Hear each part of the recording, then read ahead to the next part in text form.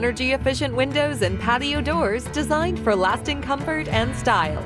Don't miss out. Visit dolanlumber.com or call 801-609-9275 today. I'm Bob Burke, founder and chairman of Burke America Parts Group, a family of brands that includes RepairClinic.com, an appliance and HVAC parts solution company that's grown into an international brand. Before AmericanEagle.com, we partially launched a new technology platform developed by another firm. American Eagle helped take our technology to a whole new level with digital marketing, software development, and business insights into our key markets, appliances, HVAC, and outdoor power equipment, and did so both on time and on budget. AmericanEagle.com has the resources, experience, and talent needed to produce solutions. Our new technology platform, developed by AmericanEagle.com, has produced tremendous results with higher traffic, conversion, engagement, and online revenue. If you have any home repairs you need to take care of, check us out at RepairClinic.com. If you need a world-class website or technology project, then I would highly recommend AmericanEagle.com. Call AmericanEagle.com at 773-NETWORK. That's AmericanEagle.com, 773-NETWORK. Walking into the building for the first time after the shooting, it was crippling, but it had to be preserved. In response to the Pulse nightclub shooting that affected the LGBTQ community, Barbara Poma, owner of Pulse, founded the One Pulse Foundation to honor Pulse victims and survivors. If you're an ally of this community, speak out. There are more of us together than apart. It is the power of love in its rawest form. Join the fight for LGBTQ acceptance. Learn how at lovehasnolabels.com. Brought to you by Love Has No Labels and the Ad Council. You're listening to 95.7 The Game, KGMZ FM in HD1 San Francisco on Odyssey Sports Station. Always live on the free Odyssey app, Twitch, and YouTube. Powered by First NorCal Credit Union. You're listening to 95.7 The Game, KGMZ FM in HD1 San Francisco on Odyssey Sports Station and the home of the Golden State Warriors and Valkyries. Always live on the free Odyssey app and now coming to you live from the Laughing Monk Studios. Makita knows that pros never settle, and neither do we. With Makita, you get tools that perform at the highest level on every job without compromise. Makita is for the most detailed pros, expertly engineered to deliver precision, job after job. When your work calls for the best, call on Makita. Makita, built to be the best. Available at the Home Depot. Wesley Financial Group is not a law firm, and Chuck McDowell, definitely not an attorney. This is Chuck. Do you feel stupid for buying a timeshare? Don't. It's not your fault. You were most likely told you could rent it, and it was a great financial investment. And the deal was available today only. If this happened to you, contact your resort or Wesley Financial Group for help today. Call Wesley now for your free exit information kit. 800-939-1441. 800-939-1441. What's your financial future look like? At Pettinelli Financial Partners, we help you shape it. Whether you're planning for retirement, buying a home, or saving for something special, our professionals are here to provide clear guidance and smart strategies. Visit PettinelliFP.com today and take the first step toward a more secure financial future. The financial consultants at Pettinelli Financial Partners are registered representatives with and securities offered through LPL Financial, member FINRA SIPC. Investment advice offered through Stratos Wealth Partners, a registered investment advisor. Stratos and Pettinelli are separate entities from LPL Financial. Food, family, and football. It's Thanksgiving, but your takes don't need to take the day off. Make some cash with them at DraftKings Pick 6, the official daily fantasy partner of the NFL. Just pick more or less on a couple player stats and ride your read. Hit your calls, and Pick 6 turns a good read into a big return. And if you're new to Pick 6, DraftKings has you. Get $50 in Pick 6 credits with your first $5 entry. Trust your read and make it pay. Download the DraftKings Pick 6 app now and use code THEGAME. That's code THEGAME. Play just $5, get $50 in Pick 6 credits. Make the call. Ride the upside in partnership with DraftKings Pick 6. The crown is yours. Gambling problem? Call 1-800-GAMBLER. Must be 18 and over. Age and eligibility restrictions vary by jurisdiction. Void where prohibited. One per new customer. Bonus awarded as non-withdrawable Pick 6 credits that expire in 14 days. Ends December 2nd at 11:59 p.m. Eastern Time. Terms at pick6.draftkings.com/promos. Calling all basketball fans. Make your game day experience unforgettable with a stay at Hotel Via, just steps away from the action. Enjoy chic accommodations, stunning rooftop views, and the ultimate convenience for catching all the action. Skip the traffic and relax in style before and after the game. Whether you're celebrating a big win or just want a perfect night out in San Francisco, Hotel Via is your MVP choice. Book now at hotelviasf.com and make your game day a slam dunk at Hotel Via. In sports, success is about team effort, and the same is true for your hair. At Great Clips, we save your haircut details in clip notes, so every member of the highly skilled team knows exactly how to create your signature look. And with our easy-to-use app, you can check in from anywhere and get a ready next text when you're up next for a cut. It's the confidence of a great haircut delivered by a team you trust. Download our app today. Great Clips. It's gonna be great. When you own your own business, you need to keep things moving. Need to book a last-minute flight? Earn a $300 travel credit to cover that. Need to take a meeting before takeoff? Do it from the comfort of the Chase Sapphire Lounge by the club. Need to catch your breath before you board? Done. With $2,500 in annual value, the new Chase Sapphire Reserve for Business is the card that gives back all you put in. Visit chase.com/reserve business to learn more. Cards issued by JPMorgan Chase Bank, N.A. member FDIC, subject to credit approval. Terms apply.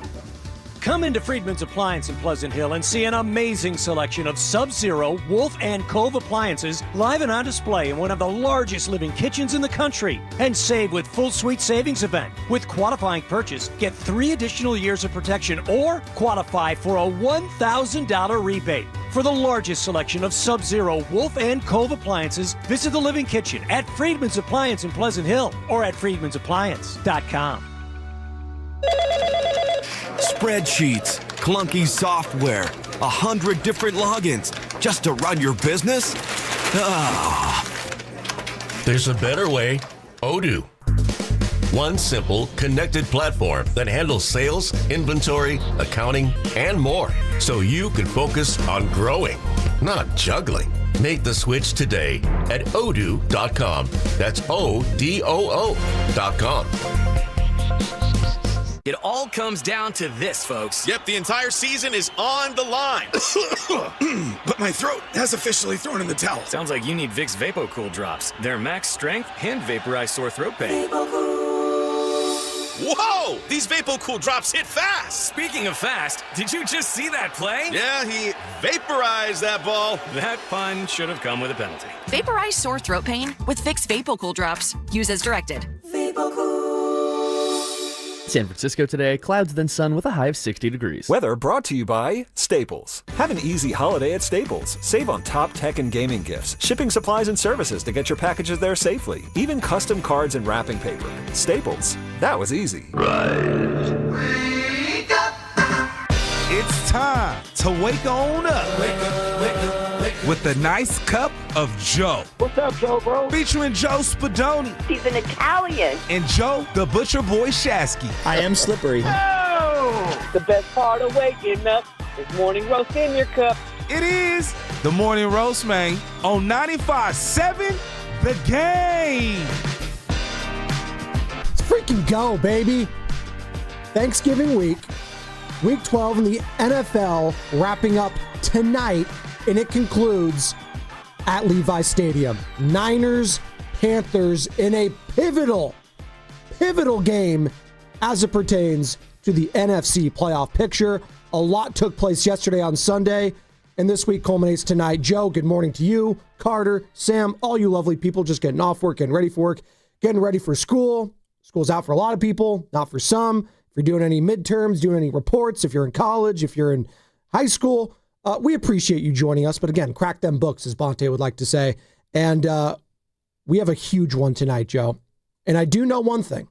Brandon Aayuk will not be there. He will not be playing in this game. As a matter of fact, the wide receiver and former All-Pro for the 49ers may never suit up as a 49er again, as the 49ers voided his guaranteed money for the rest of this year through next year. And I got to be honest, I saw that report and I was like, oh, peak Friday news dump, right? Happened, I think, like at 4:30, 4 o'clock. It was halfway through Willard and Dibbs when they got the breaking news. And I was listening when they hit the breaking news sounder. And I was like, well, I wasn't surprised, but also at the same time, this whole thing has been weird. I I don't understand all the different viewpoints from the Niners perspective, from the Brandon Aayuk perspective. It's all been so weird since these negotiations started back after the Super Bowl loss last year at Allegiant Stadium in Vegas, Joe. And I just want to get your thoughts on everything, because we're going to get into it all. We'll get into the game tonight. We'll get into the Warriors had a tough L Friday. There's a lot we got to get into, but we'll start with the Brandon Aayuk news. What was your initial thoughts when you heard that breaking news on Friday? It's one of the most bizarre things I've ever seen in Ninerland. And trust me, I have seen all the bizarre things. Forget the Reuben Fosters, the Alden Smiths, the Charles Haleys, the Glenn Coffeys, all these random other positions. Let's just go wide receiver. Wide receiver, we've had Freddie Solomon, all right? Just a stand-up human being. Gene Washington, Dwight Clark, Jerry Rice, the gold standard.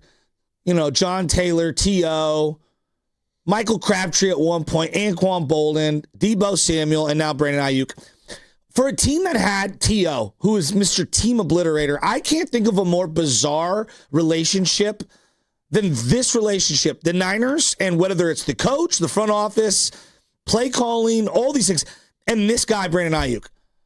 And clearly, Brandon Aayuk is very weird. The fact that anyone in 2025 would void any kind of money at their physical low point because he's recovering from an injury is insane to me. Like, absolutely insane. This isn't the NBA where Kevin Durant is going to get a max contract coming off a torn Achilles. In the NFL, they don't hand out guaranteed money. No. They will fight you tooth and nail for that guaranteed money. So we've only heard the Niners' point of view, what I would deem to be the Niners' point of view. We haven't really heard from Brandon Aayuk in particular. But this has been so bizarre. I mean, Joe, it's been so bizarre. And I keep coming back to this. The Niners have screwed the pooch on this one 3 or 4 different ways. You've been married to him before the contract extension, before you even got that point. You've had him in the building. And we had no idea whether you liked him, loved him, or hated him. Remember, at one point in his second year, when he was in the doghouse. Where my dog's at. Trent Sherfield was higher on the depth chart than him. Remember, he was last in all the team drills that entire year in 2021. Yep. Think about that. Trent Sherfield. Remember that? Yeah. You know who caught the first touchdown pass of the year that year, 2021? Trey Lance to Trent Sherfield. Those are some names. That's where he was, all right? That's where he was on this team. 2022 was a lot better than 2021, and 2023 was clearly his breakout season. He was awesome that year. But go through it. This is not a guy that gets double-digit targets every single week. He's not Jerry Rice. We've seen Jerry Rice. He's definitely not him. He's not T.O. We've seen T.O. T.O. and Jerry Rice, why are they so great? They will put your entire team on your back and drag you to the playoffs, no matter who is around you. At any given point, he was a really useful, good, efficient player. But he wasn't who the offense was built around. So run first team. You could make the argument CMC was infinitely more important. George Kittle was more important. How many years was Deebo Samuel more important than Brandon Aayuk? A lot. All right. Now, again, if you wanted to have a culture shift or a philosophy shift in how you played football and you wanted more zone beaters, Ayuk's a good guy to have. But you had him in the building for 4 years, and you kind of knew he was a little surly. Did you not? You knew the person, Brandon Aayuk, very early on in this. Right? And so here's the part that just miffs me. And this is where the Niners, I'm really ticked off. You had him in the building. You knew who the guy was. He told you who he was. He was furious after the Super Bowl, all right? Furious after the Super Bowl that they went with Deebo instead of him in terms of targets. And you know what? He had every right to be. It's the biggest game of the year of the year by far. Biggest game most of those guys are ever going to play in. He thought he could have helped that team win. You know what? I actually defend him for that. But then his family is posting, hey, we're out of here, we're gone, throwing up the deuce signs. Look, family, pipe down, all right? The Niners had an opportunity to kind of sign him right away. At the beginning of that offseason, you knew what he wanted. You also knew you had Deebo Samuel under contract. What did I say for months that offseason? boy, I have a hard time thinking a run-first team is going to invest $70 million in 2 wide receivers who you don't really target double digits a game. That's bad money invested.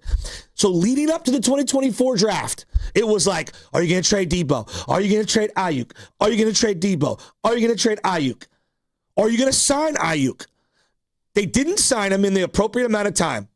They didn't trade Debo Samuel. I'm sure because of a dead cap hit or their whatever belief that they wanted to run it back, Joe. Like, we're going to run it back. We were on the doorstep. Okay, run it back. I get it. All right, whatever. But, like, then your first-round pick on draft night is Ricky Pearsall. And I'm like, well, hold up. Like, you're taking Ricky Pearsall. We've just lost some guys in free agency in terms of pass rush. And like, what? What? Wait a minute. You're getting rid of... Are you keeping him? Are you trading him? Why did you take a receiver? After flirting all offseason with getting rid of either Debo or Aayuk. Exactly. Yeah. And so then, like, I'm left to believe, like, all right, well, they're probably trading Brandon Aayuk. Well, once the draft hit, whoever you traded him for wasn't going to help you on your team until the following year. All right, whatever. You're going back and forth on money. You got to know if that guy's going to sign or not.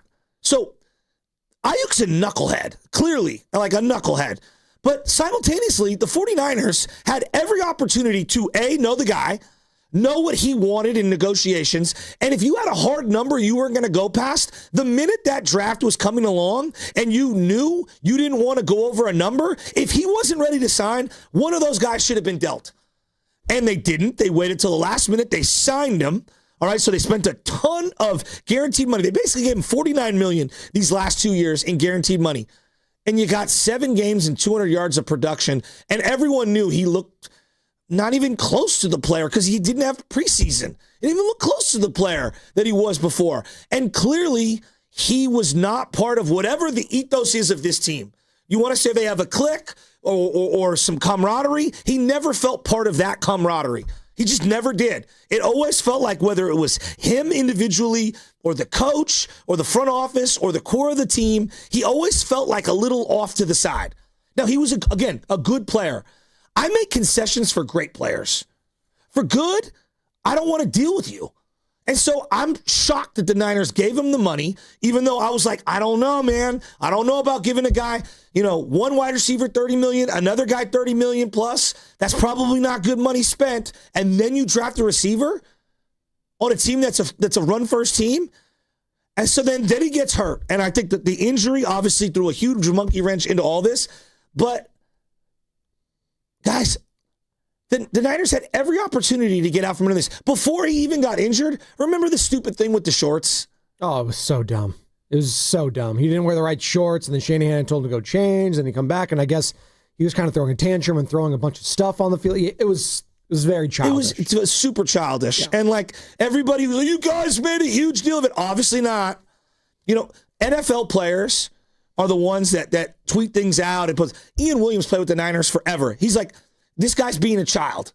This is Ian Williams, not some superstar diva wide receiver, just a blue-collar good dude, all right? And he's like, hey, if you did this during the Harbaugh era, you're done. Like, you're out of here, dude. Get out of here. Showing up your team and coach, yeah. Right? And he was clearly important. They had just paid him a lot of money. You can't fall in line. And then the whole thing with the rehab and this. So then it comes out over the weekend. We knew in July? In July? What the hell's happening in July? 4th of July. Team meetings? What? Fireworks. Hot dogs. This whole thing has been completely botched. And look, he is clearly a malcontent. He was a good player, like a very useful player, but he was also a malcontent. I don't have time for malcontents who aren't ultra elite. I just don't. I like how you phrase that. He was a good player. I don't know what he is right now. He's hurt now. Exactly. He's hurt. He's compromised. And you know what? You probably have seen the best of Brandon Aayuk, I would argue. I mean, he's not going to replicate a second-team All-Pro season. Not in today's league, where I got guys like Justin Jefferson, where I got guys everywhere else. If you needed him, it would have been this year. I'll say that right now. When you kind of had to be a throw-first team, Joe, and you didn't have him, and it sucked. Here's what I don't understand. From the Niners. They're like, oh, well, we can't get into that. Well, guys, you're the ones that put this out on a Friday at 5 o'clock. Friday news dump. It was a total news dump, and it was ridiculous. And you knew in July? How do none of the insiders have any insight on this? Like, I'm being real. He's on the sidelines. We went to practice. Yes. Did he not look like he wanted to play? Oh, yeah. Well, he was like, you have to be careful because when you're not technically like allowed to practice because you're rehabbing or on IR, you can't do as much as you are as a healthy player. But he was just coaching up all the young guys. Who looked more engaged? Trent yucking it up with Denver or Aayuk? Oh, it was Aayuk. Now, look, again, it's one day. I'm not there every single day. The whole thing was bizarre. So then you're telling me you waived this guy's voided money and guaranteed money. And if you know anything about this team, guaranteed money is a lot what a lot of these guys clamor for. It is insane to me that Brandon Aayuk, is voiding this money. And then he posts him wearing a shiesty, which is like the ski mask, camo ski mask thing. We gone with the peace sign. Why is that a thing now, the ski mask, when you're not skiing? What are we doing? Sorry, continue. But here's the thing, like, you guys knew who this guy was. You had him in meetings every day, leading up to whatever the whole contract dispute was. You had him every day. Joe, you just lost a Super Bowl, and the first thing he wants to talk about is, I'm leaving. I'm gone, deuces. You better pay me. Right, like, come on. But they should have traded him. Was on the wall. Look at this thing that the Niners, they got out from the money. What an incredible win for the Niners. You're losing a player who had value, who you could have traded multiple years ago. You paid him a boatload of money, which prohibited you from keeping other expensive players on the team. And now you're losing them for nothing. This is not some win for the Niners. Now, future, it opens up money for the future. But in terms of asset allocation, it's once again another example of the 49ers overvaluing their own, misreading the individual, and then screwing it when it comes to the draft capital. 888-957. It's a joke. 888-957. And look, good riddance to the guy. I don't ever want to see him play for the Niners ever again. I'm sorry, Joe. I don't. You don't want to? I don't want to. No, he doesn't want to be here. Go. Just go. No. Go. You can go. You don't want to be here. You've been talking smack like the whole time. You couldn't even wear the right shorts. Take a hike. That doesn't mean I'm not appreciative for the years you did give to this team. I'm over him. Shout out to those watching on YouTube. Brought to you by First NorCal Credit Union. For a low rate auto loan, apply online or just ask for First NorCal Financing Dealer. And we are coming to you live from the Laughing Young Studios. Yes. I'm not done. I truly believe.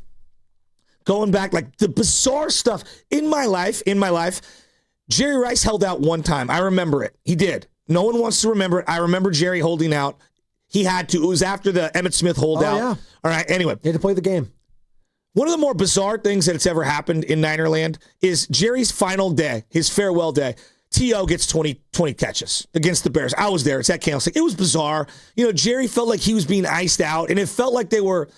Whether it was the natural flow of the game or not, it just felt odd to me that they were targeting T.O., and I love T.O. Yeah. And then Jerry gets kind of hoisted on shoulders, and he's walked off the field. It was very weird. The images you see today was not the feeling in the stadium. It was weird, all right? Then the whole T.O. thing. It was weird. Remember, they deactivated him after, or suspended him after the whole thing in Dallas, which, Mooch, you're an idiot for that. That was so dumb. Mooch lost me that day. Yeah.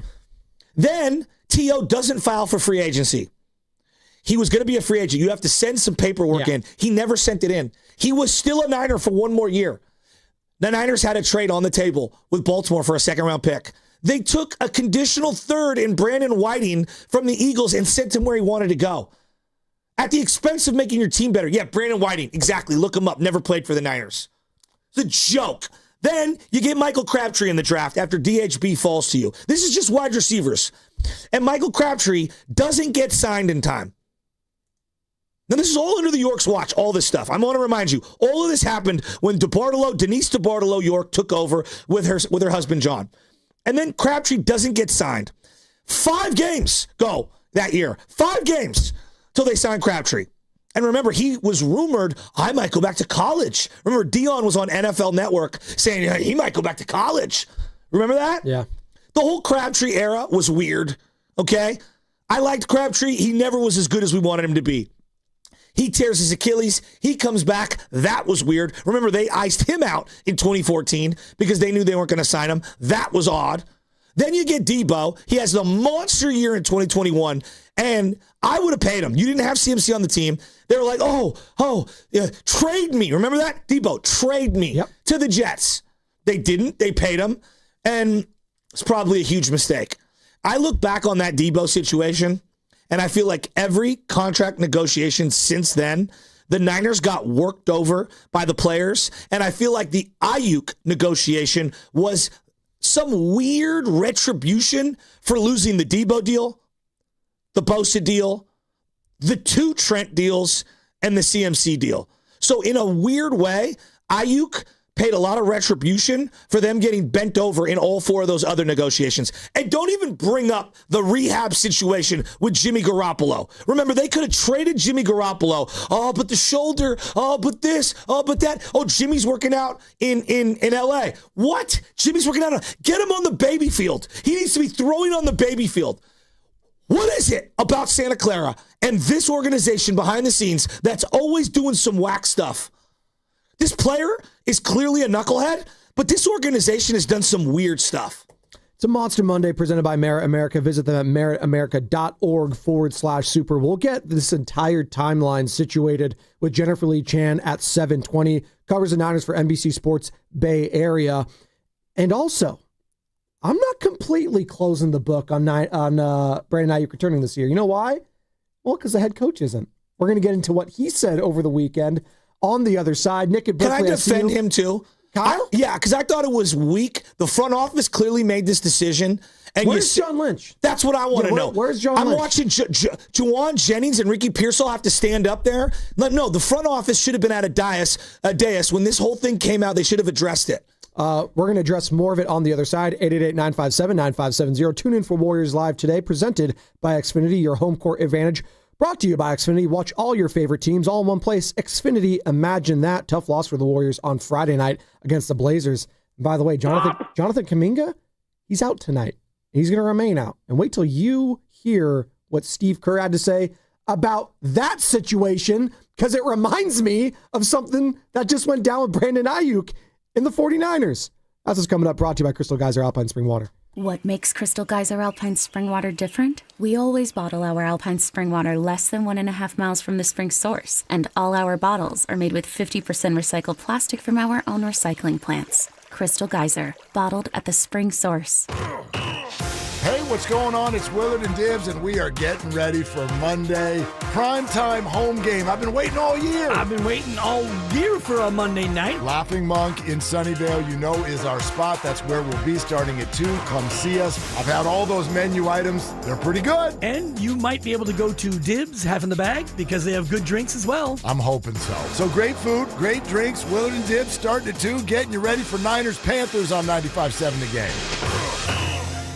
Joe Shasky here for Golden State Lumber and Showroom. Consider their Stockton Yard as the go-to resource for building professionals in San Joaquin County, with over 40 acres of premium building materials available to the public. For bigger jobs, you can count on Golden State's large fleet of trucks for timely delivery. It's their goal to keep your project on time and on budget. Building a better Bay Area for over 70 years. Golden State Lumber and Showroom. When you succeed, we succeed. This Black Friday is the best time to get the Toyota you've been wanting, but these deals will disappear soon.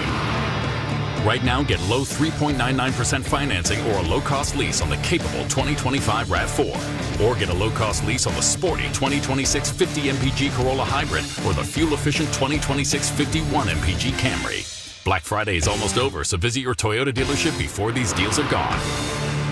Toyota, let's go places. Offers available through TFS to buyers with premium rated credit ends 12/1/25. Attention. Have you racked up $10,000 or more in credit card debt? Are you barely getting by making minimum payments? With credit card debt reaching all-time highs, National Debt Relief is notifying consumers about significant debt relief options currently being made available to help those with overwhelming credit card debt. These options may reduce a large portion of credit card debt for those who qualify. You don't need to declare bankruptcy or take out a consolidation loan, and you may only have to pay back a fraction of what you owe, even if you have bad credit.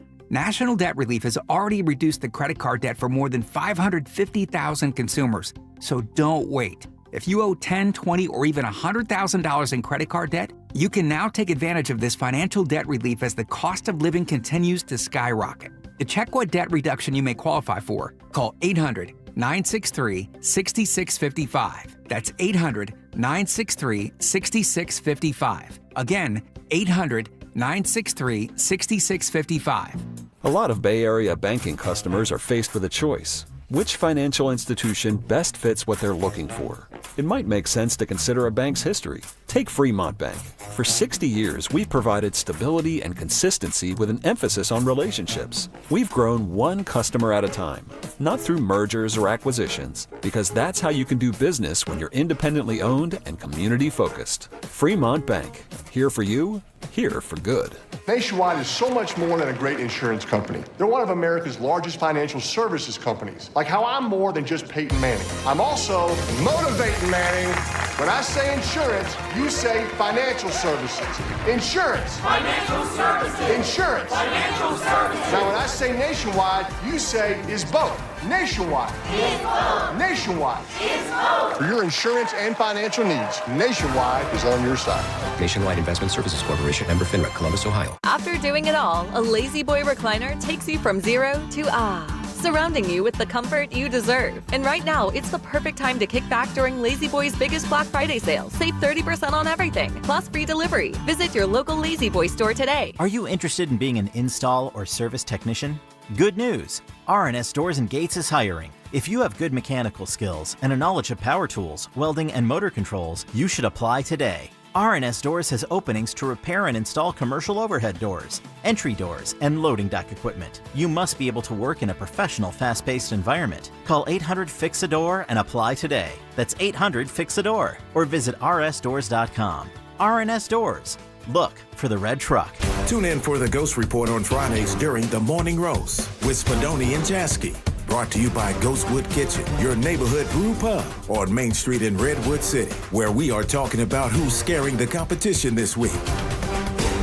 Running a small business is a daily balancing act. One late shipment, one price hike, one employee issue, and your whole month, maybe the entire year, could be in trouble. That's where LendSeek comes in. I needed $100,000 fast to keep up with inventory demands. LendSeek had me funded the same day I applied. Between their AI platform finding the fastest deal and a dedicated funding specialist guiding the process, it couldn't have been easier. Our AI-driven platform matches your business with the right program from over 100 funders, up to $2 million in as fast as 24 hours. Don't wait until it's too late. If you've been in business at least 2 years with more than $500,000 in annual revenue, qualifying is simple. No collateral, no out-of-pocket costs, no hassle. From lines of credit, term loans to revenue-based financing, LendSeek is open for business. Apply in minutes at lendseek.com. That's LENDSEEK.com.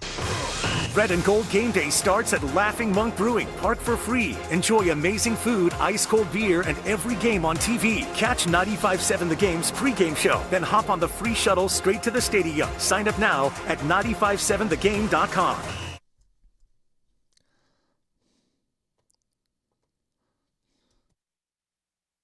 Yeah, man, you seem very emotional regarding this. Now, back to the Morning Roast. Want to talk about basketball? With Joe Spadoni. Anything about the game? And Joe Shasky on 95.7 The Game. You know, I am emotional about this. And last night... That's why we love you. You know, last night, like, it felt like Saving Private Ryan when the guy's dying and he's getting slowly stabbed, and then there's the weasel around the corner that doesn't want to jump in. I don't know if you know what scene I'm talking about. Come on. It bothers me. And then the knife is slowly going into his heart. Of course. It's iconic. I'm watching Matt Stafford, who we could have had, probably be the MVP. I'm watching the Rams, and they pan to Aaron Donald, one of their legends, who got the Super Bowl, that all of our legends in the last 25, 30 years haven't gotten. Every time they show Frank Gore, I'm like, he should have won one. Every time they show Patrick any Willis. player, you know, man, he should have got one, right? And there's Aaron Donald, Super Bowl champion, okay? There's the Rams, snuck in their little Super Bowl, at home, by the way. They won it at home. They move off Cooper Kupp, who was a beloved player, and then upgraded with no drama, by the way, no drama, upgraded with Devontae. Completely rebuilt their entire defense all through the draft. Their first draft pick in like a millennium. Their first round draft pick in like a millennium. Jared Verse looks better than any of the D linemen you've drafted since Bosa.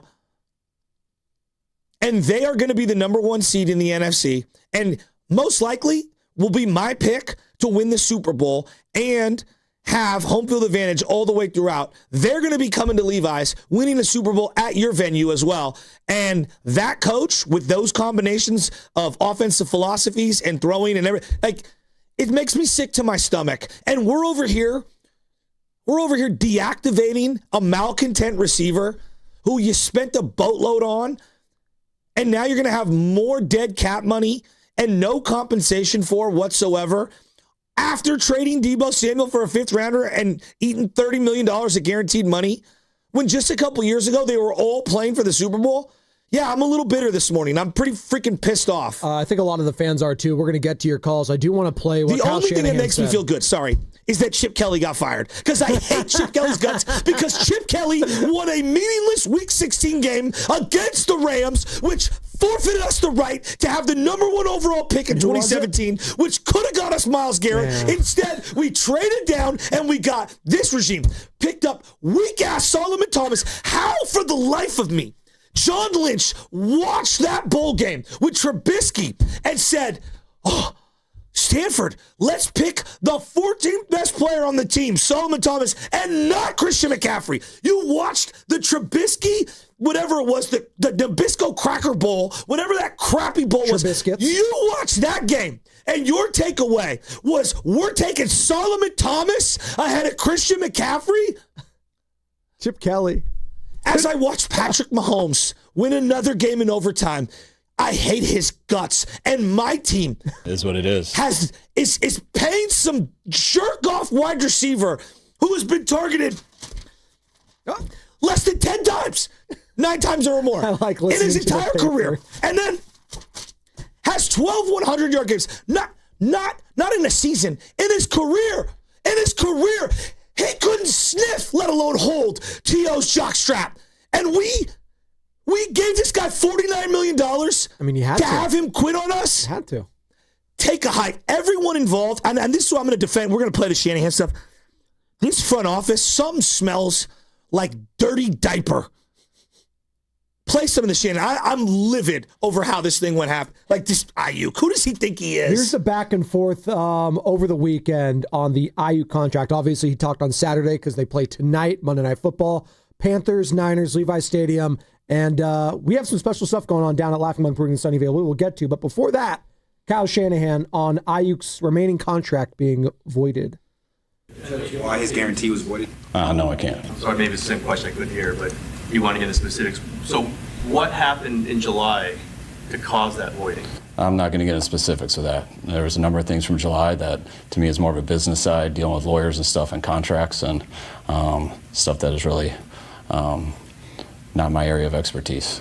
Okay, so it happened back in July, which I kind of question that because Aayuk was still at training camp and helping out people. That the multiple reports, and we have quotes from the head coach, we have quotes from the wide receivers coach, from Kubiak, the offensive coordinator, saying, all throughout training camp, man, this guy's been really helpful in meetings, been showing up. So, and that was back in August. Like, these are August quotes. So something happened back in July. Joe, for weeks. They kept telling us during the season. Lynch and Shanahan are like, well, he might be coming back. But here's the thing. You played that cut. He goes, a business decision. This reeks of Parag Marathe. No. Let's call it what it is. Well, I don't know. This reeks who calls of the shots? Well, no. This goes back to who calls the shots, Joe. I don't know. When it comes to finances, Parag has always been involved. So I'm going to tell you this right now. I want to see Parag at a podium. I'm going to defend Shanahan. Now, look, Shanahan was probably wrong. Has Parag ever been at a podium in the history of ever? Because he knows he'd get filleted by everyone because we all hate his guts. These soft serve questions. Shanahan is going out there. Now, and look, he runs the team. I get it. But when you tell me it's a financial, and I agree with him, I think it is. There's lawyers. I think they clearly built a file against him in the same way like an HR team would of like all the things he didn't do right. Here's the problem. Shanahan, I know you like the player, and I'm sure he's a giant headache. I can just tell. Both are true. You backed the wrong horse. Like Shanahan backed the wrong horse. But that being said, I defend him. It's weak that he's the one that has to stand out there when clearly I feel like this whole thing was probably above his head to get out of the money. I think it ended like this regardless if he got hurt, but I could hear the argument that says, hey, if he never blows out his knee and tear all the ligaments in his knee like he did last year, maybe it doesn't get to Joe, this they point regretted right the deal the second the ink dried. Why the hell did they sign him? I don't know. No, I don't know. I don't know. See, that's I don't where know. I'm not gonna get mad at Aayuk for signing the contract. I'm not. No, you also be a professional. No, let's be a professional. What do you mean? What do you mean? Put his knee on the line for this team. That is true. That is true. But clearly, the guy spent the whole offseason, hyping up Jaden Daniels and dogging Brock Purdy. Come on. You know why? Because he learned from his teammates, because that's what they all did to get their contract. That's not professional. No, because that's the culture. CMC didn't do that. That's the culture that his teammates instilled over there. Debo Samuel. Well, Debo's wrong. Trade me. Nick Bosa didn't show up to do anything. Trent Williams, the same thing. All these guys, but Trent and Nick, these leaders on the Niners did the same exact thing Brandon Aayuk did. Trent and Nick are, they're generational talents. Brandon, worked. It's the most loaded position in the sport, all right, number one. And number two. And he was second team All-Pro on a run-first team, which is pretty impressive. Okay, we took Kinlaw 14th. By the way, we traded down. This 2020 draft. Traded down. Could have took Tristan Wirfs. You traded with Tampa. They took Tristan Wirfs. Boy, you could use a tackle. But we took Kinlaw. You know who went 17th overall? CeeDee Lamb. You know who went 22nd overall? A lot of drops yesterday. Justin Jefferson. No. I would die to have CeeDee Lamb on this team. You know who went 22nd overall? Justin Jefferson. We took Aayuk 25th. You took two players in that first round, and then you know what 33rd overall? T. Higgins. You know what 34th? Michael Pittman Jr. What's the common denominator of now? Look, CeeDee Lamb went out partying with George Pickens. Still, they found a way to win the game in Vegas the other day. All right? Everyone beats Vegas. Joe, you know who else went right after them? Let me just give you, after Aayuk, let me just give you some of the names. Give it to me. T. Higgins, Patrick Queen, Jordan Love, Michael Pittman Jr., Jonathan Taylor, Jalen Hurts, Winfield Jr. I'm just saying, Zach Bond, Jonah Jackson. Yeah, but we're acting like Brandon Aayuk was a scrub for the Niners. Like, come on. He was a malcontent, though. No one said he's a scrub. So he was productive. There's a lot of malcontents on the 49ers. He's not worth it. Okay, now he's not. Last year, prior to the injury, are we still having this conversation if he doesn't get hurt? I don't know. He was horrible. He had 200 yards in the 7 games. He didn't play in the preseason. He looked horrible. And he looked mentally checked out of this team. Damn near everyone looked horrible last year. No, I agree. I'm not. Look, Joe, both can be true. The whole team looked terrible. He looked like he didn't want to be here. Wear the right shorts. It's pretty obvious. Nick at Berkeley, Troy and Clayton, Ozark, TC. We'll get to all of you on the other side. By the way, coming up tonight, the Niners are taking on the Panthers. And you know where we're going to be. Laughing Monk Brewing in Sunnyvale, right down the street from the stadium. I heard from a little birdie there might be a special guest from our show joining Willard and Dibbs, who are going to be live starting at 2 o'clock for great food and great drinks. And by the way, this is the most important part. They got a free shuttle to and from the stadium. Go to 957thegame.com right now as seats fill up fast. That's 957thegame.com. See you there. And we'll talk to you all on the other side. Brought to you by Fremont Bank, here for you, here for good. Hi, I'm John Ray, your friend and jeweler at Shane Company. When you buy an engagement ring or fine jewelry gift from Shane Company, you get more than what you paid for. Our jewelry comes with our all-inclusive free lifetime warranty. It covers everything. There's no fine print. You'll get unlimited cleanings, resizings, and repairs. Plus, it even protects your engagement ring's center stone. We stand behind the quality of our jewelry, and that's our gift to you this holiday. Peace of mind. Because a friend knows the best things in life are free. Shane Company, your friend and jeweler. Joe Shasky for my friends at Ceremony Ford, and the year-end sales event is on right now, and this is the time to score 0% APR financing for 60 months with $0 down and 0 payments for 90 days on some of Ford's hottest models, including the F-150, Explorer, Escape, Super Duty, and regular and Super Cab, the Transit van, the Lightning, and the all-electric Mustang Mach-E. Vinny from Sarah and Vinny's driving one. I'm so jealous. Look, I absolutely love my own Ford, though, and it's perfect for my family. It's packed with cutting-edge tech, and it's styled out to stand out wherever I go. And with deals like these, you don't want to miss the chance to grab your own dream Ford. Remember, that's 0% APR financing for 60 months, 0 down, and no payments for 90 days. You can save big on top models right now. But hurry, the year-end sales end January 5th. So swing by Ceremony Ford in Colma, just off of Ceremony Boulevard, or check out the incredible inventory right now at ceremonyford.com. Ceremony Ford, the Bay Area's go-to spot for unbeatable year-end deals. And don't forget, tell them Joe Shasky sent you. If a Lenovo computer for your business is on your holiday list, don't shop around. Just go directly to the source, Lenovo.com. You'll find exclusive deals on the PCs you want for your business, like the ThinkPad X9 14 Aura Edition and Yoga 7i 2-in-1. So avoid all that shopping chaos and price comparing, and just go directly to the source, Lenovo.com, where PCs are up to 50% off. That's Lenovo.com. Lenovo. Welcome back to Winter Hack Radio, the place for clever hacks to survive the season. Icy driveway? Well, try spreading sand or birdseed to help with traction. Snowy puppy paws? Well, grab a whisk, brush it off, done. Catch COVID-19? Well, just get... Actually, there's no hack for COVID-19. But if you test positive, prescription medications for COVID exist. Ask your doctor if they're right for you. Visit PfizerForAll.com to learn more. Sponsored by Pfizer. 250 years ago, a promise was made to connect families and friends near and far. And during the holidays, that promise is more important than ever. That's why USPS is building a better network to meet your needs with timely deliveries, easy and affordable ways to ship, and everything you need to make your season full of holiday cheer. Our purpose is delivering your peace of mind, knowing your love will arrive, bringing joy to all. The United States Postal Service. Learn more at USPS.com/holidays. Hey, it's Willard, and I'm just going to say it. We need your help. Right now, 1 in 3 people in the Bay Area don't know where their next meal is coming from. Parents skipping dinner so their kids can eat. Seniors choosing between medicine and groceries. In a place this strong, this connected, that shouldn't happen. It can't happen. That's why our friends at Habas Law are teaming up with Martha's Kitchen. Martha's Kitchen provides more than 200,000 meals every month to our neighbors in need. So let's do what the Bay Area does best. Let's show up together. Visit marthas-kitchen.org and donate today. Habas Law, always fighting to make it right. Ready to get rid of that old car? Donate it to Cars for Kids. Call 1-877-CARS for Kids to reach a friendly live agent. Donation is super easy and your car can be picked up as soon as tomorrow. Call now, 877-CARS4KIDS, or go to cars4kids.com. That's cars with a K. Jack here, with the sound of a freshly cracked egg, sausage grilling, you busting out of your front door?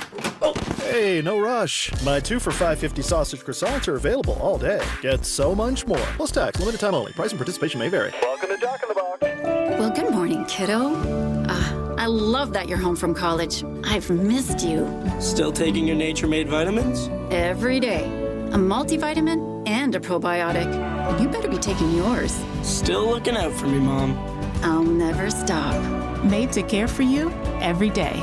Nature Made, the #1 pharmacist-recommended vitamin and supplement brand. Find us in the vitamin aisle, based on a survey of pharmacists who recommend branded vitamins and supplements. Are you tired of online threats? Then get an antivirus. It's the only online protection you will ever need. Disclaimer, an antivirus is just half protection online. It will not protect you from snoopers or encrypt your online traffic. So this Black Friday, get better online protection with NordVPN. NordVPN will encrypt your traffic, protect you from malware and phishing, and stop annoying ads. Get the NordVPN Black Friday deal with 73% off and enjoy 3 extra months. Another app for inventory, one for CRM. Oh, don't forget accounting. Wait, which login was that? Or you could use Odoo, one fully integrated system that does it all without the hassle. Ditch the app overload. Get everything your business needs on one platform. Try Odoo free today at odoo.com. That's ODOO.com. You know that Big Bargain detergent jug is 80% water, right? It doesn't clean as well. 80% water?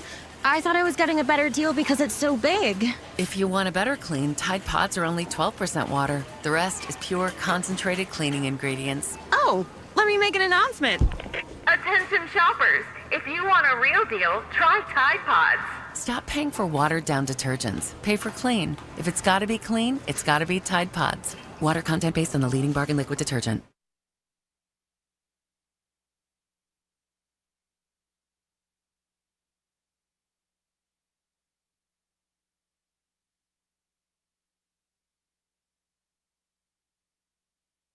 This is John with Jack's Restaurant and Bar. Welcome back to the Morning Roast with Spadoni and Shasky. These guys are no ordinary Joes, and Jack's is no ordinary restaurant.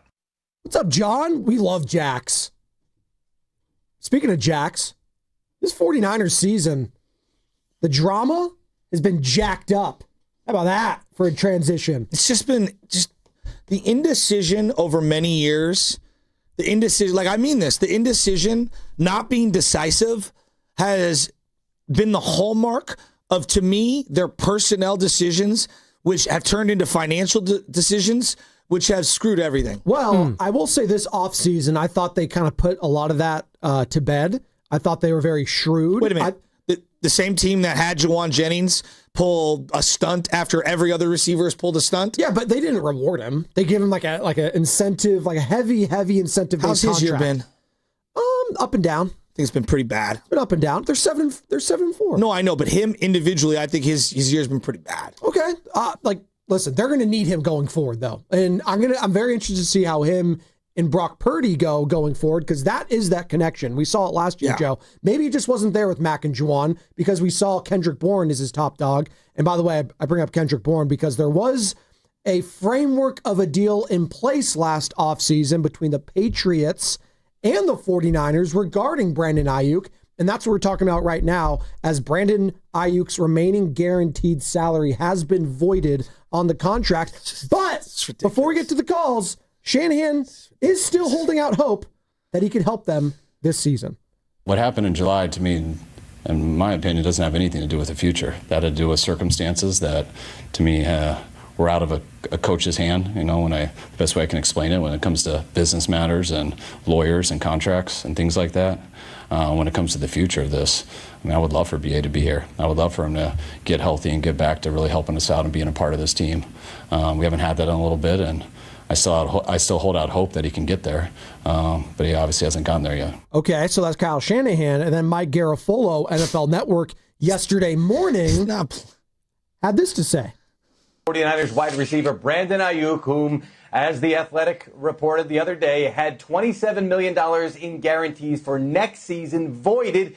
But that was a couple of months ago, and since then, the 49ers have been committed to getting Aayuk healthy and back on the field. So just because next year has been voided doesn't mean that this was necessarily going to be a divorce by the sides. Now, my understanding is the belief is Aayuk is close to being cleared in his return from that ACL injury, but he hasn't got it yet. And like Kyle Shanahan has said every week, we're kind of looking to see when that clearance is coming and when he's going to go back to practice. Hasn't happened yet. Still hope that he is going to be back on the field for the 49ers. And 2026 is yet to be written. We shall see. If he gets back and plays well, it could be a 49er next year, but right now, sort of in limbo. Right? Does this guy think I'm an idiot? Does he think I'm an idiot? What? Like, that's clearly fed from the 49ers. Obviously. So why would he ever step on a field again when he doesn't have any guaranteed money? I mean, look, Aayuk's done some really dumb things over the last year, but what? Come on. Imagine. Do they when imagine they these reports out? Did he really think that he should have wore a clown suit while he's saying that out loud? What a moron he thinks us fans are. I mean, they really want him back. Yeah, Shasky really wants to cash $1 million check. Well, I really want some free labor is what I would like to have. Brought to you by Golden State. He's never playing again. For 3 generations. And I don't want him. When you succeed, we succeed. Visit GoldenStateLumber.com. I want Nick in Berkeley. What's up, Nick in Berkeley? How we doing this morning, man?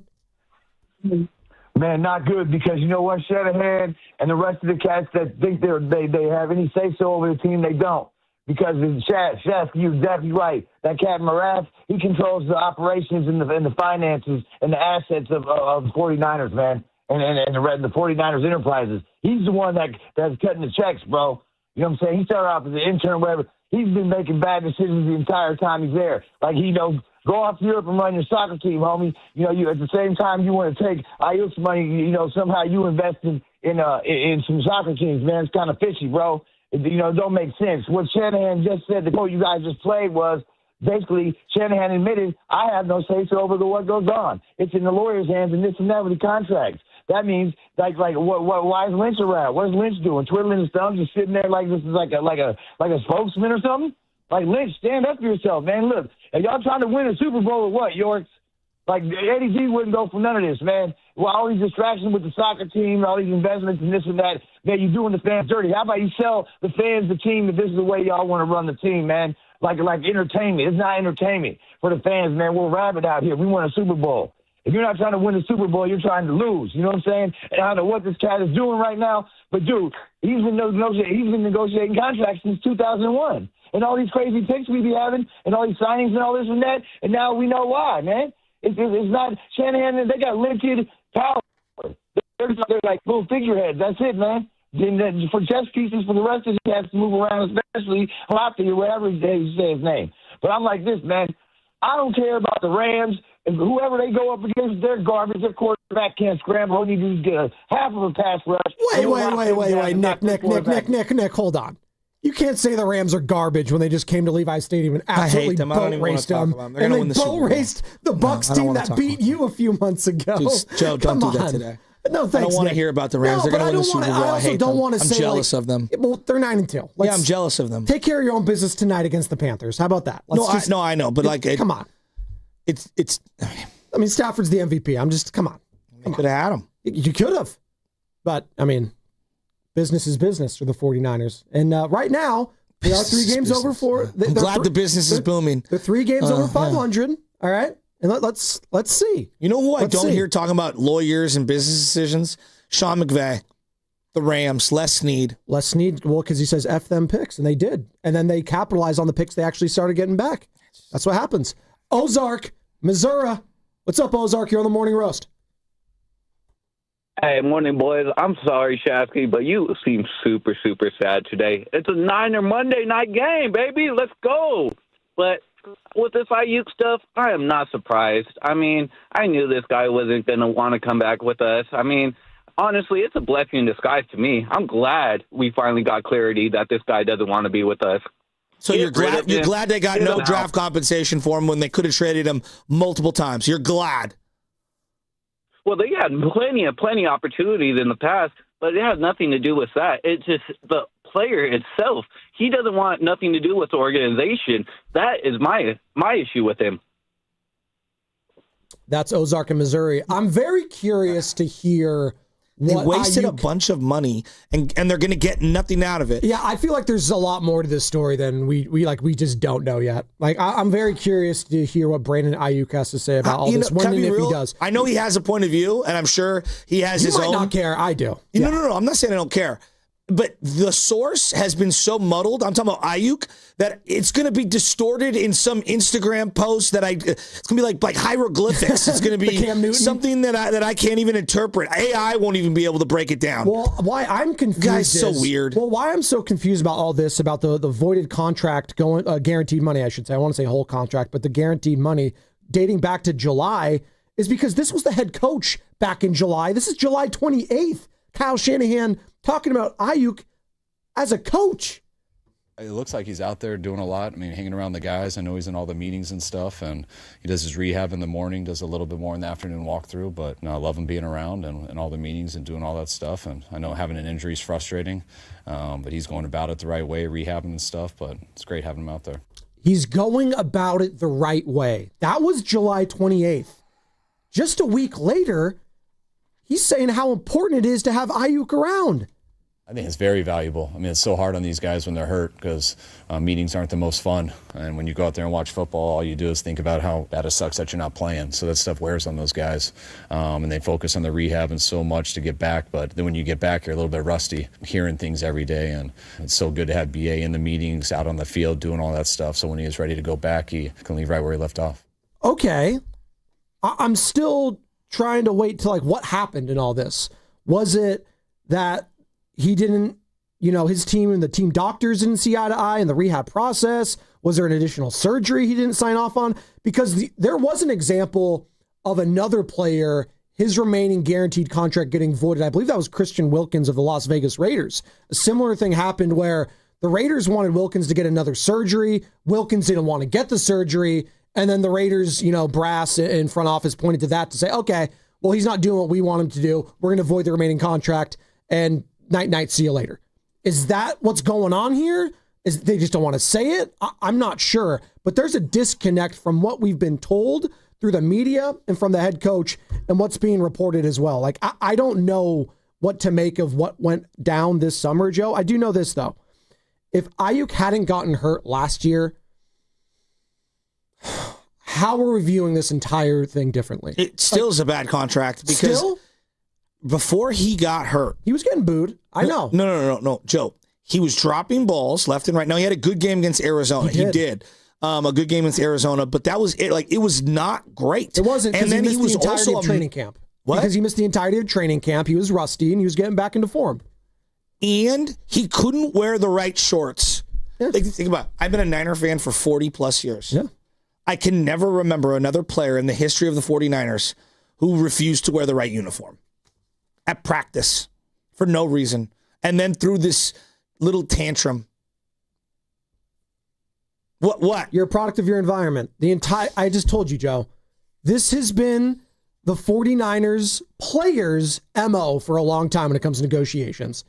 Trade me. I'm not showing up. I'm not saying anything. The list goes on. I never saw Debo. Debo damn near quit on the team last year. Okay, I never saw Debo. No. See, this is the difference, though. What? Because he judo chopped the kicker who sucks. Yeah, he hit a teammate, dude. Yeah, I know. That's horrible leadership. Aayuk never did that. And we're talking about Debo as this made man all the time. I love Debo. He represented everything. He was hitting his teammates last year. Miss me with that. He judo chopped the long snapper because they missed a bunch of kicks down in Tampa Bay. Yeah, he was supposed to be the leader of that team, and he was anything but that. At least he wore the right uniform. At least he wore the right uniform. Brandon Aayuk, give me a break. Like, Debo has been a way better player than Brandon Aayuk. Okay, like he has. More recently. Brandon Aayuk has a more recent, better season than Debo Samuel has had. He had one great year. It was an elite year. Yes. Second team All-Pro as a wide receiver and a run-first offense. Still wasn't as good as Michael Crabtree's one elite year. Great. Okay? Where he was the only wideout on the team that year besides old-ass Randy Moss. Like, Brandon Aayuk was solid for 1 year. 1 year, Joe. It was an important year. You got to a Super Bowl. Okay, and then he threw a giant tantrum after the Super Bowl, which I get it. Lost. Everyone has on this team. It felt like that needed a contract. No one has done what he's done outside of Fred Warner and George Kittle. Debo did the trade thing. Players. The year he wanted to get paid when he was on a suppressed contract, he absolutely acted out. I'm not gonna.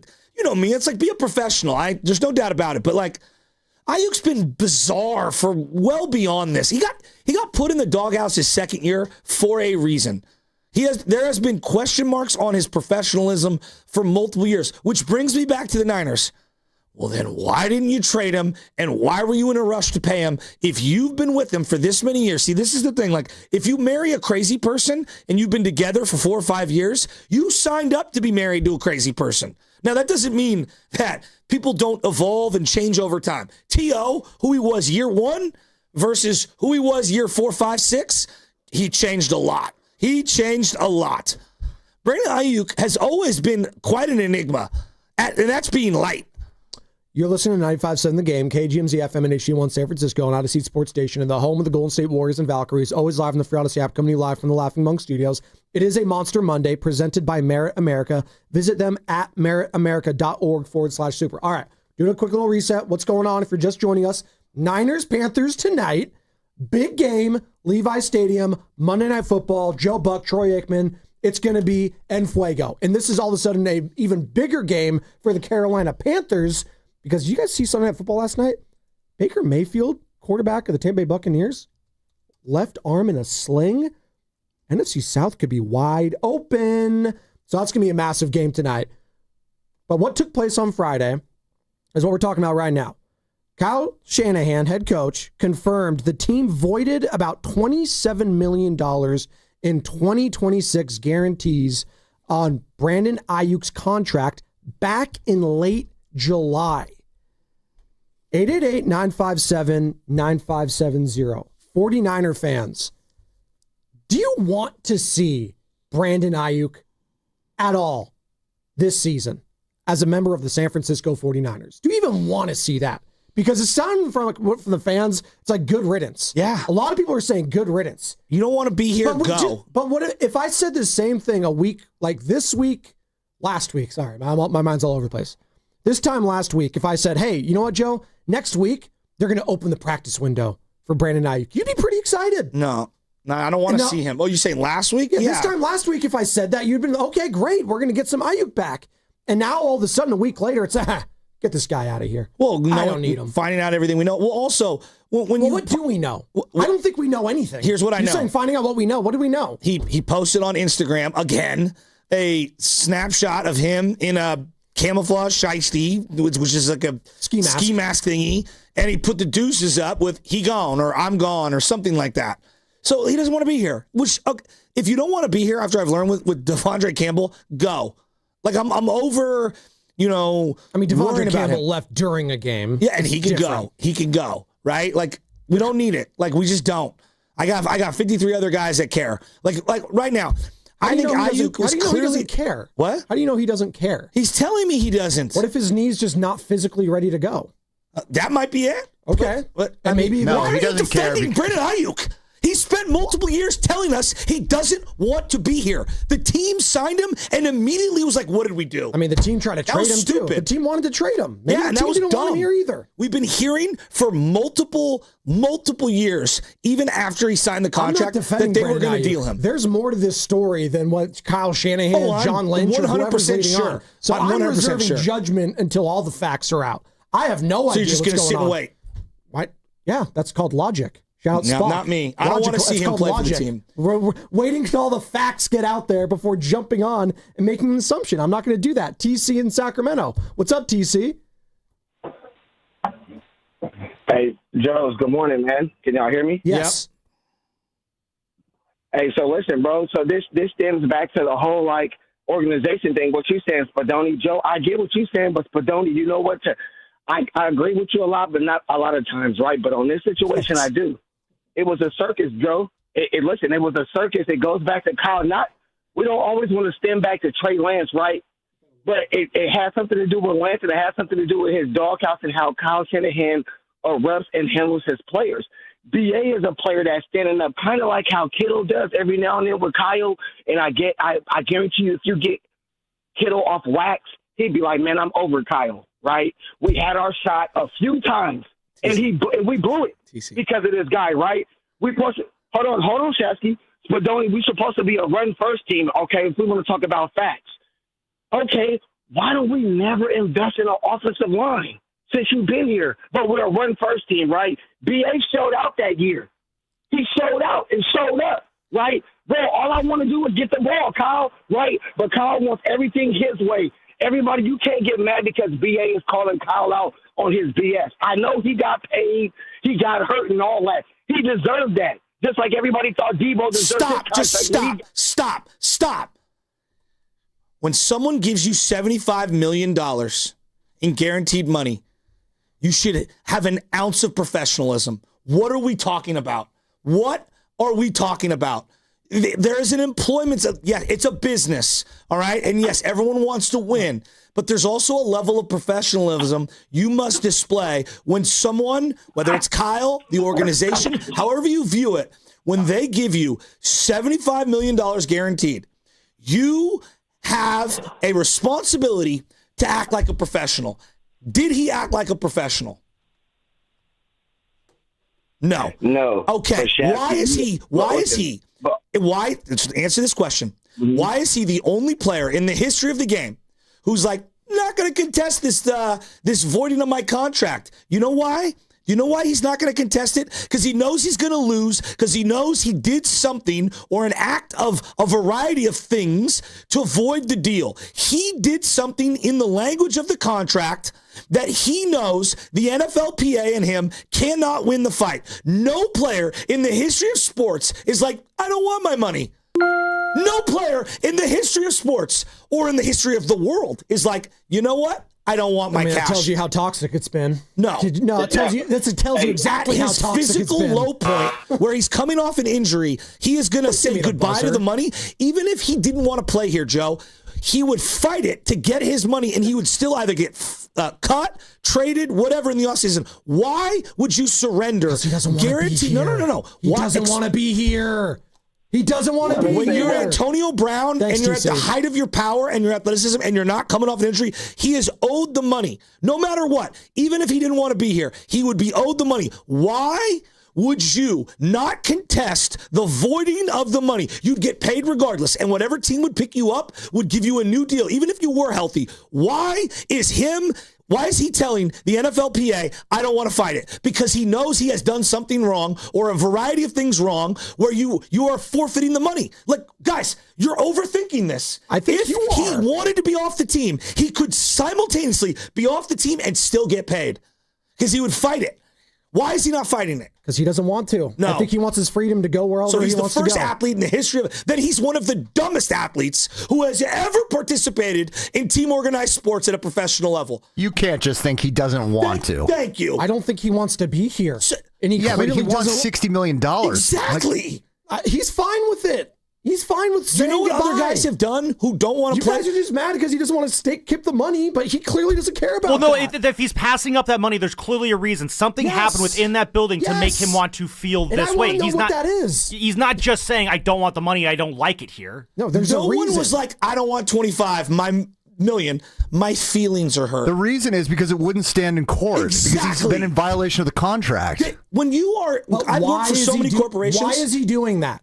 Tell me why. Because they wrote down every violation. I guarantee it. He had to have known that. If lawyers, yeah, because his agent would have told him that. Everyone, his circle would have told him that. As we learned over the last 2 years, his agent, not great. No, it's great because he got paid. So, the agent clearly had his There's a back reason there. they're voiding it. There's a reason they're voiding it. Correct, and I want to know the exact reason. Jennifer Lee Chan's going to go through the timeline with us in about 10 minutes. Jennifer Lee Chan covers the team, NBC Sports, Bay Area. Joe, have you ever met an individual in any walk of life, who was like, don't fight the money I have guaranteed coming to me?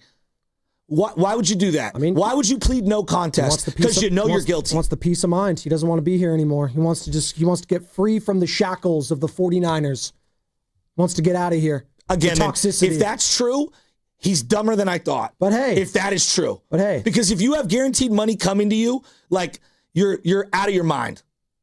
He's still holding that hope though that he can come back. What happened in July, to me, in my opinion, doesn't have anything to do with the future. That had to do with circumstances that, to me, were out of a coach's hand. You know, the best way I can explain it, when it comes to business matters and lawyers and contracts and things like that.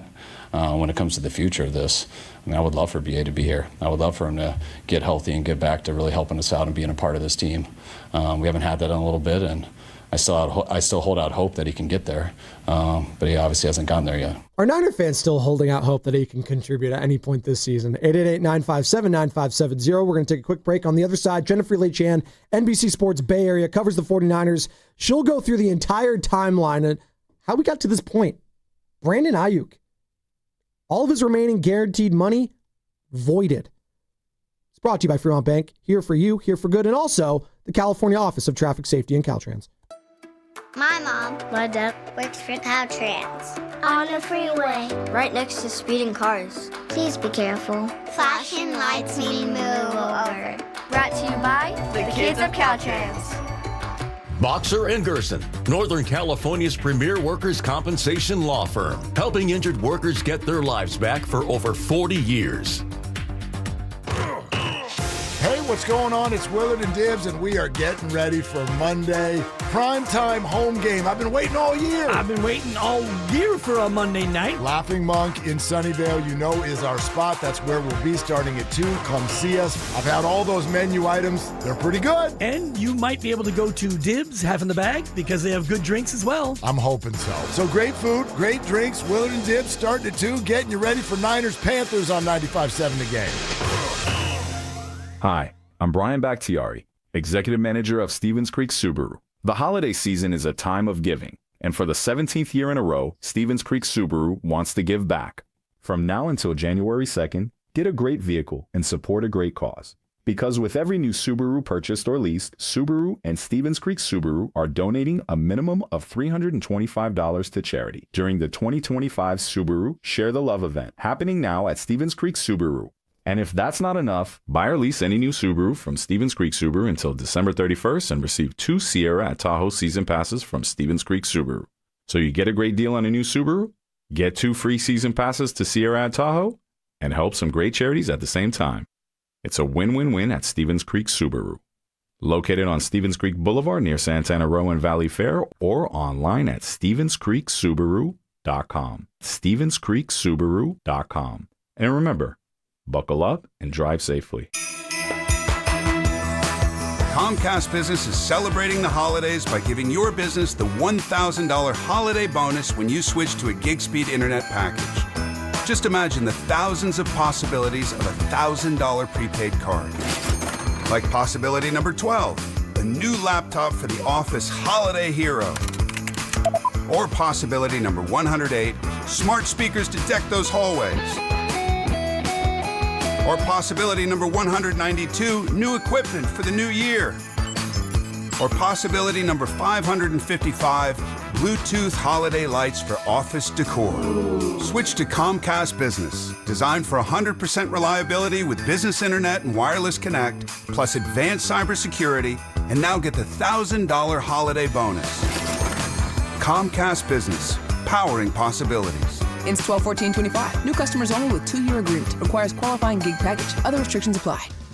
Come into Friedman's Appliance in Pleasant Hill and see an amazing selection of Sub-Zero, Wolf, and Cove appliances live and on display in one of the largest living kitchens in the country. And save with full suite savings event. With qualifying purchase, get 3 additional years of protection or qualify for a $1,000 rebate. For the largest selection of Sub-Zero, Wolf, and Cove appliances, visit the Living Kitchen at Friedman's Appliance in Pleasant Hill or at friedmansappliance.com. When you own your own business, you own every decision. Catch the red eye or take the 6 a.m. Make a new hire or promote internally. Celebrate a win with the toast at the gate or unwind at the lounge. Big props to this team. Some decisions are a win-win. Like earning 8 times points on Chase Travel. Introducing Chase Sapphire Reserve for Business. With $2,500 in annual value, it's the business card that gives back all you put in. Visit chase.com/reserve business to learn more. Cards issued by JPMorgan Chase Bank, any member of FDIC, subject to credit approval. Terms apply. 250 years ago, a promise was made to connect families and friends near and far. And during the holidays, that promise is more important than ever. That's why USPS is building a better network to meet your needs with timely deliveries, easy and affordable ways to ship, and everything you need to make your season full of holiday cheer. Our purpose is delivering your peace of mind, knowing your love will arrive, bringing joy to all. The United States Postal Service. Learn more at USPS.com/holidays. Tune in to 95.7 The Game for Warriors Live, 60 minutes before tip-off. Every Warriors game throughout the season as we get ready for the action. Presented by Xfinity, your home court advantage. Brought to you by Xfinity. Watch all your favorite teams all in one place. Xfinity, imagine that. I'm Piera Palazzolo, VP of Digital Marketing for the American Management Association, a company focused on the management training skills needed to enhance the careers of business professionals. We did our research when it came to the best companies for website development and chose AmericanEagle.com. And we couldn't be happier. AmericanEagle.com worked closely with us to understand the front and back end requirements needed to launch an e-commerce website that could handle the complexities of running thousands of seminars nationwide. Our robust new website and improved SEO saw immediate increases in site traffic and web revenue. If you're in need of managerial effectiveness and success, visit our website at amanet.org. If you're in need of a website that provides an unparalleled consumer experience, I highly recommend AmericanEagle.com. Transform your business today. Dial 877-WebNow1 for a free digital consultation with AmericanEagle.com. Out here in the middle of these acres, it can feel like you're the only person on Earth.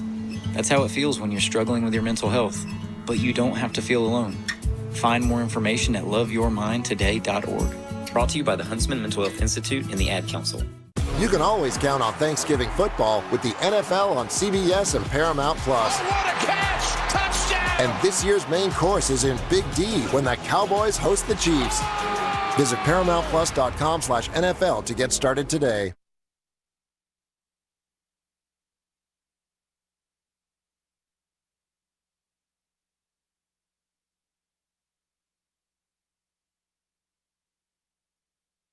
This is Oreo Cookie from Oakland, California, and it's plain to see you can't change me because I'm going to be a roaster for life. Sure, whatever. Okay.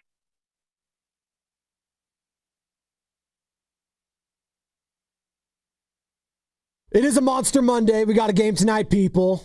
49ers Panthers to wrap up this week in the NFL, and it's been a doozy. I mean, we had Shadur Sanders balling out yesterday. Myles Garrett is he's gonna break the single season sack record. Say that 5 times fast. He has 18 already. 18. The Niners have a team have 12. Oh my God. Oh my God.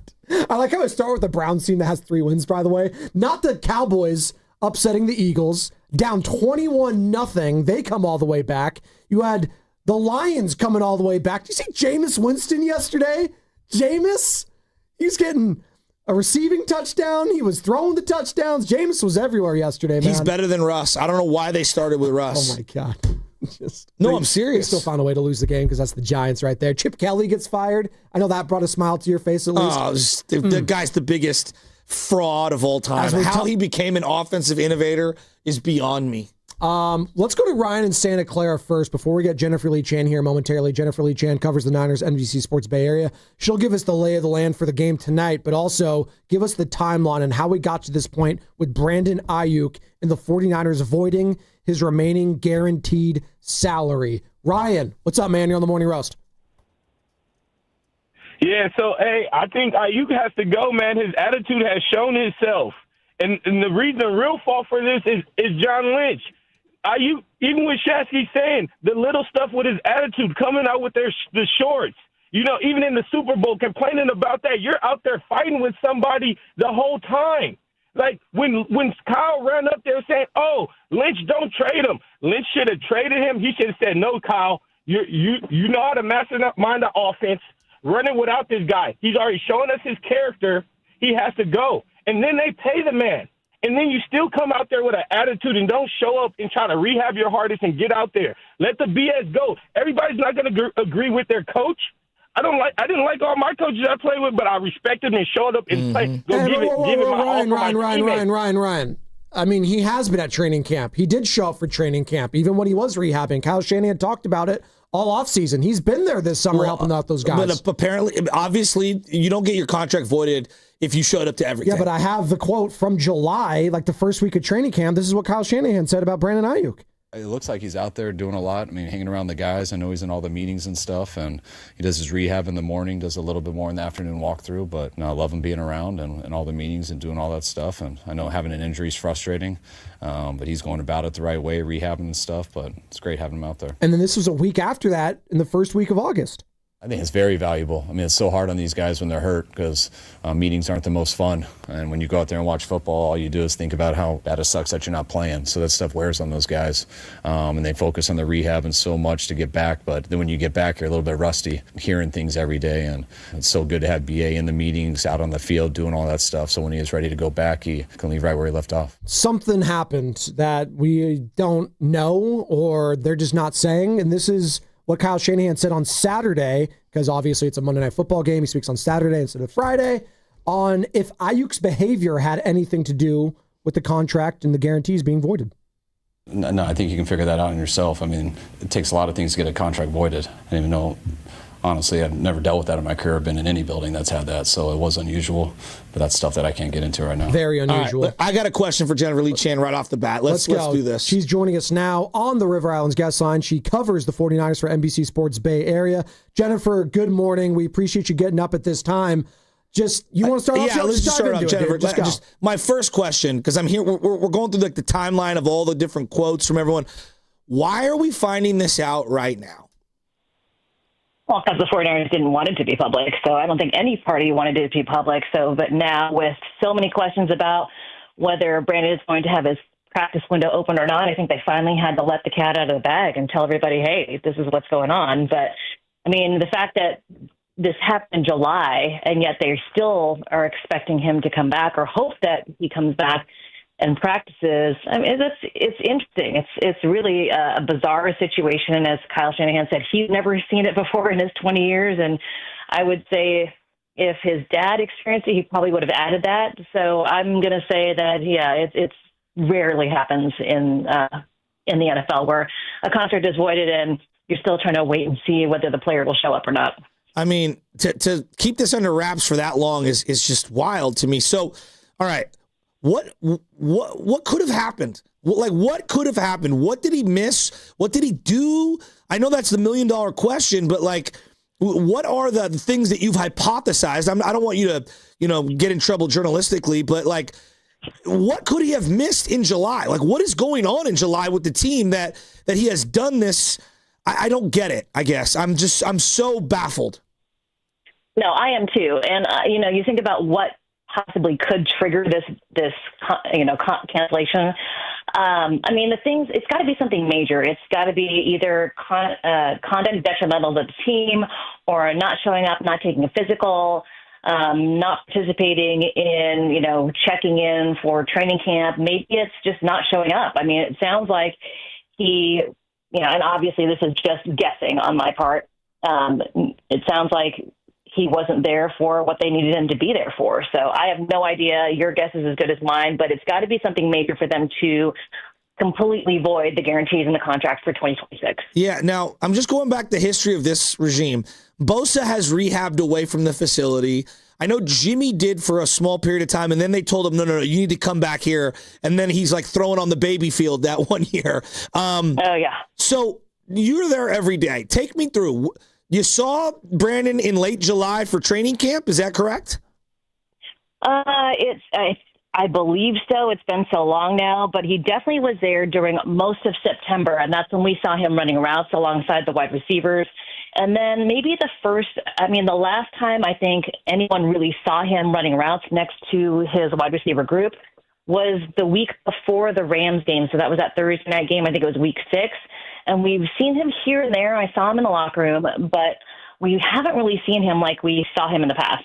So I have no idea what's going on there, but he's definitely not on the field as much as he was back then.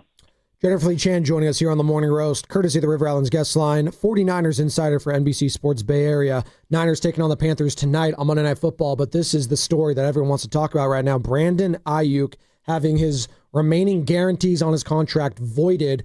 We're just trying to find out why. And Jennifer, Kyle Shanahan still thinks maybe it's just fan service, lip service. I don't know. Mike Garafolo, NFL Network, echoed the same sentiments. They're still hoping that they could open his practice window and he could participate at any point this season. Do you foresee that as a real possibility? I mean, a guy playing with no guarantees on his contract? I think it's less about the guarantees, but now you're looking at the time frame. So if he comes back, he's got to have at least, I would think, 2 weeks of solid practice with Brock Purdy. He hasn't played football since week 8 last year, so he's got to get some practice time in. So as we get further and further into the season, I think it's less and less likely that he actually does play, because I would think, at this point, he's not going to play until after the bye if he were to come back. So then if they open his window during the bye or after the bye, then he's still got at least 2 weeks. So, does he play week 16 and 17 and 18?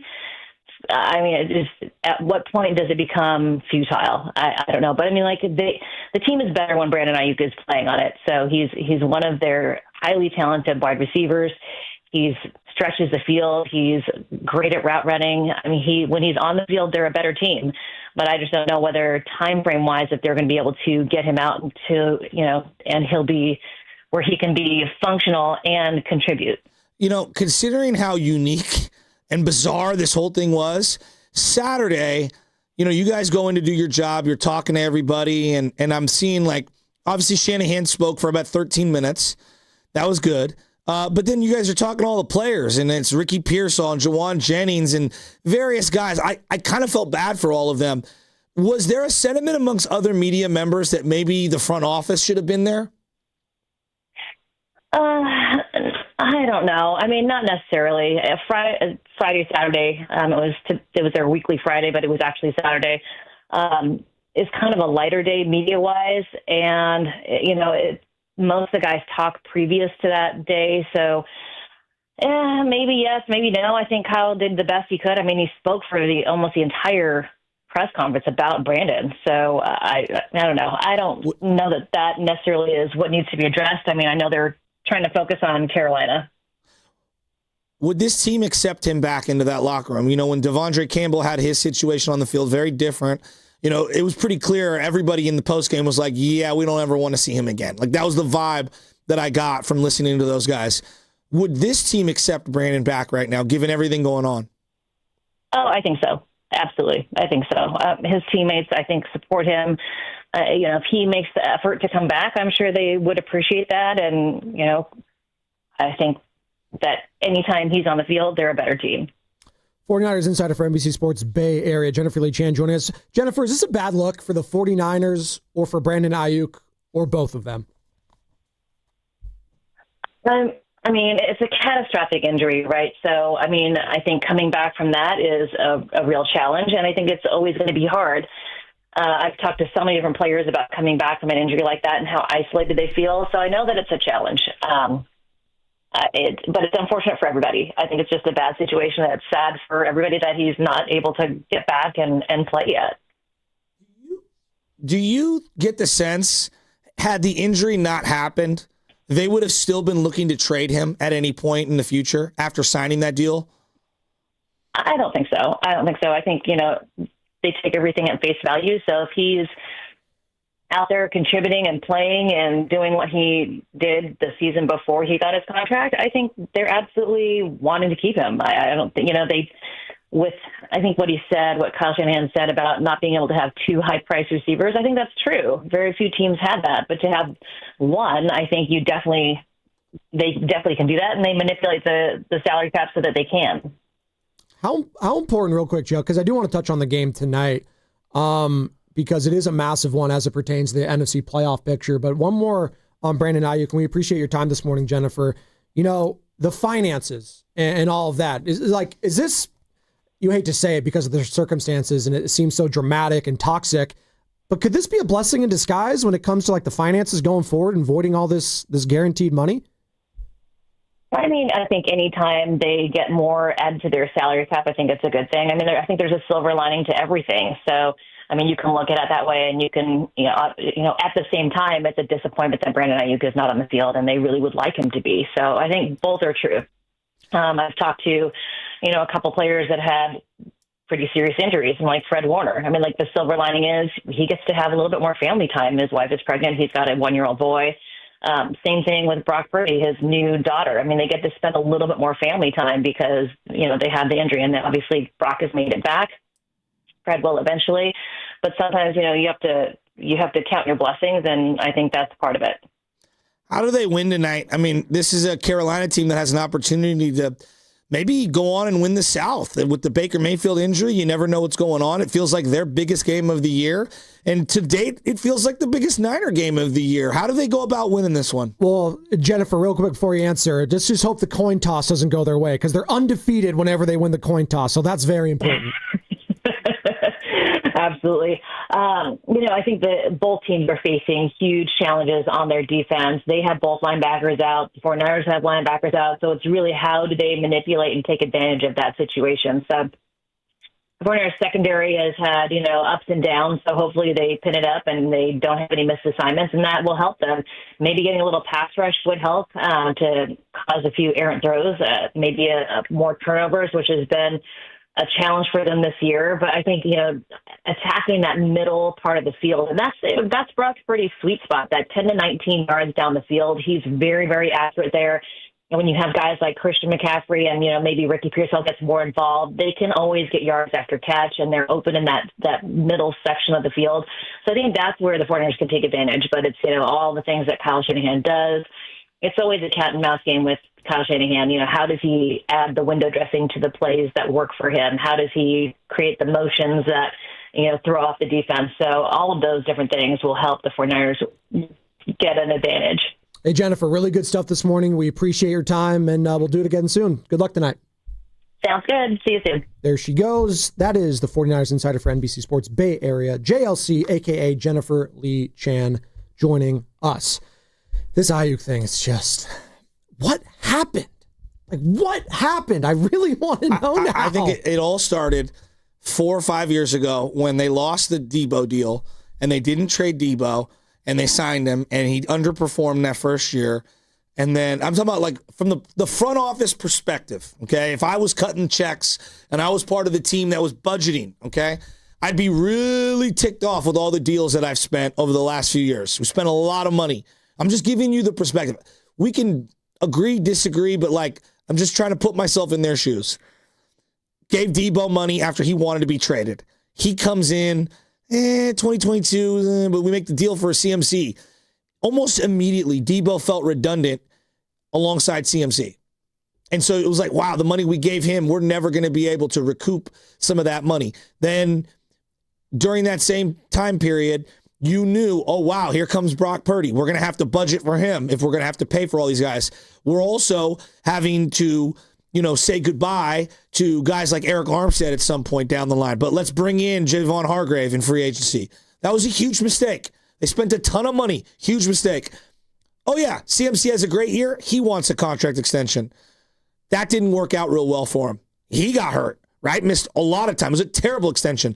The Bosa deal, remember, that was a very tenuous negotiation. Yes.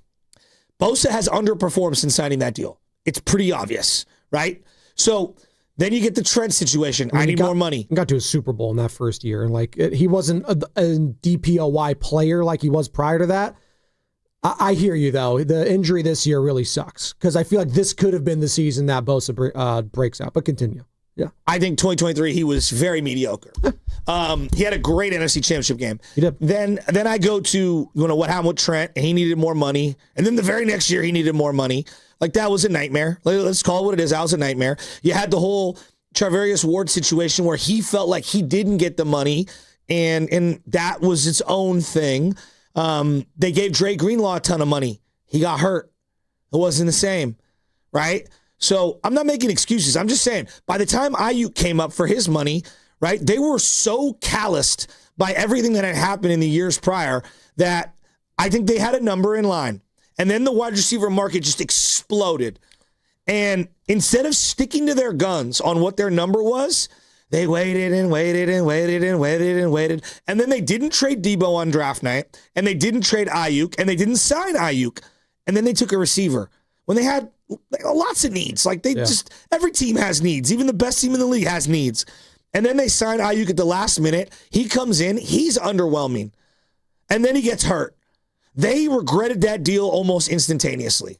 By the way, coming up tonight, the Niners are taking on the Panthers. And you know where we're going to be at? It's going to be at Laughing Monk Brewing in Sunnyvale, right down the street from the stadium. Willard and Dibs get you ready for the game starting at 2 o'clock. So come on by for great food and great drinks. And more importantly, sign up for that free shuttle to and from the stadium. Go to 95southernthegame.com right now as seats fill up fast. That's 95southernthegame.com. See you there. You're going to the game tonight, right? Yep. We fired up for it?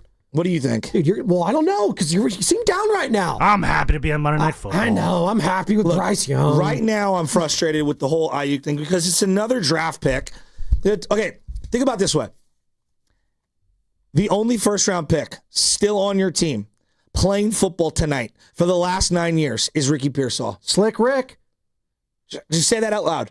The only first-round pick of the last 9 years who's playing football tonight will be Ricky Pearsall. That's actually really wild when you say it out loud. The only other first-round pick that I know will be on the team at the year's end, at least. Trent Williams. But he wasn't drafted here. No. He's not. Bosa. Okay.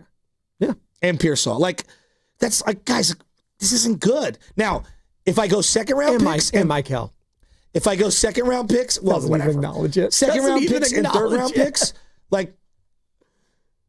the only guy still on the team for 9 years, for the most part, Fred Warner.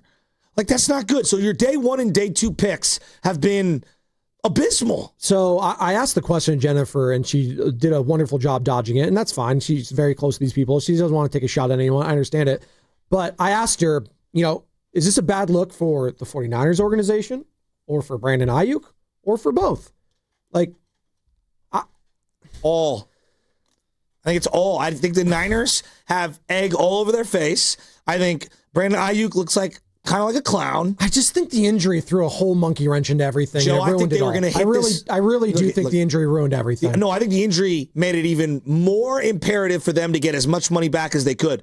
But I am telling you, the vibes I always got after they signed the deal was, we can't wait to get rid of this guy. Yeah, but if he balls out at the second half of last year, maybe you view him differently. They were trying to trade him this offseason before all of this. But he got hurt, is what I'm saying. They're not trading a healthy Brandon Aayuk if he balls out. Then why did they draft Ricky Pearsall? Why did they draft Ricky Pearsall? That's a great question. I don't know why. Because they knew down the barrel they were losing one, if not both of those guys. I mean, come on. Like, it's obvious. And it sounded like to me like Shanahan wanted to have his cake and eat it too. And he wanted to keep Aayuk. Hey, run it back. Remember, they had just lost the Super Bowl. I get it. Like, I get it from Shanahan's perspective. They made a miscalculation. Who is this a worse look for 49er fans? 888-957-9570. And the organization or the player and Brandon Aayuk? I think this is on Lynch and Parag more than Kyle. Okay. And I think Kyle has final say. But the fact that if you knew Kyle wanted Aayuk, you should have signed him at the beginning of the market before this whole thing got out of control. If you had a number that you were never going to go over, once we got to draft day in 2024, he should have been traded then. And remember, Kyle, infamously now was the guy that ran up. He's like, we got to get the deal done. Get the deal done, Brandon Aayuk, and talking to the agent and all of that. They could have had, we think they could have had a second, maybe a first from New England. We thought I have it right here. Albert Breer. This is this time last year. NBC Sports Boston. The 49ers reportedly had the framework of trades in place with either the Patriots or the Browns. And in this case, with the Patriots, it would have been for a 2025 second-round pick and a 2026 fourth-round pick, plus Patriots wide receiver then Kendrick Bourne. And the only How reason, ironic is that? And remember why Brandon Aayuk didn't want to go there and sign, because this was the holdup in all these things. It was Brandon Aayuk wasn't going to sign an extension if a place he didn't want to go to. And why didn't he want to go to the Patriots? Because in his words, reportedly, it was, they don't have a quarterback. Drake May looks pretty good. Drake May looks pretty good, Brandon. Just saying, with Stephon Diggs. Now, I mean, if you're the Patriots, you're like, thank God that didn't happen because we got Stephon Diggs. Didn't have to give up any draft capital for that. Joe, here's the part that is undeniable to me. When you are with someone in the building every day for 4 years, okay, you are, by definition, your job as a front office, whether you're one of the contract guys, whether you are the GM or anyone in between, your job is to know who you are signing and who you are not. And you have to have a good feel for who that person is and where they are in their life. And are they a good fit for everyone else there, right? They did it with Reuben Foster. They took a huge risk. Reuben Foster blew up in their face. No one brings up Reuben Foster to this day. It's awful. It was a horrible, horrible trade to get him, and he was out of the league in a year. And when like that one, I'll say, hey, it's draft. You meet someone one time, you swing it on somebody. But you don't know you're not with them. But they knew, everyone said that guy, Reuben Foster, don't touch him. But the Niners themselves had not lived with him in the sense of every day. When you're with someone every single day, and then you kind of know what their tendencies are, because I've been hearing leaks about, and again, whether you guys want to say Joe, I've been hearing that he's been unprofessional for quite some time. All right? And if that's the case, why did you even want to sign him then? Talent over tolerance. And this is what I would say to you. He was second team He's a All-Pro. good player, not a great player. Yeah, but I make concessions for great players. But in comparison to the rest of the people on the team, he was a great player in comparison to them. I mean, Ricky Pearsall didn't do anything last year because he was hurt too. 2023. Who were the best players on the team? I know we got shot, so let me be Yeah, but no, 2023. 2023. Coming off his best year, who were the best players on that team? 2023, the Super Bowl year, yes. CMC, best player on the team. Offensive player of the year. Trent Williams, Brock Purdy, second and third. Yes. Okay? I would go Fred Warner fourth. Okay. All right? I might even put Bosa ahead of Aayuk, even though Aayuk got a great 2023. Like, Joe, do the math. Those are all all-pro / MVP candidates. That's a good, place to be in the conversation. And what is the common denominator on every one of those guys I named? Professionalism. Now, Bosa, the way he handled it. I mean, do we talk about Trent Williams as a professional all the time? I mean, you crush the guy for his contract. The contract is one thing. On the team, everyone loves him. Okay. You can't deny it. And then everyone loves Aayuk. The teammates all say they love Brandon Aayuk. I don't buy it. You don't buy the team? They think they're lying to you, but they don't like Brandon? No. What I'm saying to you is that I know Brock Purdy would love to have Brandon Aayuk out there. Doesn't mean you're. Well, then why isn't Brock Purdy doing the Joe Burrow? Joe Burrow went to a podium and he said, "You have to keep T. Higgins. You have to keep Jamar Chase. We got to sign these guys. What are we doing?" Purdy was kind of like, "Yeah, whoever you get." This is what he said in the offseason. Whatever the team puts together at wide receiver, we'll just roll with it. Because I don't think he has the Q rating within the 49ers organization that Joe Burrow has within the Bengals. Whatever. You can parse whatever you want. I'm telling you, dude, On this team, he was never one of the top 5 players. And just because guys like you doesn't mean you are worth the headache. And I don't think he was worth the headache. Sons of Johnny Lamaster, super chat, $4 to say, Jennings is gone too. Our wide receivers are the biggest headache / divas, ! Kid in SF wants to join the conversation. What's up, kid? You're on the roast. Turn the radio down. Go on, get him out of here. Dave in SF wants to join the conversation. What's up, Dave? Good morning, fellas. I completely agree with Shasky. Spadone, let me get a little bit before you cut me off, because I know you're probably going to go the opposite way. But this is completely on Lynch and just the whole organization manning this contract. This is the first-time GM that we've given so much leash to, and he's whiffed on draft picks. He's messed up on negotiations. Why isn't this? If he was Trent Baalke, this would be completely blown up right now, and they'd probably get him out of here next year. So I don't understand why everybody's not up in arms with Lynch mismanaging draft picks and mismanaging contracts and just basically, putting us into where our Super Bowl window looks like it's closed. Dave, they're 7-4, right? They're 7-4 and could be 8-4 after tonight. Yeah, but they've been chaotic. Both could be true. Sure, but they're winning. The winning has masked Dave. a lot of the chaos. Well, I didn't cut him off. No, but I think the winning has masked a lot of the chaos. For example, if I just gave you the same headline. Winning cures all. What? Winning cures all. That's a fact. Okay. If I gave you the same headline, disgruntled wide receiver who you paid mega bucks to got his contract voided and blah, blah. Like, that's stuff you hear about with the Browns. Oh, with the Raiders, with bad organizations. Exactly. Yes, so absolutely. Because you're winning, obviously we look the other way. But these things are still happening. You know who I don't hear this happening with? Like the Eagles. Oh, I mean, well, we hear every single week that A.J. Brown wants to leave. But they're not voiding his contract. A.J. Brown is literally crying they're not every week. Are they voiding his contract? No, because he shows up. Because he's healthy. So you're answering your own thing. Because he's healthy. Yeah, but Ayuk's not healthy. He was disgruntled before. He got kicked out of practice. He was disgruntled, then he got paid, and then he showed up. No. And then he got hurt.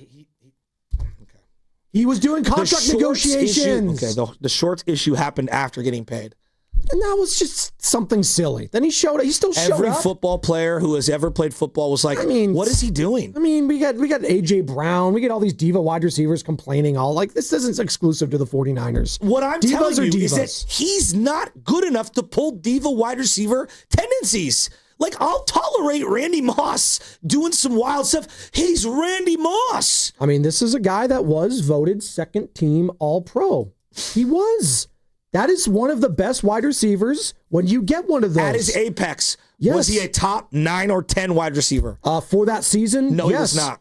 Then how do you get second team All-Pro? No one was taking him over. He had a good year. No one is taking him over Jamar Chase, Justin Jefferson, I said for that Devontae, year. I said at the for time, that year. Cooper Kupp. I said for that year. I don't pay you premium money for 1 year. I pay you over the body of work, and that's why this, from the jump, was a bad decision. I mean, timing is everything. He saw Debo get paid. He saw Bosa get paid. He saw Trent Williams get paid. And then again last year, all these guys are getting paid. CMC early on in that cycle is getting paid. Look at Myles Garrett. Did Myles Garrett ask for a trade the offseason? Yes. Okay. He's on a terrible Browns team. Yep.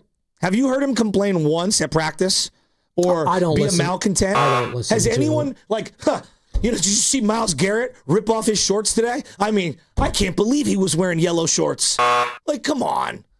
This has smelt bad for a couple years. Maybe if Myles Garrett had a season-ending injury, his tune would have changed. Maybe he would have felt different. Maybe he would have felt alienated from the organization. Dave. Christian had lost almost the whole year last year. Christian McCaffrey, okay? How's Christian been? And he has not lived up to his extension. This year he's been way better. But, did he throw some tantrum? Has he missed practices? Is he missing? They didn't void his deal. He had a huge injury. I don't know how they treat Christian McCaffrey compared to how they treat Brandon Aayuk. Dave in Fresno, what's up, Dave? I think it's pretty obvious. One is professional, and the other one left a lot to be desired. And, yes, the Niners deserve blame for signing up for it. Davey. Yeah. You know what, guys? I mean, we can all point the fingers at Brandon Aayuk, but let's go back to when this all happened, when the contract negotiations started. We had the blueprint. The Niners are messing up something that was so easy. Back in April, when he was negotiating his contract, Amon St. Brown negotiated his contract for the Browns. Right there, the Niners had the answers to the test. St. Brown, I believe, got $28 million. Niners, the only thing they had to do is like, look, we're not going. This is our number. We're not going over it. We're not paying you more than St. Brown. So they let it drag out to August, and then it just created a ruffled feather. Like it just created unnecessary tension. Like Shasky, you've been saying all morning, he didn't want to be there. I don't know why the Niners didn't see that. It's a wide receiver. You can move off it and, find another one, whatever. But let's just look at the Niners overall. Like, they've been giving out bad contracts lately, man. Like, I'm losing faith. Like, you get taken to the shed by Trent, by McCaffrey, by Debo. Like, all the money you've been paying, you're not getting your money's worth. So we got to look back now, like, who's making these contract decisions? Because right now, whoever that is, whether it's John, Jed, Kyle, I don't know who it is, but they got to get this front office thing figured out, because between the drafting, the signing of free agents, the re-signing players, like it's been looking rough, bro. You know what I'm saying? This is just the latest evidence of that, So to me, they got to figure Dave, out. Yeah. Wouldn't you agree? Yeah. It's just, yes, they've won a lot of games, but when you don't win the ultimate prize, we are going to pick apart all of the things that leave you on the doorstep, which is where they've been, it feels like, over and over and over again. And these types of things are just, they're so bizarre. Like, they knew the guy. They were around the guy. Maybe he changed a little or whatever, but they clearly were indecisive about it. They didn't manage the asset well when they had an opportunity to move off of it. They signed up for more of it. And yes, also he got hurt. But clearly they're not happy with something that he's been doing. It's like, but you were with them for 4 or 5 years. How did you not read the situation better? Yeah, you're right, Shasky. And also, it's like they had chances to trade Debo. Yep. They had chances to trade Aayuk when their value was at an all-time high, and they, for whatever reason, they're like, well, we have to bring him back. And I think part of that, real quick, and I get your guys' thoughts on the other side, is that when they come to these negotiations, whether it's Trent, CMC, Kittle, you know what those guys can tell the Niners? Okay, don't sign me. Who do you have behind me? So, so it's like, yeah, the Niners got great talent, but they don't have much behind it, and that's why they're always in these contract standoffs, because what they going to tell the player, you know? Yeah. Like, so that's a big thing, too. Good so, call. yeah, Thanks, right Dave. 888-957-9570 is the number. Is it a bad look for the 49ers? Brandon Aayuk, both. We're talking about it all right now as we have a monster game tonight, Joe, on Monday Night Football between the 49ers and Panthers. If I was going to bet on something for tonight, Ricky Pearsall Slick overs. Rick? Okay. Yeah, to prove that they made the right decision. You think Shanahan's going to dial it up just specifically for him? Why now? Why are we finding out right now? Well, that's back in July. Something doesn't add up. Well, it doesn't add up too, because this is what he's saying in July about Aayuk too, the head coach. It looks like he's out there doing a lot. I mean, hanging around the guys. I know he's in all the meetings and stuff, and he does his rehab in the morning, does a little bit more in the afternoon walkthrough. But I love him being around and all the meetings and doing all that stuff. And I know having an injury is frustrating, but he's going about it the right way, rehabbing and stuff. But it's great having him out there. That was back July 28th. That was what the head coach was saying about the player. And this is what Kyle Shanahan is saying right now. Why his guarantee was voided? No, I can't. So maybe it's the same question I couldn't hear, but you want to get into specifics. So what happened in July to cause that voiding? I'm not going to get into specifics of that. There was a number of things from July that, to me, is more of a business side, dealing with lawyers and stuff and contracts and stuff that is really not my area of expertise. Okay. A number of things happened. It's just, was there some sort of insubordination in regards to, was there a standoff? Well, is this missing meetings? It could be medical related, because, again, the only thing I could point to that also happened over the summer was the Raiders defensive tackle Christian Wilkins. His $35.2 million remained in guaranteed money. They voided that, and the Raiders claimed that they were justified because Wilkins didn't follow their prescribed rehabilitation plan. So maybe... Again, this is just speculation. They got mad at Jimmy for this. Yeah. So, when Jimmy got hurt with the shoulder, do you guys remember? Yes. He got hurt in the playoffs in 2021 with the shoulder injury. Yep. And then they were going to move to Trey Lance. They couldn't deal Jimmy because he was away from the facility. And remember, the shoulder hadn't healed. Yep. They kept vetoing trades. And the whole thing was bizarre. And they basically were like, dude, get your butt up here. And I want you throwing on the baby field. That was why remember the whole Jimmy saga? Yeah. So you might be onto something. I don't know. Let's go to Steve in San Francisco. I don't know. Before we hit the injury report coming up here. Steve, what's up, man? Hey, what's going on, fellas? Yeah, it's wild that the Niners have like the biggest game of the season, but I mean, this is the biggest story that's coming out of it so far. But as far as the situation with Aayuk, I heard an interesting thing that Grant Cohn reported. I don't know how much I could give it credence because it would be a big roll of the dice, but with this regime, you never know.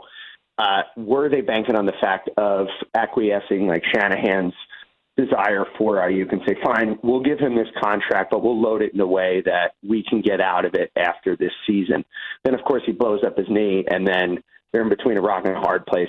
I don't know. That seems really egregious, but in general, and with all of these weird, like you mentioned, the Jimmy G contract situation, I still think it goes to that murky dynamic between Shanahan, Lynch, Jed York, and Parag Marathe. Totally agree. That was quiet when we're winning, and when these contracts are not being doled out left and right and we're left, not in a position to be competing, I think that's rearing its head again tenfold. I hope that it doesn't turn out the way that it did with Balky and Harbaugh and stuff like that. I think that was more a byproduct of Harbaugh's disposition than anything else. But I think we're seeing that again, and we don't really know what goes on between those three or four. And, even when you look at the Trey Lance trade or the draft pick, we never really got the dust to settle to see who was really banging the table for that. And I think this is just another one of those weird things. And, yeah. Steve, I don't know if this will ever – I don't know if Kyle will ever – I just don't know. I don't know if he'll ever do this and stay with the Niners. He's got juice. If Buffalo fired McDermott, God, he would run to Josh Allen so fast. Really? Kyle? You think he'd leave the Niners for No, Buffalo I'm saying, let's say he felt like you took away – whatever control that he power. might. Got it. Okay. Like maybe there's a team out there that he would be enticed with. Like I'm just saying, like in this hypothetical. But if ever there was a time where you just hope that the right opening doesn't, set itself open for him to have wandering eyes, if you could get someone who could just pick the players, and then on the final 53, Kyle, you have control. But the players being picked are going to be picked by another GM. If he would ever come to that, and you just coach on game day, you just do what you do great. Let me get the guys for you, and you go do game day. That's the setup they need. Because he's right. I never know. Like, great example. Who wanted Pearsall? I don't know. It feels like Shanahan, but I don't know. He's the offensive guy, right? Right? I hate that we have to do that. We have to say, if it was an offensive player, it was Shanahan. If it was a defensive player, it's Lynch. I was like, that can't be how it works. But Kyle himself has told me if I could, I would build my defense and draft nothing but defensive linemen. And he's also told us he doesn't want to draft offensive linemen in the first round. But when I hear Lynch come to the podium in February and he says, we're going to, and he admitted it, like, hey, we're going to sign a couple guys, but we're going to curtail some of our spending. We need to reset everything. And it felt like, to me, the mandate came down from above them.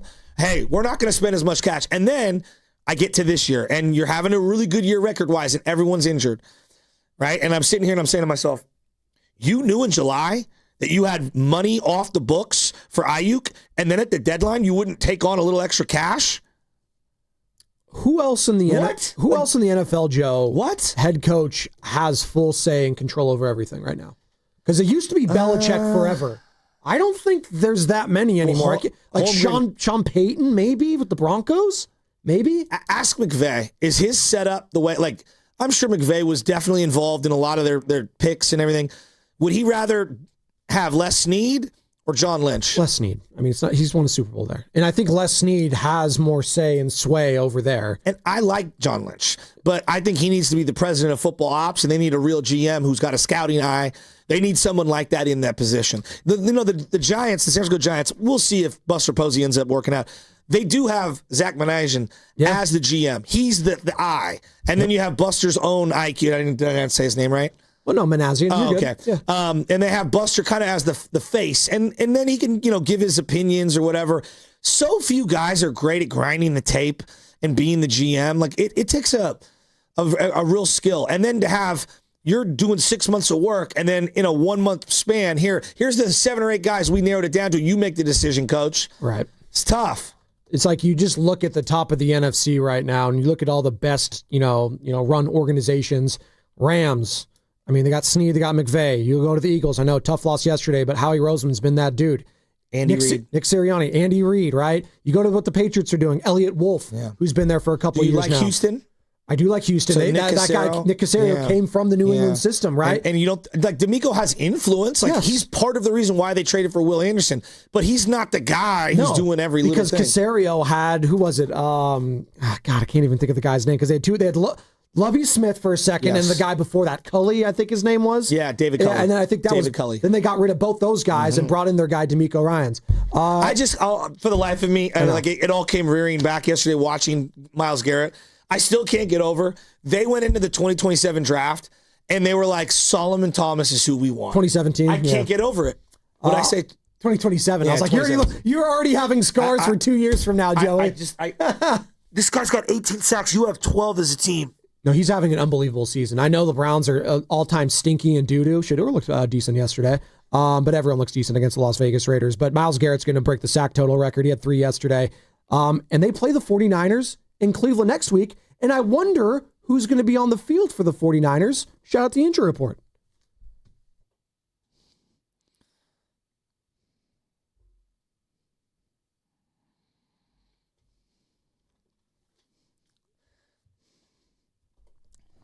And don't go anywhere, people. We don't hit the break right after the injury report anymore, so stick around. There's going to be a few notable absences for the 49ers tonight when they host the Panthers.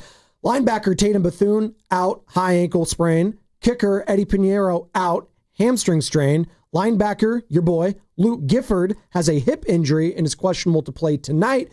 The injury report was brought to you by Boxer & Gerson, Northern California's premier workers' compensation law firm, helping injured workers get their lives back for over 40 years. As you are listening to 95.7 The Game, KGMZ FM and HD1 San Francisco and Odyssey Sports Station, and the home of the Golden State Warriors and Valkyries.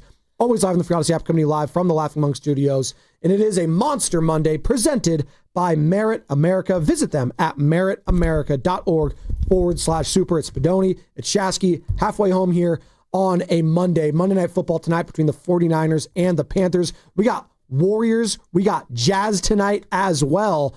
Warriors had a bad loss on Friday that we haven't even gotten into yet. Maybe at some point we will. Jonathan Kuminga is going to be out tonight as well. And there are some interesting comments from another head coach here in the Bay Area, that being Steve Kerr, on that timeline for JK, because now it's starting to feel like, is it an injury? Is it, does he not want to come back? Is there a scapegoat aspect to this? There's a lot going on with the Warriors, who are 9-9. And by the way, Al Horford going to be out a week with a sciatica. Warriors live tonight, 6 o'clock right here, 95.7 The Game, tip off at 7.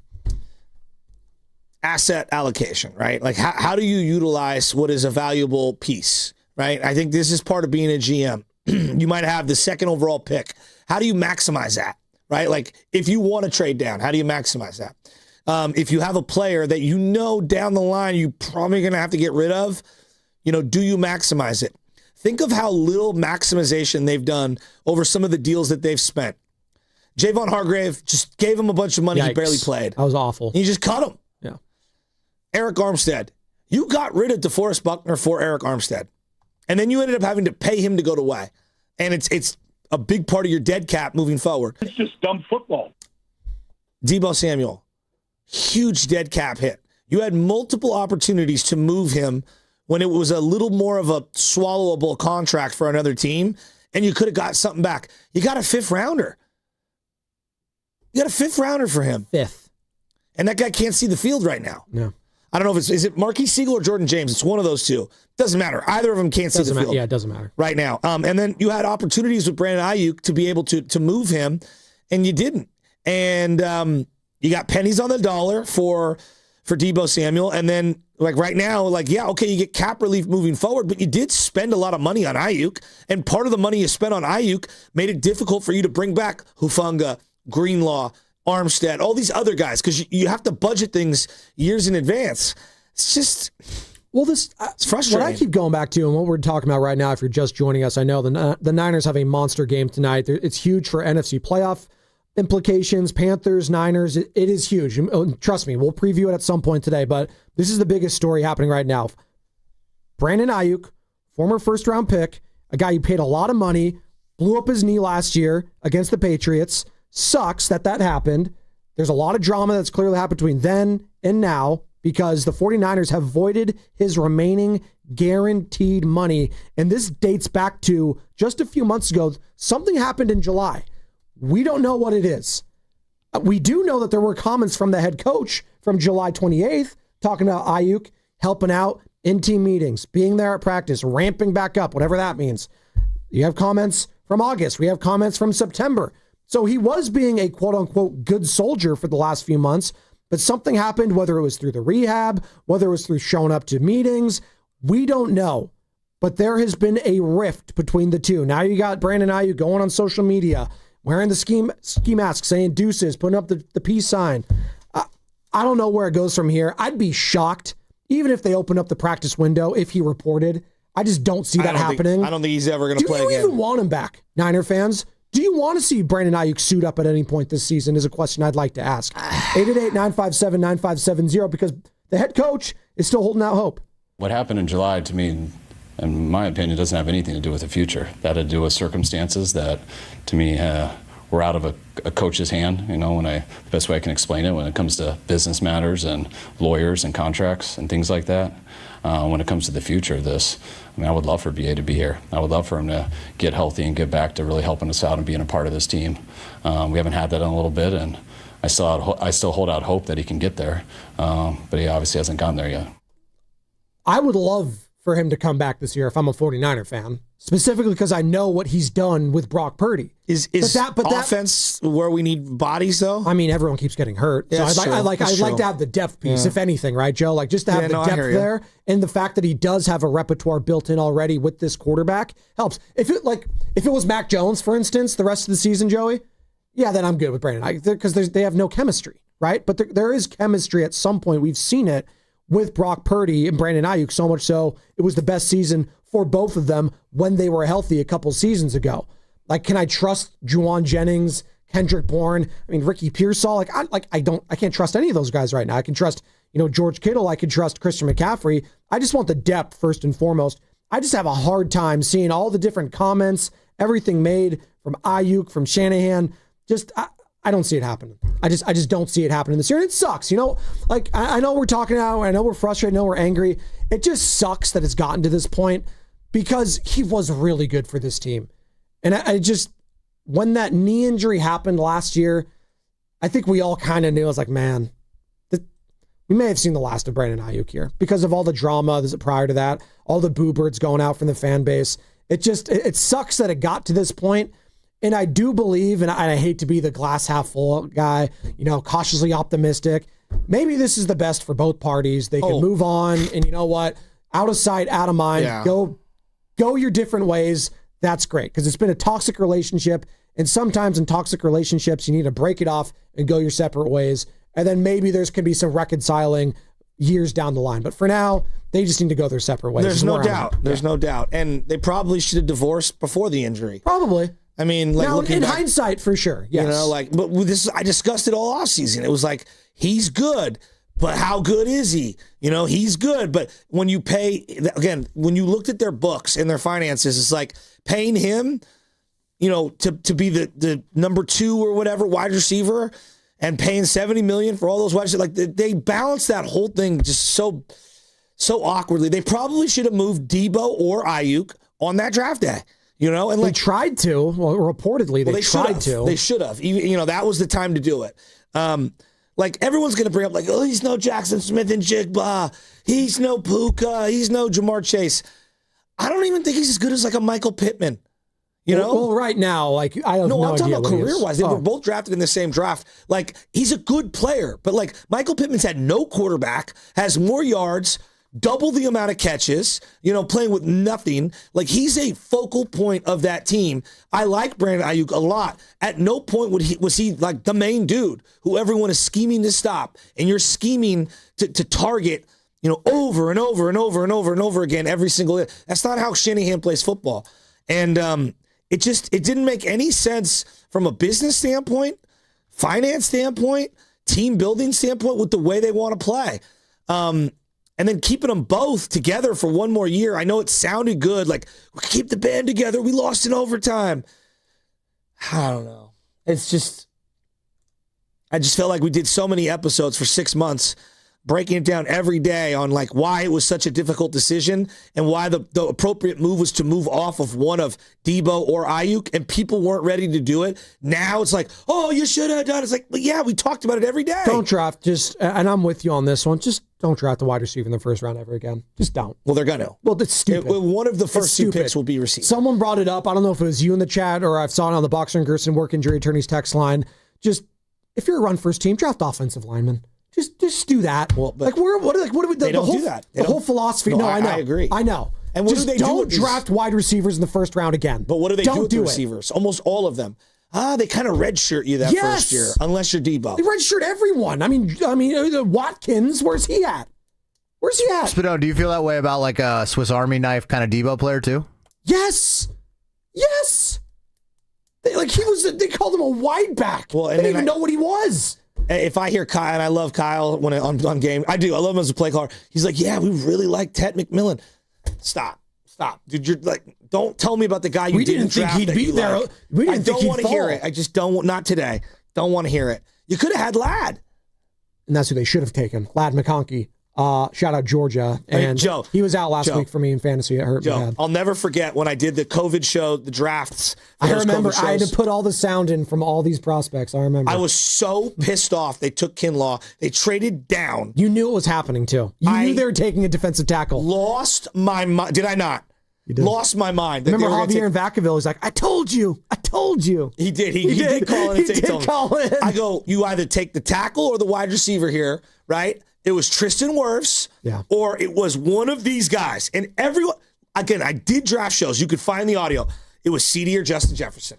Those were the guys. And then remember, it was CD or Justin Jefferson, especially after the Raiders guy went off the board. Ruggs, yeah. And I knew immediately when he ran that 4.240, whatever, I was just like, oh, God, they're going to draft him. I know what happened. I still think he was going to be really good, but CD was the guy. At Oklahoma, we all knew it. And immediately when he was wearing that Old Spice robe, and the pre-draft, and his girlfriend was right there, and he snatched the phone from her. I was like, that's the guy. CeeDee's the guy. That was the moment I knew he was going to be special, although he dropped an easy touchdown yesterday that Dak threw right in his breadbasket. We're not going to talk about that, though. 888-957-9570. We could continue to have this conversation in regards to Brandon Aayuk. Is it a bad look for the 49ers, for Aayuk? And also, Niner fans, do you want to see Aayuk back this season? If they open up his practice window, would you like to see Brandon Aayuk wear a 49ers uniform at any point in this season? Jennifer Lee Chan joined us last hour. She says that it might not even be a possibility. Like they just don't have time left in the season to bring him back. I'm like, why? Can't they open up the practice window and he has 3 weeks from that point to come back? If this is a playoff team, we all think he's this is a playoff roster now. And then if they win tonight, they're 8-4. It's a huge possibility. Why not open up that practice window? 888-957-9570 is the number. Real quick, this is Mike Garafolo, NFL Network, on his report yesterday morning. 49ers wide receiver Brandon Aayuk, whom, as The Athletic reported the other day, had $27 million in guarantees for next season voided. But that was a couple of months ago, and since then, the 49ers have been committed to getting Aayuk healthy and back on the field. So just because next year has been voided doesn't mean that this was necessarily going to be a divorce by the sides. Now, my understanding is the belief is Aayuk is close to being cleared in his return from that ACL injury, but he hasn't got it yet. And like Kyle Shanahan has said every week, we're kind of looking to see when that clearance is coming and when he's going to go back to practice. Hasn't happened yet. Still hope that he is going to be back on the field for the 49ers. And 2026 is yet to be written. We shall see. If he gets back and plays well, could be a 49er next year, but right now, sort of in limbo, Rich. That part at the end. He could be a 49er next year. 0.00% chance Brandon Aayuk is a 49er next season. It's insulting to my intelligence. That was insulting. It's so insulting. That's journalism. That's what that is? No, that is being fed information from within the 49ers organization. That is what that is. Straight from the desk of Parag Marathe, let me tell you what the PR narrative is. Be Parag, John Lynch, someone fed him that information. 888-957-9570. Do you want Aayuk back this season, Niner fans? Spadoni, Chasky, we're rolling, baby. Niners, Panthers tonight at Levi's Stadium. Brought to you by Fremont Bank, here for you, here for good. With T-Mobile, we don't miss out on any family business. Hola, mija, ¿cómo quedó el mole? It turned out great. This holiday, switch to T-Mobile and stay connected with Los Tuyos. Get 4 Samsung Galaxy S25 phones with no trade-in needed, plus 4 lines for just $25 per line. Visit a store at T-Mobile.com or call 1-800-T-Mobile. With 24 monthly bill credits and 4 eligible port-ins on essentials. For well-qualified customers with auto pay plus taxes, fees, and $35 device connection charge. Credits and balance due if you pay off early or cancel. Contact us. Finance agreement 128 gigabytes, $800 required. Not for extended international use. You must reside in the U.S. and primary usage must occur on our network. Visit T-Mobile.com. Joe Shasky here from my friends at Ceremony Ford, and the year-end sales event is on right now. And this is the time to score 0% APR financing for 60 months with $0 down and 0 payments for 90 days on some of Ford's hottest models, including the F-150, Explorer, Escape, Super Duty Regular, and Super Cab, the Transit Van, the Lightning, and the all-electric Mustang Mach-E. Look, I absolutely adore my Ford. It is perfect for my family. It's packed with that cutting-edge tech everyone wants, and it's styled out to stand out wherever I go. And with deals like these, you don't want to miss this chance to grab your dream Ford. Remember, that's 0% APR for 60 months, $0 down, and no payments for 90 days. You could save big on top models right now, but hurry, the year-end savings end January 5th. So swing by Ceremony Ford in Colma, just off of Ceremony Boulevard, or check out their incredible inventory right now at ceremonyford.com. Ceremony Ford, the Bay Area's go-to spot for unbeatable year-end deals. And don't forget, tell them Shasky sent you. Rake in the savings this fall and get rewarded with Milgard Windows and Doors. For a limited time, receive up to $135 back per qualifying windows and patio doors when you buy from Dolan Lumber Windows and Doors. But hurry, this offer ends December 8th. Upgrade your home with energy-efficient windows and patio doors designed for lasting comfort and style. Don't miss out. Visit DolanLumber.com or call 801-609-9275 today.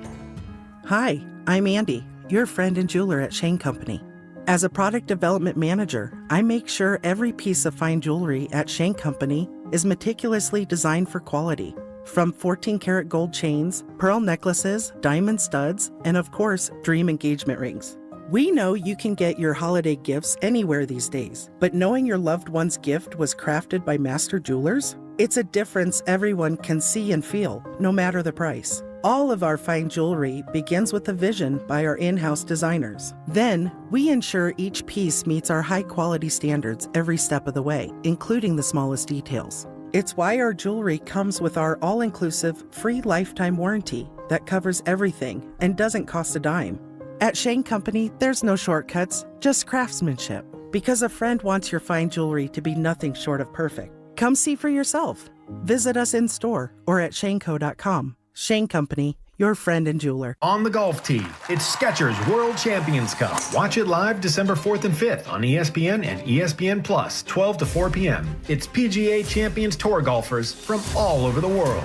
Team USA versus Team Europe versus Team International. Watch it live December 4th and 5th on ESPN and ESPN Plus, 12 to 4 p.m. The competition will be tense, but feet will be comfy. Tune in to Skechers World Champions Cup. Final round of golf on Sunday, December 7th on ABC, 1 to 5 p.m.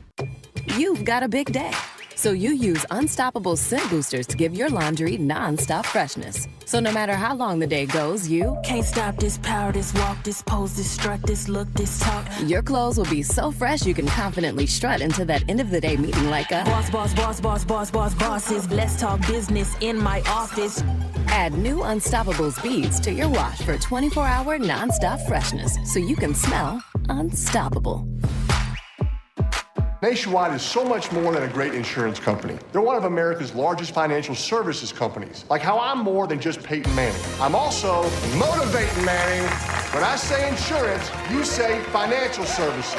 Insurance. Financial services. Insurance. Financial services. Now when I say nationwide, you say is both. Nationwide. Is both. Nationwide. Is both. For your insurance and financial needs, Nationwide is on your side. Nationwide Investment Services Corporation, member FINRA, Columbus, Ohio. Hello, Crushers. It's your host, DJ Divine, telling you that Candy Crush music season is here. Tasty. Conquer levels to mix your own track and win sweet rewards. Divine. Now let's swipe to the next track. Take it away, Thundercat. Upside down, you're turning it. You're giving love instinctively. Candy Crush music season. Play now. From November 3rd to December 7th, selected players level 36+. Terms apply. See in-game. Optional in-game purchases. Oh, My perfect day has sand, salt water, and friends. But my moderate to severe plaque psoriasis can take me out of the moment. Now I'm all in with clearer skin thanks to Skyrizi. Risankizumab Riza, a prescription-only 150 milligram injection for adults who are candidates for systemic or phototherapy. With Skyrizi, most people saw 90% clearer skin, and many were even 100% plaque-free at 4 months. Skyrizi is just 4 doses a year after 2 starter doses. Don't use if allergic to Skyrizi. Serious allergic reactions, increased infections, or lower ability to fight them may occur. Before treatment, get checked for infections and tuberculosis. Tell your doctor about any flu-like symptoms or vaccines. Thanks to Skyrizi, there's nothing on my skin, and that means everything. Ask your doctor about Skyrizi, the #1 dermatologist-prescribed biologic in psoriasis. Visit Skyrizi.com or call 1-866-SKYRIZI to learn more.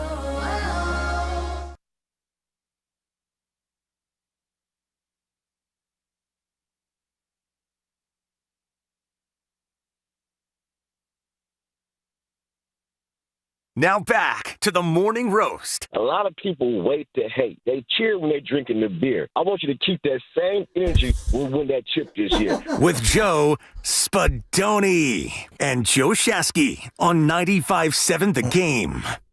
All right, do you bring Aayuk back if he does want to come back and play? God. Yeah, I don't know about that. If he wants to, yes.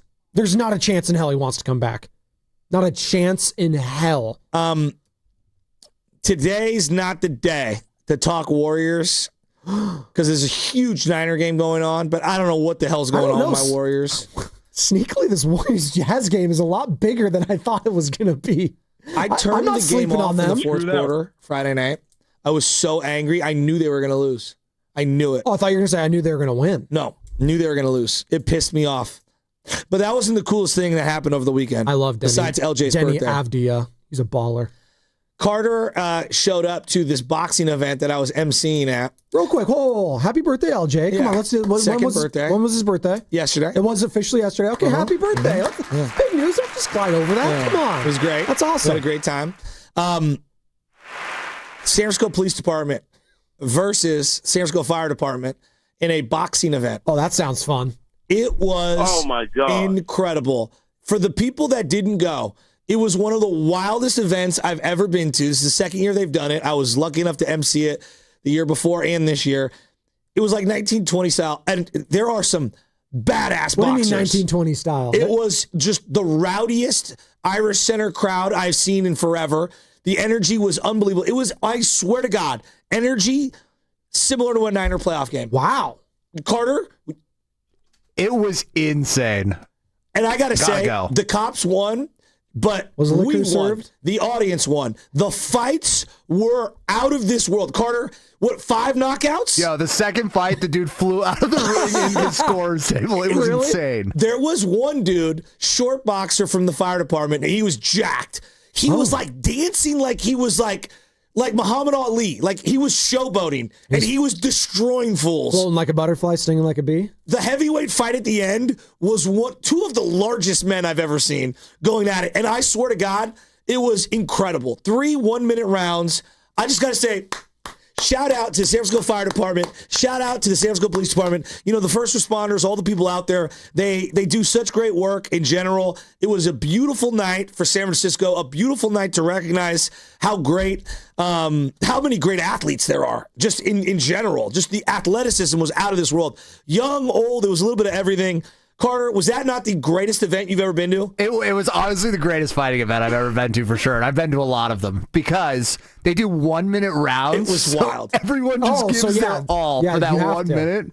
It was insane. One guy got knocked out of the ring. Beer was flying everywhere. 5 knockouts out of 12 fights. Insane. So shout out Rich Hunt, Mike Cunny, Tom McGuire, Sarah Gardner, I believe. They put it on. Just an incredible event for the POA, the fire department. It was a who's who. It was a great time. And I just want to say thank you to all the first responders this week. We're thankful for everything. Oh, yeah. It's Thanksgiving. Whether you're an EMT or any level of first responder, thank you so much. And cops, firefighters, just standing ovation. There you go. That was just incredible. I'm so proud of San Francisco. It was a great weekend. By the way, this Wednesday, I do have to mention is your chance to win great prizes every single hour from 6 a.m. to 6 p.m. Joe, did you get that? Every single hour, we're giving away some prizes. Warriors tickets, AC/DC tickets, nice. Highway to Hell, baby, Warriors bobbleheads, Aayuk and much more. TNT. That's pretty good. Sorry. What's the AC/DC song for this Niners season? That's this Wednesday, every hour, starting at 6 a.m. It's our Thanksgiving blowout right here on 95.7 The Game. Can't wait for that. Let's go to Theo in the East Bay, because we're talking all Aayuk this morning, and rightfully so. It's the biggest story. But there's a game happening tonight at Levi Stadium that you're going to be at, Joe, and I also want to talk about that because it's massive. Theo, what's up, man? You're on the roast. Yeah, thanks for taking my call, guys. Just wanted to say, you guys were asking if you wanted BA back, and I'm saying no. He doesn't even want to be here. And to me, this whole thing is Kyle Shanahan's fault. We already know Kyle is the one who ran up to John Lynch's room, stopped the trade from sending BA to the Steelers. And BA didn't even want to be here in the first place. So this all could have been avoided. I mean, also, too, I feel like Kyle's a little too close with his players. I mean, all his guys get paid. We know about the Cabo crew, and Kyle's always sticking his neck out for these guys to get paid. So maybe not being too personable and having the business side of it take its course would have been better than dealing with all this Brandon Aayuk stuff. Theo, you okay? You sound like you're going to cry. You all right? And he's walking upstairs. Man, I got 3 kids. I'm getting out the door. And, I feel that. God bless you, brother. That's Theo in the East Bay. So, yes, he could have said crying or tired, both. I'll respectfully disagree. I don't put – how do I put this? I actually think the front office put Kyle in a position where they had to make a decision, and Kyle made a decision. It might be the wrong decision, but I think that the front office – exacerbated. Thank you. The whole thing by not getting a deal done at the beginning of and Aayuk too, because Aayuk's got to accept the deal. So it's also on Aayuk.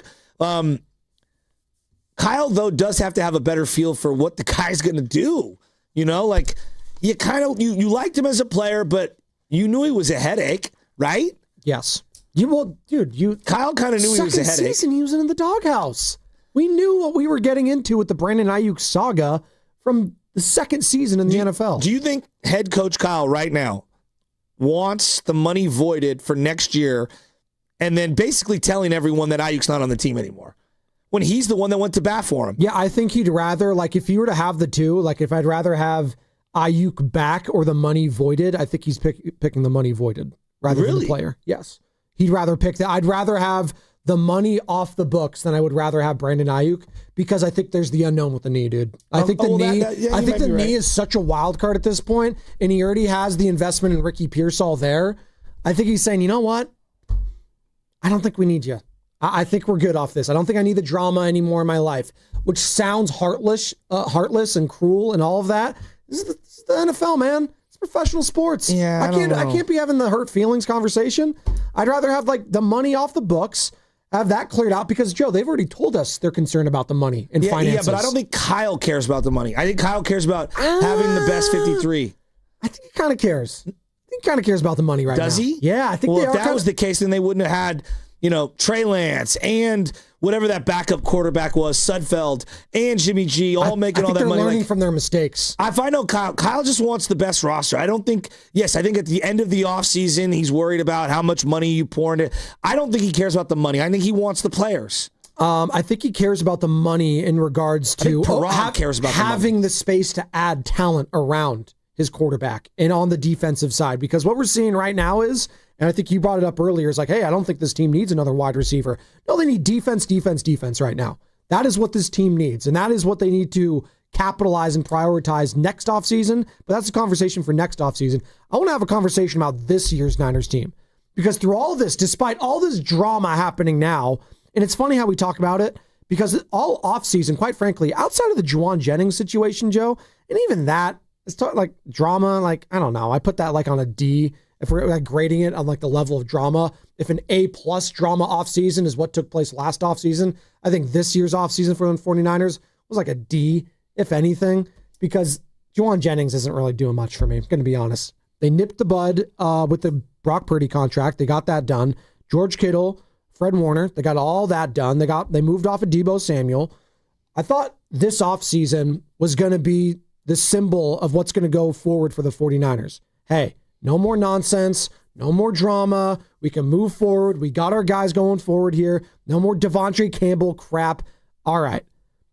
And for the most part, despite all the injuries, they're 3 games over 500. They're 7-4, dude. So yes, the Brandon Aayuk stuff withstanding, this season they still have a lot to play for. And tonight, if they win, Joe, we're coming in tomorrow, 8-4, prime position to make the playoffs, despite all of it. Isn't that pretty incredible? It is, but shouldn't we be kind of happy about that? Well, no, it actually makes me slightly more angry because they knew that they voided. No, hear me out. They voided money in July and then refused to add payroll at the deadline. You knew you had more money to work with and you didn't want to add any more. That tells me that I guarantee you Kyle wants to add to the team. Takes 2 to tango. I don't know if they had a deal to be made. Their 3rd round pick would have been better than the Eagles' 3rd round pick. We all would agree. Okay? There's a projection going on here. You have to project. And so maybe they wanted more then. Maybe David Sampson talks about this all the time. Teams talk throughout the year. They know, are you adding payroll to the team? The Warriors talk about this all the time.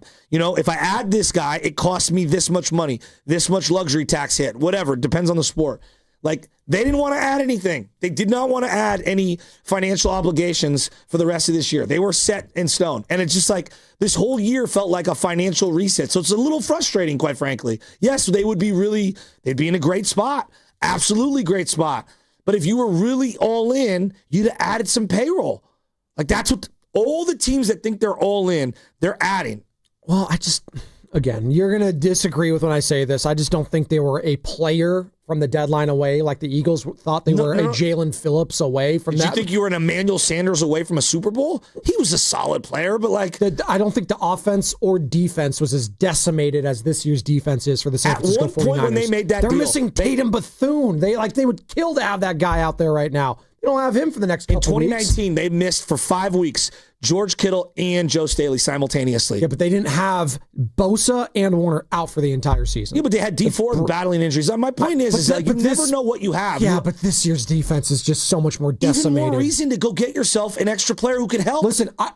You have 12 sacks. Quinnen Williams was the only guy that I could agree with you. Quinnen Williams can help. He's been a big help for the Cowboys. I don't know if they had that on the table, though. I don't think they were sniffing around him. Maybe they should have been, but I don't know if they were. Every contending team in every sport wants to add at the deadline. They didn't add at the deadline. I know. Keon White. It tells me that. But are we going to keep going back to that when they keep winning? Joe. If they're 8-4 tomorrow, I'm not going to be thinking about they should have added more. It's no, they're 8-4 and they have a shot in the NFC. I believe that. Eagles just had a bad loss yesterday against the Dallas Cowboys, up 21-0. All of a sudden, you might be talking though. See, this is the part where, as a fan, I don't like hearing double talk. Hey, we're all in for now. But we also don't think you're worth diving in on. No, dude, I wanted to see them just add another player. They needed an edge rusher. That's what they needed. And yes, I'll be thrilled if they're 8-4. But I'm also looking at a juggernaut Rams team that, you better have a pass rush to be able to deal with Matt Stafford. Both things can be true. They beat Stafford and the Rams early on this season. And what happened in the last game? They got boat raced. They did. Again, week-to-week league. Weird things happen. I didn't see the Giants going toe-to-toe in overtime with the Lions yesterday. Probably should have won that game. I didn't see a lot. I didn't see Joe Flacco winning some games at this point, even though he lost yesterday. I didn't see the Patriots, of all teams, being 10-2. This is a weird year in the NFL, Joey. This is very strange. All the more reason to be all in. Okay, but who cares what they did at the deadline? They're going to be 8-4 after tonight. I don't know, Spinoni. Who cares? Spinoni, I kind of see where you're coming from, but the fact of the matter is, the more and more the Niners keep winning, it's you got the wins. That's great. Hold on. We're never. But you did. You said they weren't making. Win? You told me at the start of the season with Bosa and Fred Warner. Now the season's played out. Oh my God! What do you mean? Oh God!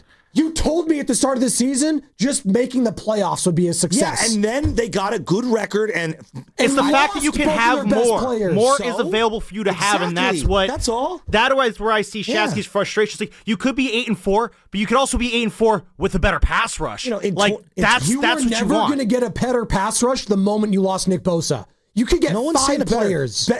Doesn't matter. Better than what they have? Yeah. Like, who's available? Yeah, but I'm saying, like, even Jalen if you Phillips got is better than what they have, team. it was going to be a diminished version no matter what because you didn't have Nick Bosa. I'd rather have a better diminished version than a lesser better diminished version. So it's still like a better diminished version is minuscule to me.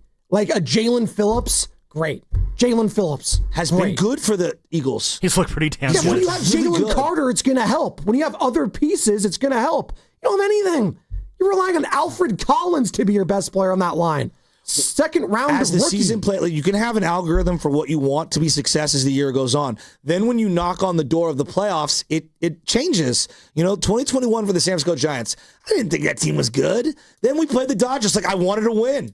I wanted to beat them. I don't want, if they win tonight, I cannot keep hearing every single time this team keeps winning that they should have added at the deadline. Because they're going to keep winning. These seasons are hard to come by. Look at you talk about the Detroit Lions, right?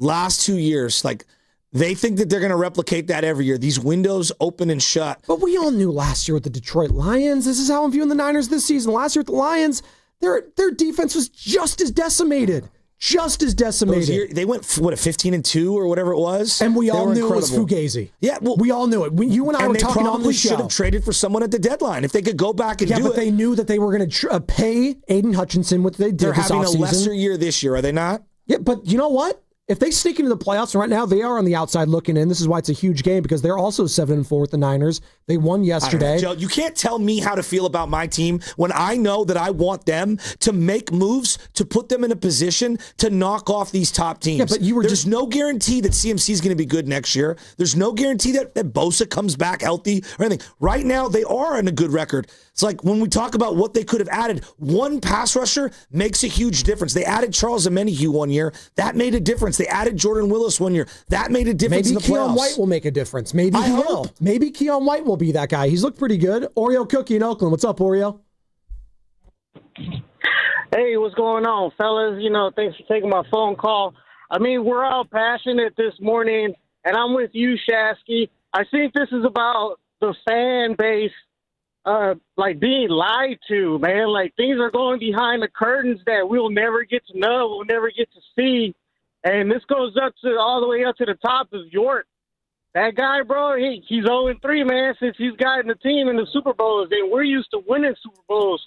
So that guy's got to do something, man. We got to hold him accountable. And as far as tonight goes, I'm hoping for a high-scoring game where we pull it out at the end. And high-scoring because of my fantasy football team. I need 17 points, baby. Let's go. That's Oreo Cookie in Oakland. I just kind of laughed at that. This guy's 0-3 in the Super Bowl. You got to get to 3 Super Bowls. I hear the frustration. I hear the anger. I hear it. I hear the passion. I get it. The birthright to win the Super Bowl for the San Francisco 49ers hasn't been the case for the last century. Like, I hear you.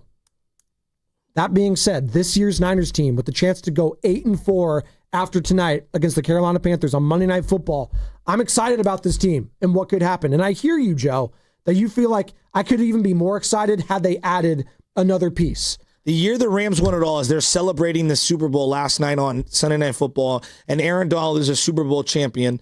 It really pisses me off. That year they added Von Miller, who only did a couple of things in the playoffs. They added Von Miller. They added Odell Beckham. Everyone has forgotten. Like, Odell Beckham was a huge factor. They had Eric freaking Weddle come out of retirement to play middle linebacker for that team because he was so cooked as a safety.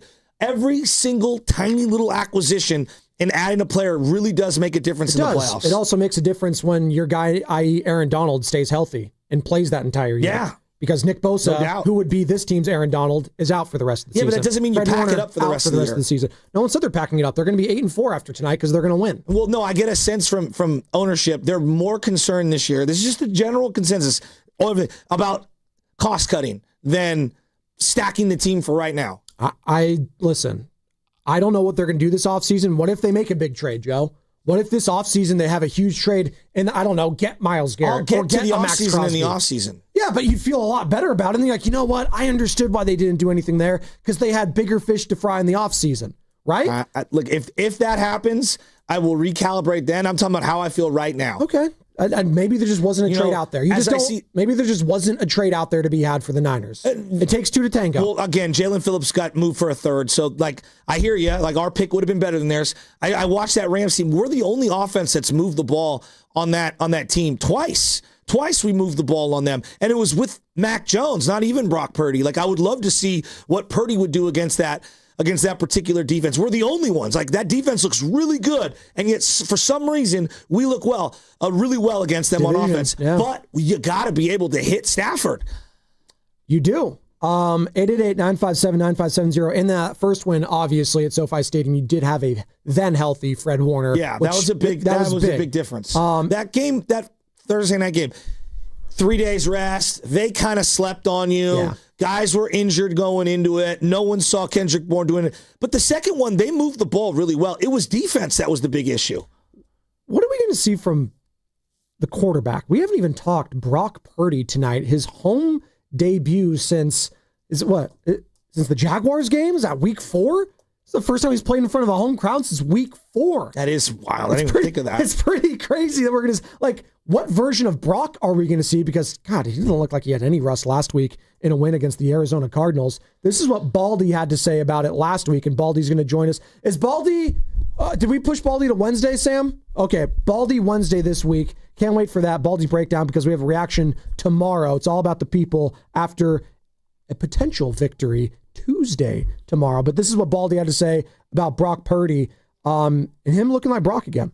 You look like the guy that's Kyle and John and Jed, the whole group would say, no matter how good, Mac played, and he played really well. But you kept saying, well, but Brock's the starter. So when he's healthy, he's the starter.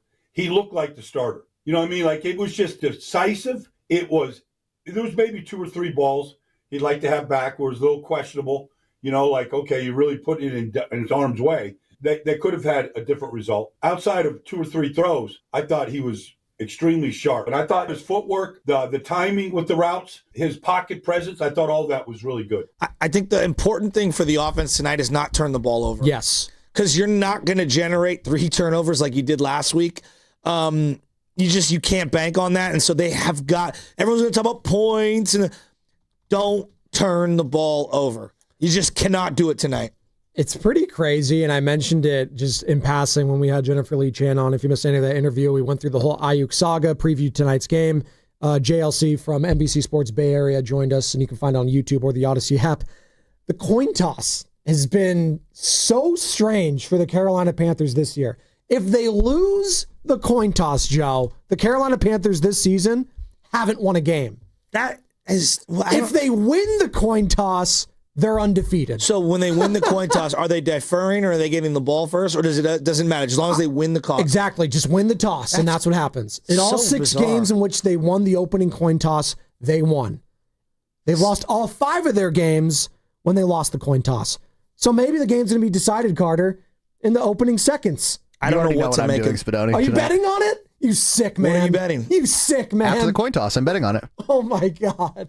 Oh, you're going to wait till the coin toss. Yep. If the Panthers win it, you're like, you know what? Money line. Exactly. Right now, I have DraftKings up. The money line's plus 320. That's kind of juicy. Does your mom ever ask you about your betting tendencies?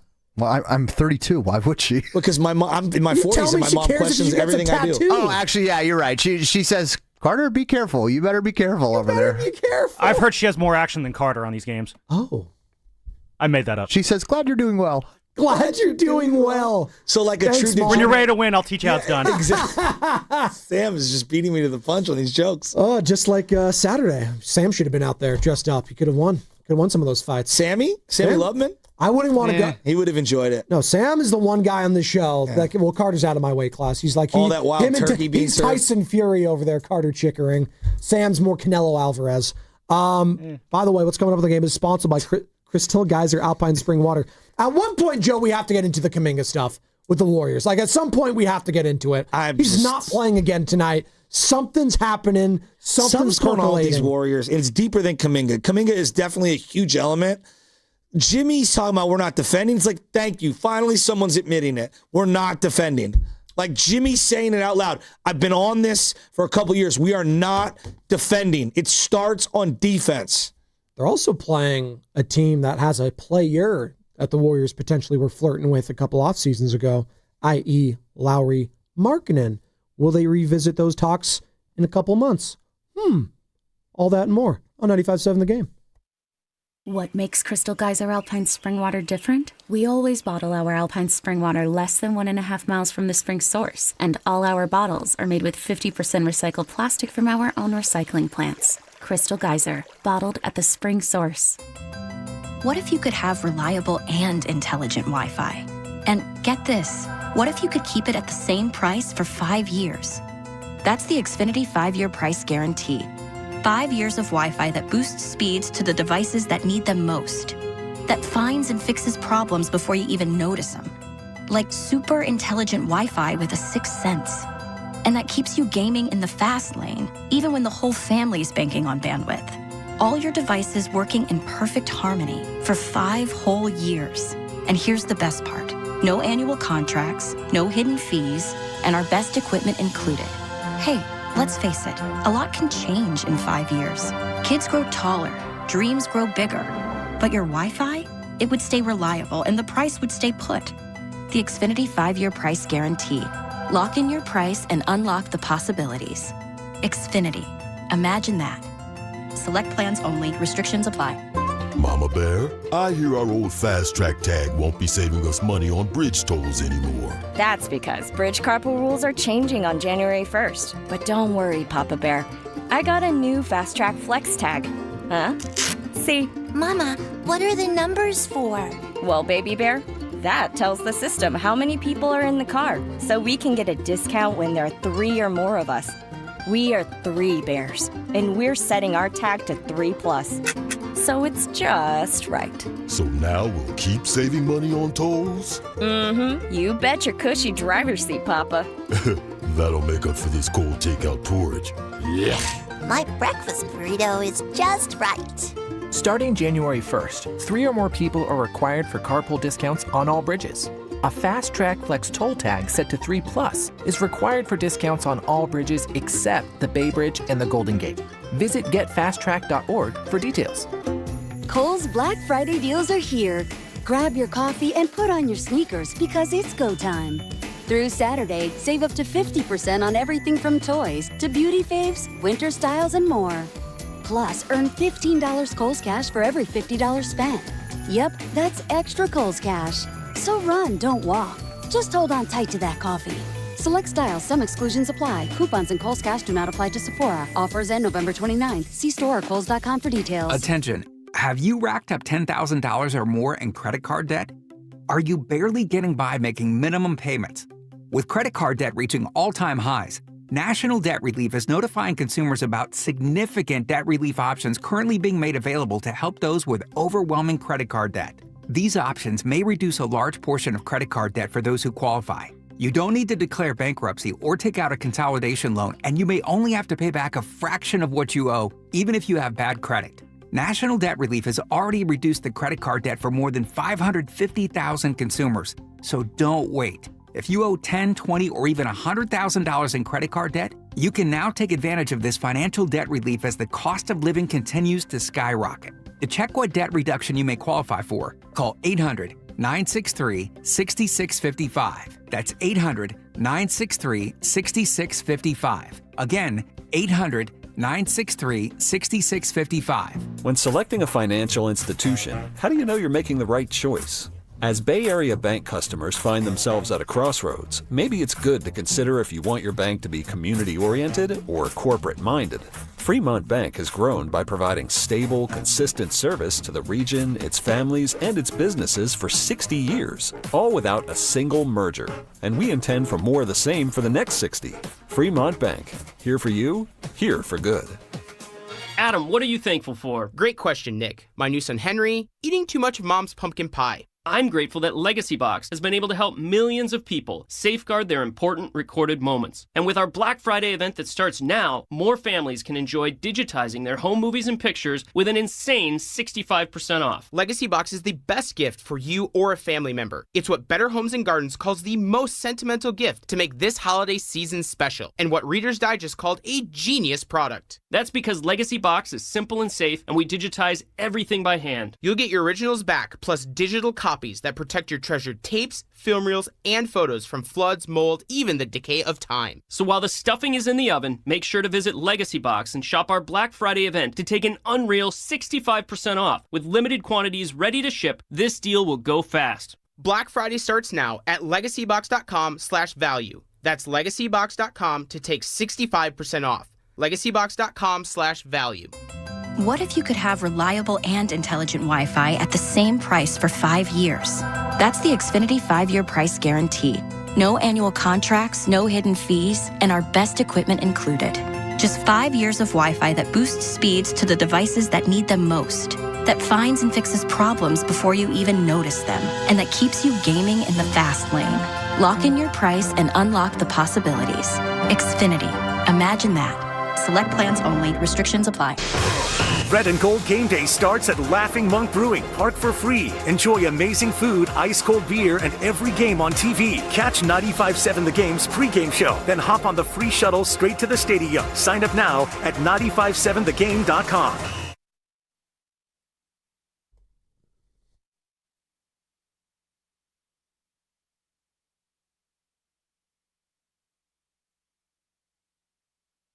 Now back to the morning roast with Joe Spadoni. Spadoni, you hit the ground running, dude. You are off the hook.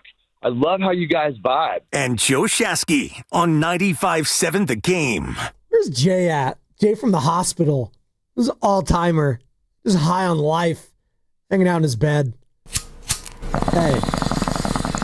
I'm high on this 49ers season right now. And they have a chance to be 8-4 after tonight. Monday Night Football. Shasky's going to be in the building. If you see him, definitely come say what's up to the boy, because he's also going to be at Laughing Monk in Sunnyvale. Are you not, Joe?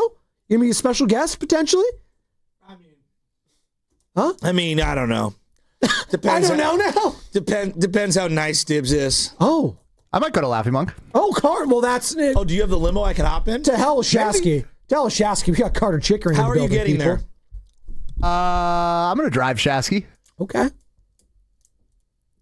Maybe drop me off. Oh, you want to ride? I could. You gotta ask. What time are you going to leave the city? Like 2. 2 minutes after the show? Yeah. And be there right on time? How'd you know? They haven't fixed the parking situation down there? The ingress, egress? None of that's been...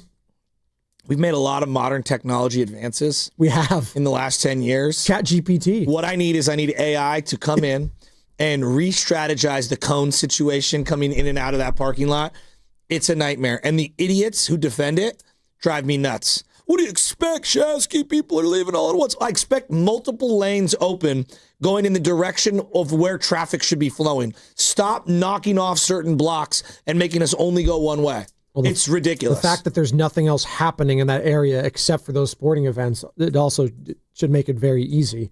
And by the way, we just have the biggest game in North American sports happening in a couple months. You know, this thing called, I don't know, the Super Bowl. You might have heard of it. It's happening at Levi Stadium this year. Oh, and by the way, right after that, the biggest sporting event in the world is also going to be at Levi Stadium, called the World Cup. So maybe, I don't know, you might want to figure that out. Just throwing it out there. 888-957-9570 is the number. Niners, Panthers tonight. And let me just take you through the NFC playoff picture as it stands right now. Okay. Oh, dude, it's nut checking time here. All right. Los Angeles. What? Dude, I'm anything below the belt for you from now on is off limits. Feet, the midsection, just stop. Stop what? Your phrases. That's a phrase. Nut checking is a phrase. They do it in dugouts all the time. Called cup checking. Okay, that's a GM, former GM of the Lakers. That's Mitch Kupchak. No, you're thinking of when you are umpiring young kids. You do like the cup check where they're supposed to bang their cup and Make sure that they're playing. They've got it. That's what you do as an umpire. I don't know what you're talking. Oh, I'm hearing it's gut check, not nut check. Yeah, you're way off. It's close. No, just one letter. Just Los Angeles Rams are your number 1 overall seed right now in the NFC. They're 9-2. They have a pathway for a bye.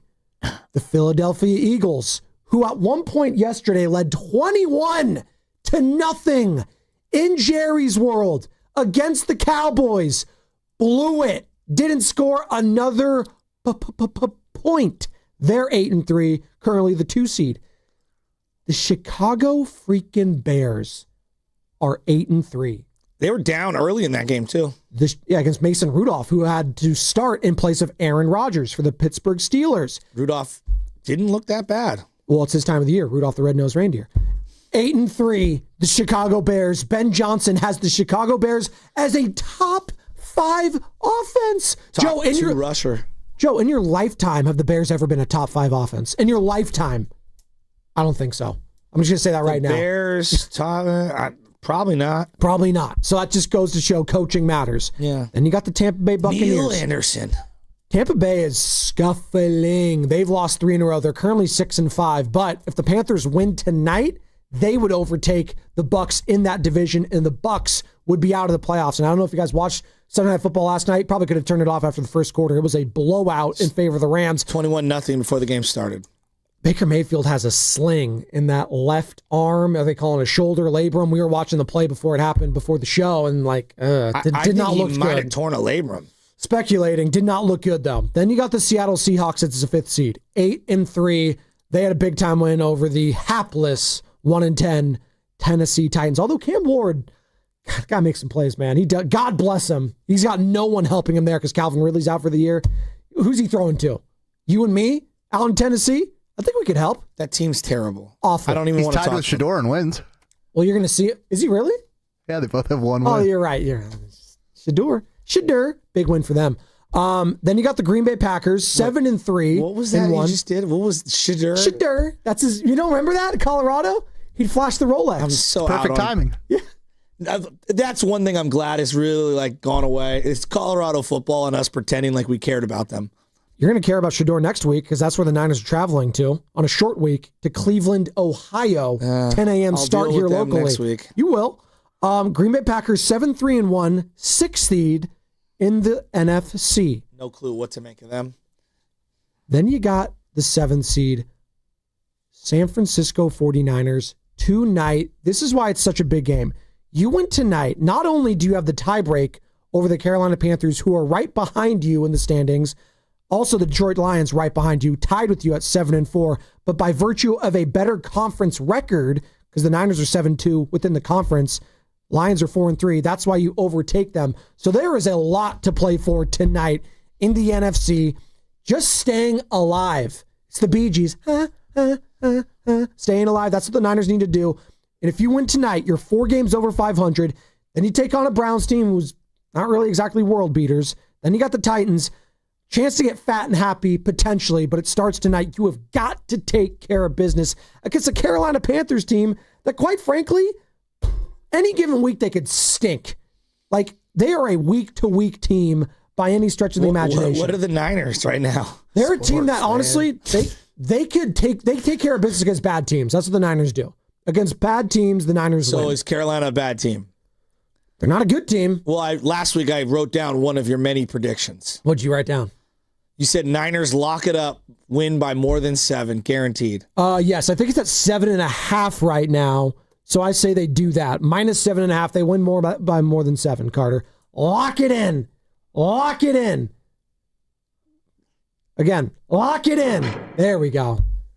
See, Dibbs has his locks. I got my locks, and I do my locks way earlier than he does it because I don't even need to see the injury report. I don't even see any of that. Just lock that baby in. My locks have been undefeated this year. They've been incredible. Carter's nodding his head. He knows. They've been good, Spadone. Baldy knows too. The Panthers, they've earned their 6 wins, but they're unpredictable. They've earned their 6 wins this year. I don't know if I think this will be the first time in a long time because it's a national game. It's Monday night. I don't know the last time Carolina played home on a Monday night. Honestly, maybe ChatGPT can give it to us here. Like, honestly, like because you look some of these games, there's nobody in the stands. If you're going to get behind the Panthers, this is the game to do it. 49ers coming to town, good team, winning record. Like, you're going to find out a lot about both teams on Monday night. You'll probably get their best shot. But honestly, their 6 wins, they have earned those wins. Defensively, there were some days when they shut the Atlanta Falcons out. They didn't score a point against them this year. Like, J.C. Horn's a good player. It's sort of like almost like an expansion team when you look at it. They got some good young players that they've drafted, but by and large, they're players from other teams that are filling in the gaps right now. How are the Niners going to generate pass rush? How are they going to defend Tet McMillan? See, I think this is going to be a solemn masterclass tonight against a young, unproven quarterback who is small in Bryce Young. I think you just need to crowd the hell out of him. All right? Stack the box, make him uncomfortable, make him move around a little bit. I think there's going to be a lot of batted balls from the defensive line tonight. Just make him uncomfortable. I don't like sacks, yes. I want the production, I want the sacks, but I want them to pressure him more. I just want them to make him feel their presence. Feel me, baby. I want to feel what? I want to feel Alfred Collins. I want to feel Keon White. I haven't felt the 49ers pass rush since when? Quite frankly, like, seriously, when's the last game you felt their pass rush? Like, seriously. Like, I don't know. They have 12 sacks this year. 12! I'm not saying you need to get like 3 or 4 tonight. Just force Bryce Young to make mistakes, because he's going to do them. He's going to throw you a couple balls, and that's what I'm looking at. Like Jacoby Brissett did last week. Capitalize on the mistakes. I'm looking at Malik Mustafa. I'm looking at Lenore. I'm looking at whoever's starting at linebacker tonight. There's going to be opportunities to make plays. Upton Stout, all these guys. Punch those balls out, man. And yeah, you're talking about McMillan. I think they're going to put him in the slot. Lenore. No, he's got to shadow him. Lenore has got to stay with him. That's what they've got to do. That's what I'm saying. Like, he needs to stick with that guy. I have a feeling that they're going to try to isolate Renardo Green and Upton Stout, and they're going to attack those two like they've been doing all year. Dave Canales is no slouch. He is a very good offensive mind. He was with the Patriots a couple of years ago, now the head coach in Carolina. He'll try to make it a mismatch for sure with their best offensive weapon, which is McMillan, who's a rookie. They're calling it They're calling it something special tonight. It's a sponsor. Did you see that? Monday Night Football. What are you talking about? Well, Top Ramen is going to sponsor tonight's game. Really? Yeah. They're calling it the Ramen Bowl. The Ramen Bowl. Yeah, because it's 2 noodle-armed quarterbacks. It's a joke. Are you proud of that one? No, come on. Come on. Are you proud of that one? I saw it on Barstool. No wonder it wasn't very good. You're better. They said if we all laughed at that, he would have been like, "Oh, I just thought of that." I mean, I kind of liked it more if it was like Olive Garden, because then it'd been more noodle arms there. But I have too much respect. But we're not here as family, though. I have too much respect for Olive Garden to even say that. God, Sam. Don't disrespect ramen like that. I grew up with ramen. So garbage. But when you're there, your so family. Salty. I've never been to an Olive Garden. Only Brandon Belt liked it. Did he really? Oh, he loved it. I've never been to one. Maybe from the sounds about right. He had the salty attitude. But I could be bought by anyone. Love Brandon Belt. I could be bought by anyone. Olive Garden. If you'll have us, we'll do a live show from there. Olive Garden. If you'll have us, we'll take your money. Breakfast from Olive Garden. Do they even have breakfast? What do they serve? Croissants? What do they even eat in Italy for breakfast? Just like pastries and like a cappuccino? Did the Italian on the show really just ask what they eat for breakfast in Italy? Did I grow up in Italy, Sam? No one on this show is like, I'm an Italian. It says in our show open that you're an Italian. I says I'm an Italian American. That's Tony in Oakland. You cannot walk back your Italianism now. California. Come World Cup time, I am wearing the red, white, and blue, baby. I am not you're not a real wearing Italian. the Azzurri. You break your pasta in half, don't you? No, I do not do that. Although for the kids I might, because you know what? I don't want to get offended by that.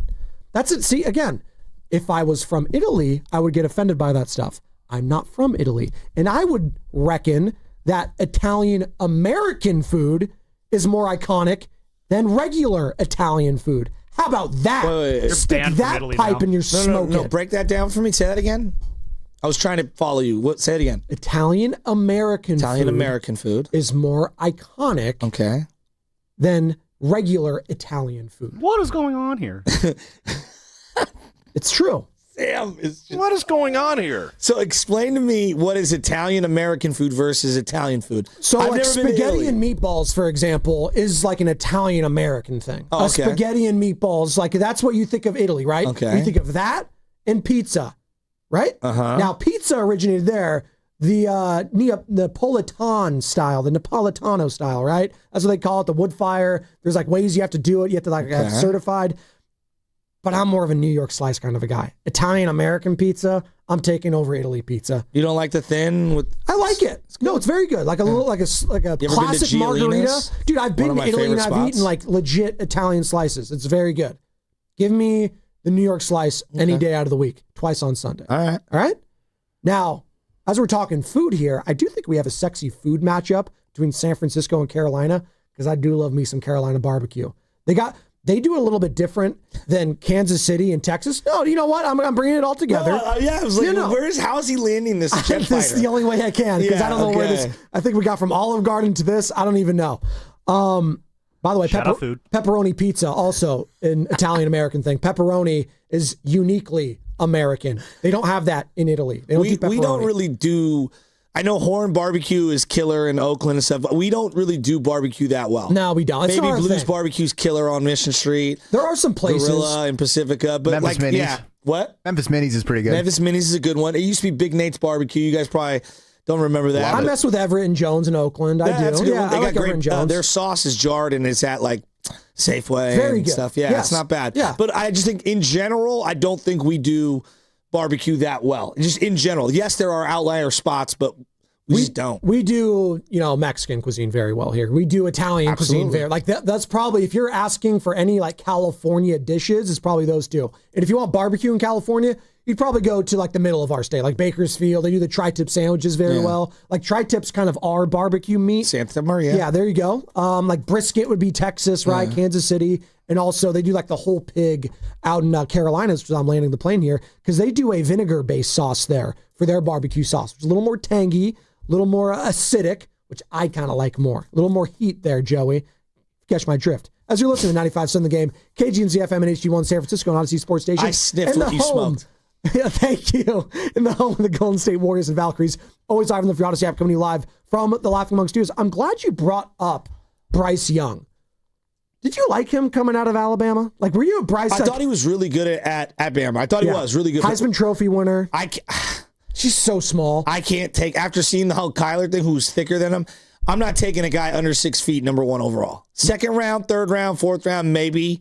Not there. I just couldn't do it. That's me. Now, I'm rooting for him because I get why he was picked, though. Last year was was the last or 2 years ago? It was very tough to watch. Yeah, Andy Dalton was playing better than 2 him. years ago, he had to get, I know, because he got benched in his first game last year. Andy Dalton absolutely eviscerated the Raiders. But his first year was with Frank Reich, who's now over at Stanford. He was one and done. He's had like 3 different offensive coordinators. He's had no shot. Like, I'm rooting for him to succeed. I just have a hard time seeing it with this kid. That's what I'm saying. If you just make him uncomfortable, he's going to throw it. Sam Darnold said it best. He saw ghosts once. Like, that's all Bryce Young could see if you make him uncomfortable, is ghosts. Do you want to play him after his best game ever, or do you want to play him after a stinker? I think there's going to be a lot of pressure on him tonight with that loss with the Buccaneers. Primetime game since college. Prime time on the road. This is the only time he's had legit expectations outside of his rookie year, where we're all saying like, "Hey, you're for number one overall pick." Get compared to C.J. Stroud, who was taken right after him, and C.J. obviously had an incredible rookie season with the Texans, won a playoff game. He's been constantly compared to that guy, and has just come up short. Do you think the country, not just like this area, the whole country, are they going to scrutinize Brock more or Bryce more? Because I do feel like, there's a lot of Brock haters and lovers throughout the country. He seems to be wildly polarizing. I think it's going to be Bryce Young because he's so unproven still. And say what you will about Purdy, he's done it in big moments in the playoffs. We still need to see, like, think about what we're talking about tomorrow. If Bryce Young, I know we don't want this to happen, if Bryce Young has like a game-winning drive, like that's his first signature win in the NFL, and they'd be first in their division. God. That's massive for them. Yeah. Niners season isn't over, although it would kind of feel like it is, because that's like, this is a win you have to have. You're a touchdown favorite at home against an unproven young team. This is where you lean on your coaching and you lean on your veterans. Is the Manning cast going to be on tonight? I don't know. Can we get on that back? I knew they were there last week. I think they are. Troy's going to always tell you what he thinks of each quarterback. Yes. By how hard he criticizes them. Right. From the jump. And if it's a Cowboys game, he's going to be extra critical on top of that. What are we going to hear about? Like, because they always drop nuggets we've never heard.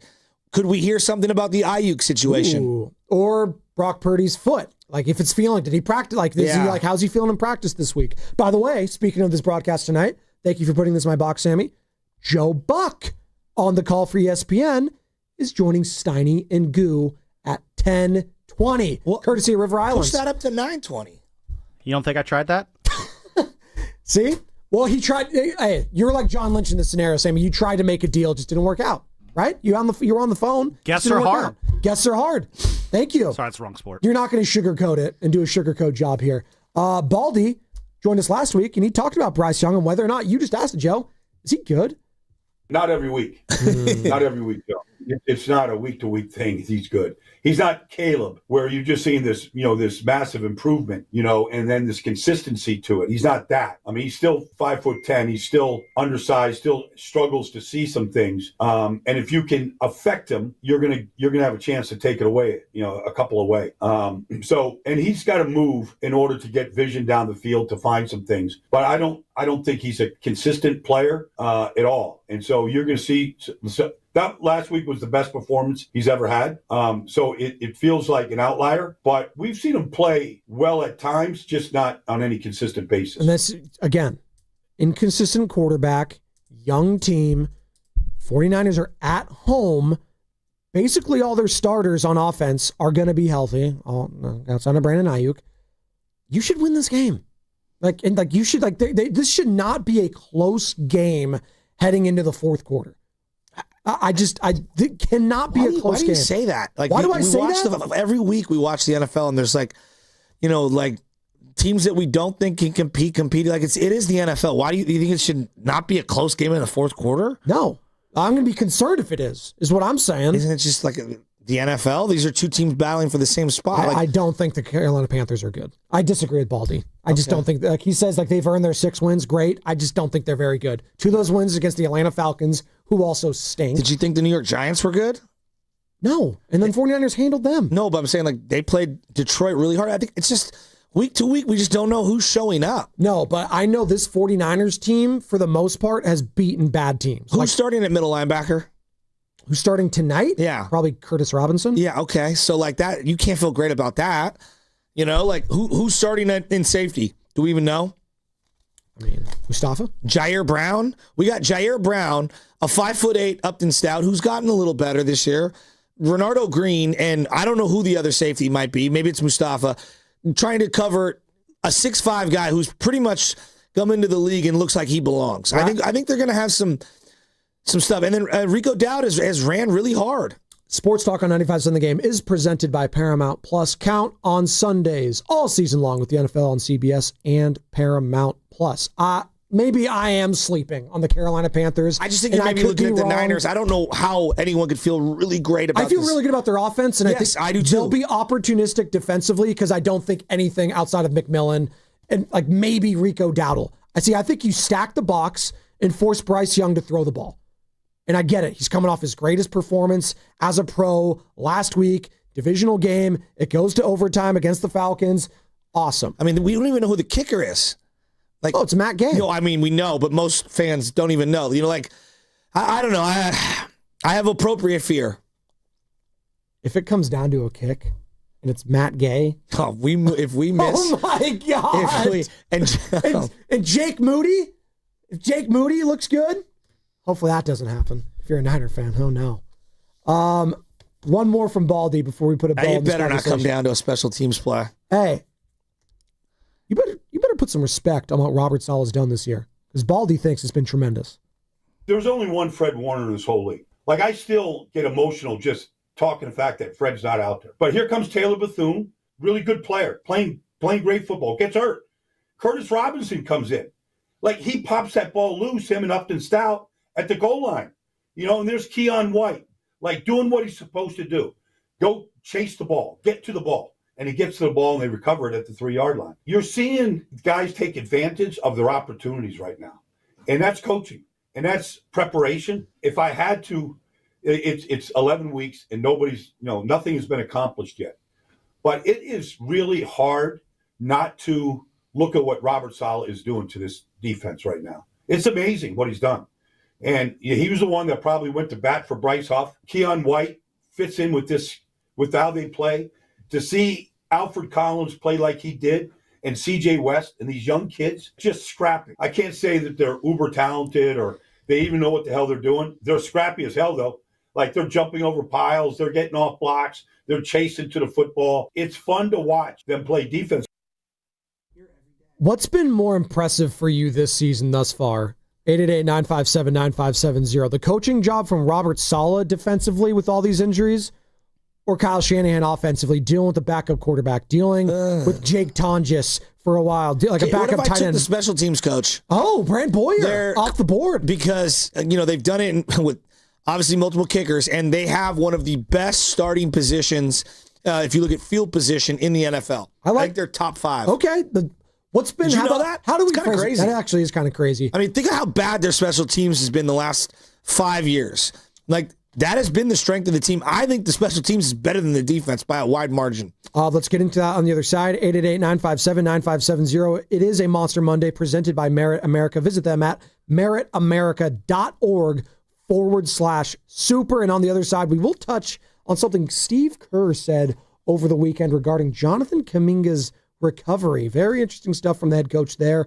This segment is brought to you, though, by Ceremony Ford. Ceremony Ford's year-end sales event is on with 0% APR for 60 months, 0 down, and no payments for 90 days on all Ford's top models. Deal ends January 5th. Visit Ceremony Ford on Ceremony Ford Boulevard in Colma, Daly City, or 24/7 at ceremonyford.com. When you own your own business, you need to keep things moving. Need to book a last-minute flight? Earn a $300 travel credit to cover that. Need to take a meeting before takeoff? Do it from the comfort of the Chase Sapphire Lounge by the club. Need to catch your breath before you board? Done. With $2,500 in annual value, the new Chase Sapphire Reserve for Business is the card that gives back all you put in. Visit chase.com/reserve business to learn more. Cards issued by JPMorgan Chase Bank, N.A. member FDIC, subject to credit approval. Terms apply. Hey, what's going on? It's Willard and Dibbs, and we are getting ready for Monday. Primetime home game. I've been waiting all year. I've been waiting all year for a Monday night. Laughing Monk in Sunnyvale, is our spot. That's where we'll be starting at 2. Come see us. I've had all those menu items. They're pretty good. And you might be able to go to Dibbs, half in the bag, because they have good drinks as well. I'm hoping so. So great food, great drinks. Willard and Dibbs starting at 2, getting you ready for Niners Panthers on 95.7 The Game. Comcast Business is celebrating the holidays by giving your business the $1,000 holiday bonus when you switch to a gig speed internet package. Just imagine the thousands of possibilities of a $1,000 prepaid card. Like possibility number 12, a new laptop for the office holiday hero. Or possibility number 108, smart speakers to deck those hallways. Or possibility number 192, new equipment for the new year. Or possibility number 555, Bluetooth holiday lights for office decor. Switch to Comcast Business, designed for 100% reliability with business internet and wireless connect, plus advanced cybersecurity, and now get the $1,000 holiday bonus. Comcast Business, powering possibilities. Ends 12/14/25. New customers only with 2-year agreement. Requires qualifying gig package. Other restrictions apply. Don't watch the game alone on your tiny screen. Ghostwood Kitchen is the ultimate destination for every major sporting event. They have huge screens, energetic atmosphere, and ice-cold craft beer. Their bar is ready to pour your favorite drink, and the menu is packed with delicious game day food perfect for sharing. Bring your team spirit, rally your friends, and catch every single moment with us at Ghostwood Kitchen, where the game is always on. And when the game is not on, we have the arcade to keep you going. Ghostwood Kitchen, 911 Main Street in Redwood City. Calling all basketball fans. Make your game day experience unforgettable with a stay at Hotel Via, just steps away from the action. Enjoy chic accommodations, stunning rooftop views and the ultimate convenience for catching all the action. Skip the traffic and relax in style before and after the game. Whether you're celebrating a big win or just want a perfect night out in San Francisco, Hotel Via is your MVP choice. Book now at hotelviasf.com and make your game day a slam dunk at Hotel Via. All right, folks, this is it. The weekend many of you have been waiting for. Black Friday. The lowest prices of the year on the top-rated brands of TV. Samsung, LG, and Sony with deals up to $1,000 off. No need to buy a poorly rated unknown brand with prices like this. So what could be even better? How about video-only's better than Black Friday deals? That's right, better than Black Friday. Before you buy, check out video only, or you'll be sorry. 1-877 Cards for Kids. KARS Cards for Kids. 1-877 Cards for Kids. Donate your card today. 1-877 Cars for Kids. KARS Cars for Kids. 1-877 Cars for Kids. Donate your car today. Ready to get rid of that old car? Donate it to Cars for Kids. Call 1-877-CARS-FOR-KIDS to reach a friendly live agent. Donation's super easy, and your car can be picked up as soon as tomorrow. Call us now, 1-877-CARS-FOR-KIDS. That's Cars with a K to donate your car today. 1-877 Cars for Kids. Donate your car today. Did you know you can donate real estate too? Go to carsforkids.org. That's carsforkids.org. Tune in to 95.7 The Game for Warriors Live, 60 minutes before tip-off. Every Warriors game throughout the season as we get ready for the action. Presented by Xfinity, your home court advantage. Brought to you by Xfinity. Watch all your favorite teams all in one place. Xfinity, imagine that. Hey, Jeff, looks like your business is really booming, even in a tough time for businesses like ours. Hey, Mike. Yeah, thanks to LendSeek, our business was able to take care of some outstanding bills and taxes and to purchase inventory and expand our product lines.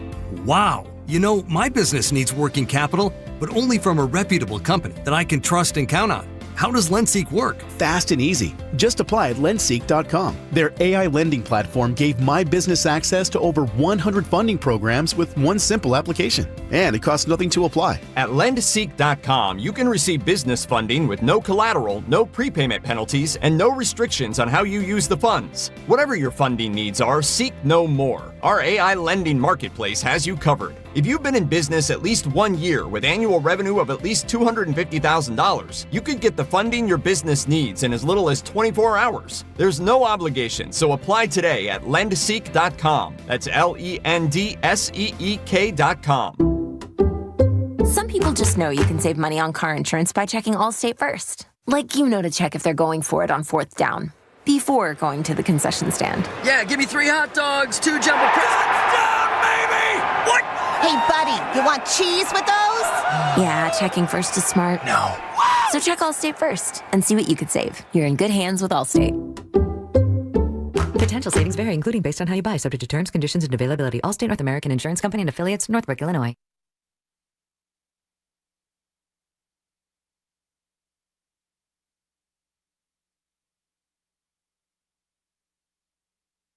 This is Matt Steinmetz, and you're listening to The Morning Show with Spadoni and Shasky. This ought to be good. Oh, it's going to be good, Steiny. Just like your interview is going to be good, I hope, in an hour with Joe Buck, who's going to be on the call tonight for ESPN Monday Night Football. Him alongside Troy Aikman, the Hall of Famer. Niners, Panthers, Levi Stadium. Can't freaking wait for that. We'll have all the reaction tomorrow. And hopefully we'll be talking about a victory Tuesday. Niners are 7.5-point favorites at home tonight. It's going to be Brock Purdy's second start at home this season. And hopefully it goes better than his last start at Levi's, which was a loss to the Jacksonville Jaguars. And that was the team that the Carolina Panthers opened up against to start this season. They lost to the Jaguars. Then they lost to the Panthers. Then they had a 30-0 win over the Falcons. Get blown out against the Patriots. Close win against the Dolphins. Close win against the Cowboys. Close win against the Jets. And then they got blown out again, 40-9 against the Bills. Sneaky win against the Packers. lose to the Saints by scoring only a touchdown against Tyler Shuck and co. And then they have an overtime win against the Falcons last week. The spread is what, 7.5? 7.5, just said, yeah. So they are against the spread 3 in a row. They've won and covered all 3, Carolina. Oh, interesting. Now, San Francisco is 1-3 against the spread in 4 games at home, and they've lost 2 out of the last 3. I got to think this is the biggest spread they've had as a favorite, right? All season? It's got to be. There's no other way they were favored more than a touchdown. Maybe the Saints game? I don't know. Maybe that was even on the road. So I think that was like 5 maybe, because you get 3 for being at home. And so, yeah, this game's going to be fascinating tonight. I actually got someone slid into my DM on Instagram. You want me to read this? It says, this is from Cheeto. All right. Hey, Joe, bro. Why you hella underestimating the Panthers, bro? I'm telling you this right now. If the Panthers win, bro, because you talking like they suck, bro. The Panthers are raw, bro. Watch. And this is a voice transcription, by the way. Probably custom this. This is TC. I don't know. This is from Cheeto, 510. TC. You guys Trey Lance, bro. Hold on. This is clearly not a no, because it says you guys. You guys couldn't even stop Michael Wilson, bro, last week. And the Cardinals are weaker, bro. The Cardinals beat the Panthers, if I'm not mistaken. What you think Ted McMillan going to do? What you think Daryl going to do? Right. Like, how many bros was that? There's a lot of bros in there. Hey, bro, I'm saying this right now. Trey McBride and Michael Wilson got all they wanted last week. It didn't matter at all. Can I ask you a question? At all. Because you know what the quarterback did? Jacoby Brissett tossed it up there a couple times. Yeah. How many Panthers can you name? Just can you name? Give me the game show music. I got it right here. I got the whole depth chart. All right. Let's start with the quarterback. Bryce Young. That's 1. Rico Dowdle. That's 2. Xavier Legette. That's 3. We got McMillan. 4. What's his first name? Tetaroa. Am I pronouncing that correctly? I'll allow it. Thank you. Who else we got there? Can you name any offensive lineman? It's okay if you can't. Most can't. No, I can't name a single offensive lineman. Their head coach can't even. Dave Canales is their head coach. Is that 5? We'll count the head coach, I guess. Anyone else on offense? Hold on. Can I name anyone on defense? No. We'll get there. Anyone else on offense? Adam Thielen there? Adam Thielen is not there. Is he at the Vikings again? But your other white boy is there. Hold on. Andy Dalton. No, yes, he's there. Andy Dalton's there. Yes. Who's the other white guy? Hunter Renfrow. Oh, that's right, Hunter. I always thought the Niners could have used him. I agree. And then obviously Chuba. Oh, Hubbard. There we go. Is that, yeah? That's it. I don't know anyone defensively. I'm going to tell you this right now. Derek Brown? Is Star Lotulelei still there? No, seriously. J.C. Horn? J.C. Horn, there you go. You've heard that name, right? Sure. Yeah. That's it. That's all you got? Dude. The guy that the Niners were Baldy linked told to? me this is an expansion team. How am I supposed to know? Skirtin, the defensive end. He was like an outside linebacker. Who? Skirtin? No, I'm skirting around that question is what I'm doing. I don't know. Well, I mean, doing my draft homework, he was a guy whose name came popping up.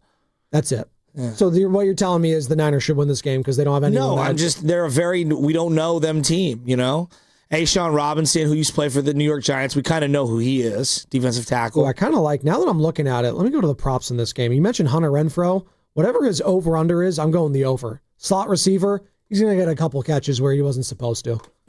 Okay. That's it. That's the only, I don't like to do props because as we know, in a prop-based society, people get in trouble, especially in the NBA. I don't really like to go player props, but if I would, I'd go the over receptions for Hunter Renfrow. We'll see if that lands tonight too. As we've mentioned, I've been very hot with my locks. Speaking of hot, the Golden State Warriors have not. You did better than what I think most people would do on a Carolina Panther. Can you name them? Thank you. Questionnaire. And again, I don't have any Panthers on like any of my fantasy teams, so that's why I don't pay attention to them. Why would I touch them? You wouldn't. McMillan's probably the only guy, or Dowdle. Those are the only two. Yeah. And again, stack the box. That should be the defensive game plan for Robert Saleh tonight. Force them to throw the ball. Make Bryce Young uncomfortable. He's going to throw it to you a couple times. All right? Take advantage. Lenore, Mustafa, these linebackers, whoever it's going to be, D. Winters, Curtis Robinson, Gifford's questionable. I don't know. Is Nick Martin actually going to play meaningful snaps again today? Probably not. No, I think he will. I think Nick Martin will be out there. For 15 of them. Like he has to be. If Gifford's out and then Tatum Bethune's out, you got to have the depth somewhere, right? Right? I hope. Speaking of depth, as I finally transition here, because I've been teasing it all morning. Was this them throwing the before you move on to that, like Monday Night Football, the Panthers haven't been in one of these games in like 10 years. Was this the league like, hey, maybe this will be a good, like this is late in the season. If you were going to throw the Panthers on, did they know that they were going to be good?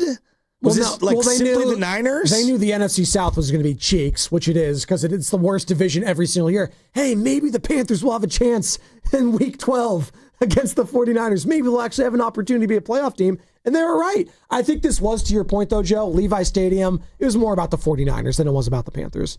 And they're saying, you know what, let's throw a bone to Carolina. They haven't been on Monday Night Football since Cam Newton, probably. So, yeah. I mean, we had Jake Delhomme on Friday. Like, when's the last time anyone cared about Carolina Panther football, even if you're a Carolina Panther fan? Hell, the biggest fan for the Carolina Panthers is probably Stephen Curry. Dustin Johnson. See, there you go. I'm teasing. Exactly. Like, no one's a fan of the Carolina Panthers. Like, that's the inside joke. No. Speaking of Stephen Curry, I wonder how he's feeling about this team right now and where they're at. Tough loss on Friday. They're 9-9 on the season. We get the word that Al Horford's going to have to miss a week due to a sciatica.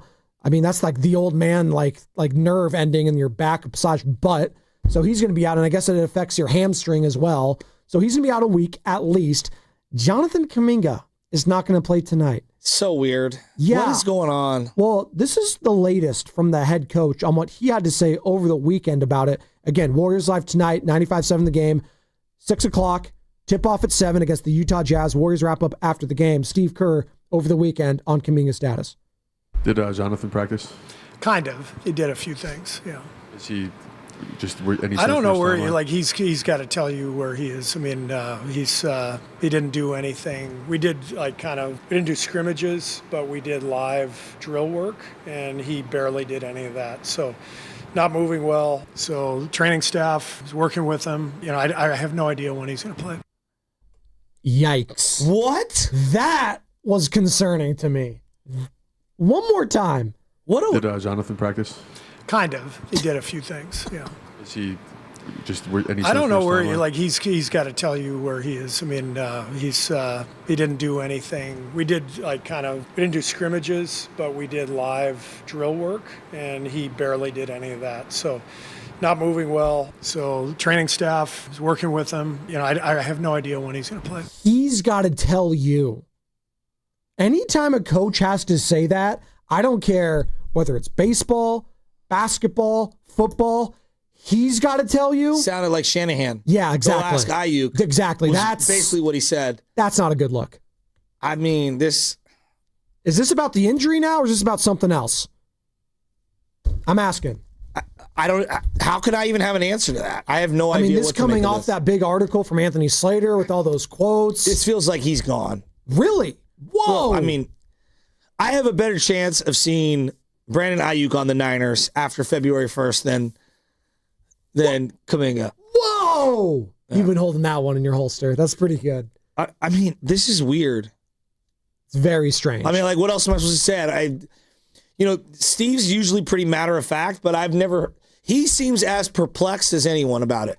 I mean, I hope for Kuminga's sake it's not injury, because if it is, and it is, bilateral knee tendonitis at the age of 23, that's extremely concerning. And he's missing this much time. And we're talking about Kawhi level of bizarre right now. We're not there yet. I'm saying when I hear the coach be so perplexed as to the injury status, that to me is like, well, you say Kawhi, I say Jimmy Butler, bizarre from years past. I mean, yeah, I'm kind of tongue in cheek with it, but did Jimmy Butler, when he says he's taking Jonathan Kuminga under his wing, is he also telling him how to sabotage his own value? But here's the problem. That's kind of what he's doing right now. Even if you want to move him, you got almost 2 full months before you can do that. So you're just going to have him and the $25 million, as just not playing? Well, he also I don't understand how this is going to work. The Warriors need him out there. I'm Clearly aware. They miss it. Like that game on Friday, as we kind of talk about the comments from Steve Kerr this weekend, he's saying, hey, you got to ask Jonathan how he's feeling. Like that game on Friday, and we saw it earlier when they went up to Portland and got boat raced as well. The lack of size. I mean, the lack of athleticism and the defense. Like, we can get on to like who needs to step up when Steph's not shooting the ball well or what have you. And Steph was, he was playing pretty well offensively, but it's defensively, it's just caught up to him. It's just the writing's on the wall. You're just not good enough defensively. I don't care how good Steph is offensively. You can have these great performances against the San Antonio Spurs and Wemby, and you could have individually, if you're Draymond Green, like great moments. But in the regular season, you need to stack wins. Like, you need to stack wins against teams that we view as non-playoff participators. And like right now, I don't think the Portland Trailblazers are going to be a playoff team. I don't think the Utah Jazz tonight are a playoff team. You need to stack wins because we've seen this in the past years, Joe. You get behind the 8 ball, you're going to be fighting in March, you're going to be fighting in February, and you're going to be gassed come the first week of the NBA playoffs against a team like, I don't know, the Houston Rockets. What's more concerning, the fact that a 23-year-old has these knee injuries or the fact that he clearly feels some kind of way about what's going on? Because I think both are happening Well, right he now. said it again, right? According to a source close to the situation, he feels like he's the scapegoat again.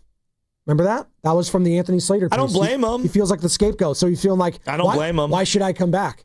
Right? Well, you need to come back, Jonathan, because you need to, like, first and foremost, help the team and help your own trade value and how you're perceived around the league. Because what you do not want is perception to become reality in this scenario. And the perception right now is, Jonathan, either A, you're not being a team player, or B, you're damaged goods at a young age. They said that Dunleavy's contacting Lynch on how to void BA's contract. God. Oh, I'm laughing, but I'm JK's not. contract. I'm laughing, but I'm not because like there are some similarities. What's weirder? At least we knew. Actually, no. I was gonna say at least we knew that there was like beef between the head coach and the player with Aayuk and Shanahan. I mean, JK. Is there not beef with JK and Kerr at this point? This is the head coach. Did Jonathan practice?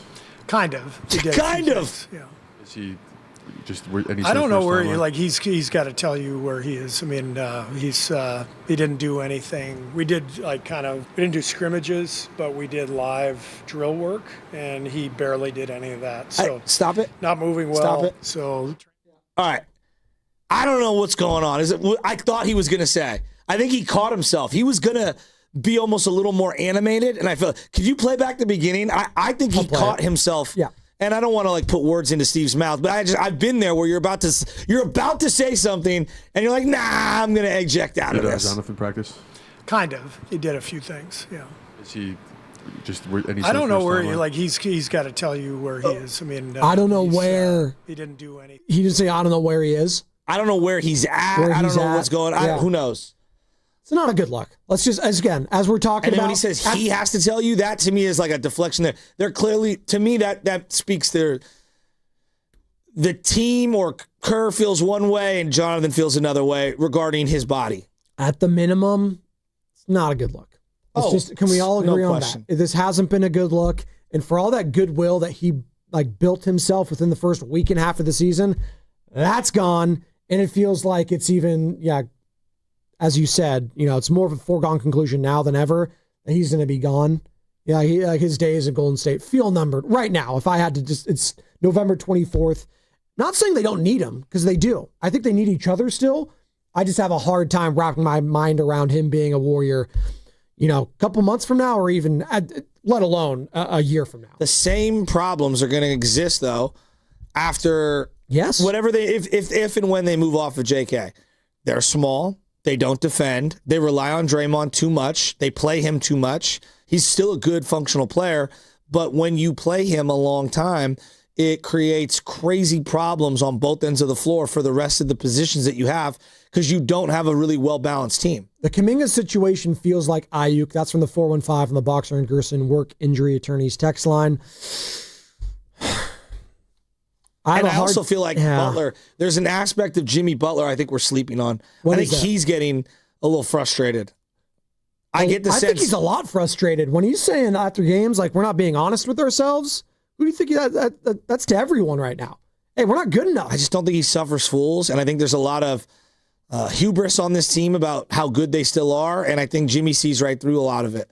And then I look at the rest of the roster okay, can you play the comments about him saying, I'm going to play two bigs? Do you have that? Oh, yeah, we'll grab that one because... Please play that. We've only been talking about it for, I don't know, since Zaza Pachulia retired. So the Niners, the Warriors got out-rebounded on the offensive boards 21-9. 21 offensive rebounds for the Portland Trail Blazers. 21. Donovan Clingan, the Klingon, had 5 of them. Your boy Tumani Kamara had 5 as well. Kamara's a stud. That whole team, they're going to trade Scoot Henderson. Sharp's sick. They're going to trade Scoot Henderson, who's not good. Who's not good, but they're going to get someone I think of value. One of these young point guards that are disgruntled, I think is going to get traded to the Blazers, and it might put them as a playoff type of team if they were to get. I don't know if it's the right move. Let me be first and foremost. But can you think of a Ja Morant, a who's my guy out in Charlotte, the Ball? They could be a player for one of those guys because they have a lot of young pieces. Did you see what he did this weekend? Oh, well, he went out with Klay Thompson. I didn't see that. Since the day he tore his Achilles, Klay Thompson's played more basketball than Ja Morant. Are you serious? Yep, that's a fact. That's incredible. Look it up. It's a fact. No, I believe you. I don't have to look it up. I believe you. Ja Morant. Although someone on the text line said that Hunter Renfrow hasn't played in 5 weeks. You guys are killing me. Has he not played in 5 weeks? He'll play tonight and have the over. How about that? Ja Morant, at 26, has accomplished so less than what he should have in his career, and it's all self-inflicted. I don't want to hear about Ja Morant ever again. I thought actually Clay said his post-game comments about that because if you're just joining us, he's basically telling what all the league says. Hey, dude, you're literally sabotaging your own career. Exactly. He's a high-level loser. Because they got into it against when the Grizzlies had a win over the Mavericks over the weekend, and they went at it, and Clay's like, hey, dude, what are you doing? I want you to think about this for a second. Klay Thompson, it ended really poorly here. So it has clouded people's judgment. Klay Thompson is who he is league-wide in terms of resume because he sacrificed every night for a decade being the second or third or fourth fiddle behind one of the greatest players of all time. And his career will be glorified for the remainder of his life because they won championships. And we could argue about when he came back from an injury, about what it kind of did to some of his psyche and him kind of shooting himself back, trying to shoot himself back onto the floor. That is real. I don't dismiss that. But the first part of his career is the definition of why I love sports. Ja Morant and him leaving so much on the table is probably the worst part about professional sports. When I see a young man who doesn't realize how good he has it and they are sabotaging their own career, grade A moron type stuff, Ja Morant. Now, there's also some injury history on the floor. There's no doubt about it. But the majority of Ja Morant's career, he has been his own worst enemy. And when I see people taking Ja's side as he's putting his finger in Klay's face, I said, all of you people defending Ja, this is why you're losers. Klay Thompson, though not perfect, will be remembered as a winner in the same way we look at Pippen and Rodman and all those guys that were, definitely not on Jordan's level, but Jordan doesn't win anything without having those amazing teammates and great players. Klay Thompson is a great all-time player, great A human being in terms of, taking the winning culture to the whole next level. And Ja Morant, as someone said, with a ringless finger pointing at Klay Thompson, who is a minted champion going right into the Hall of Fame, it's just a joke. Ja Morant. I have that sound from Steve Kerr that you wanted, by the way. Before we get to that, this Wednesday is your chance to win great prizes every single hour from 6 a.m. to 6 p.m. We got Warriors tickets, AC/DC tickets, Warriors bobbleheads, and much, much more. That's this Wednesday, every hour, starting at 6 a.m. It's our Thanksgiving blowout right here on 95.7 The Game. Steve Kerr on the size difference on Friday and trying to make up for it. Well, you overcome it with execution and hitting bodies, rebounding wise. And, we tried to play big more in the second half. Obviously, we started Quentin for Will, and then we played Trace some. So we tried to just keep our bigger guys out there. Yeah, give them credit. They played a great second half. And here's more talking about the offensive rebound disparity, 21 in favor of the Blazers.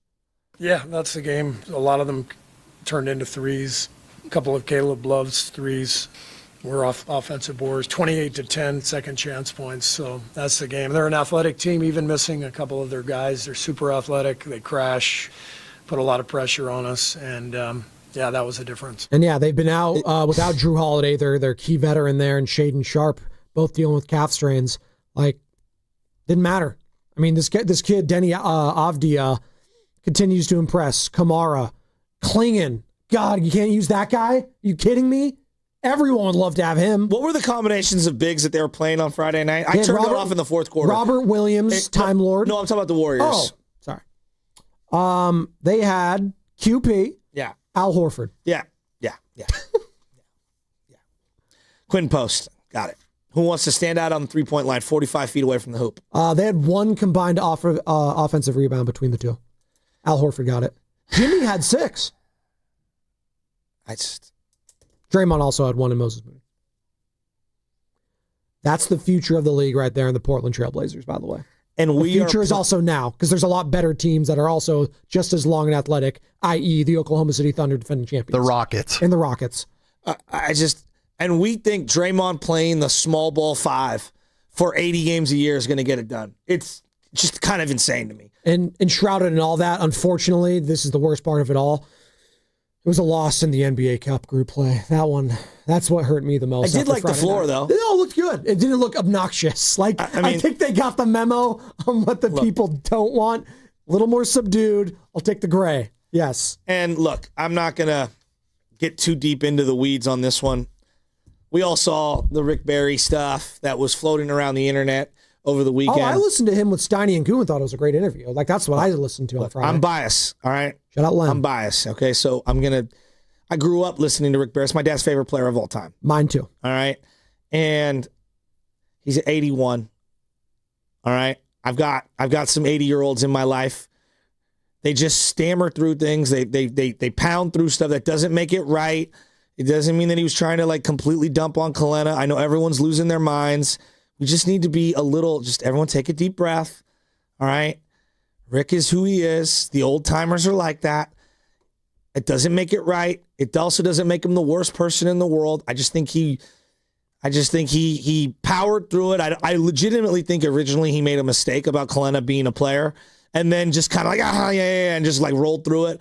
I don't think it was him going out of his way to destroy Kalena. I hope that there was some way that the two of them could, amicably come to an agreement. Otherwise, he's 81. All right? I've got 80-year-olds in my life, again, like I said, who they don't know what's coming out of their mouth. All right? I'm not trying to be an apologist. I'm not trying to say what's right and what's wrong. However you feel disrespected, and then he was going at him. I get it. Just everyone take a deep breath. That's all I'm saying. For those of you who don't know what Chasky's referring to, on Friday night, they had the historic 1975 Warriors championship team, and all the living members were in attendance. And on the broadcast, NBC Sports Bay Area, Rick Barry joined Fitz and Kalena, and they were talking about free throw. I think it started with Buddy Hield and him making underhand free throw or trying to do that. And Rick, he's always going to go, hey, if guys didn't care about their style and look, they would actually improve their free throw percentage by doing the granny shot, a.k.a. the Rick Barry underhanded free throw. He's very, very, very stubborn on that. Yes. I heard him for years. He tried to work with Shaq. You know what Shaq said to him? Doesn't look cool. No. Quote, unquote, it's not hip-hop enough. Exactly. I'm paraphrasing. Yeah. And he talked about it all the time. And again, I'm not... It doesn't look hip-hop enough. Swear to God. So funny. I swear to God. Rick is very set in his ways. Yeah, let's play it if you have it. I'd actually like to hear it. I felt bad. I saw everyone crushing an old guy, and I felt bad for him. He was wrong. So, Rick, here's Buddy Hield trying to shoot underhand free throws. Yeah, but his form is, he still made one, but his form was terrible. Your hands don't go flying out. But it's proven scientifically to be the most efficient way to shoot a free throw, and yet people won't do it. It doesn't make any sense. My youngest son, Canyon, who played in the Olympics in 3x3, and he was a 90% shooter. Well, I got to be honest with you, Rick. I tried it, and I struggled with it, so I might need your pointers as well. But but the thing about it is that you're not a player. Wait, what? Kalena played in the league. I played in the league. No, you're not. No, but you're not a player. I mean, a real player would have learned how to do it properly. Okay, if you really had the skills and the desire to do it, you would be a better free throw shooter. But if I had taught you the right technique, you probably would have done it. But there's nobody around teaching it properly. That's the problem. I know it comes off so disrespectful. And then after that, you were hearing it. Shots fired from McBarry. Like, Kalena tries to play it off. I thought Kalena did a great job. Yeah. They're on live television. Yeah. He's an all-time legend as a Warrior. I know it sounds really bad. Again, I'm not trying to make like excuses for anyone. Rick Barry, that's how I listened to him for years on radio. Okay, that's what he did. Do you guys remember him and Ralph yelled at each other over softball? Ralph's like, yeah, I played in a softball game one time. And Rick's like, you never played at the highest level. You don't know what it's like. You can't choke. You're not giving up. Because they're talking about choking, okay, in a game. And he went crazy on him and how, like, you can't tell a professional athlete how to choke. And yeah, it was out of line. Again, it's live television. He's in his 80s. There's no graceful way for some of our older elders to be able to, He's a Hall of Famer. He's a Hall of Famer. Doesn't make it right. I'm not saying it makes it right. But, like, come on. But I also think that's kind of unapologetically who he is. It's something Jordan would say. Let's be honest. Jordan would be saying, they say you didn't want as bad as me. But Michael Jordan says it's different because it's Michael Larry Jordan. Bird said when he was coaching, he's like, he just could not get it through his head why the role players and star players wouldn't try their hardest. Yeah. He's like, I just don't get it. Or like, he just couldn't get I think Magic Johnson did a cup of coffee too. He's like, why aren't these guys like getting it? Like, why can't they do what I do? Because you're Magic Johnson. You're one of the greatest players ever. It just doesn't, like sometimes they just can't communicate because their brains are so instilled in what they were able to do that they can't realize that, hey, either, as you mentioned, they didn't want it as much, or sometimes, some people just can't do it. I mean, this is in part why Rick got taken off of some of the telecasts earlier. He was on ABC for years. Him and Tolbert were on there at the same time. Dump something he said on Friday. Who knows? Maybe. Carter's saying a lot. Yeah. Okay, as my dad I love my dad. I know he was not perfect. Okay, my dad would say things and post things that were like, "Oh, Dad, why would you do that?" And in his mind, it was like, "No, what are you talking about? I can't find the Tom. Why would you feel that way?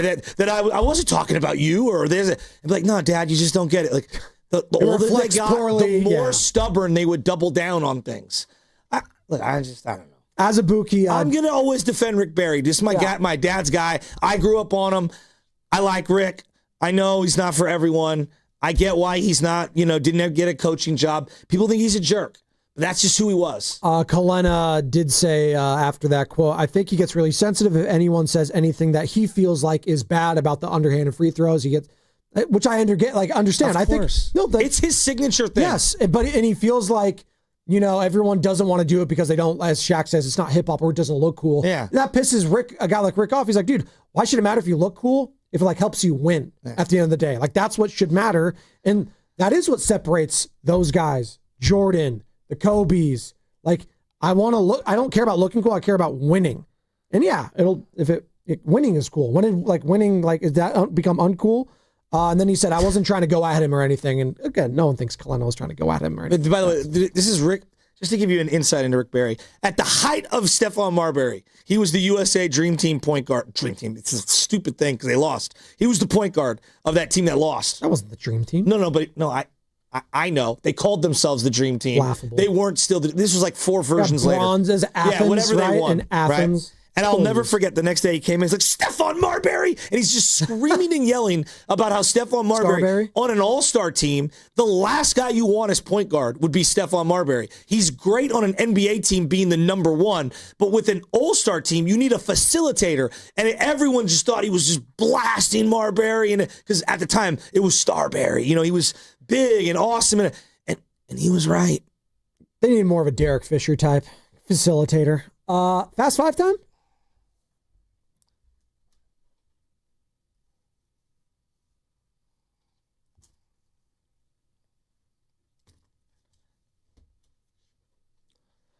Oh, boy. Oh, can we just...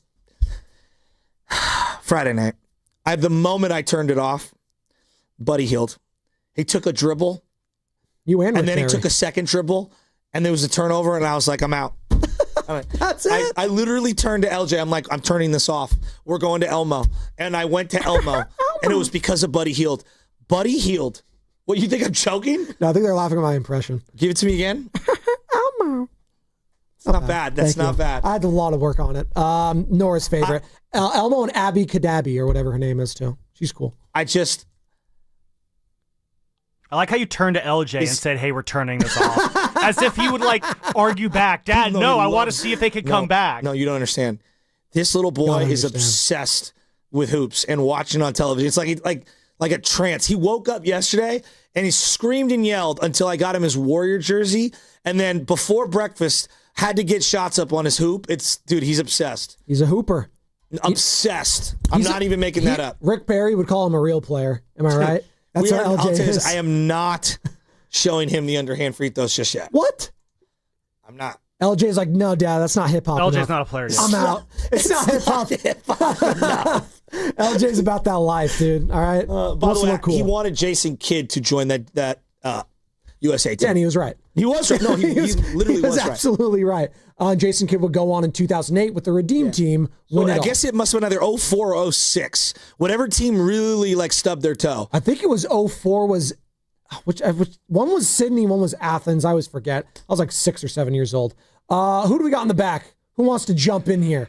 My Sam? final thought is, thank God it finally had to happen. This whole situation with Justin Wilcox and Cal, the mediocrity was going on too long. Listen, no one's sitting here saying that Cal needs to be competing for national championships, but you can't keep turning these 3-0 and 4-1 starts into 6-6 seasons year after year after year. And I'm glad that Cal finally just got fed up with it and pulled the trigger. And I'm happy with Justin Wilcox. I'm not happy with Justin Wilcox. And just what an embarrassing effort against your rivals, against Stanford on Saturday night. Who are they going to hire? What are they going to target? I mean, Chip Kelly's out there. Chip Kelly is available. That would be a very, very funny one. I don't think it would be Chip Kelly, but that's kind of the other side of the coin there, Chassis, is yeah, I don't know what the options are going to look like for Cal, which is basically a AAA feeder program now that you come in for a year, play well, and then transfer to a big school. Shout out JKS, who's probably going to be transferring. What about Mendoza? Mendoza kind of was that one too. Mando. So he moved on, JKS. He's going to be moving on. Come to Miami. If you say that, I think of Mando from Mandalorian. Yeah, that makes sense. But anyway, sorry, yeah, Sam. Good luck to Ron Rivera on hiring a new coach for Cal. Go get one of Dan Lanning's coordinators. I don't care which one. So I'm going bald, right? Because you are? Yeah, I can feel see it. The crown, I could feel it. All right. So when I see Debbie is the head that wears the crown. There's stuff for that now. You thanks. can get. Thanks. Or you can go to Turkey. I'm not doing that. Why not? Seeing Andrew Luck lean into just being bald. Yeah. God. Got to do it. I need $200 million in my bank account. He's got the landing pad when up you're there. Andrew Luck, it's okay. My final thought of the day is it's simple. It's going forward, the Bay Area needs to be more careful giving out these contracts. And I just, look, there's one underlying thing you need to have to get one of these contracts to me, which is you got to love the sport. And you just can't just be all about the money, because now we're watching two guys who just clamored and clamored and clamored for the money nonstop, and we're seeing the way it's playing out. You're saying Aayuk doesn't love the sport? No, I'm saying that look at the way Brock Purdy handled it and look at the way Brandon Ayuk handled it. It was more about the money than about the sport. They may have communicated differently. And one contract was double the size of the other. Yeah, but maybe they communicated with Purdy differently than they did with Brandon. I'm not saying he doesn't love the sport. I'm just saying. That's what it is, Chasky. I'm not saying you don't love the sport. I am reserving, my final thought, I'm reserving judgment on this feud until all the facts are out there. All right? That was Fast Five. Brought to you by Xfinity. Brock's to you. Introducing the 5-year price guarantee. One consistent internet price for the next 5 years. Guaranteed. I guarantee a 49ers cover and win tonight at Levi Stadium, Joe. Just one last thing on this. Dee Ford was hurt the entirety of his Niner tenure. They never, ever tried to void the money in the fashion that they are here. And he was hurt the whole entire time. There's a way of going about it, and clearly this team felt a certain way about professionalism. I think that speaks volumes. Steiny and Goo next, brought to you by Fremont Bank. Here for you. Here for good. With T-Mobile, we don't miss out on any family business. Hola, mija, ¿cómo quedó el mole? It turned out great. This holiday, switch to T-Mobile and stay connected with los tuyos. Get 4 Samsung Galaxy S25 phones with no trade-in needed, plus 4 lines for just $25 per line. Visit a store at T-Mobile.com or call 1-800-T-Mobile. With 24 monthly bill credits and 4 eligible port-ins on essentials. For well-qualified customers with auto-pay plus taxes, fees, and $35 device connection charge. Credits and balance due if you pay off early or cancel. Contact us. Finance agreement 128 gigabytes, $800 required. Not for extended international use. You must reside in the U.S. and primary usage must occur on our network. Visit T-Mobile.com. A lot of Bay Area banking customers are faced with a choice. which financial institution best fits what they're looking for. It might make sense to consider a bank's history. Take Fremont Bank. For 60 years, we've provided stability and consistency with an emphasis on relationships. We've grown one customer at a time, not through mergers or acquisitions, because that's how you can do business when you're independently owned and community-focused. Fremont Bank. Here for you, here for good. In sports, success is about team effort, and the same is true for your hair. At Great Clips, we save your haircut details in clip notes, so every member of the highly skilled team knows exactly how to create your signature look. And with our easy-to-use app, you can check in from anywhere and get a ready next text when you're up next for a cut. It's the confidence of a great haircut delivered by a team you trust. Download our app today.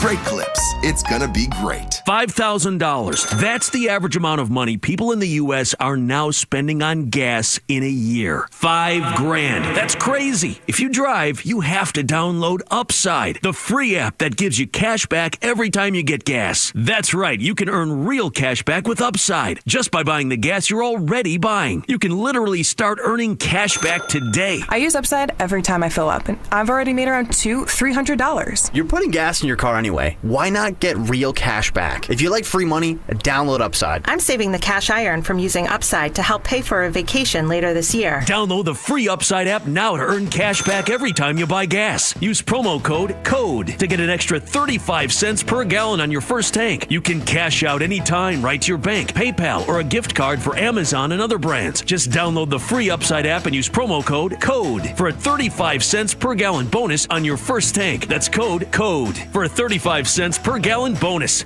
For all contest rules, go to 957thegame.com/rules. Jack here with the sound of a freshly cracked egg, sausage grilling, you busting out of your front door. Oh, hey, no rush. My 2 for $5.50 sausage croissants are available all day. Get so much more. Plus tax, limited time only. Price and participation may vary. Welcome to Jack in the Box. It seems everyone gets a tip these days. Deliver food? Get a tip. Drive around town? Get a tip. Serve a drink? Get a tip. But here's one tip that can help you find a higher paying career. Merit America can help you get the training and support to find and succeed in an in-demand job, like data analytics or HR admin or supply chain planning. It may be the last tip you ever need.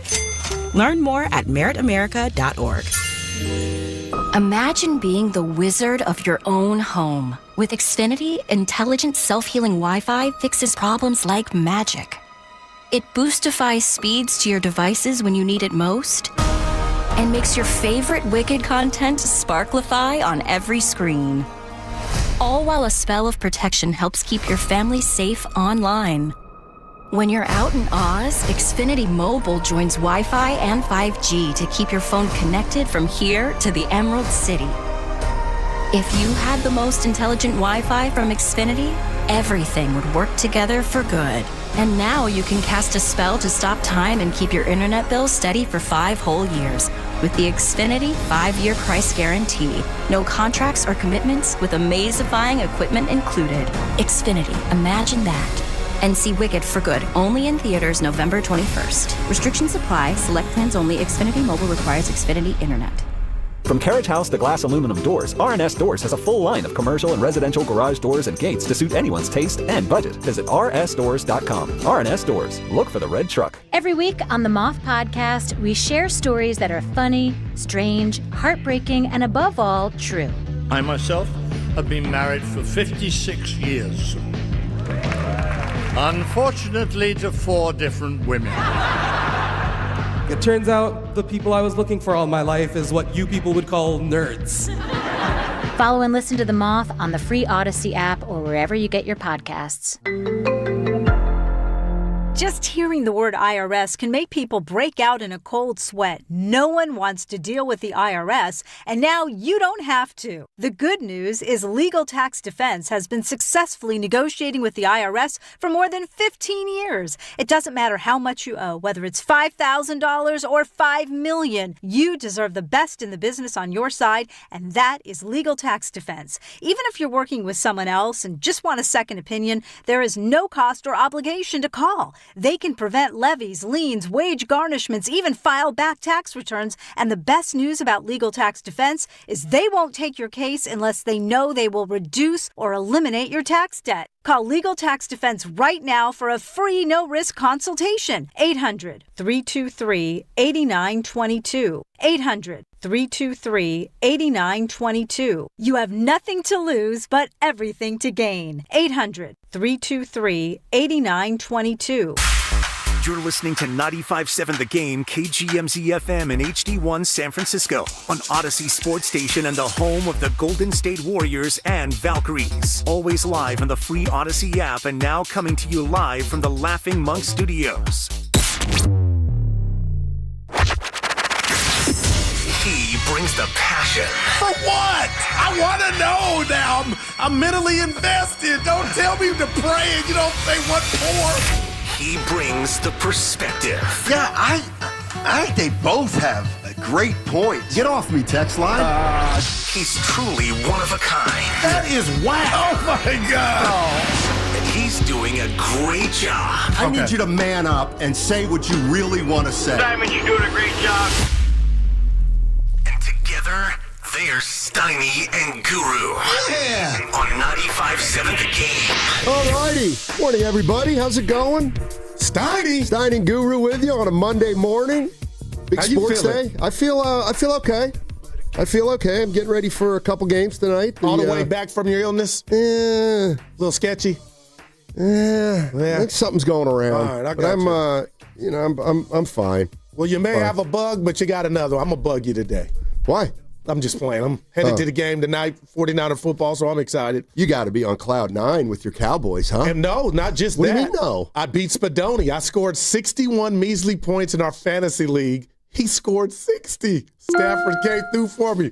Playoffs still alive. Stein's on cloud 9. Yeah. And that game was pretty cool, coming back for 21-0.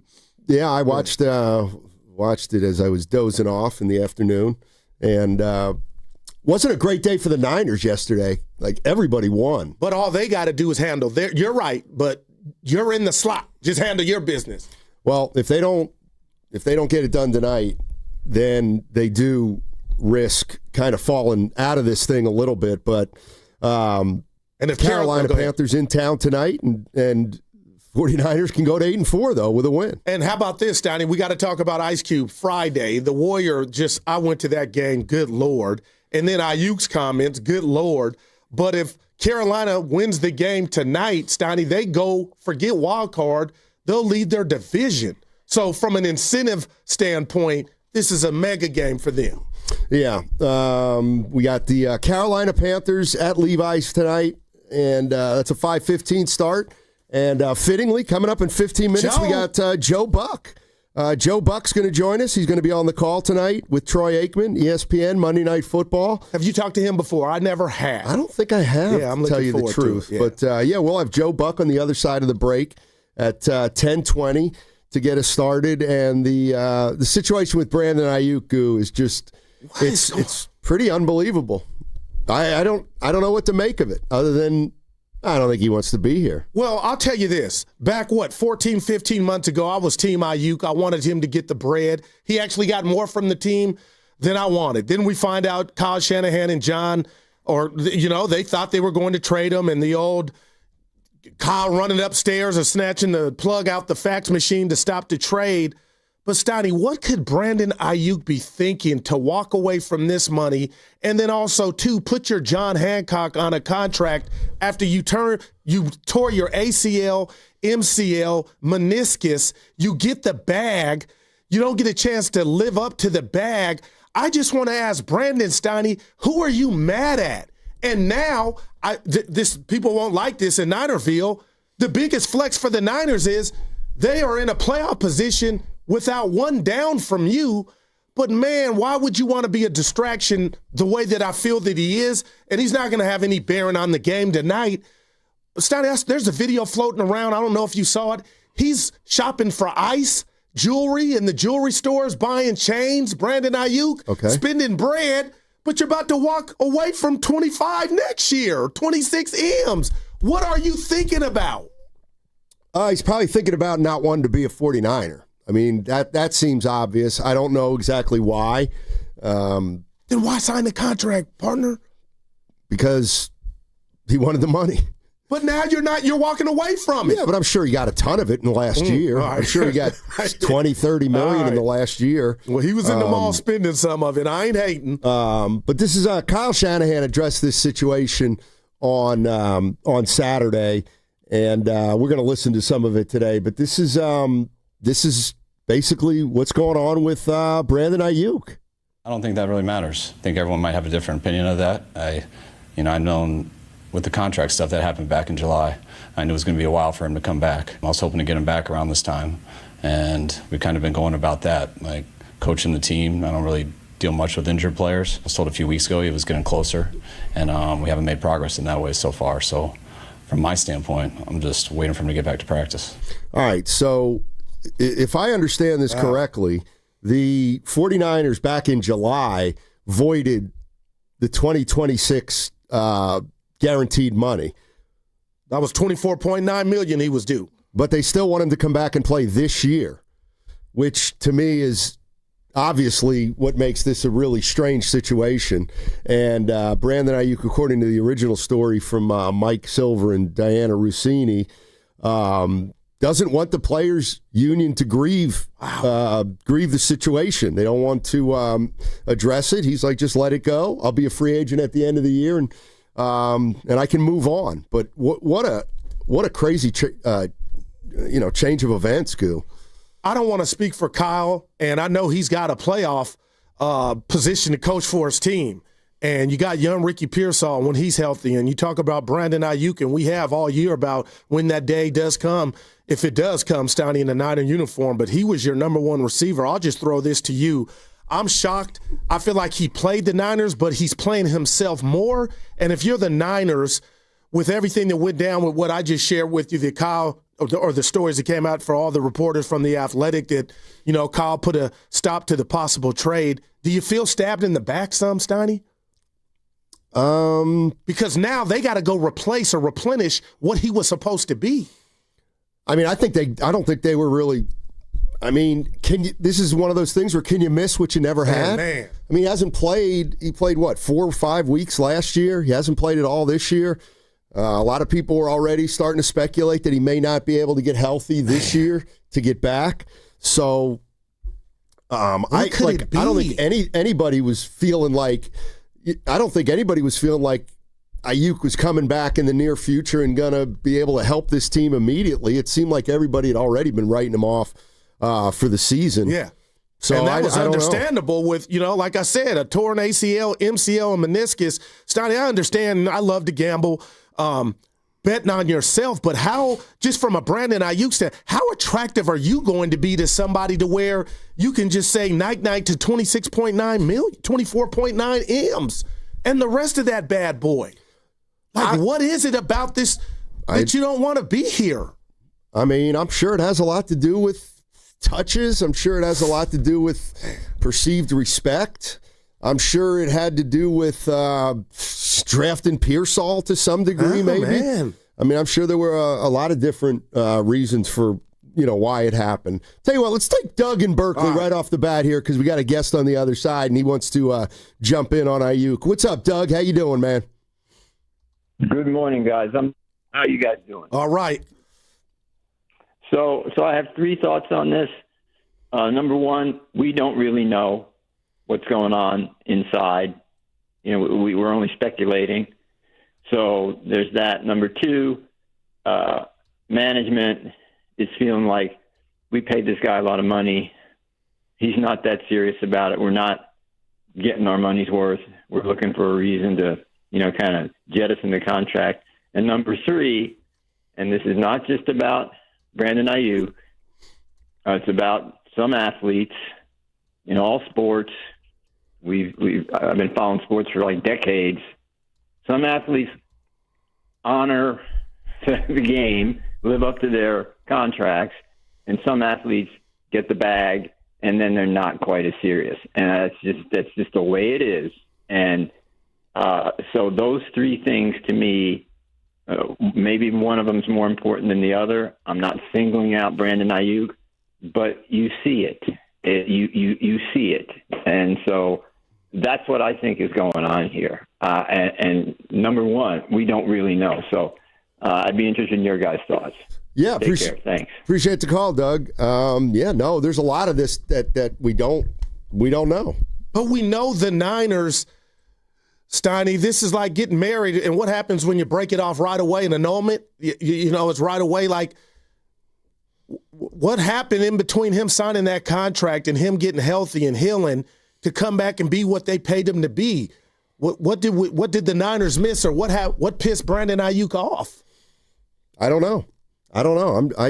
And what does that do to your receiver core moving forward if he doesn't sign it? Because I'm reading the tea leaves like this could be salvaged. And you kind of mentioned in the green room maybe for this year, but is there still, I'm going Jim Carrey, is there still a chance that somehow they could get past this? Or this is just I don't know how they get past it, because next year's contract is the guaranteed money has been voided. So it's like, it feels like he's not going to be on the team next year under any circumstances. And it almost feels like the 49ers are saying, well, okay, we'll see if we get him back this year at least. But I can't understand why he would play this year if he's not going to be on the team next year. And not even showing up, it sounds like. All right, Joe Buck coming up on the other side. He's got the call tonight on Monday Night Football on ESPN. That segment was sponsored by Inn at the Tides in Bodega Bay. Savor the season at the Inn at the Tides Winemaker Dinner Series. Join them Friday, December 5th with Ferrari Carano. Exceptional wines, gourmet cuisine, and coastal charm await. Reserve your table today at inatthetides.com. Come into Friedman's Appliance in Pleasant Hill and see an amazing selection of Sub-Zero, Wolf, and Cove appliances live and on display in one of the largest living kitchens in the country. And save with full suite savings event. With qualifying purchase, get 3 additional years of protection or qualify for a $1,000 rebate. For the largest selection of Sub-Zero, Wolf, and Cove appliances, visit the Living Kitchen at Friedman's Appliance in Pleasant Hill or at friedmansappliance.com. Hey, what's going on? It's Willard and Dibbs, and we are getting ready for Monday. Primetime home game. I've been waiting all year. I've been waiting all year for a Monday night. Laughing Monk in Sunnyvale, is our spot. That's where we'll be starting at 2. Come see us. I've had all those menu items. They're pretty good. And you might be able to go to Dibbs, half in the bag, because they have good drinks as well. I'm hoping so. So great food, great drinks. Willard and Dibbs starting at 2, getting you ready for Niners Panthers on 95.7 The Game.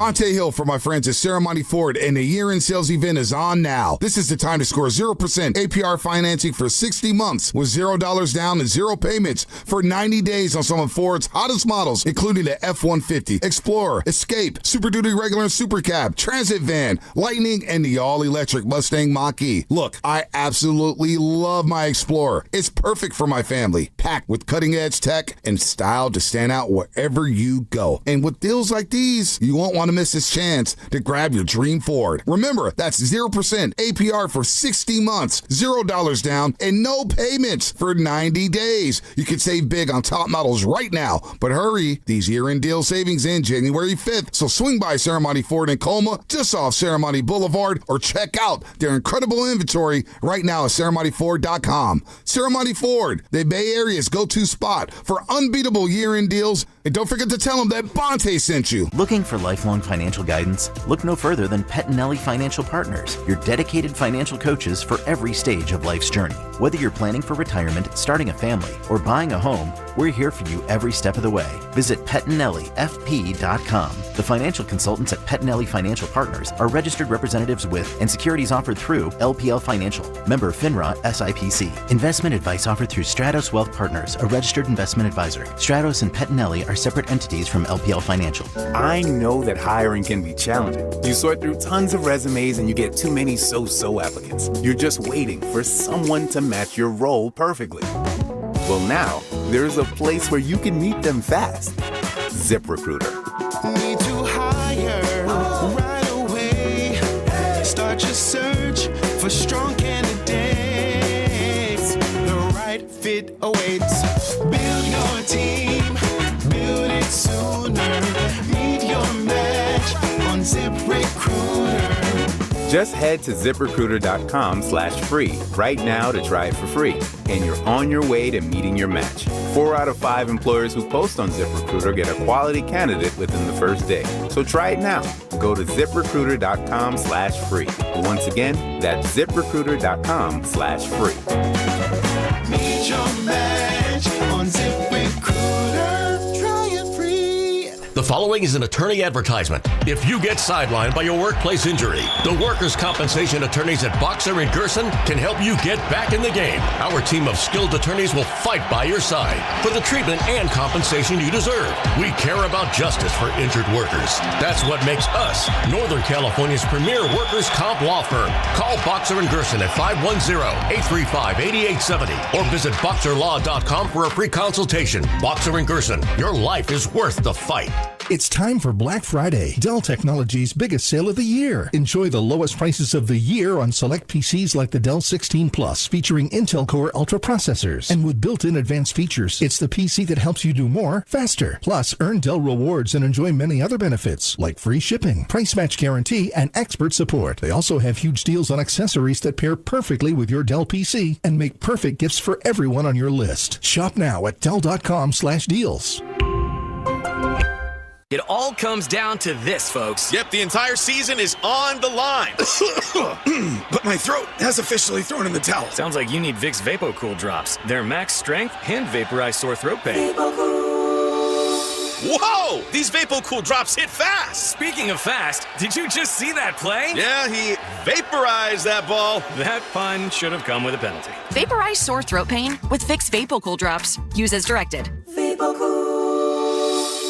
I'm Bob Burke, founder and chairman of Burke America Parts Group, a family of brands that includes RepairClinic.com, an appliance and HVAC parts solution company that's grown into an international brand. Before AmericanEagle.com, we partially launched a new technology platform developed by another firm.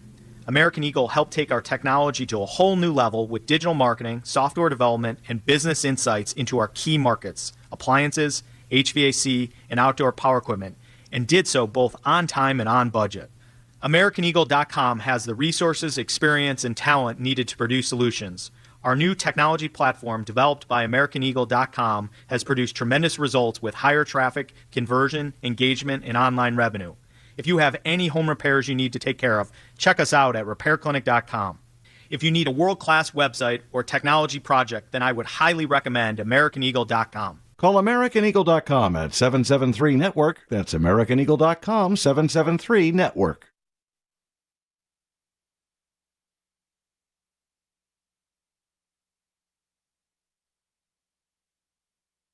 Now, back to Steiny and Guru on 95.7 The Game. Good weekend for you, Goo? Yeah, everything went well, man. Fantasy, the bets, and everything but the Warriors. Yeah, Friday was a downer. Friday. Oh, Portland. Yeah. They got beat against Portland. Yeah, they did. It was a game back. Yeah, you know what they say, though, Goo? And Rick Adelman taught me this way back in the day. Yeah, not RJ's son. Rick Adelman said, when you go on a road trip like the Warriors and they play 6 games on the road, that first game back, it's actually like a road game. All right. It's like a 7-game trip. So now we got a 7 games. Yeah. Now the first game back. Exactly. We're kicking that can down the road. Oh, absolutely, absolutely. 49ers and Warriors right now. About what? This game tonight. Because it's got so many implications. Obviously, for the Niners, that's what we care about here in the Bay. They need to keep up. But also just the fact that Carolina, Steiny, has 2 ways in. But, man, if somehow you pull off an upset and win this game, you would be leading your division. Yeah. Niners, you got to have it. So I'll be in the house, and I'm excited. Carter, too. This is Kyle Shanahan. The big story over the weekend, obviously, is Brandon Aayuk. The 49ers apparently back in July have voided his guaranteed money for next year. And it's a crazy story, but it looks like, these two parties are getting ready to part ways, essentially. And I don't know if it's going to happen this year or in the offseason, but the San Francisco 49ers and Brandon Aayuk, obviously, Yeah, headed toward a split. All right, let's get into it. All guests on 95.7 The Game appear on the River Islands guest line. Isn't it time for you to discover the islands, River Islands in Lathrop? Let's welcome in Joe Buck, lead NFL play-by-play announcer for Monday Night Football on ESPN. He's also a Hall of Famer, and he'll be on the call tonight, 5:15, Panthers at Niners. Joe, thank you so much for joining us. Appreciate it. Yeah, good to talk to you guys. How are we today? We're dynamite. I'm gonna throw it to you this way. You know, like, can I assume when you go into a game like this, you got some storylines you want to talk about, whether it's, you know, Purdy's second game back or Bryce Young's terrific game last week. But where does the Brandon Aayuk story from the weekend play into tonight's broadcast? Yeah, it gets tricky. You know, it's a good question because I think anytime you do a game, you're kind of going play by play by play, and then there's kind of the next level of storylines, and that's definitely one of them. I mean, he signed that contract for a reason. He was an All-Pro a couple of seasons ago. Then he gets hurt last October, and now you've got all these reports that are coming out. You guys probably have dissected him to a far greater degree than I have, but then I read the one today where he's, you know, close to getting cleared to come back to practice. Yet he didn't fight the 49ers withholding and canceling a $25 million bonus. I mean, a lot of it just doesn't make a ton of sense to me. So I guess to answer your question, it's a storyline, and it's there if we get there because obviously his presence would mean a lot to Purdy and the 49ers and Shanahan and the rest. But I don't know how deep into the weeds you want to get into somebody's contract situation or – I mean, the bottom line is he's not here, and he hasn't been here since last October, and it doesn't look like, at least in my opinion, that this thing's going to get resolved where he continues on with San Francisco. I'd like to see it. It'd be great because they need him, and he's been a hell of a player for him, but I think the writing is on the wall that this thing is disintegrating as we go forward. No doubt, Joe. Always a pleasure. And I wanted to ask you, because I was telling my partner, it's kind of miraculous that the Niners right now, if the season ended today, would be in the playoffs with all the injuries. Great job by Kyle Shanahan. But I want to ask the great Joe Buck, do you view them as a legit contender? Yeah, I do. You know, obviously everybody's now looking at the Rams with what they did last night and the kind of run they've been on, winning 6 in a row, and they've got 9 wins, and Stafford's on a roll he's never been on. I mean, few quarterbacks have been on it. I think he's gone 25 touchdowns, no interceptions over the last 8 games, somewhere in there, which is just incredible. So you got to get over them or get through them. But Kyle knows how to play them, and as you know, the 49ers have split with him this year. I think they are because of the coaching. I think Saleh, when we talked to Kittle, George said that he was the best free agent signing they had in the offseason, bringing him back. I think with this defense, which he told us he calls the baby Niners because of all the injuries and the way they've had to fill in, is playing about as well as they can play, considering who they don't have. And I think coaching makes a difference, and I think they're really well set up between Kyle and Saleh. And, you know, they've got a quarterback that's been to a Super Bowl. They've got McCaffrey. They've got to keep him healthy, obviously. And, yeah, they're a contender as much as any. This has been the weirdest year that I can remember across the NFL. I assume, I haven't looked at any numbers, I assume Vegas is just killing it because you just can't get a read on who the best teams are. And the minute you get high on one team, they fall apart. And so I think they are a contender in a weird year across the league for whatever reason. Hey, Joe, just to piggyback on that, do you think that's I was going to ask you that. Do you think that's a good thing for the NFL, that it seems like it's wide open and there is no clear-cut, best team per se? I think so. I mean, I know that we go into a game. Take tonight's game. I mean, would you bet your house on either side with the way this season has gone and the way these two teams, have kind of ridden through this 2025 season? I would say no. I don't think anybody, even though 49ers are, a 7-point favorite, I don't think you would go into this game going, oh, my God, this is just a walkover for the 49ers. I mean, 7 points is a lot.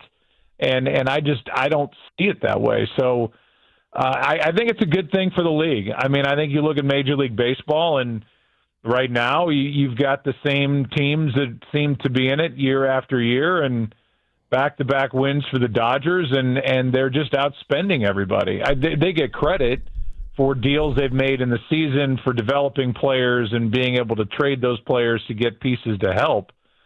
So they get credit for that, but it's pretty much the same group in the postseason, you feel like, and I think it's a good thing that the NFL didn't like that. Joe Buck joining us on 95.7 The Game, lead NFL play-by-play announcer for Monday Night Football on ESPN. You'll get to hear him on the call tonight, 5:15, ESPN, Carolina against the San Francisco 49ers. Joe, I'm interested to hear your take on Mac Jones and Brock Purdy. Mac Jones went 5-3 in the 8 games he started. But from somebody who's kind of watching this situation from afar, did it seem like anything more to you than just a backup playing until the starter comes back, and then the starter comes back and everything's fine? Because there was some doubt there for a while, or some questions about, whether Mac Jones might be the guy here. Yeah, it's pretty. I mean, what's better than a quarterback controversy for you guys, for anybody? But I just get the sense, the offense is different. I think with Mac compared to Brock. Mac, the ball's coming out. Brock is a guy that likes to try to extend plays, and sometimes that gets him into trouble. Sometimes it's dynamic, and he takes the team to a Super Bowl. So I think the other part of the story, if you want to take it that way, is Kyle has developed another guy, and I know that Mac spent a year in Jacksonville, but I think he's learning here. He's maybe doing and showing what the Patriots hoped he would when they drafted him 15th overall when he came out of college. And then, Belichick, for some reason, had, let's say, interesting choices to run the offense when Mac Jones was there. And I think coaching makes, like I said 3 minutes ago, coaching makes a big difference. And I think he's in great hands here. And so good for him. But I think this is Brock Purdy's team. And I think George Kittle basically sent that message, I think, after last week, just talking about kind of the intangibles and that presence in the huddle, and he's got swagger, and he owns this offense, Brock. Brock is very smart, as you guys know, and I think that this offense runs best when he's at the controls and healthy, and he's not going to feel totally 100% until next season with the toe. But I think that, he is the better of the two right now for the San Francisco 49ers. And I don't think getting a chance to talk to Kyle that there's any doubt about that inside that building. I think it's good for all of us to talk about, and good for them. I mean, how many teams' seasons have fallen apart when a backup has to come in? They have two guys that can play. They've got Mac for another year, as you know, with a 2-year deal. And either he sticks around here for another season and they back themselves up for Brock, or they deal him in the offseason and I would say get a pretty decent return because there are a lot of teams around the league looking for somebody that talented. So to me, it's the best of all worlds for the 49ers, and I don't get a sense that there's any controversy at all. Joe, it's kind of funny. These two teams are playing, and it's been about 3 years since the trade where McCaffrey became a 49er. And I wanted to get your perspective when you watch him run and just play and catch the ball out the backfield. C-Mac, does he look like the same guy from a few years ago to you? Yeah, he does. I mean, you think about his workload, it's off the charts right now. Everything's run through him for the 49ers. His last touchdown for Carolina was against the 49ers, so it has been 3 years. I think he was traded 10 days later. He thought he was going to the Rams. He ends up coming back to this great area of the country, and so now, he's the man. And I played 4 games last year, and it showed. I think if there's anything that led to the kind of season that they had last year, it was not having Christian McCaffrey. So does he look the same? Yeah, he looks just as strong. Kittle talked about a block he made on Calais Campbell that set up a play in last week's win. He does everything. He's a great teammate. He's a great guy. He's a good face for this organization, and I think he's perfectly handled by the head coach and offensive creator in Kyle Shanahan. As you can tell, I'm a big Kyle fan, and I just can't think of anybody who's in better hands. Juszczyk, I think, is another guy that may not get the national credit that he deserves, and I know he was cut and then re-signed to a 2-year deal, but they're doing a lot of great things with him, and his play continues to be at an extremely high level, and I think is integral to what they do offensively. So they've got some aging stars, but guys that look like they haven't had any drop-off at all with their performance. Let me ask you about the quarterback on the other side, because, Joe, I'm no quarterback guru, but I was like, Bryce Young, I don't think he has it. I mean, they get a win tonight, not only keep their playoff hopes alive, but they'd be at top of their division. How much has he improved to you? It's getting better, a lot better. I think these guys are really challenged, and it's to his credit that, he's 5'10", listed at 5'10". He's got a massive offensive line that's had rotating pieces in front of him. He's got receivers that are huge. Everybody's 6. Their top receivers are all 6'3" and up. But he getting a chance to finally talk to him, which we did this week, you see it. You see kind of the sparkle in the eye, and you see the way I think he can be a leader on this team. I think he's in really good hands with Dave Canales, who kind of helped resurrect Baker Mayfield in Tampa Bay. Dowdle's been huge. So when you've got a run game, they're pretty deep at tight end. You've got good young top receivers. There's a lot around him to help him succeed. And, you see the leadership part of it. He can't help his height. And I thought it was interesting because Canales has always worked with kind of quarterbacks that are on the shorter side of the midpoint with quarterbacks. Most of them are 6'3", 6'4", 6'5", some are 6'6", in the league, and his have always been kind of smaller statured guys.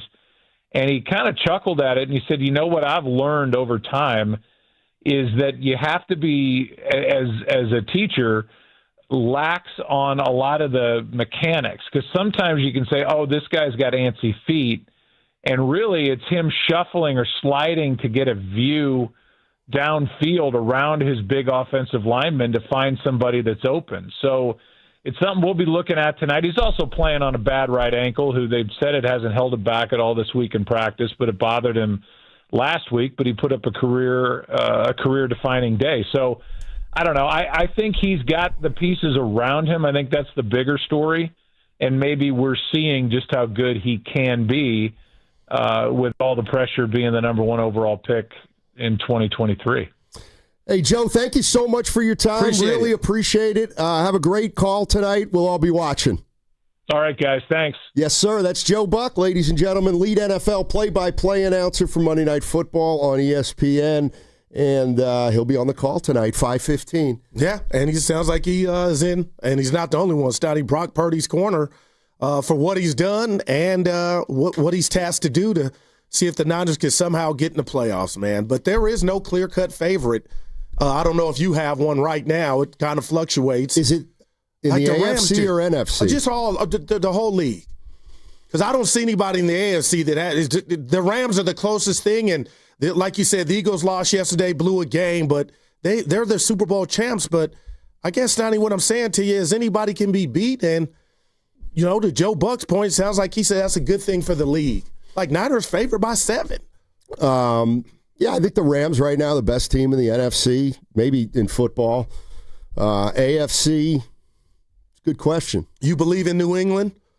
Good story. Kansas City, thank God they won for you to be willing to dibs in our bet. I think I don't know. Kansas City. Oh, they got your Cowboys on Thursday, don't they? Yeah, it's going to be a good game. You hope. Yeah. Well, where is the game? Dallas. They always playing Thanksgiving on Dallas? Always at home. Mm-hmm. Oh, okay. Yeah. And you got Green Bay, Detroit, Thursday. Yeah. Joe Burrow makes his return in the evening. But I'm excited, Stoney. I just want to know, like if I said to you right now, I saw Shasky's video Friday of the Aayuk situation, do you think this is somehow a distraction, or hell no, it can't register as a distraction because he wasn't playing?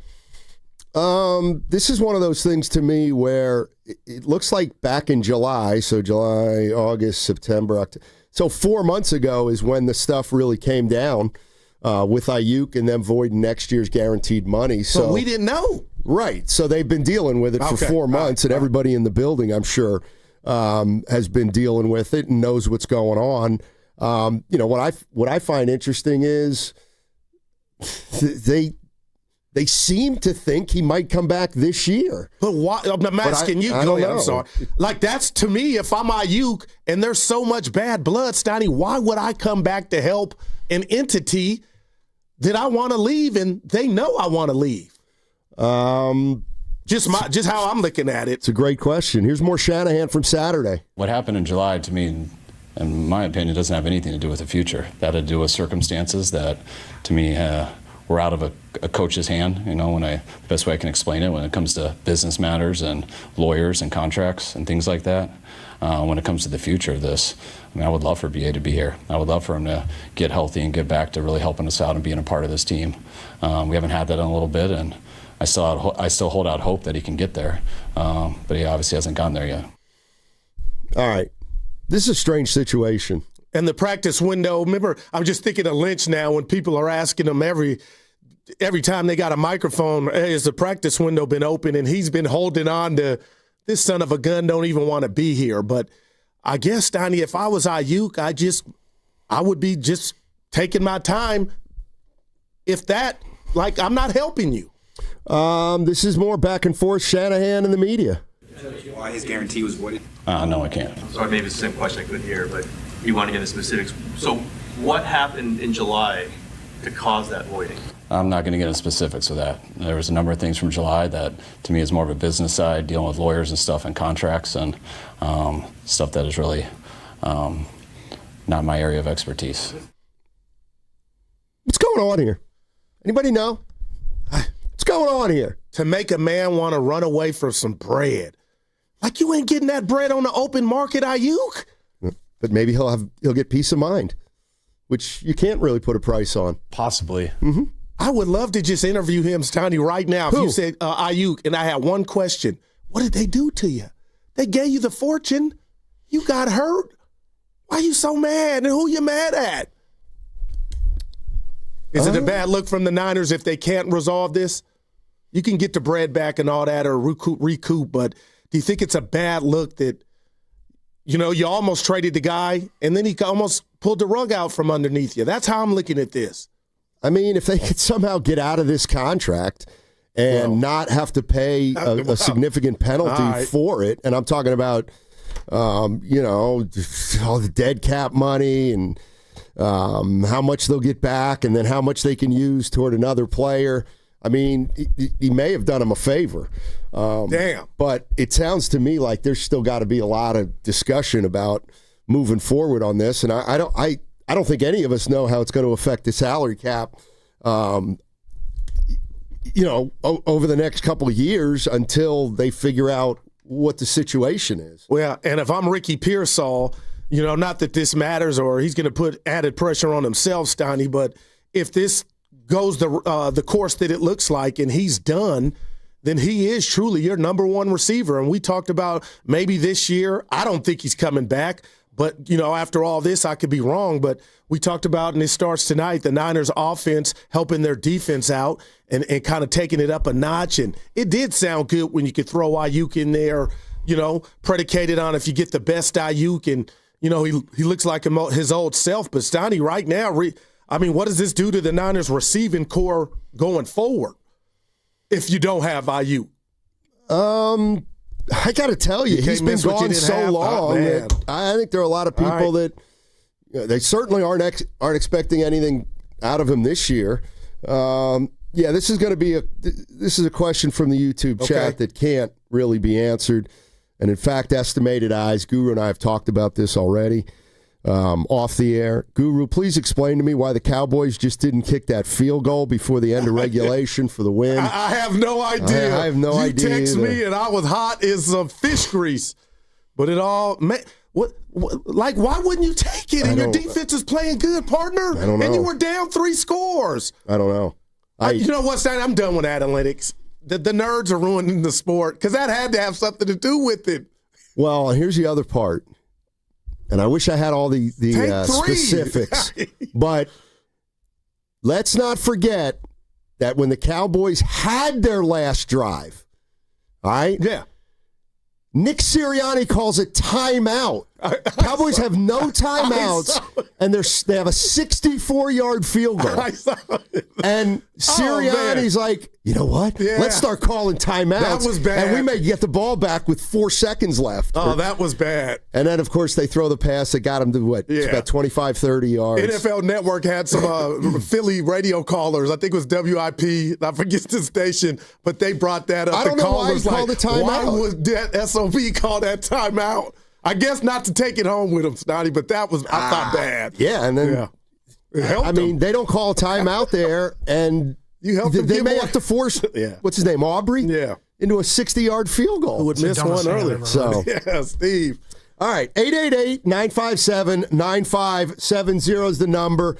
49er fans, help us out. What do you make of what's going on with Brandon Aayuk? I mean, Guru has asked me about 5 times today, Sonny, what do you think happened or why? I don't know. Other than he doesn't want to be here, but it doesn't sound smart on his part, right? You wrecked a Ferrari and you want to apply for the Daytona? I don't get that was bad. I don't get it.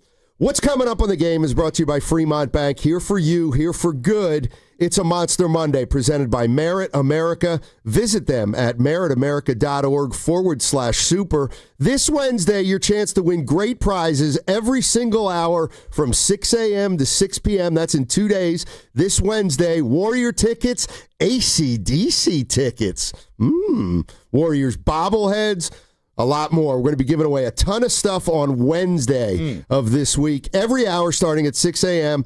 It's our Thanksgiving blowout right here on 95.7 The Game. And that segment was brought to you by Bay Area Fast Track.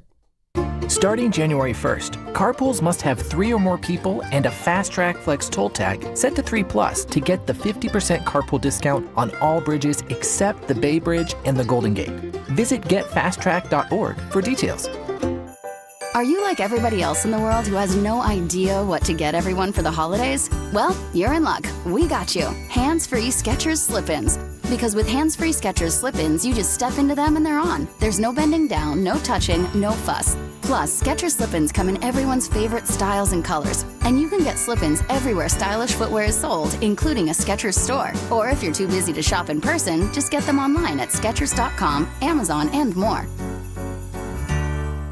Every morning, we rise and shine, make breakfast, and brush away the night's rest. These routines help us start the day off right. Nature-Made vitamins are a simple step in that daily care regimen. Multivitamins with daily essentials, clinically studied probiotics for gut health support, magnesium to help relax the body. Nature-Made is made to care for you every day. These statements have not been evaluated by the Food and Drug Administration. These products are not intended to diagnose, treat, cure, or prevent any disease. Comcast Business is celebrating the holidays by giving your business the $1,000 holiday bonus when you switch to a gig speed internet package. Just imagine the thousands of possibilities of a $1,000 prepaid card. Like possibility number 12, a new laptop for the office holiday hero. Or possibility number 108, smart speakers to deck those hallways. Or possibility number 192, new equipment for the new year. Or possibility number 555, Bluetooth holiday lights for office decor. Switch to Comcast Business, designed for 100% reliability with business internet and wireless connect, plus advanced cybersecurity, and now get the $1,000 holiday bonus. Comcast Business, powering possibilities. Ends 12/14/25. New customers only with 2-year agreement. Requires qualifying gig package. Other restrictions apply. When selecting a financial institution, how do you know you're making the right choice? As Bay Area bank customers find themselves at a crossroads, maybe it's good to consider if you want your bank to be community-oriented or corporate-minded. Fremont Bank has grown by providing stable, consistent service to the region, its families, and its businesses for 60 years, all without a single merger. And we intend for more of the same for the next 60. Fremont Bank. Here for you, here for good. It seems everyone gets a tip these days. Deliver food? Get a tip. Drive around town? Get a tip. Serve a drink? Get a tip. But here's one tip that can help you find a higher paying career. Merit America can help you get the training and support to find and succeed in an in-demand job, like data analytics or HR admin or supply chain planning. It may be the last tip you ever need. Learn more at meritamerica.org. 1-877 Cars for Kids. KARS Cars for Kids. 1-877 Cars for Kids. Donate your car today. 1-877 Cars for Kids. KARS Cars for Kids. 1-877 Cars for Kids. Donate your car today. Ready to get rid of that old car? Donate it to Cars for Kids. Call 1-877-CARS-FOR-KIDS to reach a friendly live agent. Donation is super easy, and your car can be picked up as soon as tomorrow. Call us now, 877-CARS-FOR-KIDS. That's cars with a K to donate your car today. 1-877 Cars for Kids. KARS Cars for Kids. 1-877 Cars for Kids. Donate your. Did you know you can donate real estate too? Go to carsforkids.org. That's carsforkids.org. Are you looking for a podcast about pro football that doesn't put you to sleep with an avalanche of analytics or insult your fandom with brainless hot takes? Well, hi. I'm Dan Hansis. And I'm Mark Sessler. Oh, hi, Mark. And we're the hosts of Heed the Call, the NFL podcast you've been waiting your whole life for. Heed the Call covers every game, every storyline, everything that matters, and we do it all with a touch of mirth. Football is fun. Why shouldn't your football podcast be the same?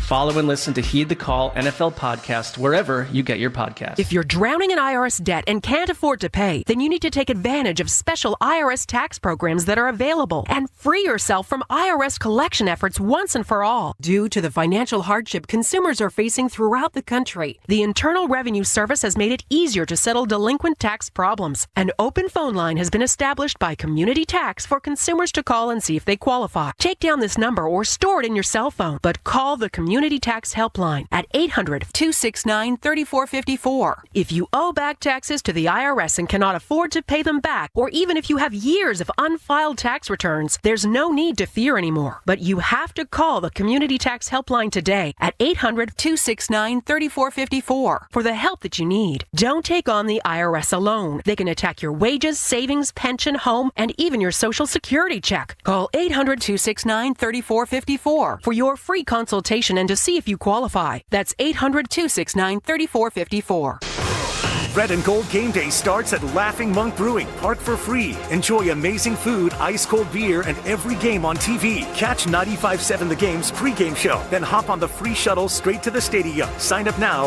at 957thegame.com.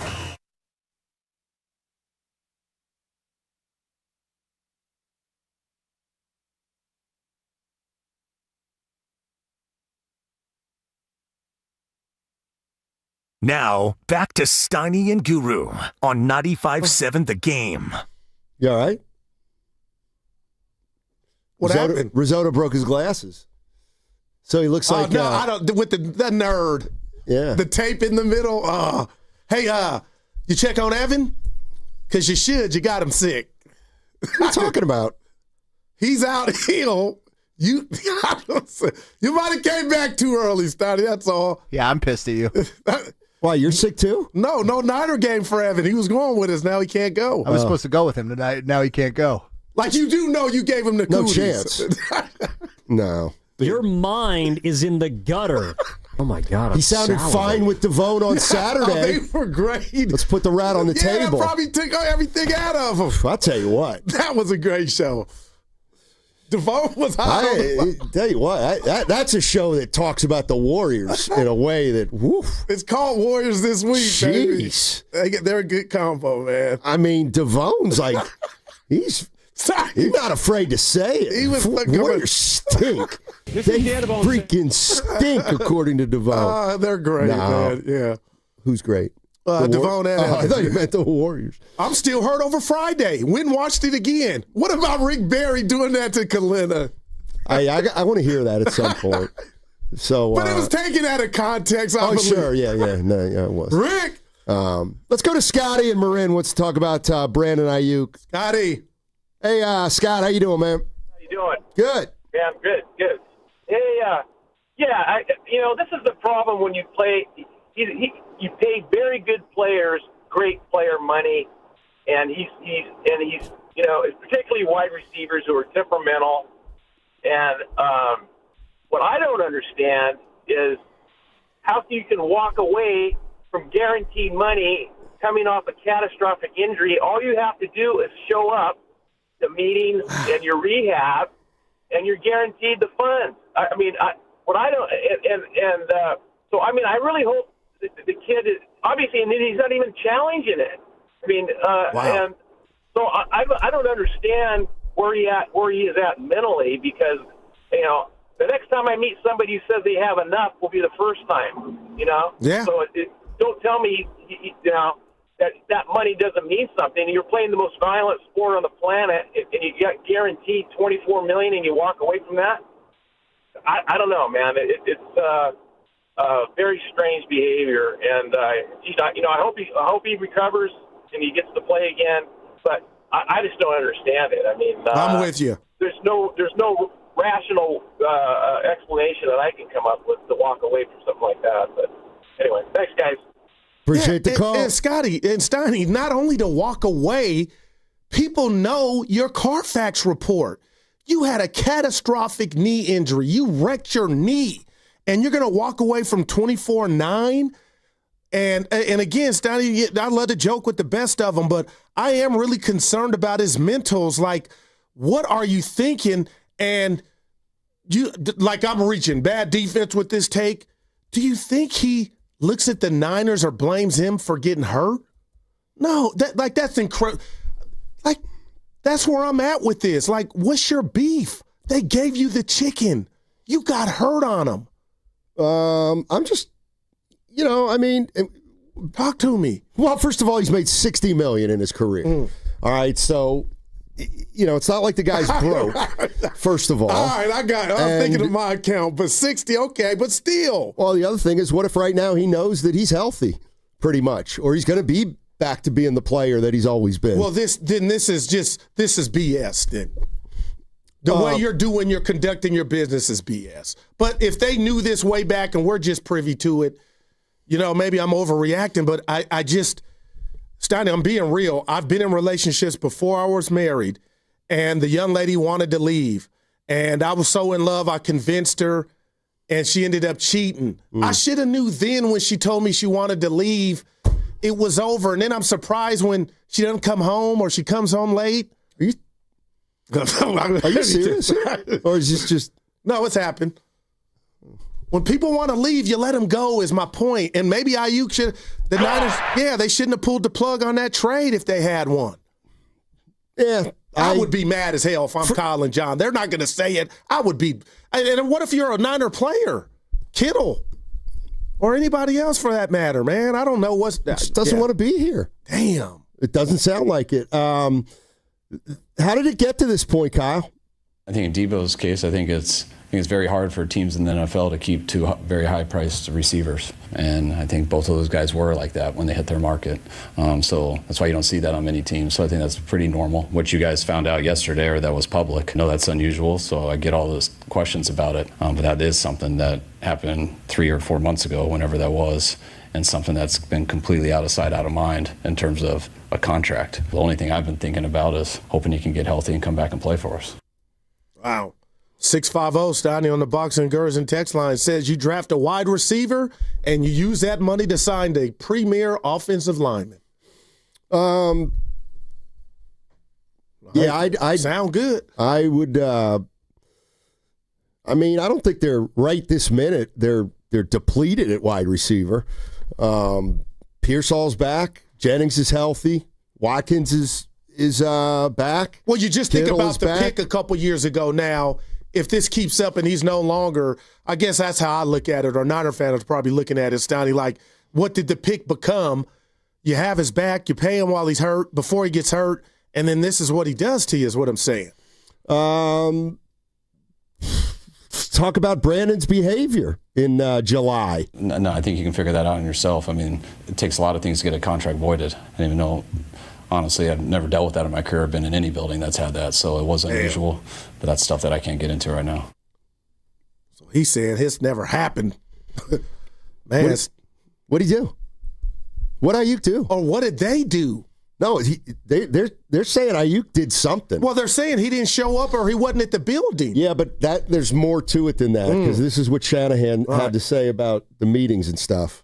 That happened back in July, though, so that was their things. But as far as, like, missing meetings, things like that, any injured player or people are on IR or doing rehab, like, their schedule's totally different than the rest of the team. So sometimes they're involved in meetings, sometimes they're not at all. I'm not going to go through each thing with them, but anytime a guy's on IR and stuff, they're not in the daily routine of meetings. But he has missed them. Yeah, he's missed them. There's been other people on our team that have missed meetings before, but that doesn't have anything to do with his contract. All right, so they didn't void the contract because he missed meetings. Wow. So we're all left to kind of try to figure out what's going on with Aayuk and what he did. It sounds like he did something. But it also sounds like he doesn't want to be a San Francisco 49er. To me, the part that makes me wonder really what's going on is it actually seems like they are okay with or would be willing to void everything next year, and now they're waiting for him to come back this year for 4 or 5 games. Like that, I wouldn't want him. I wouldn't want his ass to step a foot in our building just for this year. Like, I would never be that, Stoney, just tell me if I'm wrong here, that desperate. Well, he's under contract for this year right now, so he's got to be there. They just voided his contract for 20 or the guaranteed money for 2026. Like a professional that you would even trust. Well, I don't know what he did. You know what I mean? Like, we don't know what he did. I don't want to say. I don't know why did they void the contract? Why did they void the guaranteed money for next year? He's saying that it wasn't because he missed meetings. He was saying it's got to do with contracts and lawyers and things. So we're all just guessing, you know.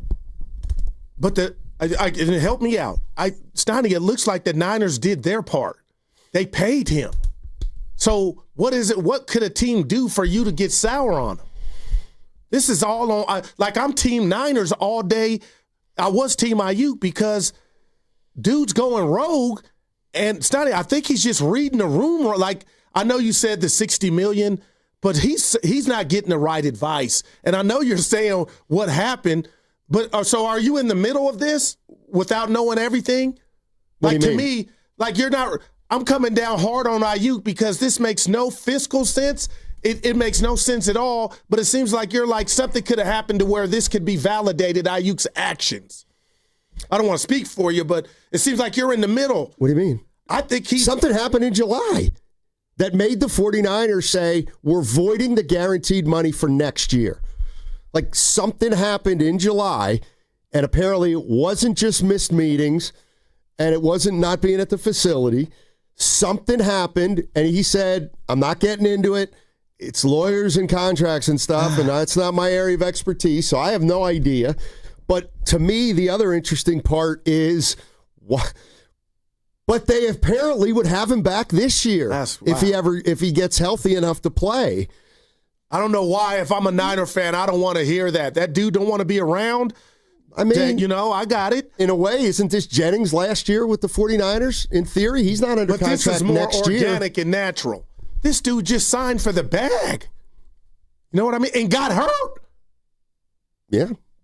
Yep. Let's go to, you're listening to 95.7 The Game, KGMZ FM and HD1 San Francisco, an Odyssey sports station, always live on the free Odyssey app, and now broadcasting from the Laughing Monk Studios. Let's go to Rob in San Bruno. Oh, man, Rob. Hey, Rob, how you doing, man?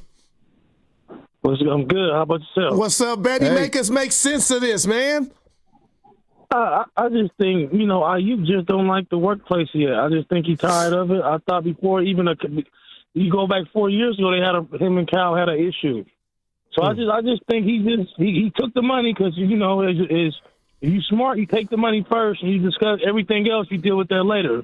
So, you know, I think maybe the culture not right for him. I just think Cal has his favorite guys. He makes it known. He take care of the guys that want to be taken care of. He don't make certain players wait. There's certain players he make wait. The Juan Jennings, the Debos, the Aayuks. But he gonna pay. He gonna make sure CMC get his money with two bad Achilles. He gonna make sure Purdy get his. You know what I'm saying? He gonna make sure Kittle and Warner get theirs. But he not gonna. There's certain players he don't really like, and I just think him and BA don't vibe. Wow. That's what I think it is, and I just think maybe it's time. If you knew he didn't want to be here, you should have traded him. And if BA didn't want to be here, he should have left. But at the same time, you got to take that money first, sign the contract, and then you deal with the nonsense later. So the best thing for him to do is not play, and Niners get rid of. Ain't no point. This is what Cal created in the locker room. He created this nonsense with the Trey Lance situation. He made it this way where he likes certain players, and if he don't like you, he gonna put you out to the wolves. He tried that with Brandon Aayuk before, but Brandon Aayuk performed, so they really couldn't do that. So I just think they never liked each other, and I just think it's time to get over it, move on, and next story, invest in Pearsall. Hey, Rob, real quick, the 707 says, Guru, you don't know what happened, and that's okay. Would you get offended, or any Niner fan, and I'm going to ask Steiny, if I said to you, he's due $24.9 million after this catastrophic injury. If he walks away from that, I'm getting AB vibes, and that's Antonio Brown. Is that fair, or you think over the top? No. Antonio Brown, he got mental issues. I just think he just don't like Kyle Shanahan. Okay. I don't think he likes the players in the organization. I don't think he's got none of it. Okay. He not mental issues like Antonio Brown. That's something different. Okay. That's way different. All right. Good to hear from you, man. Thanks, Rob. Appreciate the call. Like Steiny, but then why did he sign if he felt this way? And they were posting yesterday on social media, he got 4 touches or 3 touches, Aayuk in the Super Bowl, and they got him on the bench after the game was over with that stoic look like he wasn't utilized enough, and he's right. But the bottom line is after that, you put your John Hancock on something that's going to take care of you for the rest of your life. And, I mean, what more security does one need after tearing your ACL, MCL, and meniscus walking away from this? That's what's just strange to me, Stein. And maybe money's not everything, and this is what Aayuk is saying to me. Again, like he's made $60 million in his career, All right. and he's still, 28 years old. So he's still got career left in front of him, and I'm sure he feels like like he can be a better receiver somewhere else than he was with the Niners, and that he thinks probably can start as soon as next year. And if you do lose, you just mentioned if this is, I wonder what this does or means for Jennings' future, Steiny, if this dude is done as a Niner, because it was going to be next year, Ricky Pearsall and Brandon Aayuk, back from his injury. Yeah. Let's go to Filmo Mike. Mike. Filmo's in the house. What's up, Filmo? How you doing, man? Oh, I'm good, man. Talk to us. I love Rob, but I kind of got to disagree with him on this stance. They paid Aayuk. They paid Debo. So from that circumstance, you can't say, okay, he tried to take care of CMC and George Kittle. You feel me? He got paid. And you got to respect Kyle, because Kyle is no nonsense. Like, hey, man, you kind of running CMC into the ground. Well, he's available to play. I'm going to play him. You feel me? Like, it don't really matter the circumstance. He cares about, is the guy available? Can he play? So with Aayuk, okay, he's not here next year, but at the same time, well, if he's available this year, we're going to need him. And Brandon Aayuk can't do nothing but respect it. And he's smoking some type of real, we call in the hood, they say cream sometimes. You smoking some real cream, bro. Like you off your rocker, throwing away some money with one of the greatest organizations in sports. But, hey, if you feel like you know something that we don't know, hey, it is what it is. But I want to get to this point. I don't know what's in the San Francisco, Santa Clara, Redwood City air, but I need like an Arnaz battle. I need like a Jerry Rice. Not in terms of skill and commitment. No, I do need commitment, but loyalty, man. Ever since T.O., Crabtree, Debo, all these wide receivers that we draft and get, they want to get up out of Dodge. I don't know what it is. Wow. For real, I can't call it. Maybe the Bay Area culture is not from – but, like, some people from the South, they can't deal with the Bay Area culture, and I get it. You know what I'm saying? Like, I don't know if that's a thing, but it's something peculiar, and it's in the air. We get receivers, they sign, and then all of a sudden – they could be in a great situation. Not like Debo. They want to leave. Michael Crabtree feel like he's he's a Raider. Like, get up out of here, bro. Get up out of here. What have you done with the Raiders? You called touchdowns in the playoffs for the Niners. I don't want to vent, but I'm just saying there's something peculiar about the wide receiver position. The San Francisco 49ers, they re-sign, and then they want to leave all the way back to T.O. Wow. Hadn't thought of that one, Stoney. Appreciate it. This is so back in July, Kyle Shanahan was talking about Aayuk, and this was from July 28th. It's almost at the end of July. It looks like he's out there doing a lot. I mean, hanging around the guys. I know he's in all the meetings and stuff, and he does his rehab in the morning, does a little bit more in the afternoon walkthrough, but I love him being around and all the meetings and doing all that stuff. And I know having an injury is frustrating, but he's going about it the right way, rehabbing and stuff, but it's great having him out there. All right, so that was July 28th. So maybe they'd already done it by then. But he wouldn't be speaking glowingly of him coming back and working out in the mornings. And don't forget, Steiner, we had Shortgate. I know a lot of people said I blew that out of proportion. Remember he came out on the practice field, was in the wrong shorts or whatever, wrong color ones. But, I mean, Mike got me thinking. I know Crabtree and the other guys don't, T.O., but, like, I don't know how any person right now in Ninerville, Steiny, could be Team Aayuk. And you can say, Goo, that doesn't mean it. But what are we missing? I mean, I think it could be as simple as Brandon Aayuk in July told the 49ers he didn't want to be here and he would be okay with them voiding next year's deal or next year's guaranteed money. And maybe the 49ers said, okay, we'll void it since you don't want to be here.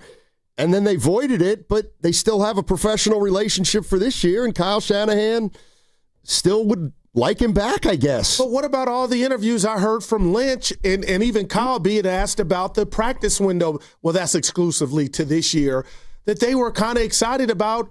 You know, it could be a couple weeks. It could be a week. There were different junctures this season to where it felt like Brandon Ayuk's practice window was going to be open. It sounds like it still could be.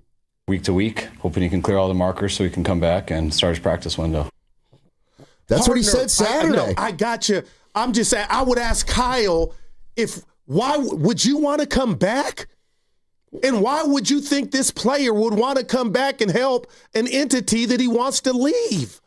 Like, that's like, I would be super floored if he came back. Because he's under contract this year.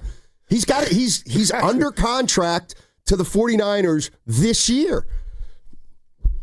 It's like he's a he's going to be a free agent at the end of the year.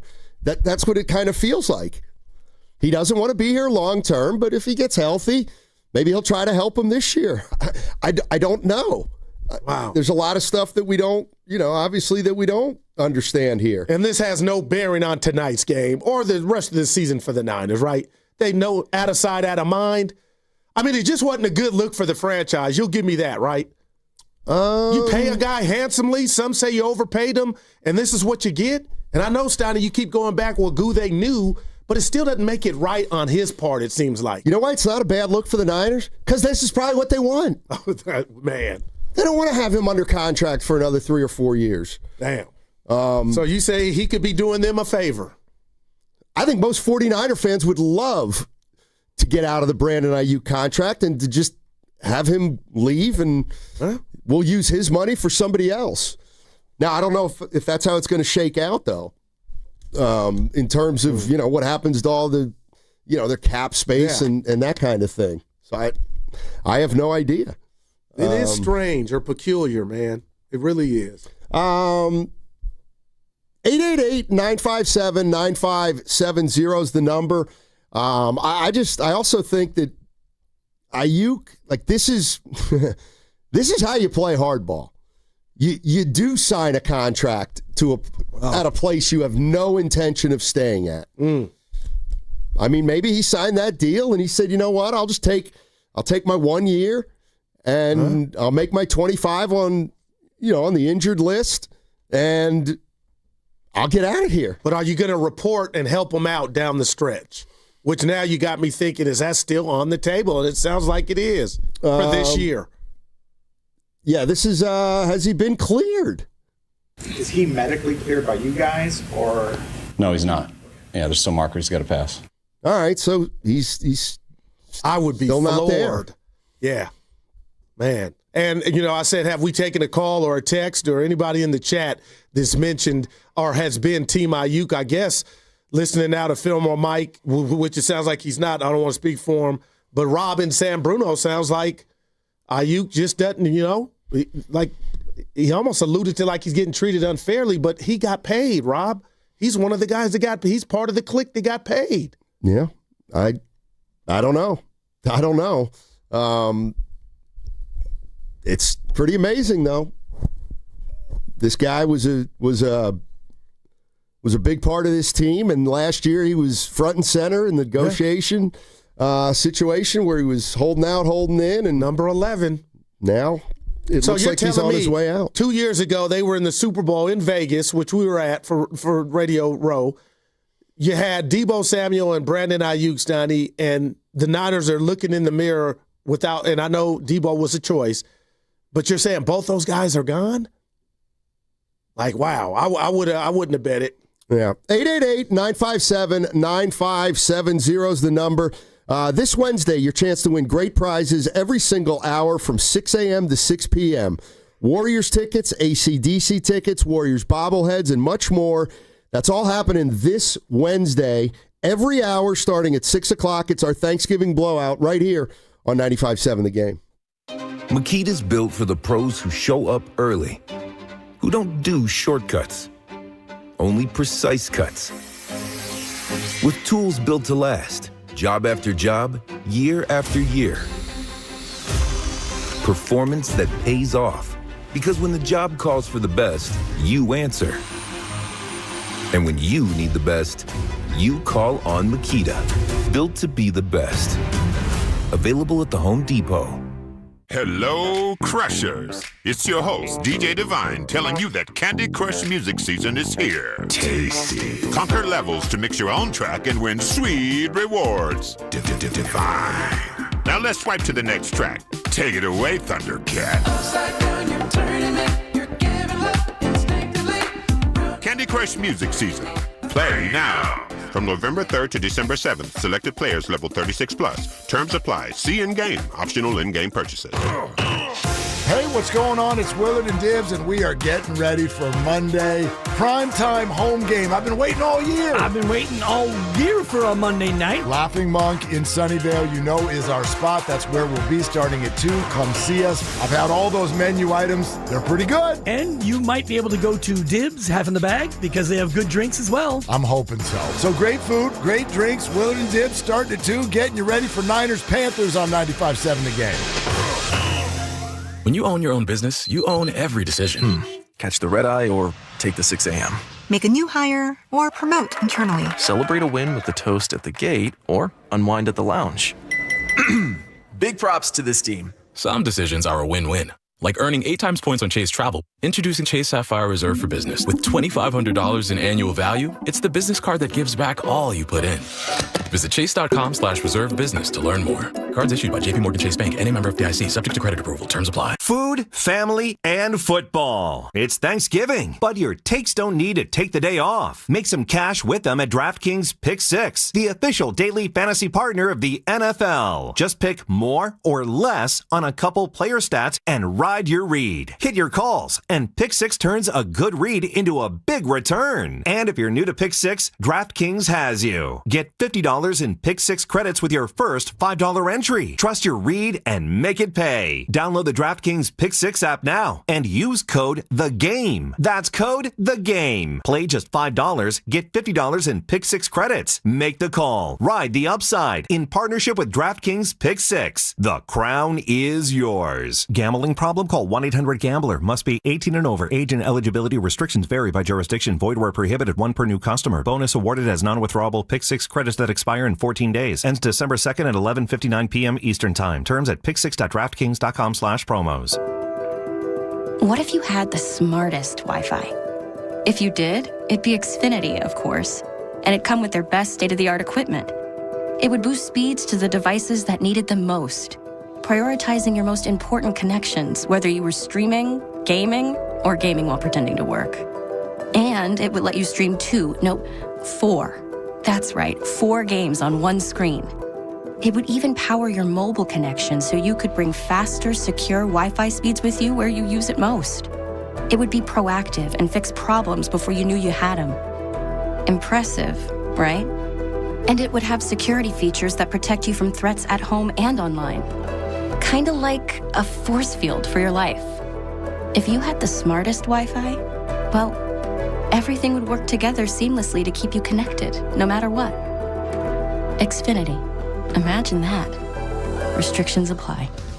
Come into Friedman's Appliance in Pleasant Hill and see an amazing selection of Sub-Zero, Wolf, and Cove appliances live and on display in one of the largest living kitchens in the country. And save with Full Suite Savings Event. With qualifying purchase, get 3 additional years of protection or qualify for a $1,000 rebate. For the largest selection of Sub-Zero, Wolf, and Cove appliances, visit the Living Kitchen at Friedman's Appliance in Pleasant Hill or at friedmansappliance.com.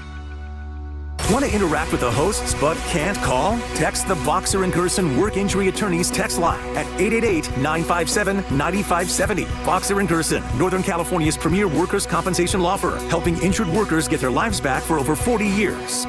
We are Mercy on a mission. Together we bring hope and healing. Millions live with treatable conditions, but no access to surgery. Mercy Ships changes that. For 50 years, our hospital ships have brought free, life-changing surgeries, restoring health, dignity, and hope. Learn more at mercyships.org. Never have I ever called my sister from the finish line of my first marathon. Hello? You won't believe where I am. Are you running? Mile 26. I'm gonna make it. Switch to T-Mobile's 55 Plus plan and get iPhone 16e with its advanced camera system on us. Plus 2 lines for just $30 a line. Guys, I can't believe it. I knew you could do it, babe. That was amazing. Mom, how do you feel? I feel great. I can't feel my feet. Let's take a picture, and then you may carry me to the car. Share every stride, every mile, every memory on America's best network. Switch to T-Mobile's 55 Plus plan and get iPhone 16e on us and 2 lines for just $30 a line. With 24 monthly bill credits and 2 eligible port-ins on Essentials 55 Plus for well-qualified customers with autopay plus taxes, fees, and $35 device connection charge. Credits end and balance due if you pay off early or cancel. Contact us. Finance agreement 128 gigabytes, $599.99 required. Best mobile network in the U.S. based on analysis by Ookla of Speed Test Intelligence data 1H 2025. Visit T-Mobile.com. You can always count on Thanksgiving football with the NFL on CBS and Paramount Plus. What a catch! Touchdown! And this year's main course is in Big D when the Cowboys host the Chiefs. Visit ParamountPlus.com/NFL to get started today. Snakes, zombies, public speaking. The list of fears is endless. But the real danger is in your hand when you're behind the wheel. Distracted driving is what's really scary and even deadly. Eyes forward. Don't drive distracted. Brought to you by NHTSA and the Ad Council.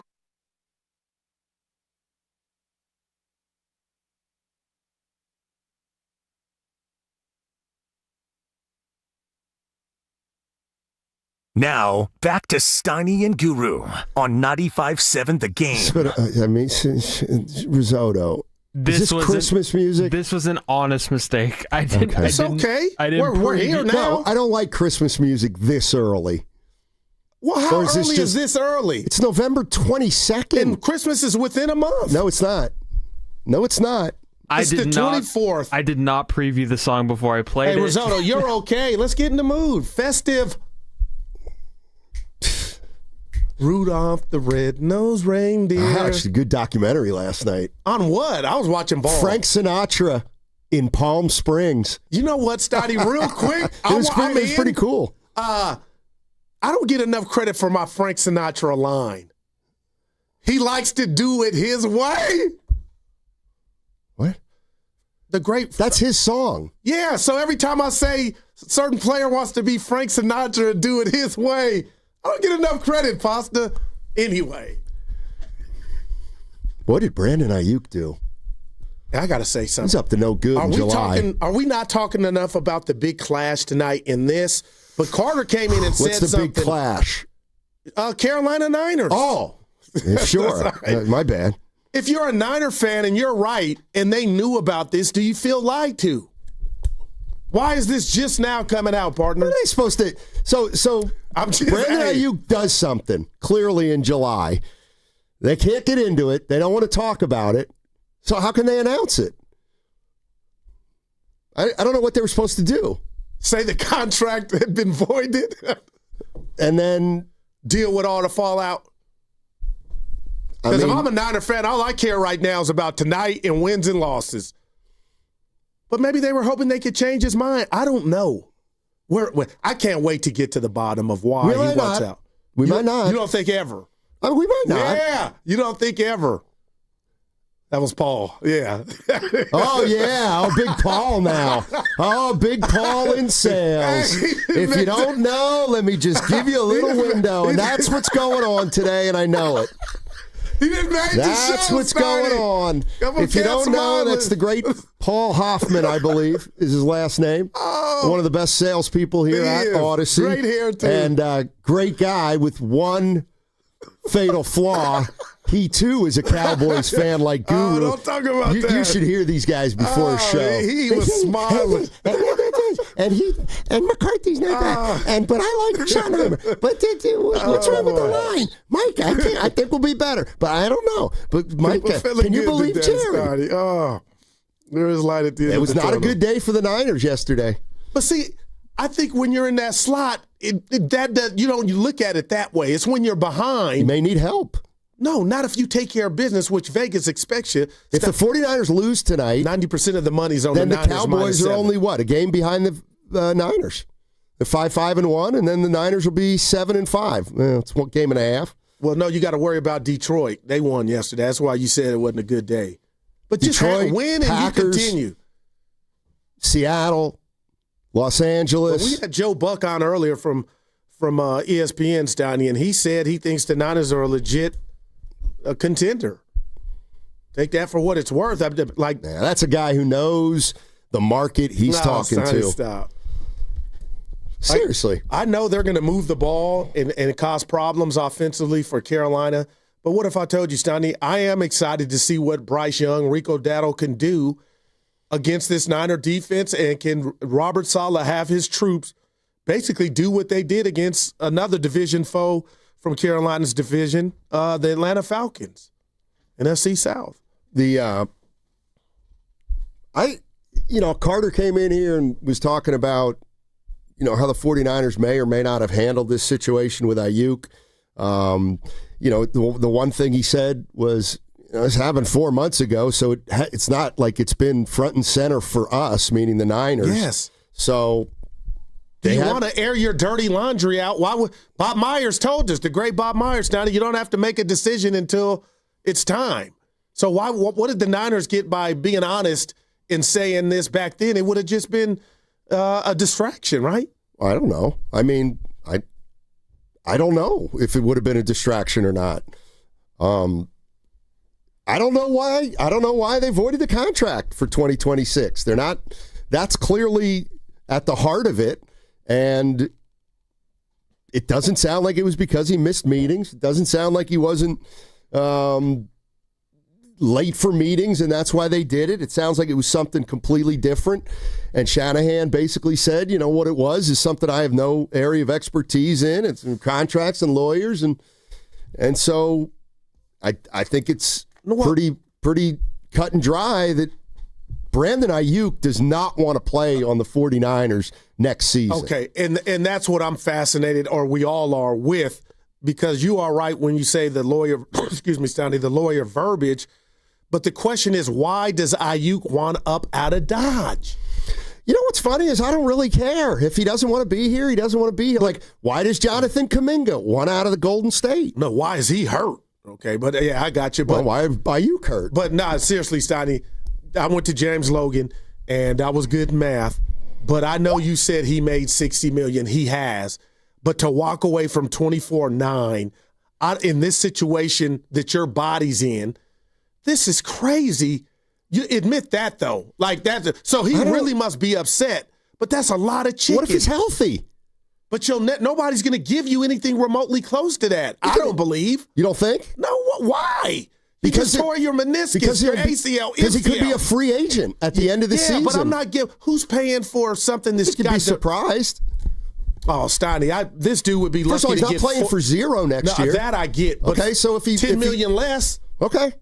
But he's not on the 49ers, which is clearly his number one priority. Wow. He doesn't want to be here for whatever reason. Did you see Jennings? They were interviewing him over the weekend, Jawan, and he was saying this is the first he heard about it, and he was having Aayuk's back saying, you know, he couldn't speak on it, but he was just like, oh, it's voided? What's that mean? He was saying, but Jawan was like, I don't know what that means. Tell me what that means. Then he's walking away from this and that, and you could just – I'm looking at poor Jawan like, man, you can't ask the next man about somebody else's business. But, Stoney, I know he was thinking to himself like, damn, this is where we're at. So, I mean, Jennings should understand. He didn't want to be here either. If I were him, it probably pissed me off. You chose that dude? And look now. Yeah, 888-957-9570 is the number. 49ers play the Carolina Panthers tonight. But the Aayuk news over the weekend was really what stole the show. Man, a guy they paid last summer, and now apparently he's not under contract for next season. So, and he's okay with that. Yeah, we've got to figure out what the fallout is in this situation. But go ahead. I'm sorry. He ain't. I don't think he's going to be here. But you don't think that weakens their receiving core, though? Especially with next year. This year. Next year. Like, you got to take one. But okay, so let me get this straight. You said who's going to pay him next year? Well, because he's got a catastrophic injury. Or he has. Well, then if he's got a catastrophic injury, he's never going to be the same player here. No, that I got you. Okay, so like, but I guess I'm talking to Brandon about that. Like, but you're telling me, and you're doing a good job of it. Money ain't everything, Goo, and he's going to get paid for. Well, like I said, and you're going to laugh. He's made $60 million already in his career, and he's on the Niners, but he does not want to be on the Niners. So I think he told the team, void 2026. And how much is Uncle Sam taking of that 60? You know, I'm doing too much math, but you know what I mean. You never got enough. I mean, if he truly doesn't want to be here, and it sounds like he doesn't. That's what I guess I'm just blown away with, man. Yeah. Well. It's, sometimes we think of our own teams as paradise, and they're not really paradise. Warriors culture. Everybody wants to play for the Warriors. Not everybody. Some people don't. 49ers culture. Some people don't want to be here. I mean, we've seen that. We've seen that over the years. But if we do take a call, and I'm not trying to be TMZ, GMZ, from a Niner fan that feels like Stoney, they don't feel like the organization was being upfront. Any validity to that, or do you look at it from an organization standpoint? What will we have to gain to tell the fans that this was popping off back then? They didn't have to do anything at that point. I mean, it was a contract situation too. So you know how pro teams are with their contract situation; they don't like to divulge anything. So I don't. If in July, whatever happened, and I don't know what it was, whether it was Brandon Aayuk going up to management saying, you know what, go ahead and void next year. Wow. Or maybe he could have done something. That's what Kyle Shanahan also allowed for, that he did something that wasn't missing meeting related, and then they voided the contract for next year. And so Kyle's saying, not under contract for next year, but I wouldn't mind him coming back this year, which is just, on a scale of a 1 to 10, weird. If they clear him, Steiny, and he were to come back and let's just say finish out the season for 3 important games or 4. On a scale of 1 to 10, I'd be shocked at a 13 that he would even come back at all, even if he was ready. Well, they would like it, but I got to believe Brandon's throwing up the double Kyrie, the double bird. What happened in July, to me, in my opinion, doesn't have anything to do with the future. That had to do with circumstances that, to me, were out of a coach's hand. The best way I can explain it, when it comes to business matters and lawyers and contracts and things like that. When it comes to the future of this, I would love for BA to be here. I would love for him to get healthy and get back to really helping us out and being a part of this team. We haven't had that in a little bit, and I still hold out hope that he can get there, but he obviously hasn't gotten there yet. Weird situation. Can I say something on top of that? I know I can. Do you think Brandon wants to get to that plateau? What plateau? To be able to come back and help his team. I don't think he wants to. Like you know what I mean? Like he don't want to play now, even if he's cleared. That's what I'm getting. Yeah, Maybe I'm wrong. Well, then why would Kyle Shanahan keep saying he's holding out hope that he'll be back this year? Because he needs them. Do they? Well, I don't think they do, Okay. actually. Wow. Seriously, I don't think they need Brandon Aayuk right now. But how much of that is predicated on we don't know what he's going to be, and if it's we were predicated betting, on the fact that he him. hasn't played in a year, and I'm not expecting him to come in and be the player he was. So maybe you're right, Stoney. He could be doing the Niners a solid to get out from under this. Yeah, let's go to Jonathan in San Francisco. Hey, Jonathan. Our man. How you doing? Hey, what's up, Matt, Guru? I just want to, I got a take. I know I want to get your opinion on this because I've been thinking about this. Kyle and John Lynch, they don't seem to know who to keep and who to let go. And I think they would need, the 49ers and as an organization, they would need to find themselves their version of a Jerry West. Because you know how Jerry West was around and making those tough decisions not to trade Clay for Kevin Love, and all these things contributed to them building a dynasty. And I'm saying the 49ers need to find themselves that kind of guy, an advisor, and that they will listen to, because as of right now, they don't know who to keep. They don't know who to let go. Me personally, I would have kept Buckner and DJ Jones because those are the kind of players, great tackles. They don't need a system. As you can see, as we all see, Buckner, once he landed in Indianapolis all of a sudden became a very good defense. Same thing with DJ Jones in Denver when he went there like 2-3 years ago, right? And personally, I would have never signed Debo because Debo, in my opinion, is a gimmick guy. Gimmicks in the NFL only last for so long. That's why after 2-3 years of him playing the running back, what happened to Debo? He became tackle for losses. Same thing with Aayuk. They gave Aayuk Justin Jefferson money when he literally is a number 3, number 4 receiver at best. If you put him in Cincinnati, you put him in Minnesota or Miami, Aayuk is a number 3, number 4 wide receiver. So why did Kyle give him that money? And also on top of that, dude, the guy has told you from the get-go he don't want to be here.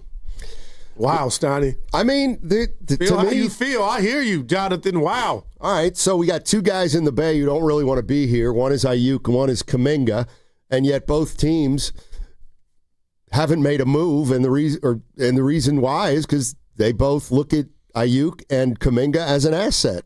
They're not going to give them away for nothing. But do you think the Niners overpaid or overrated Aayuk? Yes. I can't even believe said it I at the asked you. time. Yeah, you did. I mean, I didn't think so. He's good, but he ain't great. I don't think. I think he's a good receiver. Is he better than Pearsall? He made All-Pro in his career, Stoney. Yeah. I'm just second team. How many years has he been in the league? I want to say 4 or 5. Yeah. So, okay. How many 1,000-yard it's not 1,000? fair. Yeah, but yes, it is. What's not fair about it? What's not fair about pointing out he's had 1,000-yard year in his career? That part's not fair. It's that we know that this offense is McCaffrey-centric. And you know what I'm saying? So he was and maybe that bothered him. We know this offense didn't throw it, well, it didn't, 50 times a game. But he got Jamar Chase and T. Higgins and CeeDee Lamb damn near type money. Yeah, and he ain't one of those guys. Especially now. Leroy's in Oakland. Lee. Hey, Leroy. Hey, what's up, Steiny? What's up, Go? You got it. Happy Monday. Happy Monday, man. I'll be real quick. The Aayuk situation, man, I can care less. It's like, man, this stuff is just crazy when it comes to that. I heard you, Goo, when you said, "Where the Niners fans like, what's up tonight?" And that's where I am. What's up tonight? Look, for me, Steiny, I'm going to rattle off some teams to you. All right.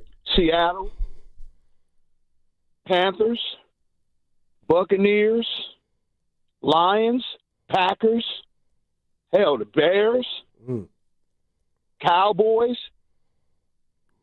When are you going to separate yourself from those teams? It starts tonight, don't it?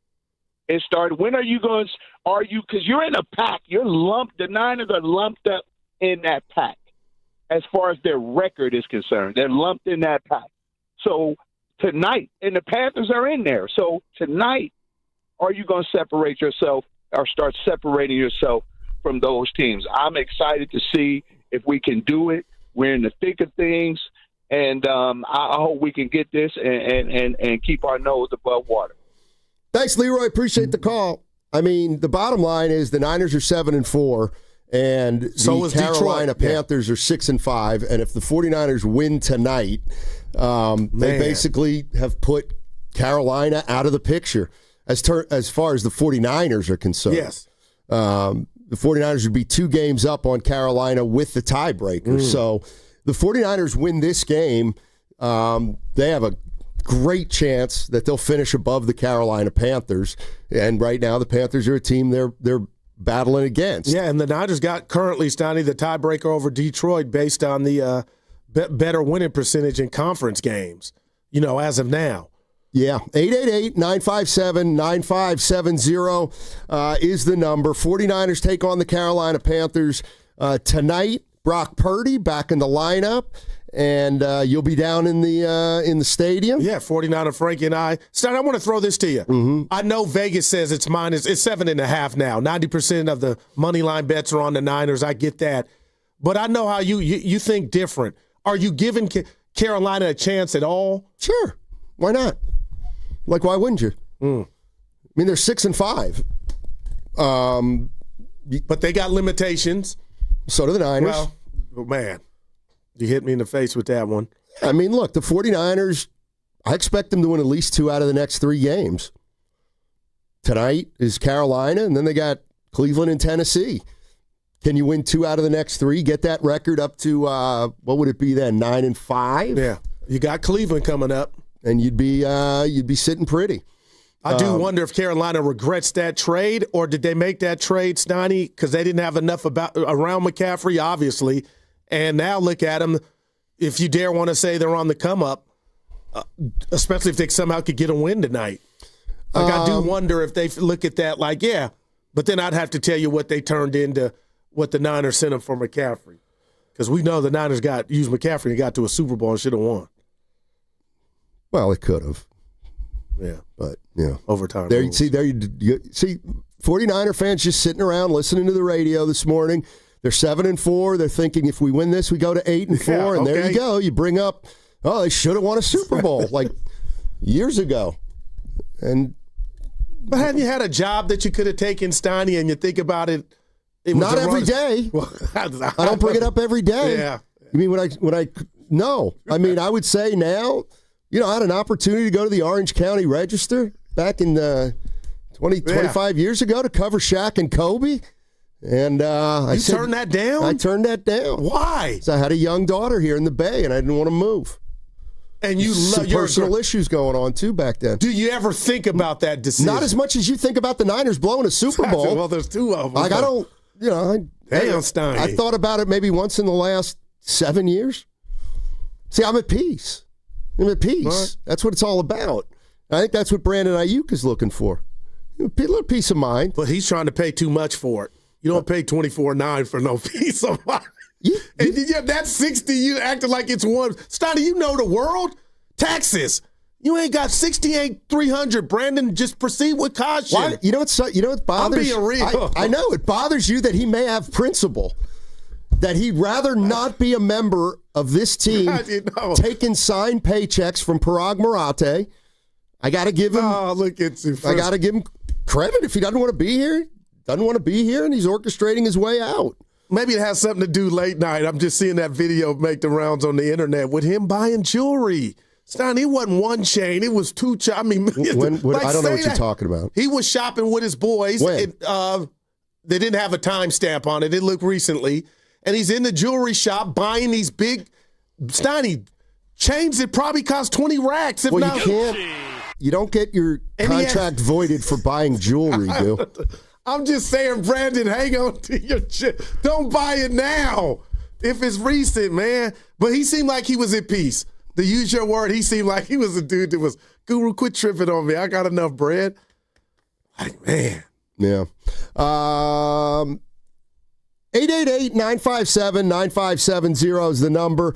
Obviously, the 49ers have a big game tonight against the Carolina Panthers, but, man, this Brandon Aayuk situation looks like it could be drawing to a close in the next few months or so, according to various reports. And Kyle Shanahan himself, the 49ers have voided the guaranteed money that Aayuk is set to make next year. So we still have a lot of things to play out. Is he going to be a free agent at the end of the season? The Niners simply are going to lose Brandon Aayuk at the end of the year for nothing? Is that really what's going to happen here?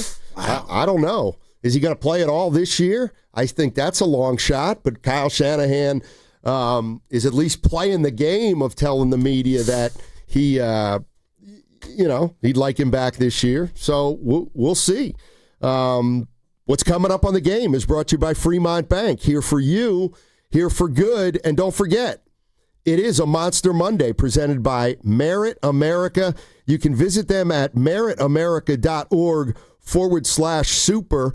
888-957-9570 is the number.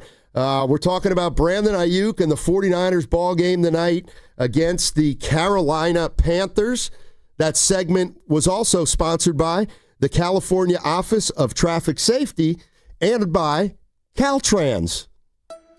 My mom, my dad, works for Caltrans. On the freeway, right next to speeding cars. Please be careful. Flashing lights mean move over. Brought to you by the kids of Caltrans. You can always count on Thanksgiving football with the NFL on CBS and Paramount+. Oh, what a catch! Touchdown! And this year's main course is in Big D when the Cowboys host the Chiefs. Visit ParamountPlus.com/NFL to get started today. Check the back seat. Check the back seat. Gets in your head, right? Good, because every year dozens of children are forgotten in the back seat. Cars get hot fast and can be deadly, so get it in your head. A message from NHTSA and the Ad Council. Comcast Business is celebrating the holidays by giving your business the $1,000 holiday bonus when you switch to a gig speed internet package. Just imagine the thousands of possibilities of a $1,000 prepaid card. Like possibility number 12, a new laptop for the office holiday hero. Or possibility number 108, smart speakers to deck those hallways. Or possibility number 192, new equipment for the new year. Or possibility number 555, Bluetooth holiday lights for office decor. Switch to Comcast Business, designed for 100% reliability with business internet and wireless connect, plus advanced cybersecurity, and now get the $1,000 holiday bonus. Comcast Business, powering possibilities. Ends 12/14/25. New customers only with 2-year agreement. Requires qualifying gig package. Other restrictions apply. This is the sound of Claire, cooking dinner at home.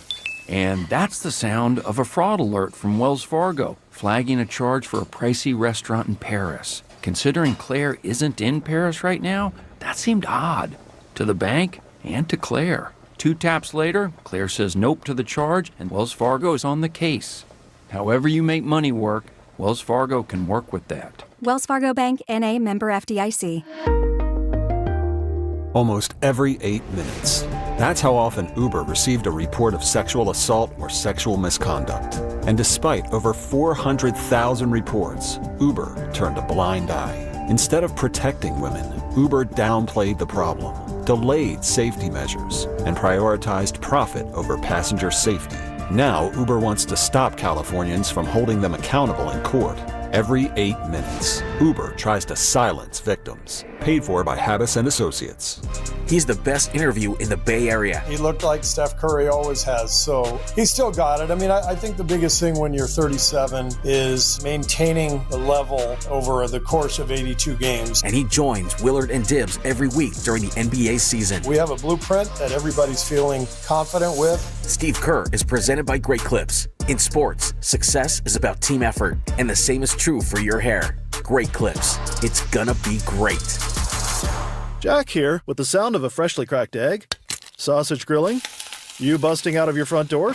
Oh, hey, no rush. My 2 for $5.50 sausage croissants are available all day. Get so much more. Plus tax, limited time only. Price and participation may vary. Welcome to Jack in the Box. When back to the office means back in traffic from an earlier crash. Turn to the traffic leader, KCBS. And has multiple lanes closed. Brought to you by your NorCal Honda dealers. Get the best deals of the year during Happy Honda Days on the fuel-efficient CR-V Hybrid.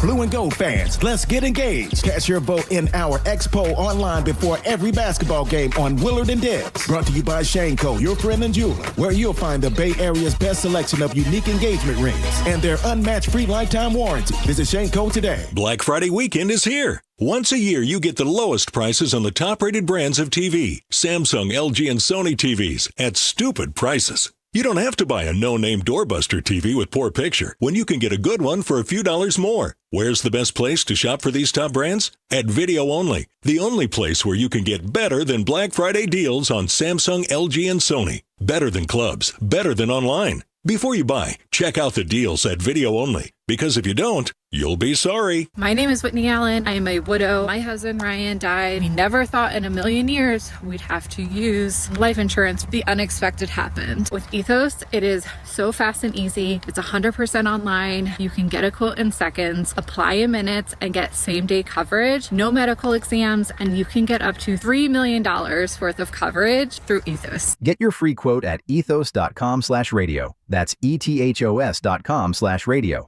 Time spent on application may vary. Online health questions required. Welcome back to Winter Hack Radio, the place for clever hacks to survive the season. Icy driveway? Well, try spreading sand or birdseed to help with traction. Snowy puppy paws? Well, grab a whisk, brush it off, done. Catch COVID-19? Well, just get... Actually, there's no hack for COVID-19. But if you test positive, prescription medications for COVID exist. Ask your doctor if they're right for you. Visit PfizerForAll.com to learn more. Sponsored by Pfizer. In Oakland today, low clouds then sun with a high of 62 degrees. Weather brought to you by Staples. Have an easy holiday at Staples. Save on top tech and gaming gifts, shipping supplies and services to get your packages there safely, even custom cards and wrapping paper. Staples. That was easy.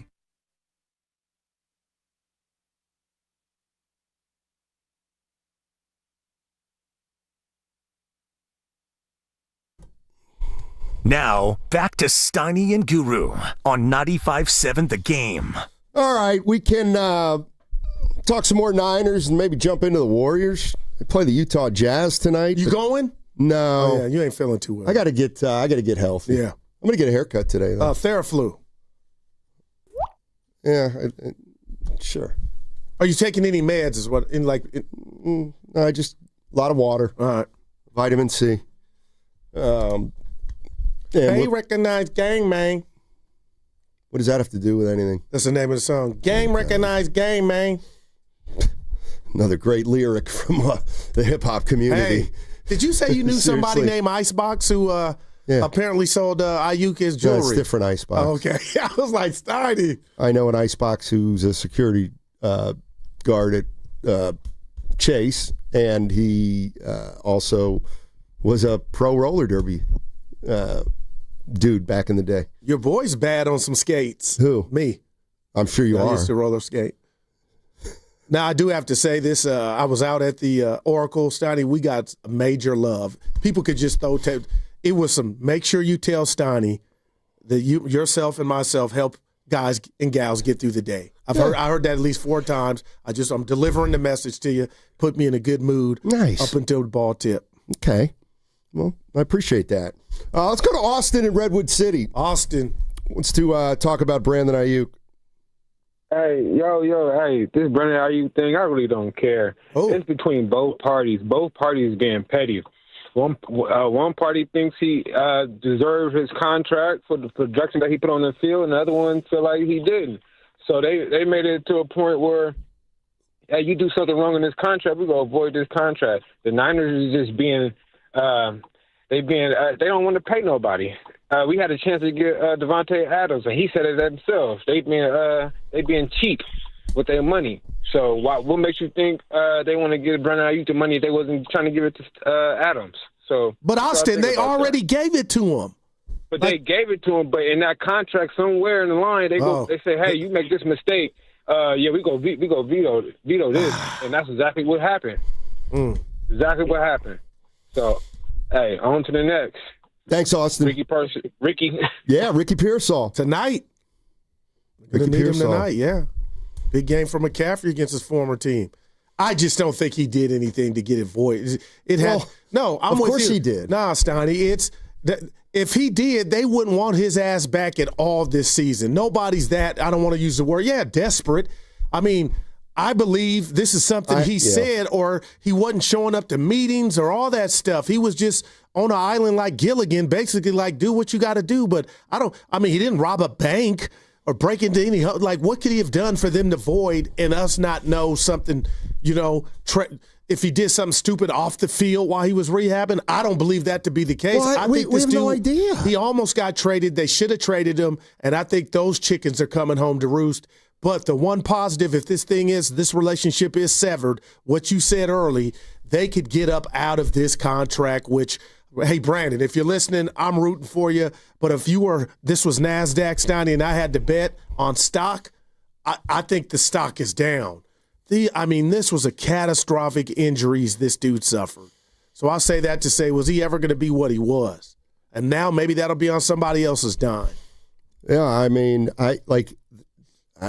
we have no idea what happened. And it's clear that Kyle Shanahan and the 49ers have no interest in explaining to us what happened. Something happened in July. And, what I don't understand is, it seems to me like they still think he might play this year. Or at least they're putting that out there publicly.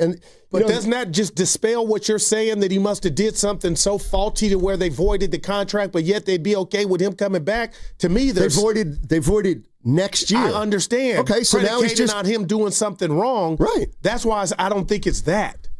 For them to accept him back, oh, you did something wrong, you're done next year, but you could come finish these games with us. Well, it could be the same as Juwan Jennings. He's not under contract next year, right? This is his last year. But he didn't sign his name on a contract for the future. Started giving him 24-9 next. He redid his thing last year, or this past season, I think. All I'm saying is, so you don't believe that something Shanahan? happened? No, you don't believe that Shanahan would use him this year? I think he would. No, I totally believe that. Okay. That's what tells me. Go. Yeah, my intel tells me, okay, Brandon didn't do something that was so wrong that they wouldn't want him back any shape, form, or fashion. I'm saying Brandon is telling us, I ain't coming back. And you said something, you went to July. Something did happen. He almost got traded. And it's kind of crazy that we get the story of Kyle yanking the cord out to stop the facts from going through. Maybe he should have let it go through. So maybe something happened. That's what happened. And Aayuk never got over that. But all the accounts we hear, wherever they were going to trade him, he didn't want to go to Pittsburgh. He didn't want to go here or there. But now it seems like he's willing to go anywhere but the Bay. He might have pulled a brilliant Steven Jackson. Oh, man. Signed a contract and said, trade me. Or maybe he... it looks that way from my vantage point. And people could be like, oh, cool. But yeah, you're right. We don't know. But, Steiny, you don't tell player A, hey, your contract's over next season, but come back for these, how many games you got in you? To me, I wouldn't want that dude back at all if he did something so egregious. That's just me. Well, Kyle will use him if I think he thinks he can help. This reeks of Steven Jackson to me, Steiny. It really does.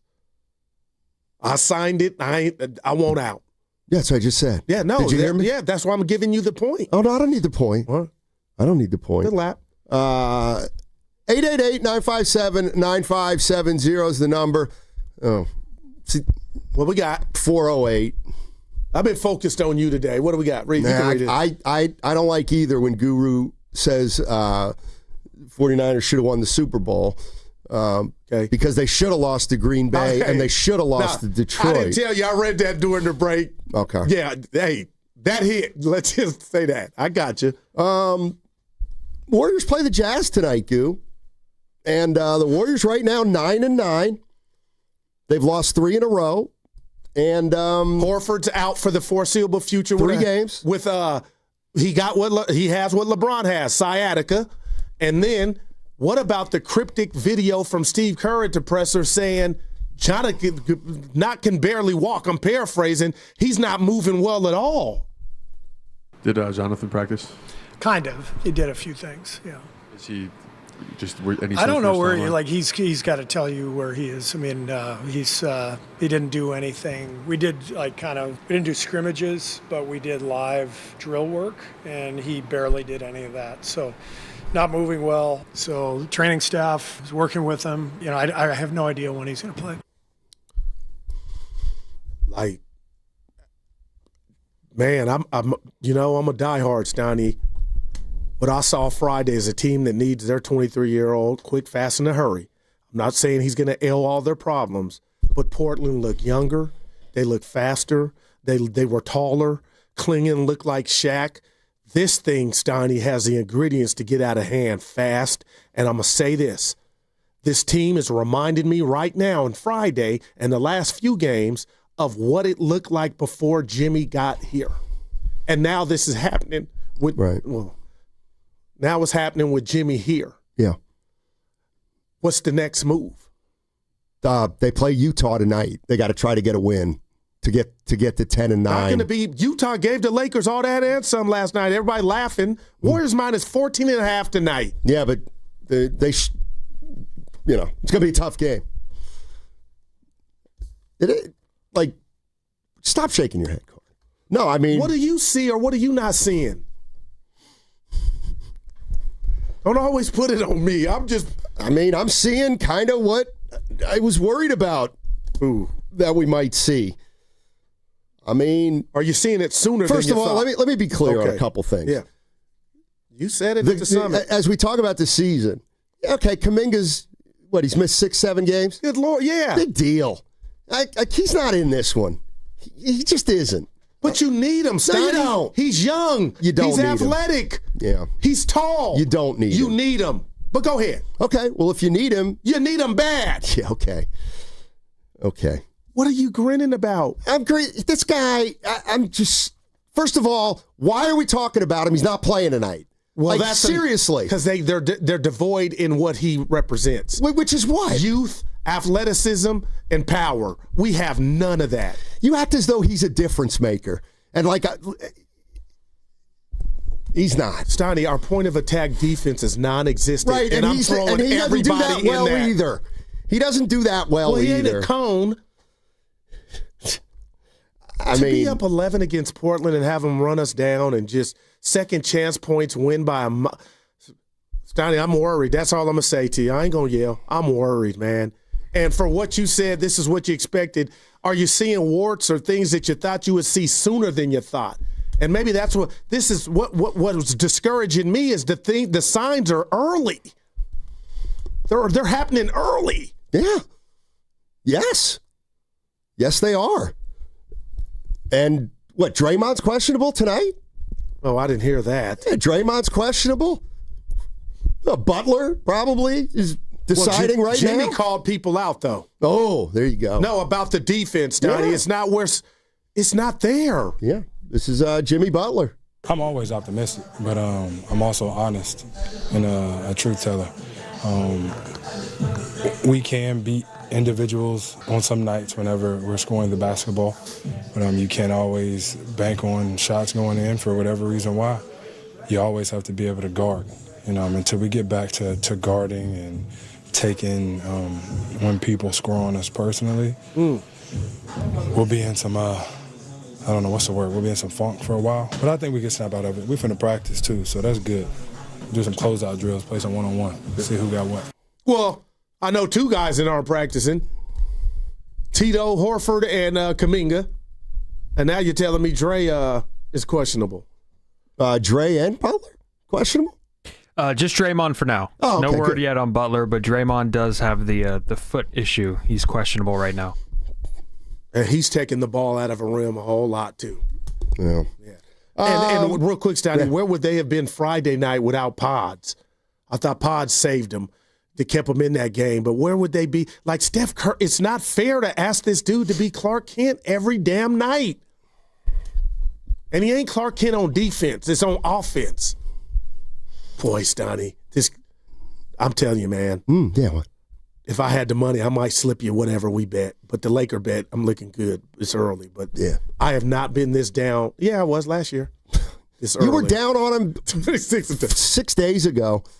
Then you were up on him. You're listening to 95.7 The Game, KGMZ FM and HD1 San Francisco on Odyssey Sports Station. Always live on the free Odyssey app and now broadcasting live from the Laughing Monk Studios. I drove home.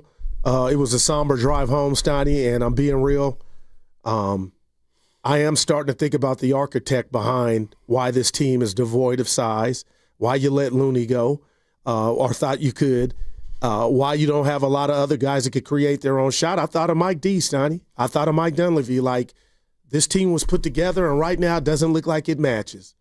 There's not a lot of sequence to what the Warriors are trying to do, and Stoney, Portland got everything in the paint, and second chance points, it felt like it was 50-0. And that's a continuance of what we're seeing from this team.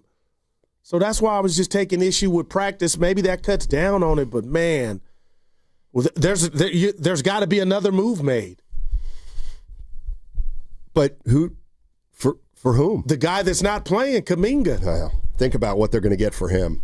Wow, it's not going to be a lot. Wow. Let's go to Big Smooth in Oakland. Hey, Big Smooth, how you doing, man? Talk to me, Smooth, man. I'm not doing too good. I'd love you for being honest, man. Listen, man. Okay, where do we start? Yes. We're really short. Okay, we were short last year.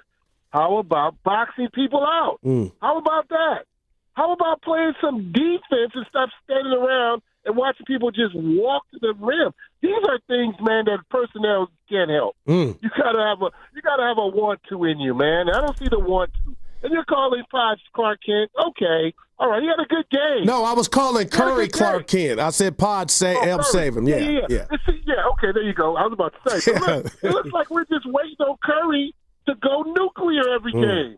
And Jimmy's right, man. Jimmy's right. This is not Warrior ball, man. Listen, maybe when we need Seth Curry. I never thought I'd say this. We need Seth Curry. We need DeAndre Melton because he's a ball handler. He can play some defense. Hopefully his body will hold up. I don't know. But I still think there's a – listen, I know we're not getting marketing. I know we're not getting a groundbreaking center, but we need some more size, man. Wow. We need somebody who can rebound, who wants to rebound, who happens to be over 6'8". Can we get that, man? Because we got the 7-footer and post, but he doesn't really like to go in there and put his nose in the middle of it. Dude, I guess why I'm sad, I'm depressed, is because reality sunk in. We're not very good, man. I'm with you. Hey, real quick, Smoothie. What about Caleb Love dropping a career high 26 like he was Dame Lillard? Where are these guys? Where are these guys coming from that's coming into the league doing that, and our guys can't do that? This is what's frustrating, Goo. We got random guys. I can't love him in Arizona. How come our guys can't do what he's doing now? Where's our young Thundercats? How come they're not doing that? Wow. Steiny, what you got for Well, they're champ. Pray for me, man. Yeah. Pray for me, man. All right. No, I'm with you. Same chapel. I mean, you know how you didn't say anything. We need some help. Well, now finish that. You were going somewhere. They think they've thought for the last 3 years they're a title team, and that means they were hard on the rookies. And that means the rookies and the young players don't play as much for the Warriors as they do for these other teams that are now starting to emerge. And now what we're finding is other teams got younger players that are ahead of our younger players because our younger players didn't play as much as them because we are hell-bent and infatuated on winning a 5th ring for Steph that is pretty unrealistic, but we're still sticking to it. They came into that game as losers of 4 in a row. Portland did, and felt comfortable. Yeah, Portland's beaten you twice. And it's because they're athletic as hell. I just hate here. Like, I know, no, seriously, Steiny, like, you're in trouble every night then if athletic is where you're lacking. Athleticism. Right. The whole league is filled of, Love was doing whatever he wanted, and he wasn't by himself, but it's just like another episode of random dude gives it to the Warriors while we're at full strength. Everybody but Kuminga. Boy. Stein, we could get in the hole early, man, if this keeps going. Yeah, here's the one thing I don't want to do is we can't pretend like right now we're discovering they're old, and right now we're discovering they're small, and right now we're discovering they're not very athletic, and right now we're discovering that their entire roster doesn't have a player in his prime on the team. They don't have one player in his prime on the team. And right? I want to say Kuminga's JK, not there. I'm not. He ain't there. I'm not. So let me ask a question. What do you do then? Let me ask a question to Warrior fans. When's the last time, a team won a title without players in their prime? It has not happened. Okay, then why'd you think they were going to win 50-plus games and go to the Western Conference Finals? They figured out who they were last year after Jimmy, 23-8, whatever the record was, Steiny, and they were causing fits. And their defensive metrics, they were the number 1 ranked defense the second half of the season. Now, why do you laugh? That happened. Yeah. So what's changed? Why is the lion not jumping for the steak like it was last year with this collective of talent? Can somebody answer Goo's question? Why are we feel like we're getting exploited every night? Because you are. Quentin Jackson. I still ain't forgot Steiny Friday. I can't get... How worried should Lacob and Mike D be about the state of their team? It's nothing they haven't planned for. That's the bottom line, is the way everything is set up right now for the Golden State Warriors. If this thing goes south, they'll pivot. They've got a 2-year window, and maybe we'll find out after the first half of the year of year 1 that they're going to pull the plug. It's possible. Wow. It's absolutely possible. But I don't know what pull the plug means. I don't know if you... Well, what machine do you have outside of Steph? Hey, and let me tell you, I'm the biggest Jimmy Butler fan, Steiny, but I'm telling you, man, he ain't stressing nobody out to guard with his game offensively, and he's not what he was 4 years ago on the defensive end. So that's why I just took issue Friday, and I was out of pocket just a bit, just judging myself, because I was like, Steiny does have a point. Maybe I am holding on to the past. But man, oh man, partner, it just seems like it is easy to score on this team, especially when there's no damn size. Or athleticism. Point of attack defense, we are an F. Steiny, I meant F. You talking score. Like, everybody, they're going to come in Utah. Like, I'm going to be at the game. I'm taping the game. I'm turning the phone off. Mm-hmm. They better take care of business. But Steiny is getting to the point to where 127 points and Portland's missing dudes. This is Jimmy Butler after the loss to Portland. We're just not guarding nobody. Wow. From what I can tell, I haven't been here long, but that's never been the formula here. Not to win a championship. You got to take each and every matchup personal. Yeah, help's going to be there, but we got to do way better guarding on that side of the ball. It's everything, because you're not taking anything away. You're not taking the paint away. You're not taking away layups, free throws, lobs, threes. What? So we don't know where they're going to get a shot from, but tonight they was getting whatever shot they wanted. He said every level of the floor. And Steiny, Buddy Hield, 16 minutes. Mm-hmm. I'm rooting for Buddy. I love him, Steiny. There was nothing. Like, it's cute thinking, okay, he'll just snap out of this, but I don't know if he has what needs to be around him for to snap out of this. And I'm not just blaming Buddy, but man, oh man. We started a starting 5, Richard, Moody, Curry, Green, Butler, itty-bitty-itty. We're small, man. and we're doing nothing in regard to athleticism to make up for that height disadvantage. I mean, I ain't been this down in a while about Warrior basketball. I guess, and this won't be the first. It won't be the first time I've brought this up, but again, did Warrior fans just, when we say they were small and they're not very athletic and they're older, like, dude, they played the motion offense. Why? But did you think people who say this are lying? Like, do you think that the people who say this team's old, unathletic, and small, like, why would you think that those things just vanish? Because they showed us last year they had a formula for it. But now it's happening fast, and I don't know what's happening. Man, Steiny, I mean, you can lose, but there's just anybody that's watching basketball on this team, it's the same story over and over. We got cement feet when it comes to loose balls. We can't create a shot if it's not Steph. I mean, honestly. And now we're not guarding anybody. Okay, well then give up on this Western Conference Finals. I'll never do that. Why? Because then I'll have to pay you. No, you don't. You're going to lose the bet for 50 wins. You might win the Lakers bet. Well, no, Steiny, the front office can do something. They're 9-9. What can they do? What's attractive on this team? Like, who on this team is another team saying, let's get that guy? It's only Kuminga. And it's not even him. There's no clamor for Kuminga. Get ready to get disappointed if and when Kuminga gets traded. Wow. Because who would give up anything? Who would give up anything for Kuminga at this point? I wouldn't. That's just me. And the joke, real quick, go ahead. I'm done. The joke was, or the whispers, or the dirty little secrets pasta was, they've won 3 games without Kuminga. And you weren't saying it, but look, where's that at? Now it's like they need him. And Kerr's saying the 23-year-old is not moving well by lateral knee tendonitis. He is the Steiny, he's not. You're in denial. Matter right now. He's hurt. But what he possesses is what this team needs. If you think Jonathan Kuminga is the difference between this team being 9-9 and this team being a 4 seed, then I'm out.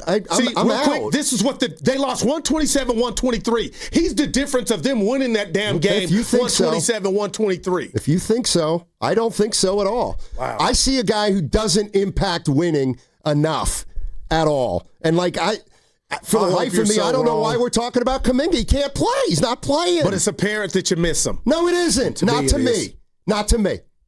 Not to me. I don't think you're missing him. 888-957-9570.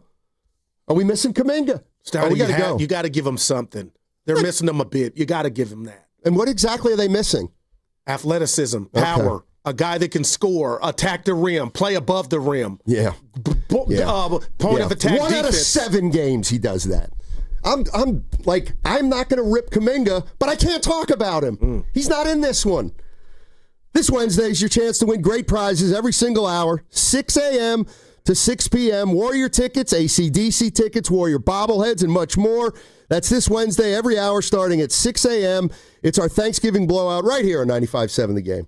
Hey, it's Willard, and I'm just going to say it. We need your help. Right now, 1 in 3 people in the Bay Area don't know where their next meal is coming from. Parents skipping dinner so their kids can eat. Seniors choosing between medicine and groceries. In a place this strong, this connected, that shouldn't happen. It can't happen. That's why our friends at Habas Law are teaming up with Martha's Kitchen. Martha's Kitchen provides more than 200,000 meals every month to our neighbors in need. So let's do what the Bay Area does best. Let's show up together. Visit marthas-kitchen.org and donate today. Habas Law, always fighting to make it right. Brought to you by Stevens Creek Subaru. Custom order your next Subaru at StevensCreekSubaru.com. I'm Bob Burke, founder and chairman of Burke America Parts Group, a family of brands that includes RepairClinic.com, an appliance and HVAC parts solution company that's grown into an international brand. Before AmericanEagle.com, we partially launched a new technology platform developed by another firm.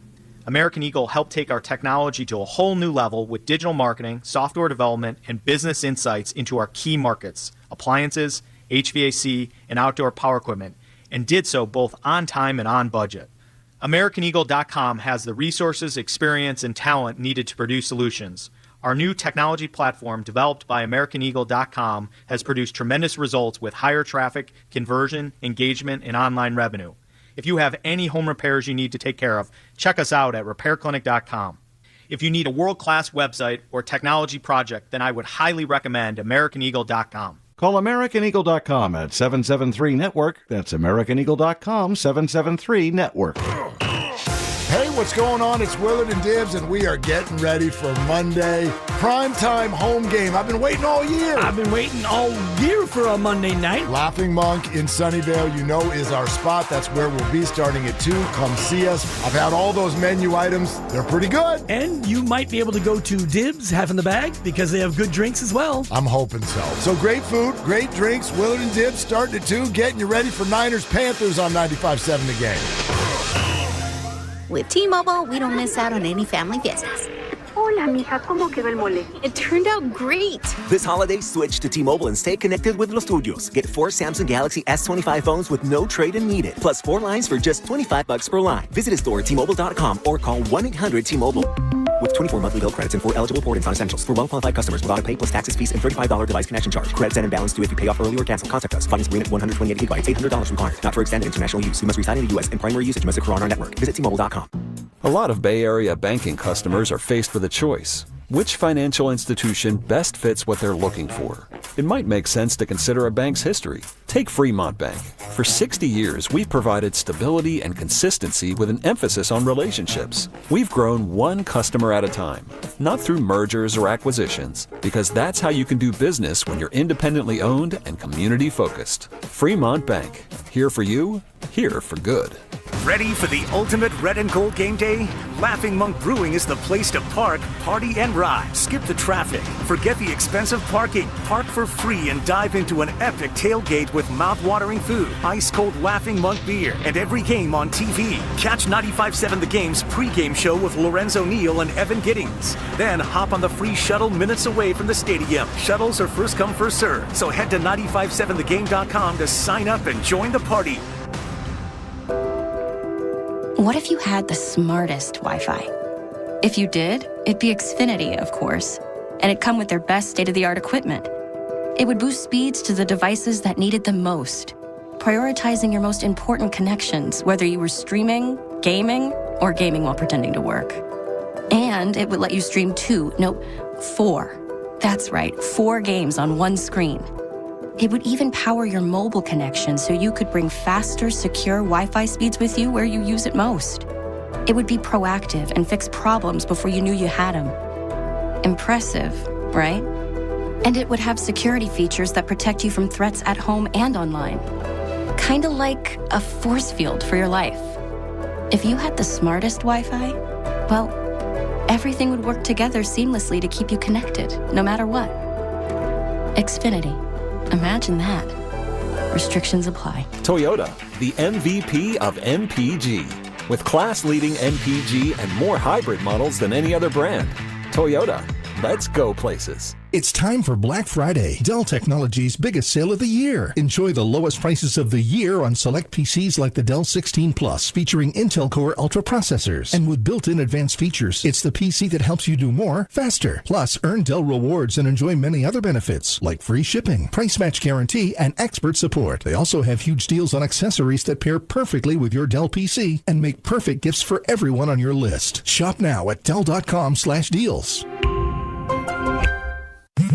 Straight Talk knows the best holiday gift is simply saying yes. Yes, you can stay up late. Sure, more cookies. Of course we can watch that movie again. That's why we give you real unlimited data, so you can say yes to all of your family's streaming, scrolling, and sharing. And now at Straight Talk, get another gift worth giving, a free 5G phone with select plans. Because yes is the best gift to give. Yes! And receive. Available at straighttalk.com and Walmart. For network management practices, visit straighttalk.com. Wesley Financial Group is not a law firm, and Chuck McDowell, definitely not an attorney. This is Chuck. Do you feel stupid for buying a timeshare? Don't. It's not your fault. You were most likely told you could rent it, and it was a great financial investment. And the deal was available today only. If this happened to you, contact your resort or Wesley Financial Group for help today. Call Wesley now for your free exit information kit. 800-242-3131. 800-242-3131. Presenting a Gain Flings love story. Dear love of my life, we were on the 12B bus this morning when I caught a whiff. A scent so fresh, so life-changing, I had to find its source. Alas, I didn't know if you were the woman in the pink freshly washed cardigan or the retired mailman next to me, but I knew one of you was my soulmate. Ah, the scent of Gain Flings. Try Gain Flings with OxyBoost and Febreze.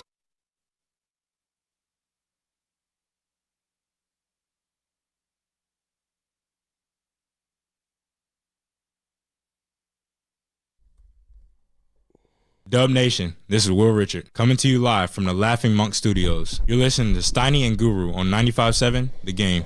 All right, here's what's going on the next hour or two. We'll talk a little Warriors between now and 12:40, and then at about 12:50, we will replay our interview with Joe Buck. We talked to Joe Buck very early in the show today. He was great. 10:15. He's on the call tonight for Carolina against the 49ers, Monday Night Football on ESPN. And we'll play that again as a way to get back into the Niners, who play the Carolina Panthers tonight at Levi Stadium. Yeah, I can't wait. And I know you hate this, but the playoffs for the Niners, to me, Stoney, have started. So tonight you got a hungry Carolina team trying to keep their hopes alive. Now, do we know they're hungry? I would assume from the math. They might be complacent after their best win of the year last week. But that's not enough. They're looking up at the Niners. This would be like, oh, man, we got some traction. Yeah. Yeah. Yep. Let's go to Chris in San Jose. Chris. Hey, Chris, what's going on, man? Good morning. Happy holidays, gentlemen. Let me lay it out for you. And I hope you're sitting down and you're not standing. Oh. All right. Google, you're right. The Warriors do not play above the rim. Number two, 75% of all rebounds are taken a foot below the rim. Now, you know, during the combines, they time the athletes' lateral movement and their footwork. Well, when our little guys, Louis, GP3, and who's the guy with the clown hair, Podsy, when they come in, they get handsy because their footwork is lacking. So they put their hands, as soon as they cross half court, the other guy, they put their hands and they push, grab, push. So why are we out-rebounded? Because we're not boxing out footwork. So we're not rebounding at all. Last thing, when we're supposed to be setting a screen, we're what, second, third in the league in the most moving screen violations because our feet don't know how to set screen. Set the screen. Don't set the screen and then start moving. Our footwork is lacking. That comes from the scouting department. Give me a coach seat. Let me see everything one time, and I'll come back and say we're too small and we have no post defense. Our footwork stinks. Wow. Thanks, Chris. Appreciate the call. I mean, did he tell any lies, Donnie? Like, I need you, the basketball connoisseur, man. You don't. No, you don't want me. You say you want me, then I deliver for you, and it's never enough. It's really quite simple. You sound like the missus in the house. Me. What do you need from me, Goo? Tell me what you need from me. To just admit that you're surprised. Let me go here. That you could tell me what this team, and I can do it and echo it, what they don't have, but they concocted it last season. Well, that propelled them to defensive metrics to where everybody took notice. I'm starting to wonder, is that a want and a wheel? And one last thought before I throw it back. Steiny, this is the most sobering thought I had driving home from that game. I was disgusted. If this were to keep up, Steve Kerr could be the next Bob Myers. Why would he want to stay around this? And I mean that from the bottom of my heart. I thought about Steve Kerr and what he has to work with or what he doesn't, And if you're right in telling me this can't be turned around with what they currently have, I said it couldn't be turned around. Then Steiny, I'm starting to wonder how much Steve Kerr would want to stay around this. This is playing out exactly like they thought it would play out. This is what they planned for, that if the season gets sideways, and it's not sideways yet, they're still 9-9, it's early, but if the season, if after 40 games they're 18-22, what do? Well, guess what? We'll pivot. And next year Steve Kerr won't be the coach of this team. Wow. We've talked about Steve Kerr and his contract situation a lot this year, and it is obvious to me that he does not want to commit to being the coach next year, and the Warriors do not want to commit to having him be the coach next year. Wow. Well, how come? Well, they want to see if they're going to be any good next year. And if they're not good this year, how the hell are they going to be good next year? But how do you have Steph, Jimmy, and Dre and you're not good? Because they're old. They are old. Well, maybe that's the part and I'm having trouble dealing with. Here's the other thing that, and I hate to do it because Steph's been fine, but when you have him making 62 and Butler making 55, you're talking about two of the highest players in the entire league. They're not two players who are like top 5 players. So your best players aren't as good as other teams' best players. I'm breaking out in hives, and the reason I am, Steiny, oh my gosh, if you're right, then it makes trading for Jimmy. What were you doing if it's not going to get you close to a top? What they were doing 52, and he ain't giving you 52. Steiny. You know exactly what they were doing and what they are doing, and you were fine with it. They're doing every single thing they can for one player, Steph Curry, and they've done that for 2 or 3 straight years. They have what's been the Warriors' strategy? It's been anything and everything for Steph Curry. Okay, I'm with you. Well, but here's now where you got to keep going. Because it's apparent don't complain if that ain't enough. They can't win. But no, it's apparent now that that's not enough. Okay, so you can't just say, okay, well, we're going to get a star in here.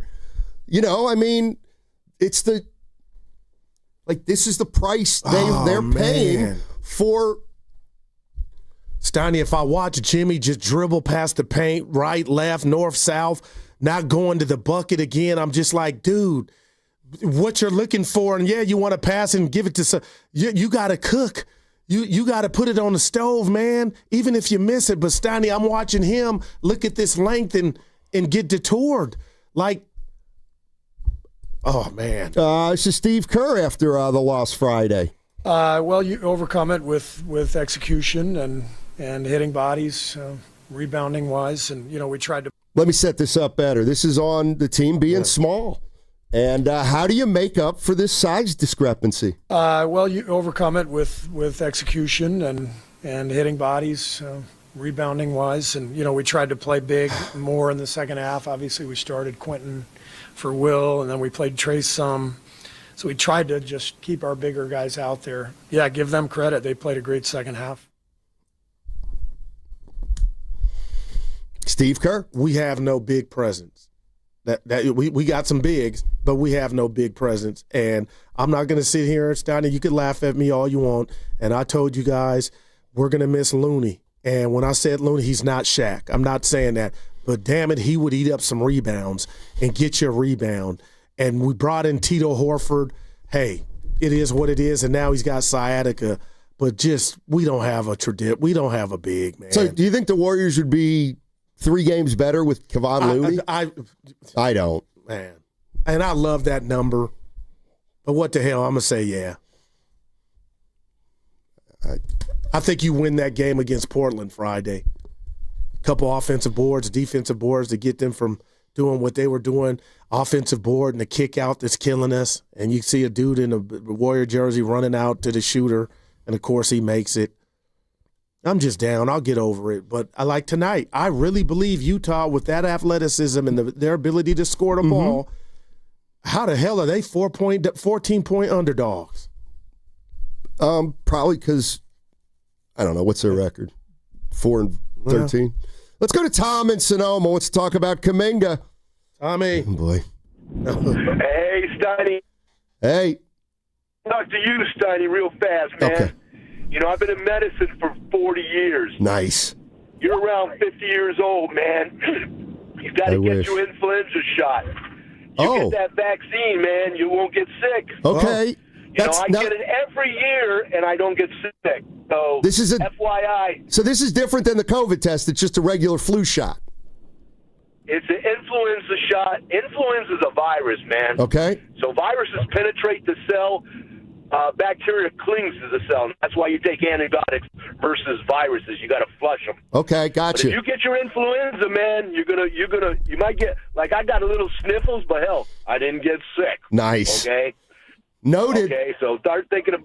All right, man. We want you around, dude. Thank you. Okay. Yep. Okay. Kuminga has checked out, and I'll tell you why he's checked out. Because he knows he's coming off the bench, and he's not wanting that. He wants a trade, dude. He wants out of here. Kerr, I don't think he wants to coach next year because he already sees this team disintegrating into hell. Okay?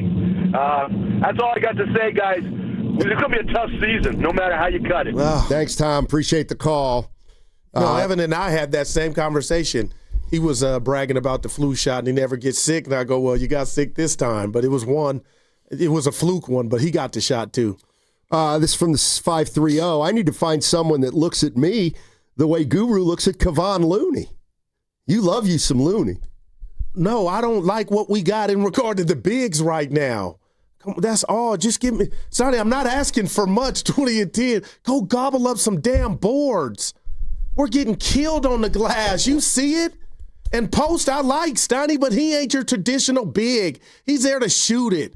So that's kind of gimmicky to expect the big stuff from him. He's giving you something when the ball's going in. Horford, this was the last team we needed to get Horford. You know that. Well, it's in fairness, it's easy to say now. It is, and maybe he'll. But I didn't like it when it was announced. Well, remember, it was never really announced because he just kind of hung around. You know, it was like kind of the guy who hangs outside the bar, but he can't get in the bar. And they just say, just wait out here for a little bit, and we'll call your name, Al, when we're ready. Al. But what about my assessment of Draymond? It just seems like he's taking the ball out of the hoop. And I'm not saying he's getting beat. It's just he's taking the ball out of the hoop a whole lot, man. Mm-hmm. I just want to go home. Steve Kerr, the offensive rebounds on Friday. Yeah, that's the game. A lot of them turned into threes. A couple of Caleb Love's threes were off offensive boards. 28-10 second chance points. So that's the game. They're an athletic team, even missing a couple of their guys. They're super athletic. They crash, put a lot of pressure on us, and that was the difference. I'm really starting to think about his future, man. If I misread this thing, Stoney, and you were right, and you end up being right, and this can be something that I didn't even think was on the table or the bingo card, I mean, Steve Kerr I don't want this at all, but I couldn't ignore. I'm thinking he's probably just like, man, I just want to know where we get gas at. Where do we go get put back on the charger? And if these practice, if this is what it's going to be and help, then I can't wait to watch tonight because you had a couple days off. But, man, Stoney, I know I'm stunned, man. It's like a prize fight. You get staggered, you shake it off and come back. I'm stunned. But what I'm worried about is that magical potion or button that I thought we could hit may not be working. Yeah. I guess what would it take for you to lower your expectations for this team? Lose 3 of the next 4 or 4 of the next 6, and it just looked like this is who we are. It ain't changing, Goose. So at 9-9, you're not ready to lower expectations? No, but I'm hurt on that. That this is not good, and it's the way another random dude from the G League or the practice squad put it on us. And he put it on us because we have nothing to roll out there defensively, Stoney. Nope. The point of attack defense with this team is non-existent, and I'm going to say this. But you got past it last. How did you manipulate it last year to where it wouldn't kill you? That's what's blowing me away. It was all new. 1, 2, they had a common focus, which was to win games as soon as Jimmy Butler got there. So they played with a sense of urgency. They're too old to play with urgency from November through April. Wow. I'm sorry. I think that's what we're finding out. And, you know, they got off to a 5-1 start, and we just thought the problems went away, or their age wasn't going to be an issue, or their lack of size wasn't going to be an issue. It's going to be an issue, and it's going to be an issue all year. All right. It just is. Okay. But this is where I think you need to meet me halfway or more than halfway. And it's okay if you don't, because I know you probably won't. But the bottom line is I'm hearing every word that comes out your mouth. I'm watching every minute of Warrior basketball. We've all determined the same things. We just heard Tom from Sonoma, and it's real. But it's the only thing that I have to default to is when Jonathan Kuminga comes back. That's better than not having that as an option to infuse. I don't know. To inject us. I don't know. Because I'll feel I would be on the ground had he been available and this was still happening. I'm hoping just his reemergence until he gets traded or not. You do realize he was terrible when he got hurt. He played five good games this year. I'm giving you that. Okay, well. But doesn't mean he couldn't bounce back from the slump. Of course he can bounce back from the slump, but do you really think Kuminga is – well, I don't even want to talk about Kuminga. I just – here's what I think. Stoney, so right, I'm hoping. That's right. And listen. Just give me something for admitting I'm desperate. You're desperate. And, like, you're out of ammunition if you're down to Jonathan Kuminga is going to come back and we're going to take off. I'll tell you what, Risotto, do me a favor. I want you to make this announcement because I want Guru to hear it from you, not me. What? All right, Goo. From Anthony Slater of ESPN, Draymond Green is out tonight with a right foot sprain. Listen. Warriors are without Green, Horford, and Kuminga versus the Jazz.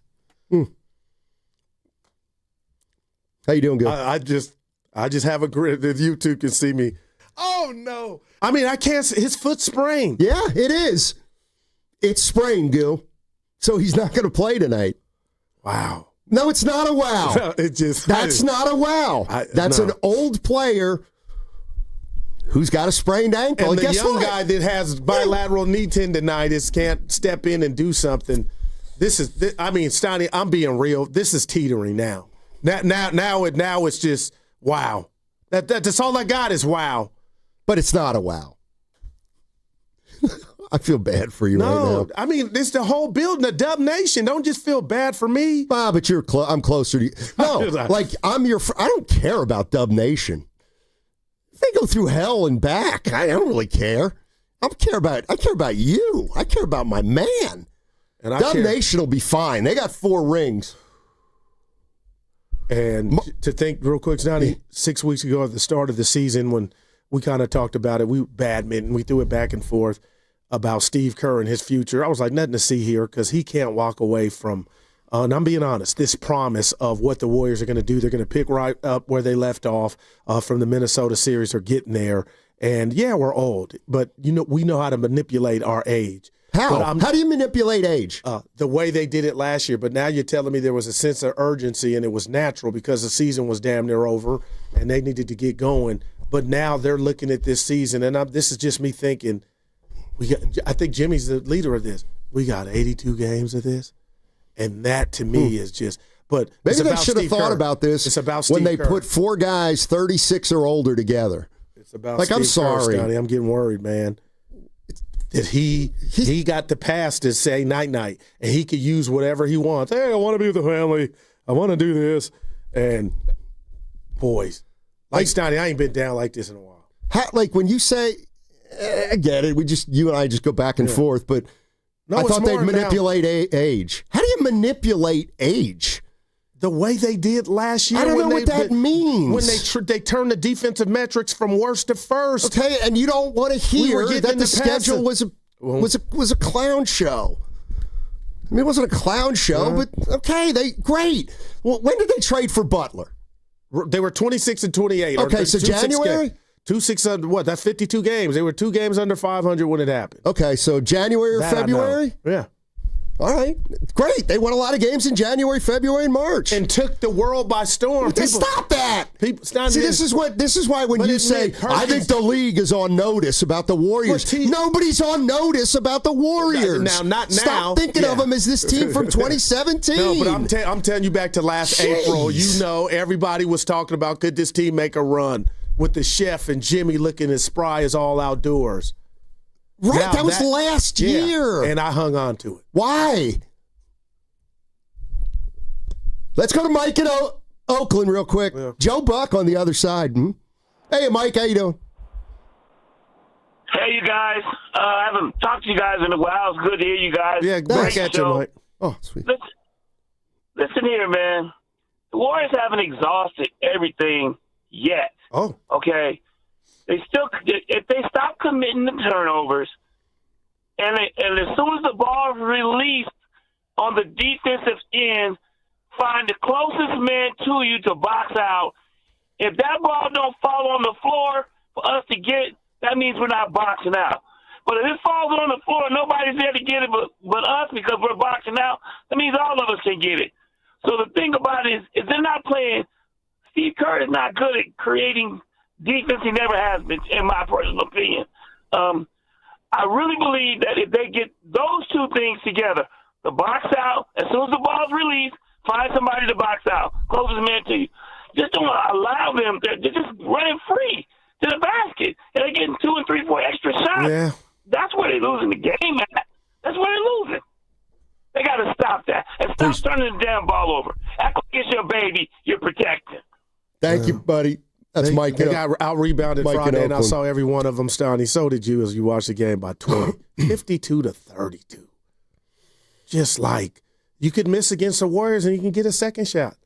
You might get a third. All right, coming up on the other side, we talked to Joe Buck earlier today. We're going to replay that interview, talk about the Carolina Panthers versus the San Francisco 49ers. But first, what's coming up on the game is brought to you by Fremont Bank, here for you, here for good. And it's a Monster Monday presented by Merit America. Visit them at meritamerica.org/super. Segment also sponsored by Bay Area Fast Track. Starting January 1st, carpools must have 3 or more people and a Fast Track Flex toll tag set to 3+ to get the 50% carpool discount on all bridges except the Bay Bridge and the Golden Gate. Visit getfasttrack.org for details. Tired of the same old night out? Head to Ghostwood Kitchen, your neighborhood spot for an incredible time. They take pride in their huge selection of in-house craft beer, innovative craft cocktails made with fresh ingredients, and full menu of delicious scratch-made food. From their smash burgers to their unique appetizers. Don't miss their special entertainment nights featuring Wednesday night trivia. On Friday and Saturday night, Ghost Hour is 50% off all drinks, 9 p.m. to close, and featuring a live DJ on Fridays. Find your vibe at Ghostwood Kitchen, 911 Main Street in Redwood City, and at Ghostwood.com. To 15-year-old Harper, buying an $80 vintage rock t-shirt is a great investment. To Harper's mom, this logic has a few holes in it. So she helped Harper open a Wells Fargo Clear Access banking account. With no overdraft fees and tools to track spending, Harper's learning, one heavy metal tee at a time. However you make money work, Wells Fargo can work with that. Terms apply. Visit wellsfargo.com/deposit disclosures for fees and details. I know that hiring can be challenging. You sort through tons of resumes and you get too many so-so applicants. You're just waiting for someone to match your role perfectly. Well, now, there's a place where you can meet them fast. ZipRecruiter. Need to hire right away. Start your search for strong candidates. The right fit awaits. Build your team. Build it sooner. Meet your match on ZipRecruiter. Just head to ZipRecruiter.com/free right now to try it for free. And you're on your way to meeting your match. 4 out of 5 employers who post on ZipRecruiter get a quality candidate within the first day. So try it now. Go to ZipRecruiter.com/free. Once again, that's ZipRecruiter.com/free. Meet your match on ZipRecruiter. Try it free. It seems everyone gets a tip these days. Deliver food? Get a tip. Drive around town? Get a tip. Serve a drink?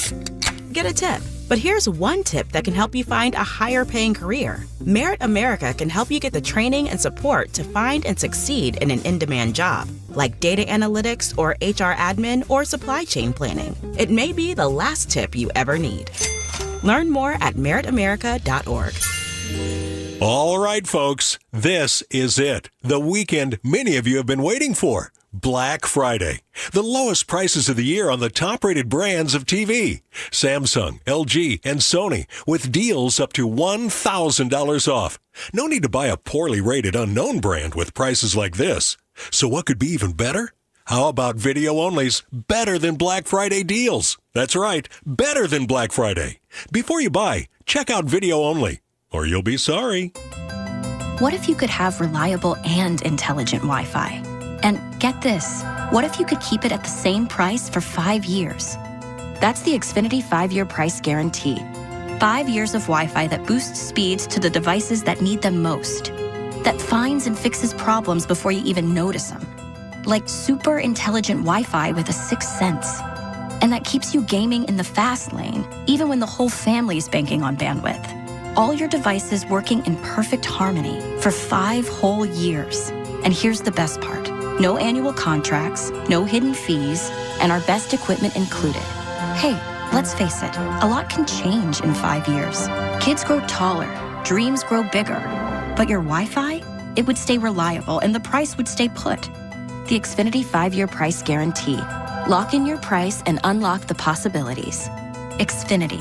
Imagine that. Select plans only. Restrictions apply. 95.7 The Game and Great Clips have teamed up for the new basketball season. We want our listeners to look fresh with a great haircut from Great Clips. Each week, we'll pick a lucky winner to score a gift card. For a chance to win, courtesy of Great Clips, enter online at 957thegame.com. From carriage house to glass aluminum doors, RNS Doors has a full line of commercial and residential garage doors and gates to suit anyone's taste and budget. Visit rsdoors.com. RNS Doors. Look for the red truck. Are you like everybody else in the world who has no idea what to get everyone for the holidays? Well, you're in luck. We got you. Hands-free Skechers slip-ins.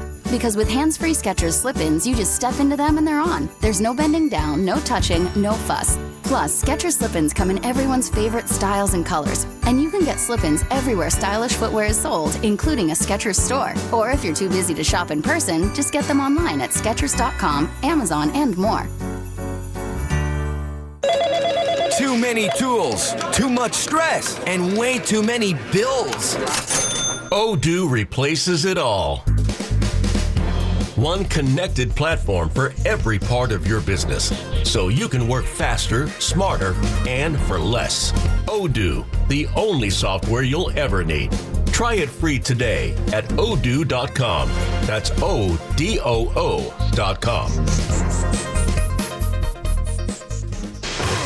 Red and Gold Game Day starts at Laughing Monk Brewing. Park for free. Enjoy amazing food, ice-cold beer, and every game on TV. Catch 95.7 The Game's pregame show. Then hop on the free shuttle straight to the stadium. Sign up now at 957thegame.com.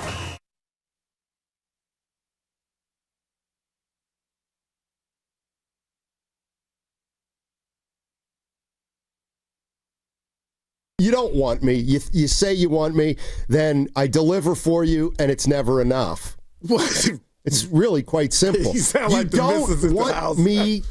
What do you need from me, Goo? Now, back to Steiny and Guru on 95.7 The Game. I got a lot of clues laying around. You need one of my clues? You need a clue? Who needs a clue? I got extra. Who's starting You for need Draymond? a clue. Yeah. Who's starting for Dre? Oh, that's right. Gil. Who's starting for Draymond?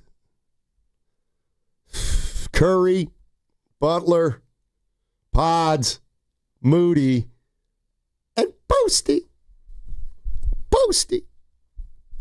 By the way, the 49ers have a game tonight against the Carolina Panthers.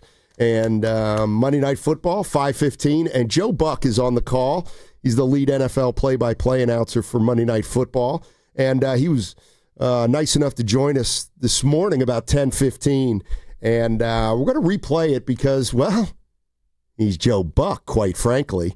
And I'll even set it up this way. All guests on 95.7 The Game appear on the River Islands guest line.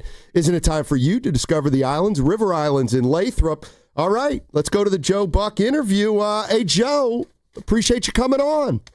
Yeah, good to talk to you guys. How are we today? We're dynamite. I'm gonna throw it to you this way. You know, can I assume when you go into a game like this, you got some storylines you want to talk about, whether it's, you know, Purdy's second game back or Bryce Young's terrific game last week. But where does the Brandon Aayuk story from the weekend play into tonight's broadcast? Yeah, it gets tricky. You know, it's a good question because I think anytime you do a game, you're kind of going play by play by play, and then there's kind of the next level of storylines, and that's definitely one of them. I mean, he signed that contract for a reason. He was an all-pro a couple of seasons ago. Then he gets hurt last October, and now you've got all these reports that are coming out. You guys probably have dissected him to a far greater degree than I have. But then I read the one today where he's, you know, close to getting cleared to come back to practice, yet he didn't fight the 49ers withholding and canceling a $25 million bonus. I mean, a lot of it just doesn't make a ton of sense to me. So I guess to answer your question, it's a storyline, and it's there if we get there because obviously his presence would mean a lot to Purdy and the 49ers and Shanahan and the rest. But I don't know how deep into the weeds you want to get into somebody's contract situation or – I mean, the bottom line is he's not here. Yeah. And he hasn't been here since last October. And it doesn't look like, at least in my opinion, that this thing's going to get resolved where he continues on with San Francisco. I'd like to see it. It'd be great because they need him, and he's been a hell of a player for him. But I think the writing is on the wall that this thing is disintegrating as we go forward. No doubt, Joe. Always a pleasure. And I wanted to ask you, because I was telling my partner, it's kind of miraculous that the Niners right now, if the season ended today, would be in the playoffs with all the injuries. Great job by Kyle Shanahan. But I want to ask the great Joe Buck, do you view them as a legit contender? Yeah, I do. You know, obviously everybody's now looking at the Rams with what they did last night and the kind of run they've been on, winning 6 in a row, and they've got 9 wins, and Stafford's on a roll he's never been on. I mean, few quarterbacks have been on it. I think he's gone 25 touchdowns, no interceptions over the last 8 games, somewhere in there, which is just incredible. So you got to get over them or get through them. But Kyle knows how to play them, and as you know, the 49ers have split with him this year. I think they are because of the coaching. I think Saleh, when we talked to Kittle, George said that he was the best free agent signing they had in the offseason, bringing him back. I think with this defense, which he told us he calls the baby Niners because of all the injuries and the way they've had to fill in, is playing about as well as they can play, considering who they don't have. And I think coaching makes a difference, and I think they're really well set up between Kyle and Saleh. And, you know, they've got a quarterback that's been to a Super Bowl. They've got McCaffrey. They've got to keep him healthy, obviously. And, yeah, they're a contender as much as any. This has been the weirdest year that I can remember across the NFL. I haven't looked at any numbers.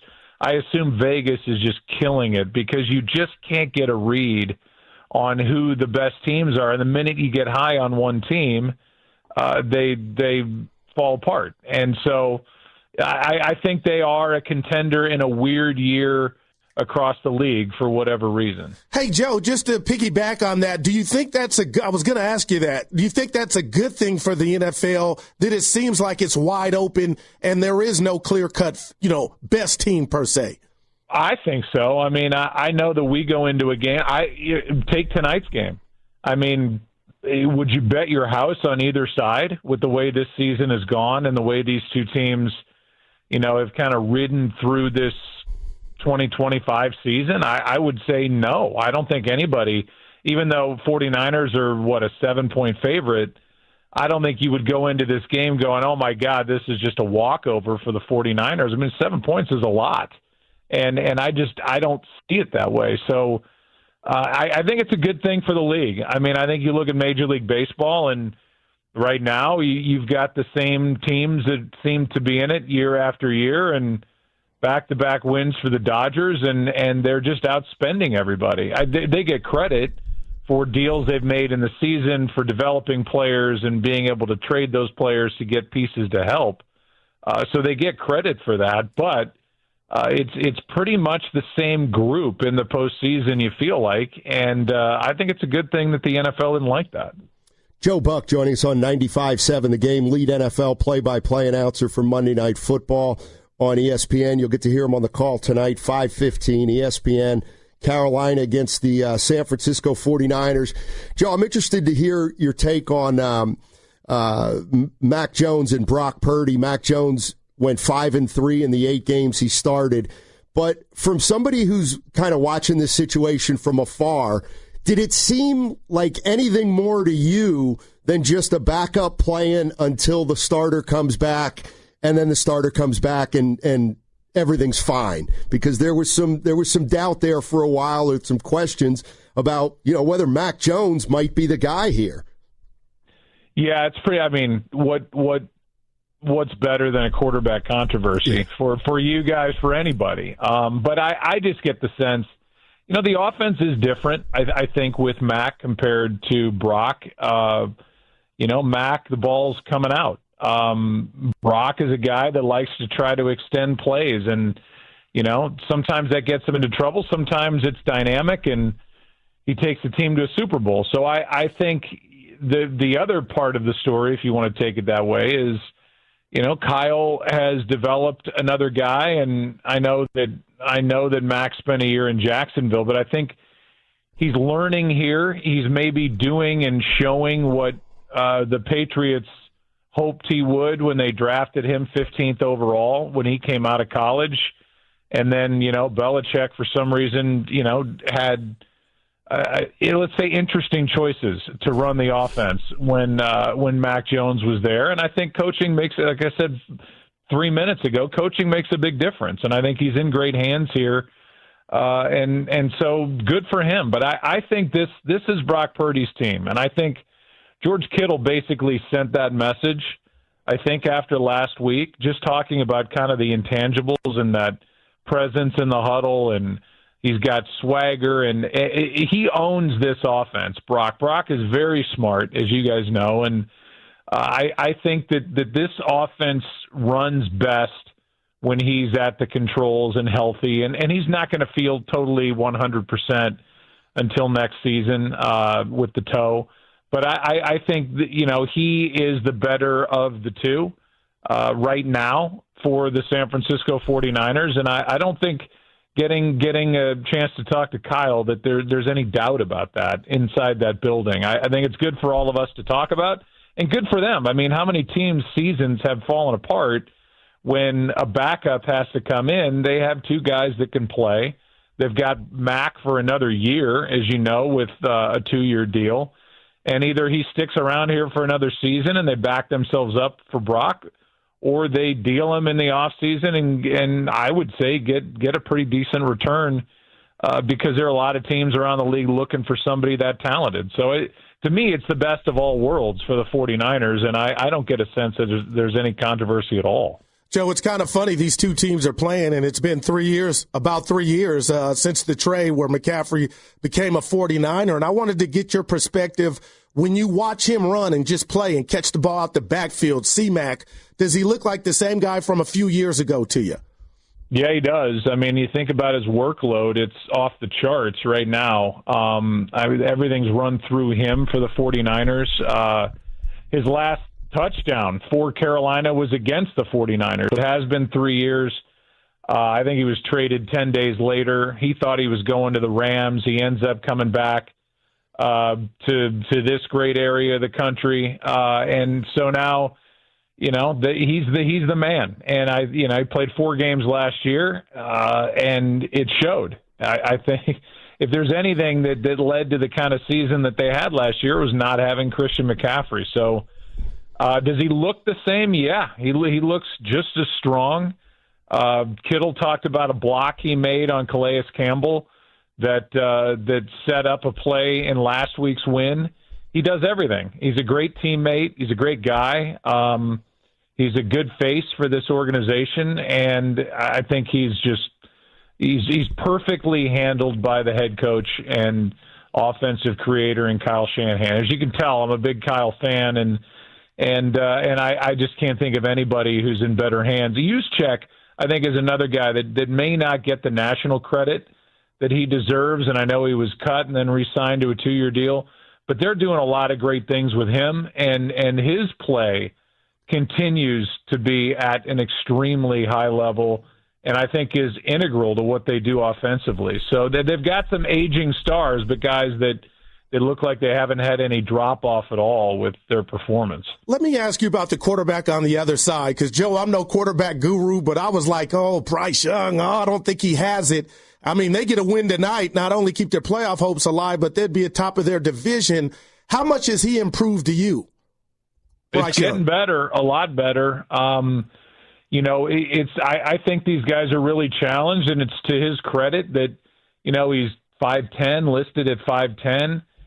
He's got a massive offensive line that's had rotating pieces in front of him. He's got receivers that are huge. Everybody's their top receivers are all 6'3" and up. But he getting a chance to finally talk to him, which we did this week, you see it. You see kind of the sparkle in the eye, and you see the way I think he can be a leader on this team. I think he's in really good hands with Dave Canales, who kind of helped resurrect Baker Mayfield in Tampa Bay. Dowdle's been huge. So when you've got a run game, they're pretty deep at tight end. You've got good young top receivers. There's a lot around him to help him succeed. And, you see the leadership part of it. He can't help his height. And I thought it was interesting because Canales has always worked with kind of quarterbacks that are on the shorter side of the midpoint with quarterbacks. Most of them are 6'3", 6'4", 6'5", some are 6'6", in the league, and his have always been kind of smaller statured guys. And he kind of chuckled at it, and he said, what I've learned over time is that you have to be, as a teacher, lax on a lot of the mechanics, because sometimes you can say, this guy's got antsy feet, and really it's him shuffling or sliding to get a view downfield around his big offensive lineman to find somebody that's open. So it's something we'll be looking at tonight. He's also playing on a bad right ankle, who they've said it hasn't held him back at all this week in practice, but it bothered him last week, but he put up a career-defining day. So I don't know. I think he's got the pieces around him. I think that's the bigger story, and maybe we're seeing just how good he can be with all the pressure being the number 1 overall pick in 2023. Hey, Joe, thank you so much for your time. Really appreciate it. Have a great call tonight. We'll all be watching. All right, guys. Thanks. All right. That was Joe Buck from earlier today. He's on the call tonight for the Carolina Panthers 49ers game. Starts at 5:15 on ESPN, and you're listening to 95.7 The Game, KGMZ FM and HD1 San Francisco, on Odyssey Sports Station, always live on the free Odyssey app, now broadcasting from the Laughing Monk Studios. Joe Buck. Yeah, he's all in on Kyle, Steiny. I don't know how he's not higher in the – I know he's trying to get his team to the postseason, Kyle Shanahan, but just in regard to personal accolades, I don't know how he's not higher in the right now, the Coach of the Year conversation. And I know some teams are having some great seasons. I'm not saying he should be the lead, but I'm just looking at the Niners and how they're in this spot with what's gone on. I mean, offensively without Aayuk and Kittle for most of it, and Purdy, and the defense is his own story. But, man, there's not a soul that's not giving this man credit for keeping his team in it. Sports Talk on 95.7 The Game is presented by Paramount Plus. Count on Sundays all season long with the NFL on CBS and Paramount Plus. 49ers take on the Carolina Panthers tonight at 5:15 at Levi Stadium, and they look to go to 8-4. Brock Purdy back at quarterback. Sun's out. Should be nice and dry down there, which is always something nice for Brock Purdy. I'm going as a fan, so I won't be But you're dry. not a fan of the Niners. I won't be dry, if you know what I mean. You're gonna be ready to go tomorrow, though? We used to do pre and post. You know, I know how to do it. Well, that was at night. I'll be fine. Are I you ain't sure? drinking. Yeah, I ain't drinking. Oh. You just said you were. No, I'm not. Okay, Got good. some chicken tenders. Good, because we never really talked about the show after the summit that day. That was a Friday. No, the summit was on the show was a Friday. Oh, I was in that. Oh, yeah. I do my own analytics study. You can never say that to me. Thursday night, we had the summit at, where was it? And I was our spot. Jack's. Yeah, Jack's Restaurant and in Bar. Pleasant Hill. Yeah, and they have they had a lot of different kinds of tequila there that night, and we came together as a team. And did we really? Yeah, no, we did. No, seriously. You left early, but that's Friday right. was Maybe one of that's why you came together as a team, because I left. You better be careful. Friday. Shut up, Steven. Him and Whitlock, dude. Draymond or Kenyon? What's going on? What's going on with Stephen A? He's like under fire from the. I think I can just leave it there. He's under fire. Fight everybody. Friend of the show. What's going on with him? He don't like Whitlock. Well, okay, so he That I know. negotiated Stephen A. this contract to get him off of NBA Countdown. The joke, Barkley and Shaq did it. Okay. You go work for ESPN, they work you like a dog. And you could tell last year Stephen A. was up there like, dude, I'm doing a lot. And he's doing his podcast, so he negotiated getting off NBA Countdown. But the Twitter trolls and in social media and Twitter ran with like he got booted. So that he had to fight that and did about 30 minutes on his podcast about, I didn't go anywhere. I negotiated to come off of. That's my Stephen A. Right. And then now Whitlock's going in on him, and it's just, he's fighting everybody. What's Whitlock saying? Calling them phony and all this stuff, saying he didn't do this or that in high school and it's just getting out of hand.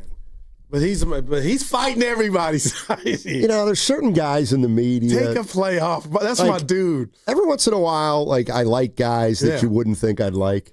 I got J.R. Smith, for example. North Carolina A&T.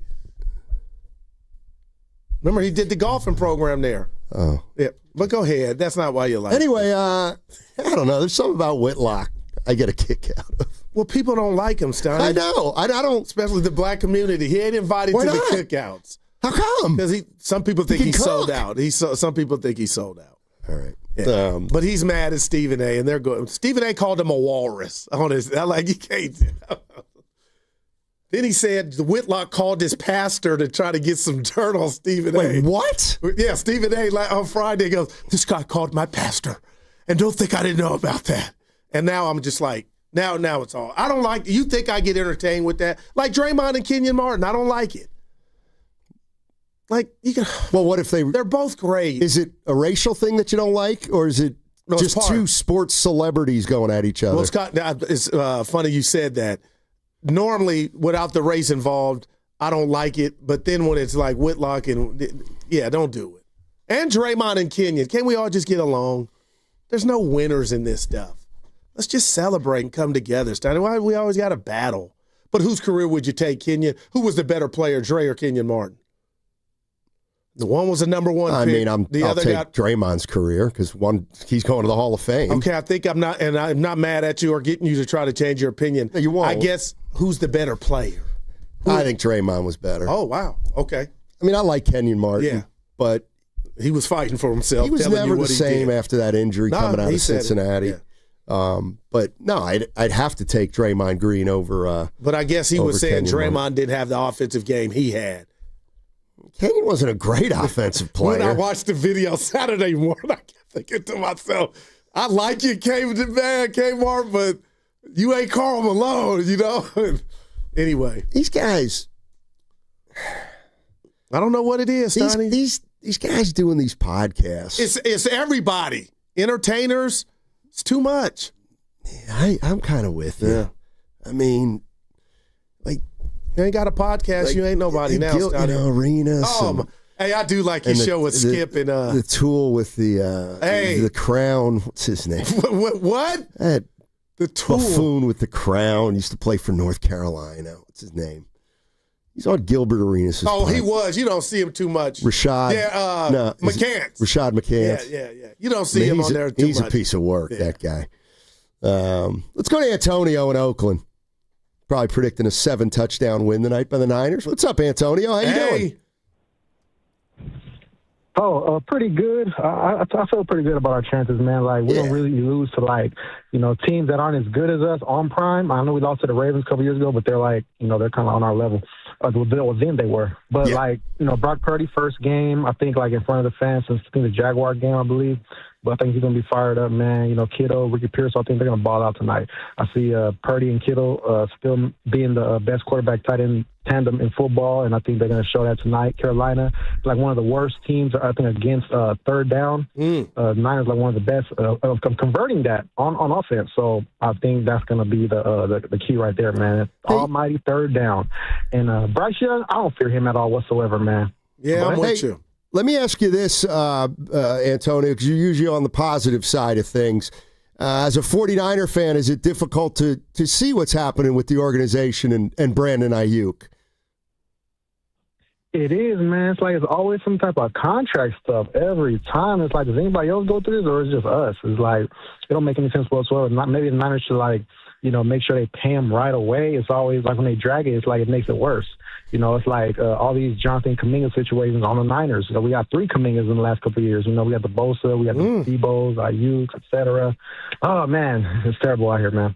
But we'll win tonight. You going tonight? Draymond's better than Kenyon Martin. Hey, you going to the game? No, I can't go. Okay. Wait, what about Kenyon Martin? You said Draymond's better. Yeah, I would say that. Yeah. Thanks, Antonio. Yeah, I got to take Draymond over Kenyon Martin.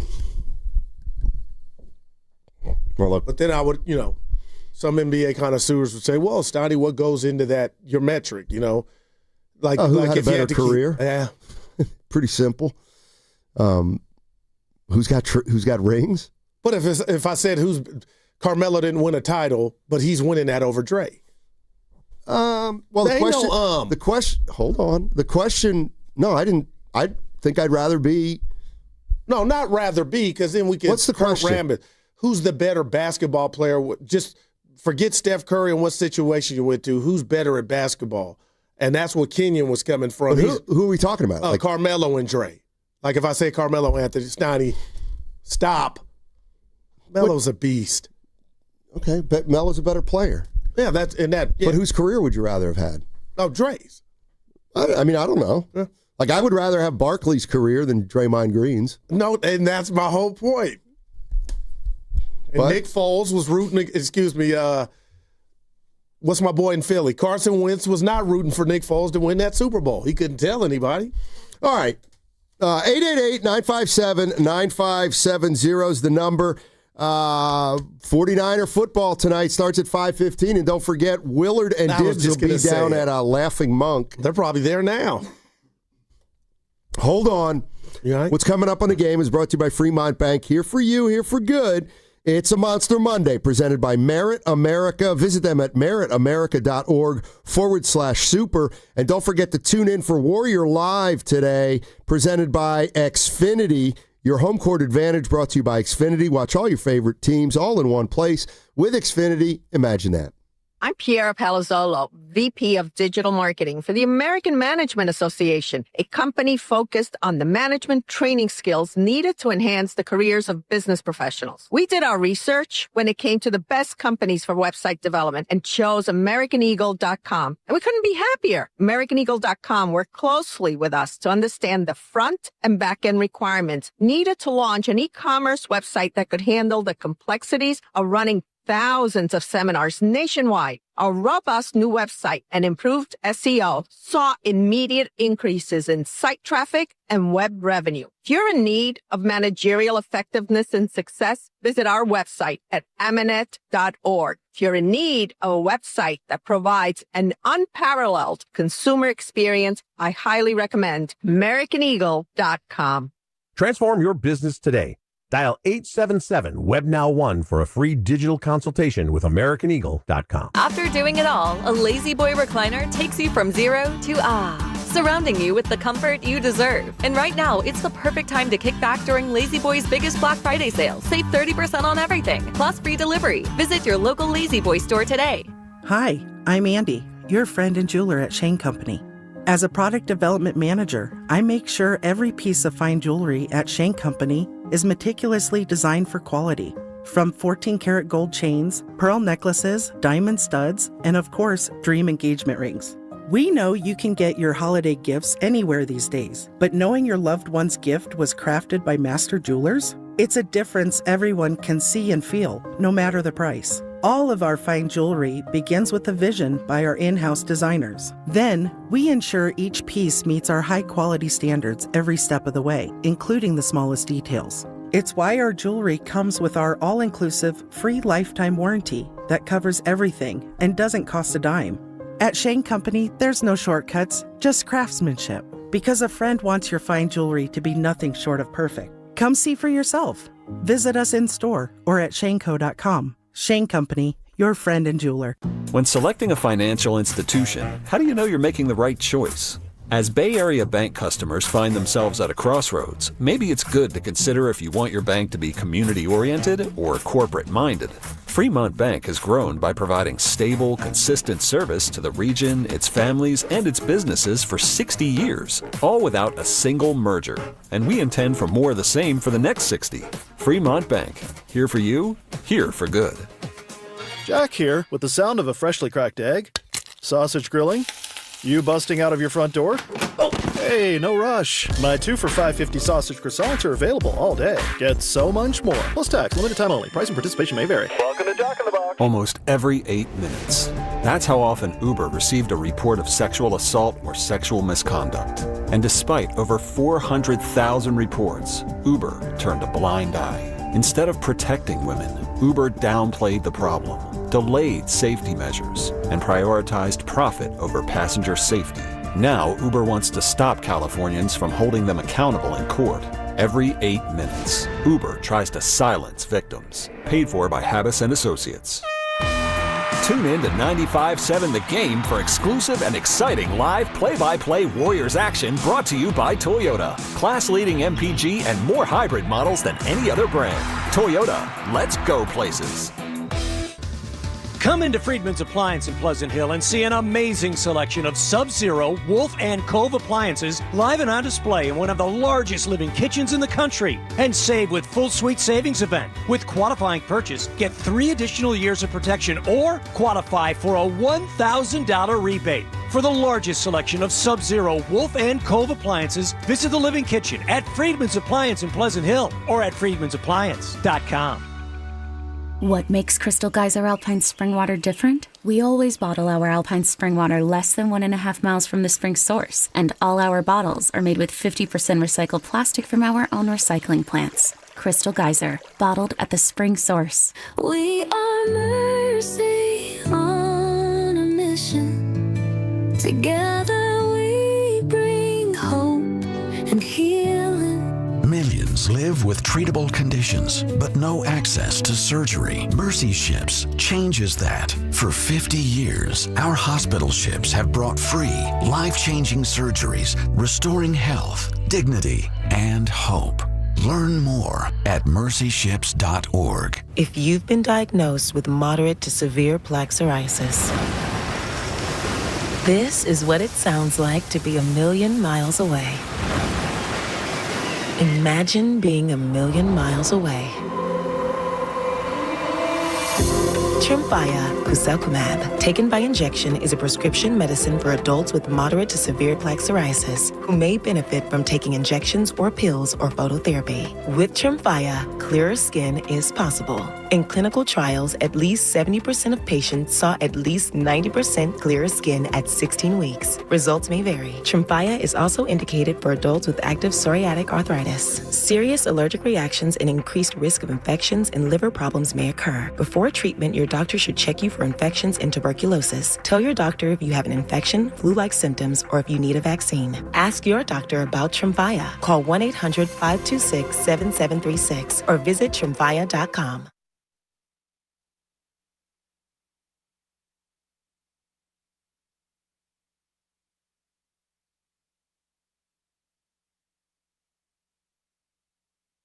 Now, back to Steiny and Guru on 95.7 The Game. All right, one more segment, then we'll bring in Willard and Dibbs. They are at Laughing Monk Brewing in Sunnyvale. I'm going to go pull up on them. Are you? Yep.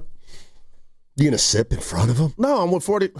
Everything's not about drinking, bud. Yeah, I know. I want to watch the game with clarity. Yeah. When's the last time you ever did that? Because it doesn't seem like it when you come in and talk about it the next day. It seems sometimes that Friday night. What's that? I watched it with clarity. Yeah. I left you early. Yeah. No, you did. You did. Hey, a couple things. You know how, remember I went to see Billy Idol? Yeah, I'll never forget. In a private concert. Just found out there's another one. Not with Billy Idol, with somebody else on Wednesday. At the same venue? No, but it's a smaller venue. How'd you hear about it? Heard it from Marcy at Live 105. So did you? There's a band called Of Monsters and Men. So you need to leave early? Well, I can't go to this one. It's at noon. Noon on Wednesday. Although now I'm like, much clout. Now I'm like, damn, I should have taken that day off. Everybody else was taking it off. Now you've been making fun of me because I miss here. Did you tell me who the band or the person was? Of Monsters and Men. Yeah. That's the. That's the. I've read the book of Mice and Men. Who wrote that? See, why can't you? I just read the book. John Steinbeck. I was going to give you that, but you're acting like I'm a bra. I remember you had that book. He also wrote Tannery Row. What's that book about? You couldn't say what it was. So anyway, how about so get this. I'm just letting you in on something. Yeah, you're not a groupie. So there's some things out there that you hear about and then you pursue. And then if you pursue it, people come through, then other people get jealous. Okay. Like, for example, when I was like, Billy Idol? I'd love to see Billy Idol. And then I got to go, and, people are like, how come you got to go? Well, because Behind your back? Yeah, how come Steiny can go? Because I pursued it. Because I saw that Billy Idol was playing, and I was proactive. Want to know what I'm working on? Give it to me. So, this documentary, The Cardiac Kids, right? On the 75 championship. Man. Right? I want to get my ass to Sundance. Evan I want to get to the Sundance. About this when you were sick. No. You know what? Listeners, you guys can. We talked about it. Well, you're not. Well, you got more connections. That's than we right. Don't you ever forget So who would Rick Barry? Would you hit him up? Probably Raymond Ritter. Yeah, he hooked me up Friday. Thanks, Ray. Yeah. Speaking of Rick Barry, he went viral on Friday. So did Fitz and Kalena. So Rick Barry joined Fitz and Kalena during the broadcast, and Rick was talking about shooting the ball underhanded, which he did with great prowess. Granny Goose. And, I guess we'll just let it speak for itself, right, Steve? So, Rick, here's Buddy Hield trying to shoot underhand free throws. Yeah, but his form is, he still made one, but his form was terrible. Your hands don't go flying out. But it's proven scientifically to be the most efficient way to shoot a free throw, and yet people won't do it. It doesn't make any sense. My youngest son, Canyon, who played in the Olympics in 3x3, and he was a 90% shooter. Well, I got to be honest with you, Rick. I've tried it, and I struggle with it, so I might need your pointers as well. But but the thing about it is that you're not a player. Wait, what? Kalena played in the league. I played in the league. No, you're not. No, but you're not a player. I mean, a real player would have learned how to do it properly. Okay, if you really had the skills and the desire to do it, you would be a better free throw shooter. But if I had taught you the right technique, you probably would have done it. But there's nobody around teaching it properly. That's the problem. Shots fired for Rick Barry. All right, well, he's a legend. All right, Kalena Azubuike, class act. I mean, what else could you say at that point? I don't know what Rick meant, though. I think it's taken out of context. I think he was saying you're not a real player. Like you didn't marry trying to shoot the underhand free throw, the granny goose. I don't think he was saying your credentials, you weren't good, and that's how it went viral to me. Like he wasn't saying you're a bench warmer, you weren't worthy, right? I didn't think so. I thought maybe what he was saying was, well, Kalena, if you couldn't pick it up, then you weren't a player. But like, if he showed you how to do. Hey, Rick got so mad at me one time too. Over what? It was a couple years ago. We were talking about the underhand free throw, and I was like, I'm kind of with Kalena. Like, it's not that easy to master. Like Rick Barry mastered it. He was a master of it. So how'd he get mad at you? How'd that go? Because I said to him, I'm like, Rick, it ain't as easy for everybody else as for you. And he goes, oh, BS, anybody could do it. It's like, no. Like, I had the reason he became a 90% free throw shooter with shooting underhand is because he practiced it. Like, he practiced every day and got great at it. But I don't think it's as easy as he thinks. It's a long shot for an underhand shot. But do you get my premise that I think it went viral because people thought the OG was taking a shot at a guy that, Kalena was a baller, made the league, but, it wasn't Steph Curry or on his level. That's how it hit, and I didn't like it. Yeah, he didn't say you hardly got in the game or played. Rick doesn't need you to stick up for him, though. He's fine. No, I'm just telling you. He's a big boy. No, Rick's a big boy. Yeah. But he does know who Kalena is, right? He must. He watches Warrior games, right? He knows who Kalena is. There's no man, Pasta. He knows who Kalena is. Pasta going baby Rick. Yeah, that to even think or come on, man. Azubuike was on the squad, baby. Just a thought. No, he knew. Yeah. He knew who he was. But why did Fitz feel the need to jump in and say he was in the league? Because and then a drive-by. So they both felt like, damn, he was, he taking my ID, my NBA ID. Revoked. Now, Kalena, keep your head up, baby. He didn't mean that. But what concerned me more, I'm such a nerd, I go home and rewatch games that I was at in that same interview. Looking for yourself in the stands? No. Now that's a 4. Steiny, he did say he was impressed with one player that wasn't in a Warrior uniform. Denny Avdija? No, this guy clinging. I was like, oh my. Rick Barry clinging? I said, he looks like Shaq tonight, Rick. I went and watched it Saturday morning, Steiny, and he talked about clinging. I'm like, man, any big against us will eat, man. Well, he's huge. He is huge. He's a big boy. Dude, I thought they were going to blow that game. They let it get to within 1, Portland. They let the Warriors, Curry hit a 3. They got within 1. I'm like, here we go. 3-pointer. By what's your boy's name? Love? Yeah. Or was it Kamara? He was on fire too. Yeah. Tough loss by the Warriors. Did you see I saw it all. Did you see Clay and Morant? Yeah, but they got history. No, there's no but. Yeah. There's one guy who's wrong and one guy who's not. But did you hear Clay a couple years ago after they I'm with Team Clay because I thought he said what John needed to hear with class, but they had his podium game after they eliminated him in the 2022 quest to go to the chip. All right. He goes, they got some bums over there, some guys that talk a lot. John Morant said that. No, Clay did. Oh, gotcha. As he was doing his airplane, and I'm like, oh, John didn't forget about that. But John was pointing, and Clay slapped in his hand, Chewy. Slapped in his hand. Yeah, John Morant. John Morant is a tool. Internet went against him. How you in street clothes fighting? That's what it's really about. I can understand you suited up. Shut up. You just hit on something that's been really annoying to me lately. Huh?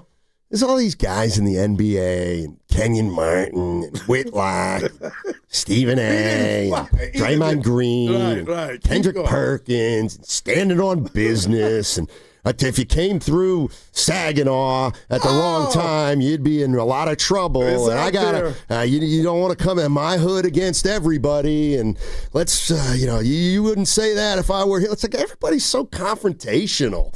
It wants to fight. The internet, partner. It's dumb. It's the internet. It's dumb stuff. Well, people listen to this show on a bad day. We do it. No, not like those guys. Yeah, I don't set out to do it. No, I'm talking about these guys are like, I hear you. They're saying, it's divisive. We'll fight. I'll fight you if there's a disagreement. Why is everybody got to fight? Well, the fight now is talking. No. Now, say nobody throwing hands. No, it's about Kenyon Martin saying, he didn't. Standing on business. No, but that meaning I'm a stand on business means you're going to fight. Oh, yeah. Don't you think? No, standing on business to me nowadays means I'm going to stand by my take. I ain't going to do what you do, flip-flop. Yeah. How are we feeling about the Warriors right now? I told you. Real quick, it's 129. I'm down. Oh, no. I'm on the mat. Oh. And I need Kuminga back. How ASAP. bad would they have to get for you to say, I might have been wrong on the Warriors? 9-14. They're 9-9 now, a 5-game stretch. They've lost 3 in a row. Yeah, 2 of them are on the road. I don't care whether that's what I'm saying. A loss is a lot. Well, stop thinking they're a 55-win team. They're going to win tonight because they practiced. Hey, the frequent flood. I told you I didn't like hearing that. When have we ever? I get the premise of, hey, yeah, it makes a difference. But it was just too loud. And then you follow that. You weren't the only one. Hey, teams that come home from a long road trip. They were in San Antonio for 2 nights. No, that wasn't how they ended the trip. But they were there 2 nights. They ended the trip on a back-to-back. They didn't go to Beirut from San Antonio. They stayed there. I know what you're doing. You're trying to get me to go to the game on a down note. Which game? The Niner game. Like this Monday night, this is a playoff game to me for both teams. I think it was – we talked a lot of Niners, but I did think you were – it was not your – What happened? It hasn't been a good show for you Warrior-wise. Because I'm down. Yeah, but you like... No, I'm being honest. I got a couple texts that, Gooch, keep your head up. Yeah, they're only 18 games in, Goo. Yeah, and they lost to Portland. Right. Dude, stop. And Jimmy, Dre, and Curry played. Somebody won't have that problem tonight. Caleb Love had a career game. When does that come to a head? When does what come to a head? A random dude giving us the business with our dudes out there. Wow. I just have a problem. I don't like the way you talk about the Warriors. No, you don't like when I see the light. No, I'm you all want me fine. to say they're going to win it all. What? You don't understand when I'm down and need therapy. You don't like it because you're like, I don't have nothing. No, I don't. I mean, like, all I'm doing is repeating the same things I've repeated for 3 years about this team. Dude, Steiny. The last 3 months about this team. Real quick, you didn't think that was cryptic about he's barely moving around after missing as many games as he had, Kuminga? Did Jonathan practice? Kind of. He did a few things, yeah. Is he just I don't know where he's got to tell you where he is. I mean, he didn't do anything. We did we didn't do scrimmages, but we did live drill work, and he barely did any of that. So not moving well. So training staff is working with him. I have no idea when he's going to play. He's 23. This is bilateral knee. That's an older guy's problem. Not on the Warriors. I mean, seriously, the 707. No, I'm being serious. 707 on the Boxer and Gerson work injury attorneys text line brought this up. Kerr is checked out. Wow. When in the postgame, Steph and Jimmy were talking about defense, and Kerr was talking about offense. Wow. I ain't going to say that's the fact, but I just think he's tired, man. He knows what it looks like and if you have it or not, Stoney, and I guess that's why I overreacted to the practice bit, man. This is about who you have. Ain't nobody growing. Ain't nobody getting faster. Stop ripping this team.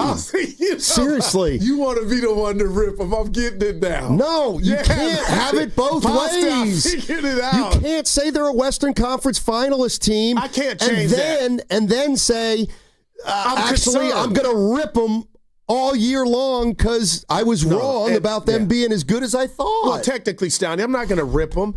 You killed them today. Oh, yeah, and they deserve it. And they've deserved it. I wasn't ripping them after 4-1, and I'm not taking my take back. Those are the standards I'm holding this team to. But I'm letting you know alarms are being sounded.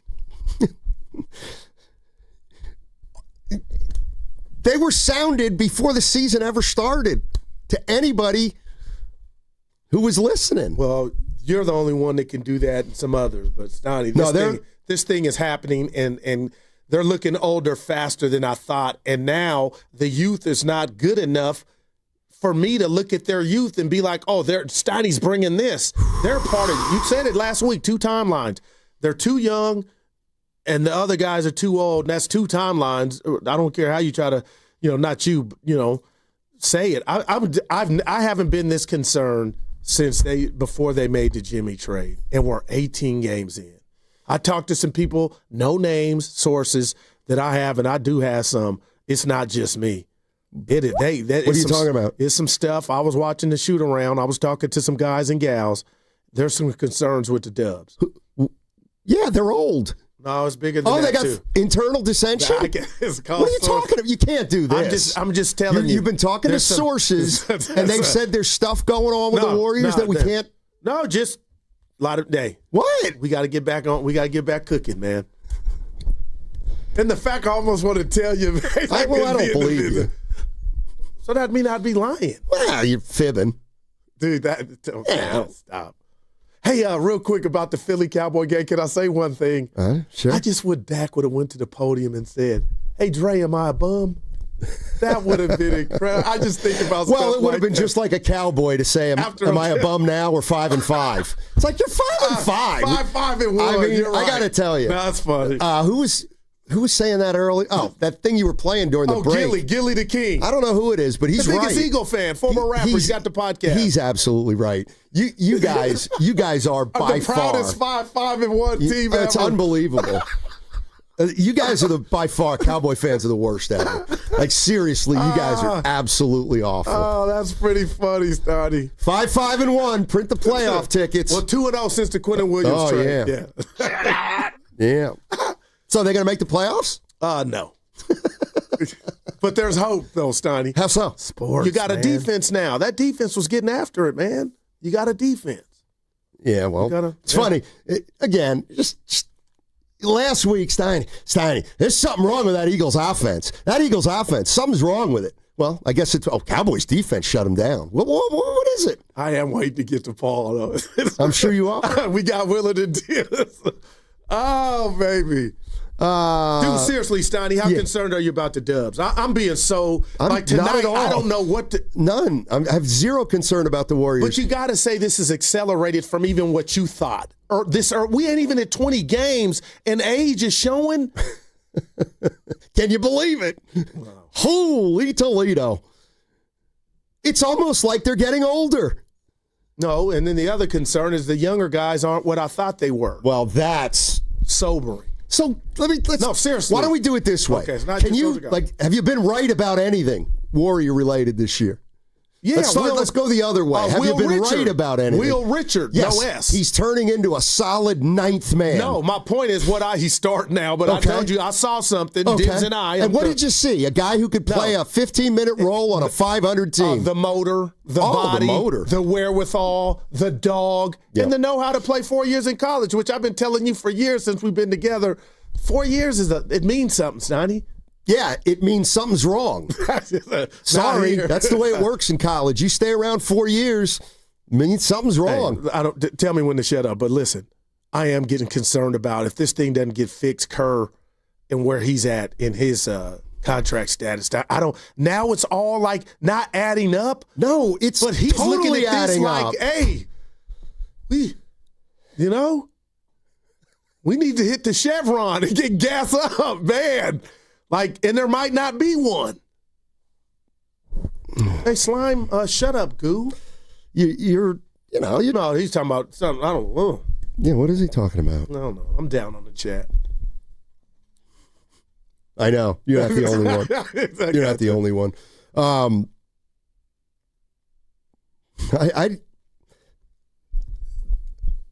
Here's the other thing. Talk to him. Remember, I feel like I got to remind you sometimes of things. Remember when I said I was talking to Raymond Ritter, Warriors president of communications? The man. He's talking about the West. He goes, I think this is going to be a real unpredictable year. There's going to be some winning streaks and losing streaks, but it might be fits and starts. Okay. Yeah. So he was right. That's right. Yeah, 9-9. A little tough start, but they'll be all right. Yeah. And I would ask R Double, did he see the bilateral knee tendonitis with your 23-year-old hotshot? Raymond knows basketball, so I'm sure I'm sure he did know about the knee tendonitis, but I'm sure he realizes that whether Jonathan Kuminga has knee tendonitis or not, it's not going to be the difference between the Warriors going to the Western Conference Finals and not going to the Western Conference Finals. Now, that's too big. I hear you. Sorry. But it can help you win or break a losing streak, and they would have beat Portland with him out there. You don't know doubt that. in my mind. You don't know that. You wouldn't let me say it. I would. No, you wouldn't let me say that. I don't disrespect. You'd be like, Steiny, you don't know that. No, you're just giving him a 0. Who? Kuminga. Well, This is how you do it. Hey, Guru, I ain't down on him. He's okay. And then you're like, oh, he wouldn't have changed the game like he's a 0. I don't think he would have changed the game. Friday night, he would have changed that game. For the better? Yes. Oh, okay. They lost by 4. So? They could have lost by 14 if and he they stunk. needed somebody besides Curry to create a damn shot. He can't create his own shot. He gets fouled. And he's struggling from the line lately, too, now. 75% before he got hurt. Yeah. You don't like when I'm honest with you about the Dubs. No, what I don't like is this crazy notion that Kuminga is still a difference maker or is a difference maker. When you're devoid of athleticism like we are, you need anybody. And you know me.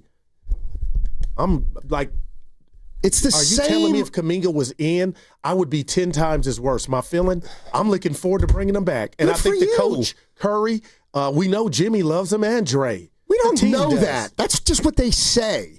Like that's all. It's window dressing with Kuminga. I don't know if they like him or not. I don't care. He can impact winning. You don't think so? I get it. This has been. I better not see you tomorrow and they lose 4 in a row. Why? To Utah? So? At home? You've got to get out of this old mindset. It's 2025, Daryl. It's not 2017. Oh, man. Oh. You know what? I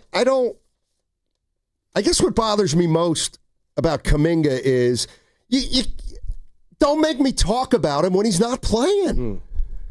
And, don't try to snow job me that when he comes back, what? No, there's hope that when he comes back. There's hope now. Jonathan Kuminga isn't the difference between hope and not hope.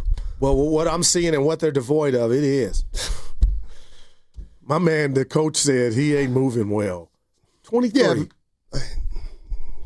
Horford got what Braun had, sciatica. That sounds like a hot sauce, huh? Give me some sciatica. All right, risotto. Risotto. But I'm the only one. I need risotto. Kuminga, when he comes back, big impact? Answer honestly. They just can't. He can't create shots either. Oh. But he's got the ha-ha, I thought. I forgot. Turns the ball over too much. But it's not his fault. It's not his fault he turns it over. It's everybody else's.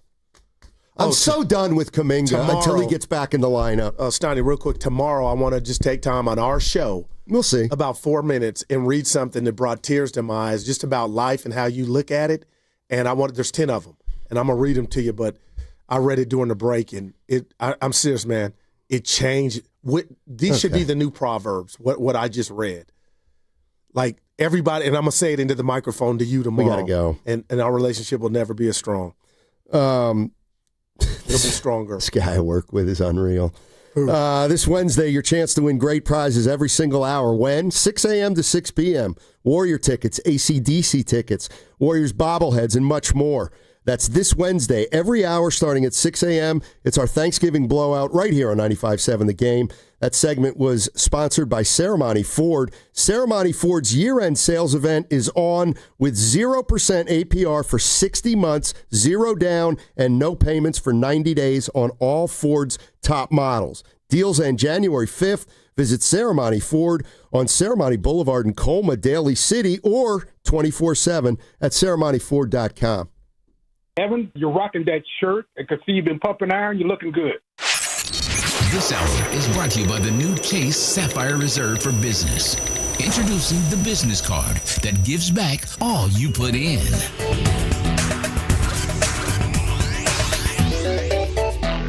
on the golf tee. It's Skechers World Champions Cup. Watch it live December 4th and 5th on ESPN and ESPN Plus, 12 to 4 p.m. It's PGA Champions Tour golfers from all over the world. Team USA versus Team Europe versus Team International.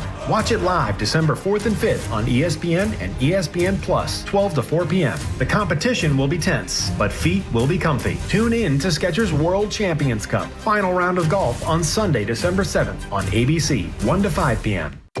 You've got a big day, so you use Unstoppable Scent Boosters to give your laundry non-stop freshness. So no matter how long the day goes, you can't stop this power, this walk, this pose, this strut, this look, this talk. Your clothes will be so fresh you can confidently strut into that end of the day meeting like a bosses. Let's talk business in my office.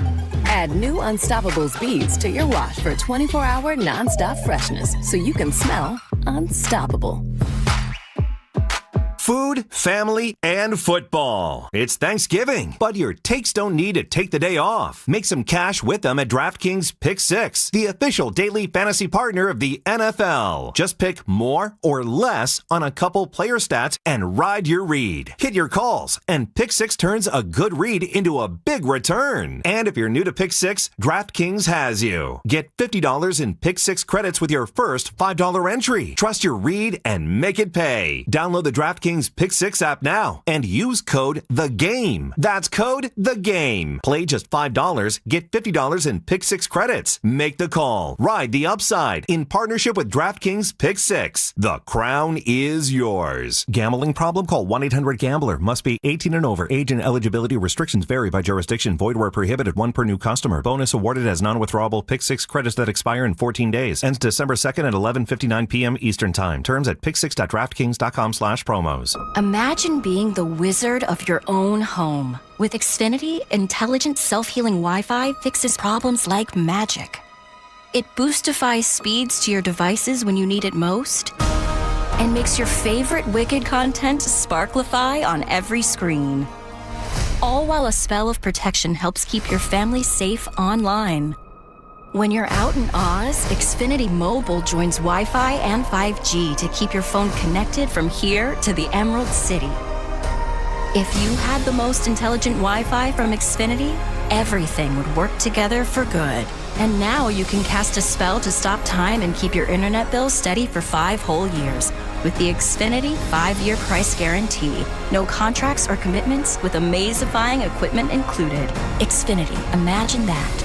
And see Wicked for good, only in theaters November 21st. Restrictions apply. Select plans only. Xfinity Mobile requires Xfinity Internet. Kohl's Black Friday deals are here. Grab your coffee and put on your sneakers because it's go time. Through Saturday, save up to 50% on everything from toys to beauty faves, winter styles, and more. Plus, earn $15 Kohl's Cash for every $50 spent. Yep, that's extra Kohl's Cash. So run, don't walk. Just hold on tight to that coffee. Select styles, some exclusions apply. Coupons and Kohl's Cash do not apply to Sephora. Offers end November 29th. See store or Kohl's.com for details. Ready to get rid of that old car? Donate it to Cars for Kids. Call 1-877-CARS for Kids to reach a friendly live agent. Donation is super easy and your car can be picked up as soon as tomorrow. Call now, 877-CARS4KIDS, or go to carsforkids.com. That's cars with a K. If you're drowning in IRS debt and can't afford to pay, then you need to take advantage of special IRS tax programs that are available and free yourself from IRS collection efforts once and for all. Due to the financial hardship consumers are facing throughout the country, the Internal Revenue Service has made it easier to settle delinquent tax problems. An open phone line has been established by Community Tax for consumers to call and see if they qualify. Take down this number or store it in your cell phone, but call the Community Tax Helpline at 800-269-3454. If you owe back taxes to the IRS and cannot afford to pay them back, or even if you have years of unfiled tax returns, there's no need to fear anymore. But you have to call the Community Tax Helpline today at 800-269-3454 for the help that you need. Don't take on the IRS alone. They can attack your wages, savings, pension, home, and even your Social Security check. Call 800-269-3454 for your free consultation and to see if you qualify. That's 800-269-3454. Hey, I'm Mike Slater. My dad passed away at the age of 63. It's out of nowhere. Had a stroke. Super hard, obviously, for the whole family, but my dad had life insurance. This is why I have life insurance for my family, for my wife and 4 kids. And the best place to get life insurance is ethos.com, because you can do it in 10 minutes. And there's no medical exam and no blood test, just a few health questions. Get life insurance in 10 minutes so your family is protected. Ethos, ETHOS, ethos.com/life.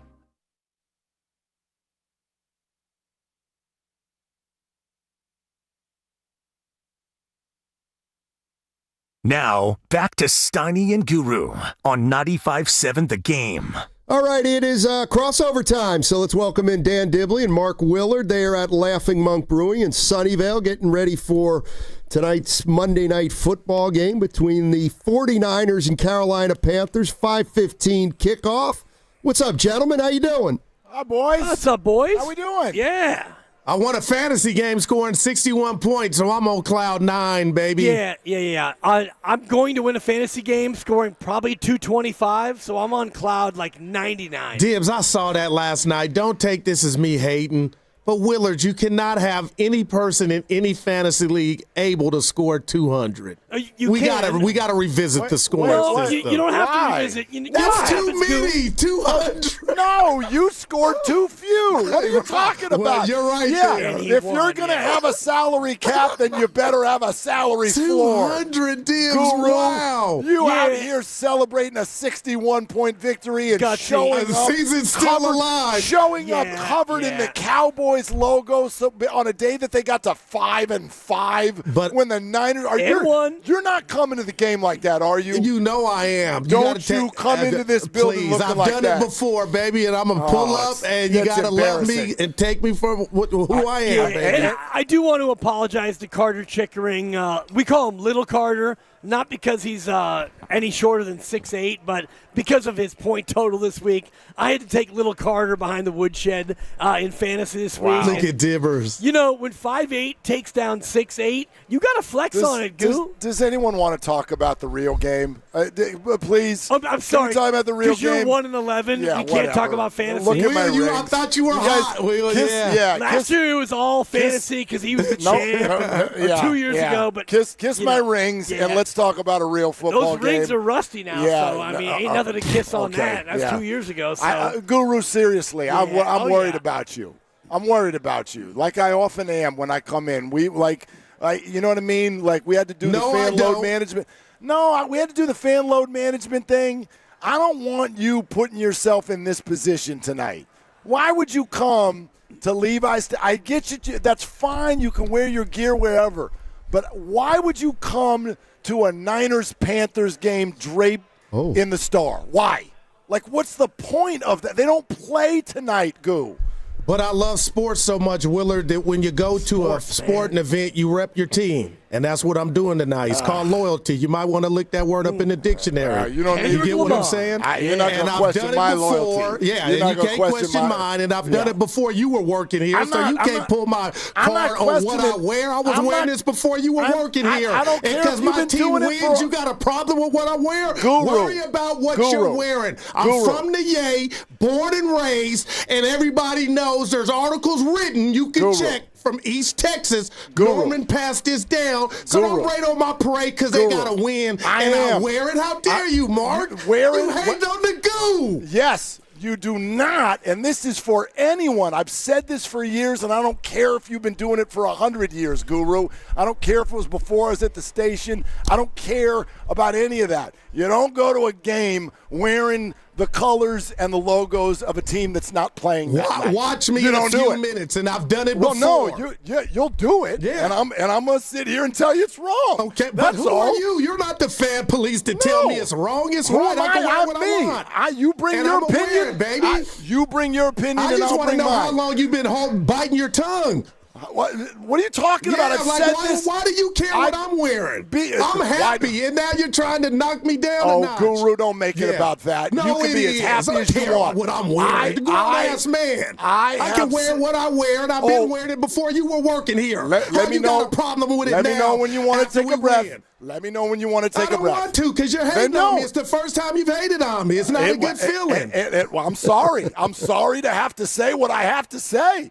But like coming from you, the fan police. You notice who gives you how are you the fan police? That's what I want to know. You are my brother, and you're mine too, and that's why it hurts. You sound so hypocritical right now. I've known no one at this hypocritical station. How? Because you notice what other people are wearing more than anyone I've ever met in my life. But I never tell anybody you can't or ask why are you wearing that. That's why I'm shocked. Ask your partner if you've ever done this to him. Have I done this to you? Done what? Worry about what you're wearing. Fashion police. Worry about what you're wearing. It's always very complimentary when I wear good stuff. I've listened to multiple shows where he's come down your road about your shoes. Like literally just in the last 3 months. I've listened to this about 5 times. Okay, what's that got to do with this? It's the exact same thing, Goo. I can have my opinion the same way you don't want him wearing Birks with socks. I don't like it when people come to a game wearing the logos of a team that's not there that night. That's all. Oh, okay. You can wear it in you can do whatever you want. Right. I'm not going to fight you. No, I'll stop at the pharmacy and get you a prescription for that. I don't know what you want me to do with that because that's what I'm doing. I'm not going to throw a beer at you. I got you. You don't want to do that. Beer at you, but I'm going to do that. I'm going to have my feeling about it. Yeah. And that is coming into Levi's on a night when the Cowboys aren't here, wearing the star is disrespectful. But don't act like Levi's you built. You don't own it. I can wear what I want, Will. Come on, baby. Meet me halfway now. You keep saying the wrong thing. You can. You're allowed to. And I will. And you will. There you go. I'm not going to stop you, but I'm also going to have my feeling about it. Wow. I'm going to have my feeling about it. It's disrespectful. Dibs, get your boy. To the teams I'm that hurt, are man. I am hurt. Get my boy? Yeah. My boy is Quest, and he's at Cal right now working. I got and my you. other boy is Keon, and he's at home in Oakland, hopefully practicing his driving for his driving test. Mark Willard's a grown man, and if he wants to believe what he wants to believe, he can believe it. And if you want to show up tonight in a Dallas beanie and a Dallas jacket and a Dallas jersey underneath it, I'm all for it. Like, come on in. Come on in. And, the Cowboys aren't playing. And I was coming by the Monk, Dibs. The laughing Monk. Well, I ain't coming now. Yeah, I wouldn't either. I ain't coming now. I wouldn't either. Wow. Yeah, Will. Wow, baby. One opinion. One opinion is going to take down 4 years. Look at you. No, one opinion. You're front running, Willard, because when my team is a laughing stock, you never said nothing about me wearing the star. They get a big win, and something's telling me that big win is pissing you off because you never came for my fan ID until now. I don't have a problem. I think that might have something to do with, hey, Guru's feeling good today. You're missing the whole thing. I'm going to debut being mad that he's wearing a star. No, you're taking something. You're taking something personal. You're taking something. You want to let me answer or not? I'm not taking it personal. Do you want to let me answer or not? Go ahead, baby. You're taking something personal that's not personal. I don't care. You beat another team that I hate yesterday. I don't care what happened yesterday. I don't care about your 21-point lead. And you know damn well you've done this 1,000 times. I got no issue with you wearing whatever you're wearing. I have an opinion about when people wear the uniform of a team that's not playing to that game. I think it's off. That's my opinion. I never knew that, Mark. I loved you when I woke up. I'm going to love you when I go to bed. But you're wrong for wearing what you're wearing. But Mark, you bring that into Levi's tonight. About to jump in, but I never knew that you had. I learned that today, baby. Every time I walk through Oracle Park, and you'll see it all the time, you walk through Oracle Park, the Phillies are in town. Some dude's got a Marlins jersey. Bro, what are you doing? Why are you here? But they love the game, Will. They love ball. Brother, I get it. I don't really care what people wear, but I still can have a feeling about what are you doing? Okay. Like what? And this is the first I've heard of it, so this is new to me. That's all. Not new to personal. Me. I want to interview those people. Like what? Like why are you here? Why are you Why are you driving 2 hours tonight to come to this game if your passion is actually in yesterday's Jerry's world? But my passion is everything Bay Area, okay? Rooted and booted. I told you that. Not quite. And I got love for the Niners and all the friends and family of mine that root for the red and gold. I know all their history, so I'm not a hater. I'm from the Bay soil. That's why I'm going to the game with one of my best friends. We're going to turn up and have a good time. 49er Frankie. And I'm rooting for the Niners. And the beautiful part and why I'm blessed is I get to pull up to Steiny tomorrow on this said station and talk about what I saw like I do every week. And you are welcome in I'm this winning, building. Mark. I'm winning, and you baby. are welcome in any building, and I am welcome to think that you are dressed poorly. Yeah, that's fine. That's what I am welcome to do. Yeah, let me just ask you this. Show Goo, up to a and, wedding in flip-flops, I'm going to have an opinion about it, okay? Dibs? How many times did you refer to your Eagles today, Steiny? Because I didn't get a chance to hear the whole show, and I heard a lot about Aayuk, and you guys were on point early. But a lot of, as we're in this space right now, and, Guru's wearing cowboy gear, and Willard clearly is agitated from 50 miles away about it, I wonder how many times you mentioned your Eagles today, Steiny? What do you think, Goo? 3 to 5 times? Yeah, about 3 to 5. I get that. Yeah. I mean, this is off a loss. Yeah. Yeah, but I'm just curious. I got to tell you, you guys are kind of weird. Like, I'm not weird. My friend, not weird at all. I grew up with one of my best friends was Stan Kazawa. Who is? I love Stan Kazawa. What a name. Stan was a Laker fan, and I was a Celtics fan, and we would watch the finals together, and there was no in your face. It was just like you kind of rooted for your team, and I had no malice. He don't like my attire going to the game. And I've heard that. No, but what I'm saying is what they're jealous of here, Goo, is the Cowboys played the Eagles. There's the no Cowboys doubt. No won. doubt. For Willard, that's why I'm shocked it's coming from Mark. We had very grown-up conversations about it. Night, Okay. Okay. Yeah. I'm more curious, and I was more looking at the Steiny metrics of when the Eagles win, like how many My Eagles references versus when they blow a 21-0 lead. That's all. I don't really come in and talk about the Eagles differently when they win and they lose. We don't really talk about the Eagles very much. I know that, and I listened to all 4 hours of your show, but I wonder if the percentage of the My Eagles references goes down when they blow a 21-0 lead, or if they go up when they win a game against such teams as the Niners. That's all. It was a question. It's not jealousy or anything other than just curiosity. I didn't get a chance to hear the whole thing today. We've been down here at Laughing Monk and rubbing elbows with all kinds of fans and out there trying to throw the football through the damn hole in that inflatable thing. So, yeah, I didn't get a chance to catch all 4 hours. That's all. You're listening to 95.7 The Game, KGMZ FM at HD1 San Francisco, an Odyssey sports station, always live on the free Odyssey app, and now broadcasting from the Laughing Monk studios. 49ers win this game tonight, and they basically eliminate the Panthers. Not from the postseason, but they eliminate essentially the Panthers from their path of making the playoffs. It's going to be awfully tough for Carolina to leapfrog the 49ers if they do not win this game tonight. Carolina's not a very good team, and the 49ers have to win tonight. And you said it right off the top of your show yesterday. Really want to point all fingers at is the interim coach of the Giants named Mike Kafka? Is that who that is?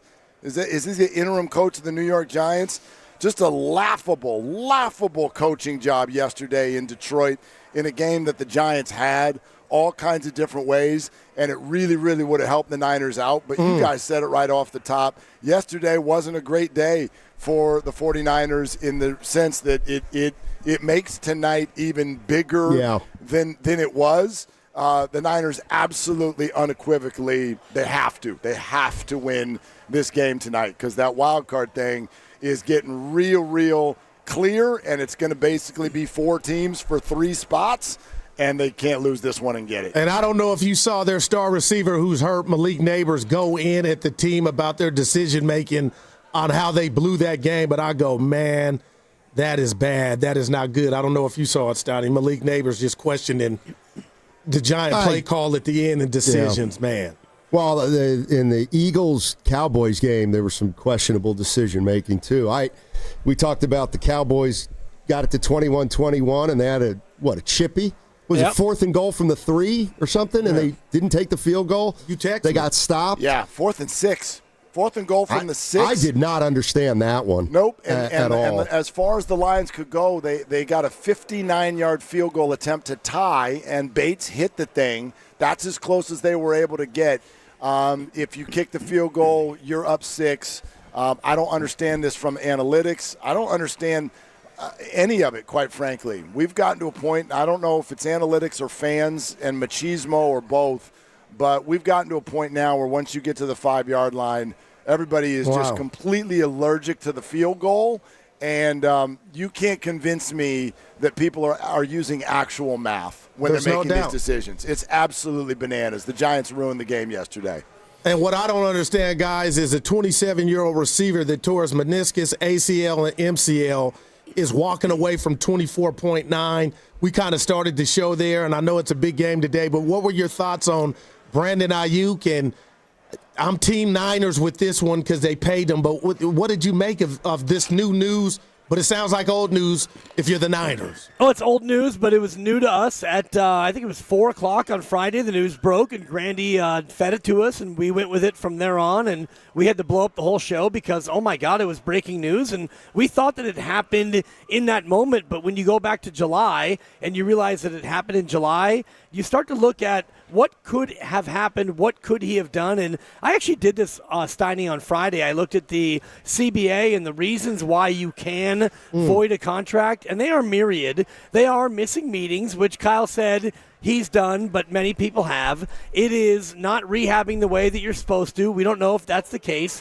It also could be for conduct detrimental to the team, which I wonder if that might not be a bigger part of it. If Brandon Aayuk went to John Lynch or Kyle Shanahan or Jed York or whatever, and unleashed a series of, blank you and blank this and blank that, that would be grounds right there if you have witnesses to, terminate and void a contract. So the fact that he's not going to fight it tells me one of two things. Either he really, really wants out, or he knows that he can't possibly win a suit, or both. He's guilty. That's what it is.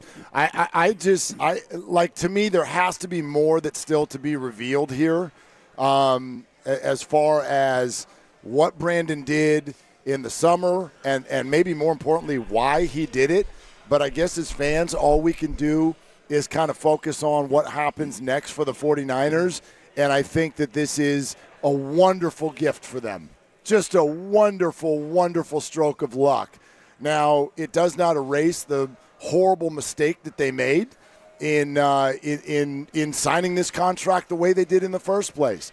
They engaged in a ridiculous back and forth last summer. Then they caved when they had a trade agreed upon. That was a huge mistake. That only gets crystallized here. But the fact that Brandon has conducted himself this sort of way, and the Niners built in the ability then to get out of it and now have this money to go better themselves in the offseason, that's an incredibly lucky break. Yeah, I mean, it's kind of crazy as far as I'm concerned. The one thing that I find just unreal is that next year's guaranteed money's been voided, but Kyle's talking like he could be back in a couple weeks. I guess what he's talking about is the remainder of this year.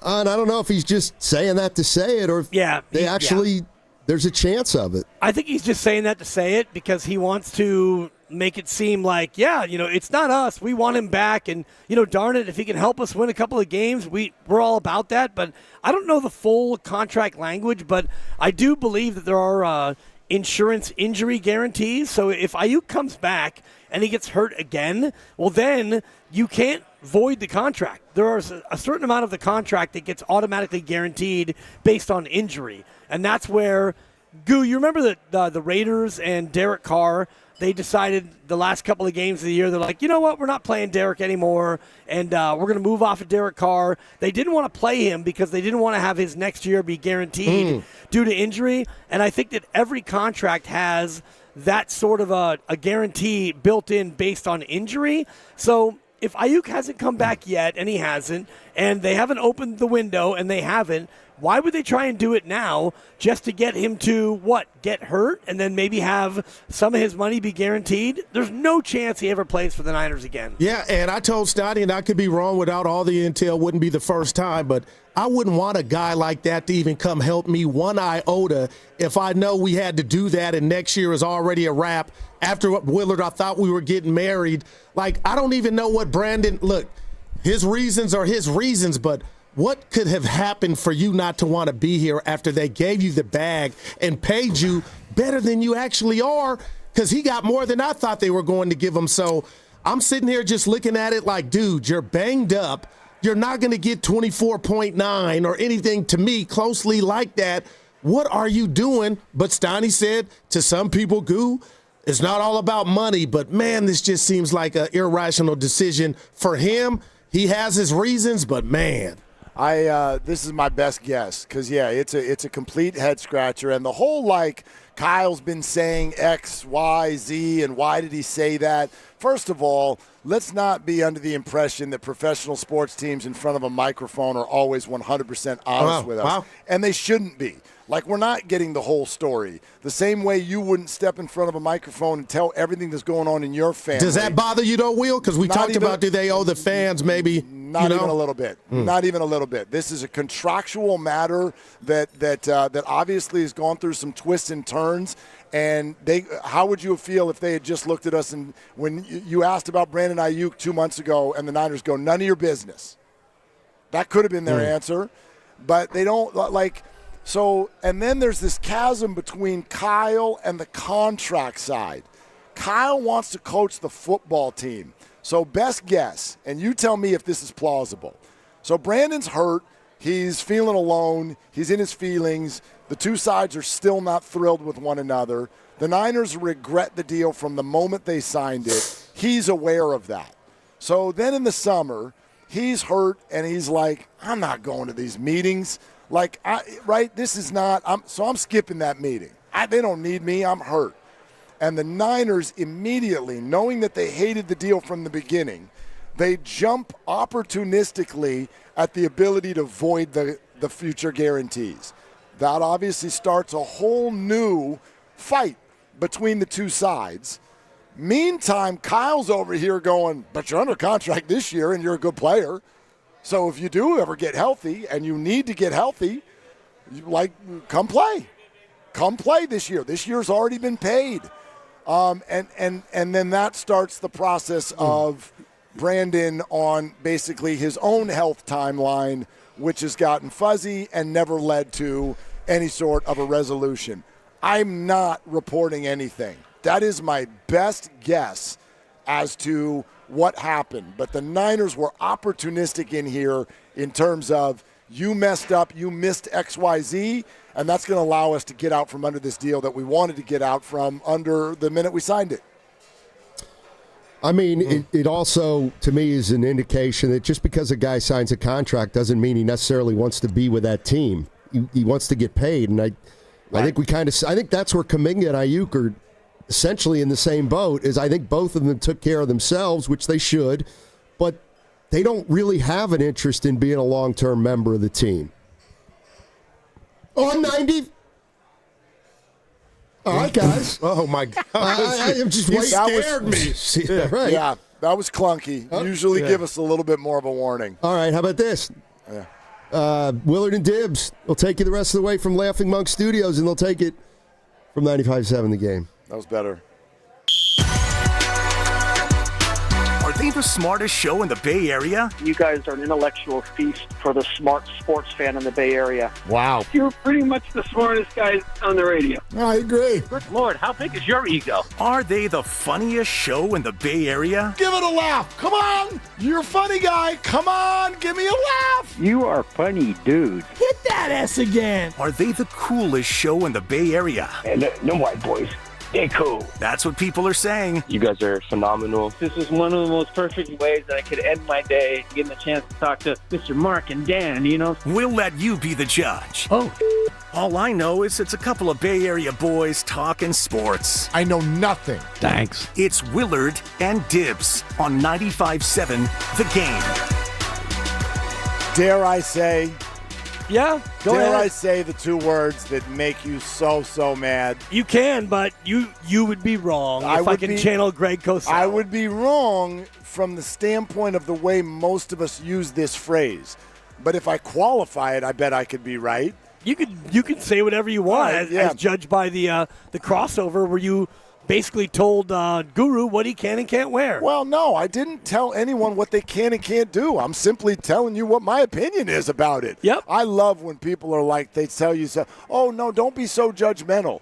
Who the hell's not judgmental? We've all got our feelings about everything that everybody does every single day. I've got mine. That man, just like you are, just like Steiny is, we're all brothers. I don't like him wearing a cowboy uniform into Levi Stadium. I feel like it's trolling. That's me. That's my opinion. I'm going to go to bed super happy tonight, super calm with who I am. If you think that's crazy and he thinks that's crazy, great. You get to do you, and you get to go to bed the way you want to go to bed. I'm going to go to bed feeling really crappy, though, if the Niners lose, because it is a must-win from the standpoint of. It's a must-win from the standpoint of if you want the rest of this season to go the way you want it to go, it is likely in my mind that scenario will have to include winning tonight. Well, I'll say this about that, and if you look at the NFC right now, 10 wins no longer will be enough, in my opinion, because you look might at. Be right. You got Chicago and Green Bay. Green Bay's got 7 of 11. Chicago's got 8 of 11. You figure one, if not both of them, will get to 11. Detroit's got 7 of 11. They feel like they might get to 11. Seattle's got 8 of 11. They're going to get to 11, and the Rams may never lose again. So if you want to look at Chicago or Green Bay, 11. Detroit or Seattle, 11. That right there makes you need 11. And right now you're sitting at 7-4, and you've got Tennessee, sure. You've got Cleveland, maybe tricky. Shout out Shador, who got a win in his first start. Wasn't pretty. It was not pretty, but it's a win. Yep. So if you want to look at the Niners winning 4 of their last 6, Seattle is going to be tough.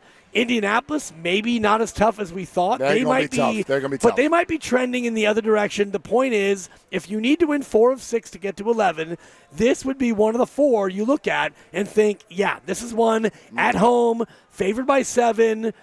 You're better. This is one that you should get. No question. Like, I'll say it this way. What do you got left? 6 games? Yep. 6 games left? This is your second easiest one. This is your second easiest game left. Sure. Tennessee is the only one easier. Yep. Going to Cleveland, you've called it a scheduled loss for 3 months.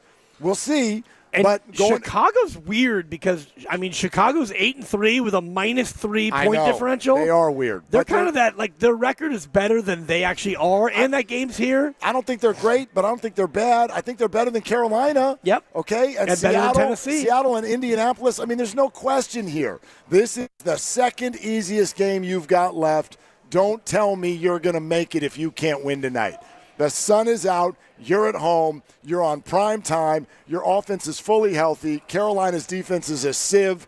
I don't see the reasoning behind losing tonight and still ending up in the playoffs. If you're a good team, you win this game. And you look at last night, the Rams, and I know that Baker Mayfield, however you want to say it, he got hurt, but that game was already over by the time he got hurt. That was a good team that took care of business, knowing that if they won that game, they become the number 1 seed. Philadelphia is a good team that took care of business for about 2.5 quarters, and then they didn't. And so as you look at all the rest of it, like, good teams handle their business. Buffalo, Thursday night, no, you didn't do it. Baltimore suddenly getting better, as you predicted a month ago.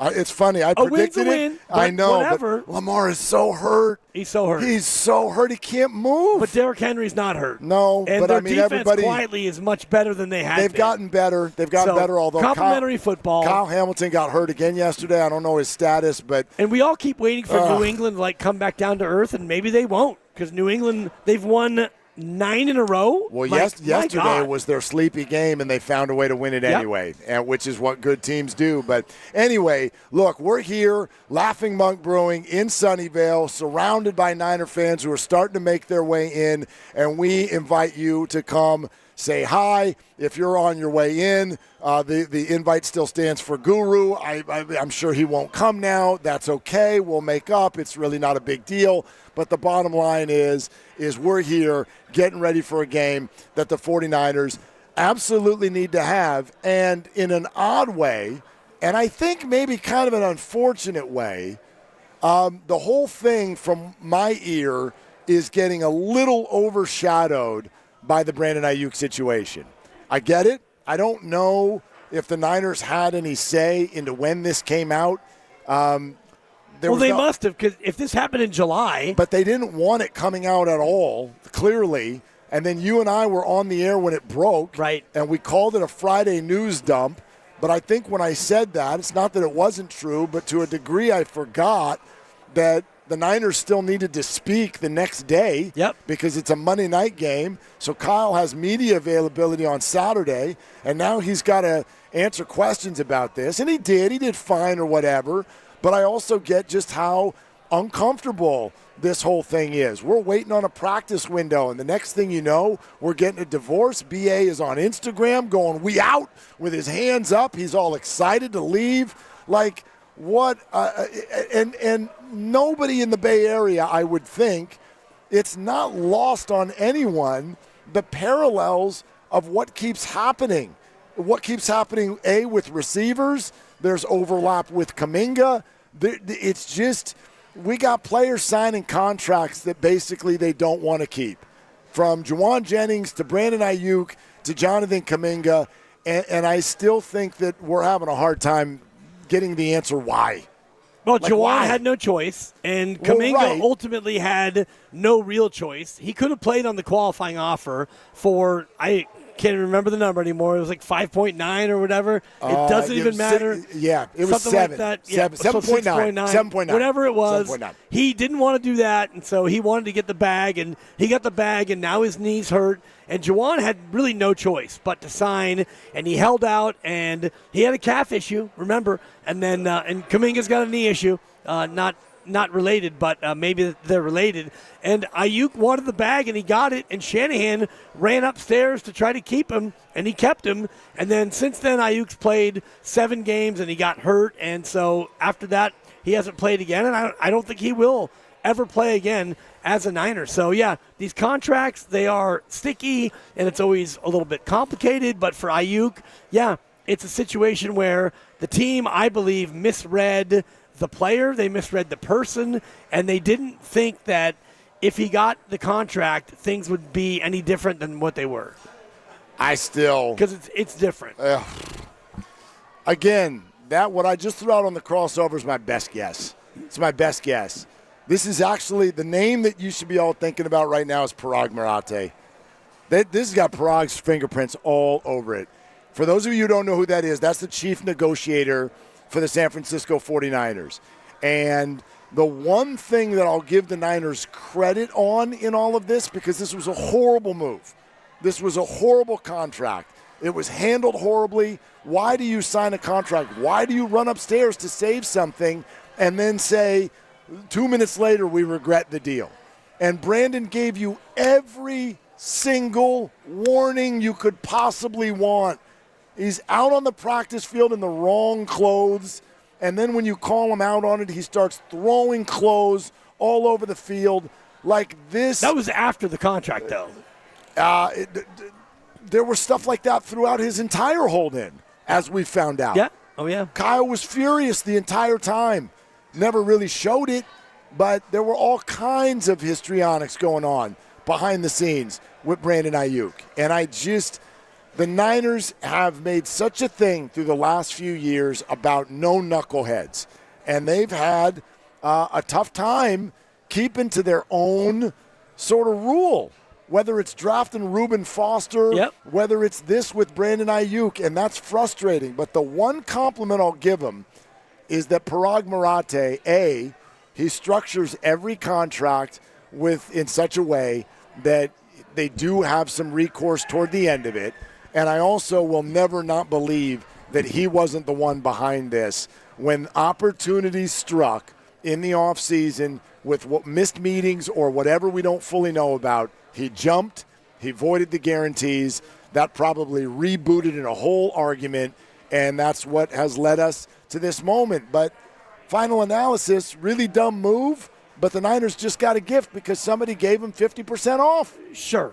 I mean, 50% off, but it's basically you sunk whatever cost you sunk into it, which was the signing bonus, and it was a year of not having Brandon Aayuk, and he could have come back, I believe, this week or a couple weeks earlier, but he didn't, and so you look at what you actually got for Brandon Aayuk, and you want to look at the sunk cost for 7 games, it's not a good value, and I will not give Parag Marate credit because had they not tried to win the deal, they could have signed him back in March for a lot less. The reports were that there was a contract out there that Brandon Aayuk would have signed, but he didn't sign it, and they didn't sign it. And so they dragged it all the way out through the summer, and ultimately you gave him $30 million average annual, and he kind of ruined the summer, and he largely ruined camp, and that was because of the contract, and that was because of Parag. So even though he's able to get out and kind of save face a little bit, he gets no credit from me for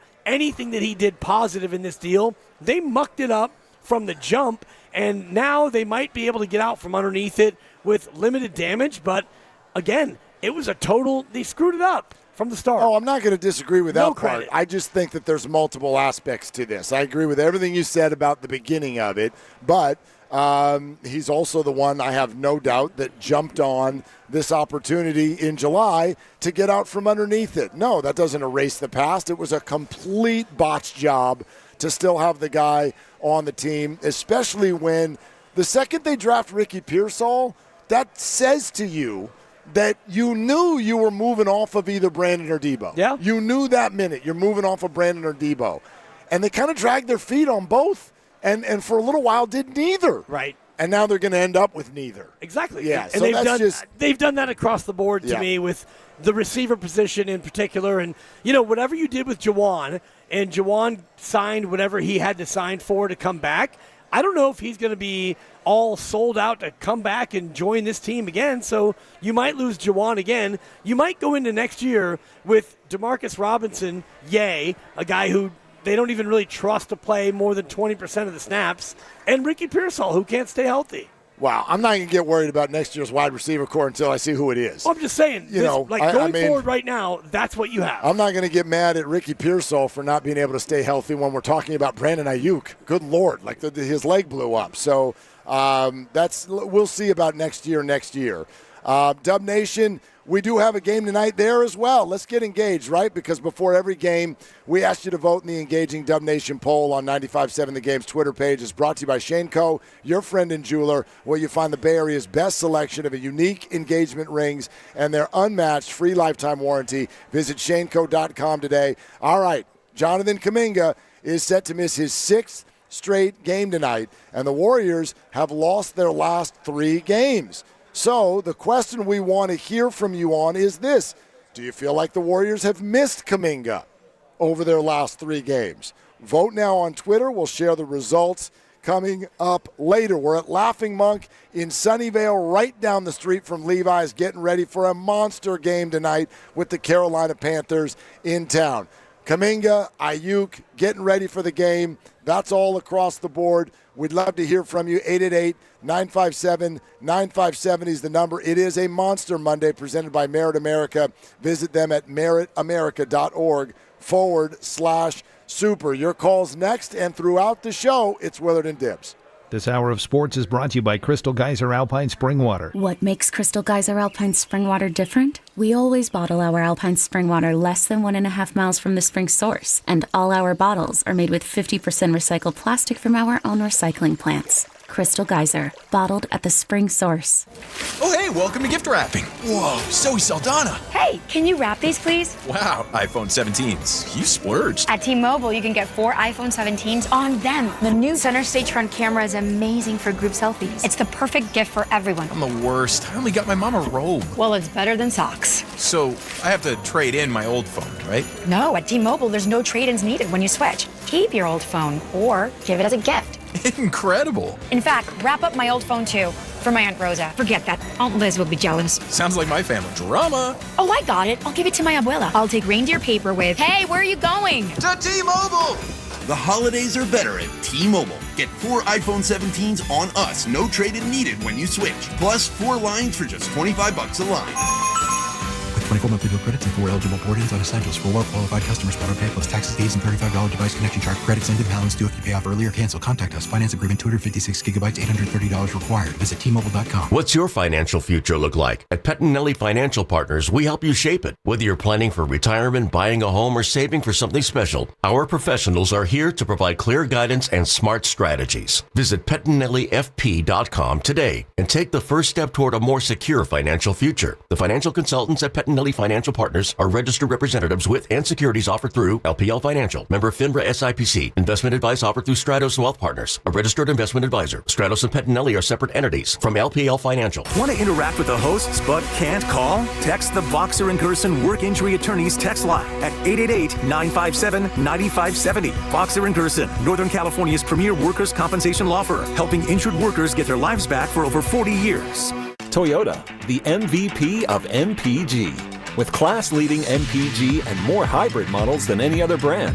Toyota, let's go places. Hey, it's your boy Guru. Every time we put a rat on the table during our show, it's brought to you by Atco Pest Control. Atco Pest Control is a family-owned local business proud to provide pest control in the Bay Area for over 35 years. Atco uses natural methods to give you a peace of mind and keep your family out of harm's way. Quality pest control doesn't have to empty your savings either. Don't wait. Go to AtcoPestControl.com for all your pest control needs. They got you covered. Black Friday weekend is here. Once a year, you get the lowest prices on the top-rated brands of TV. Samsung, LG, and Sony TVs at stupid prices. You don't have to buy a no-name doorbuster TV with poor picture when you can get a good one for a few dollars more. Where's the best place to shop for these top brands? At Video Only, the only place where you can get better than Black Friday deals on Samsung, LG, and Sony. Better than clubs, better than online. Before you buy, check out the deals at Video Only, because if you don't, you'll be sorry. Want your ad dollars to work harder? With Odyssey Digital Services, you get more than just reach. You get results you can measure. From streaming audio and podcasts to social and display, we target your ideal customers and show you exactly how your campaign performs. Imagine knowing when someone hears your ad, visits your website, and makes a purchase, or even walks into your store. With Odyssey Digital Services, it's not just advertising. It's proof your dollars are working. Ready to advertise smarter? Contact us at sfdigital@odyssey.com, where ads turn into action. O'Reilly! Check engine, ABS, or maintenance light on? Take the guesswork out of your warning lights with O'Reilly Veriscan. The service is free and provides a report with solutions verified by ASE certified master technicians. And if you need help, we could recommend a shop for you. Ask for O'Reilly Veriscan today. O'Reilly Auto Parts. My name is Whitney Allen. I am a widow. My husband Ryan died. We never thought in a million years we'd have to use life insurance. The unexpected happened. With Ethos, it is so fast and easy. It's 100% online. You can get a quote in seconds, apply in minutes, and get same-day coverage. No medical exams, and you can get up to $3 million worth of coverage through Ethos. Get your free quote at ethos.com/radio. That's ethos.com/radio. Time spent on application may vary. Online health questions required. That's the sound of James adding long-lasting Gain scent boosters to his laundry this morning. Several hours later, James sniffs the irresistible scent of Gain on his shirt.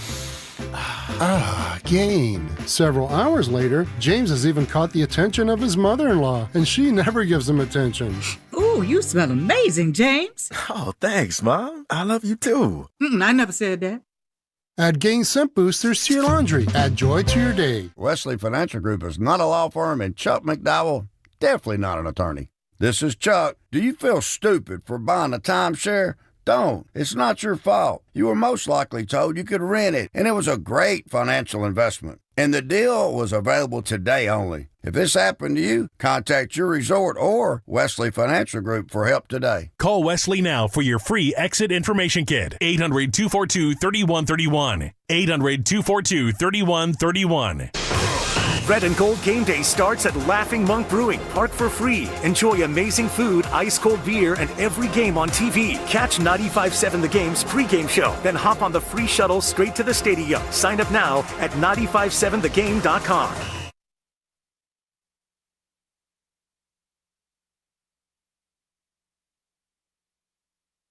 Now, back to Willard and Dibs. It's a great question. Wow, that's a great question. That's a great question. That's a great question. And that's a great question. On 95.7 The Game. On Twitch and YouTube, you go to twitch.tv/957thegame, youtube.com/957thegame. Watch us live. And if anybody Felicianos, I renamed it. If anybody Felicianos, and if you're a YouTuber or a Twitch, thank you. You know what I mean. Anyway, you get to hear it. The radio audience doesn't because Grandy's got his hands on the wheels of steel. But anyway, you can subscribe to the channel for all of our 95.7 The Game content. You hit the thumbs up button. You can hit the thumbs down button, but that makes you mean. It's all powered by First NorCal Credit Union. Okay, hi, everybody. We got a game tonight, and then we got a game tonight. So the Niners play, the Warriors play. We'll kind of tag team a little bit, get you ready for both, but we're certainly here thinking Niners right in the middle of Laughing Monk in Sunnyvale, and I do want to take a minute to say nachos, green check, green beans, green check. Oh, green beans. Look green at you. beans, yeah. And then we had some split pea soup with bacon. Green check. Oh, wow. Yeah. And I'm looking at the boss who's got a pretzel the size of his head. It's actually larger than his head. I didn't realize Matt had such a small head.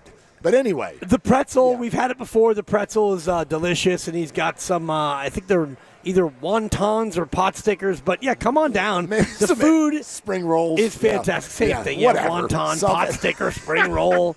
It's something. It's something that's fried that you can put into a dip. And I'm here for that. Matt, didn't you already eat? You already ate. I saw they put a huge burger and fries in front of your face like 40 minutes ago. For the yeah, right. That's team. I use the same excuse. Yep. Anyway, all right.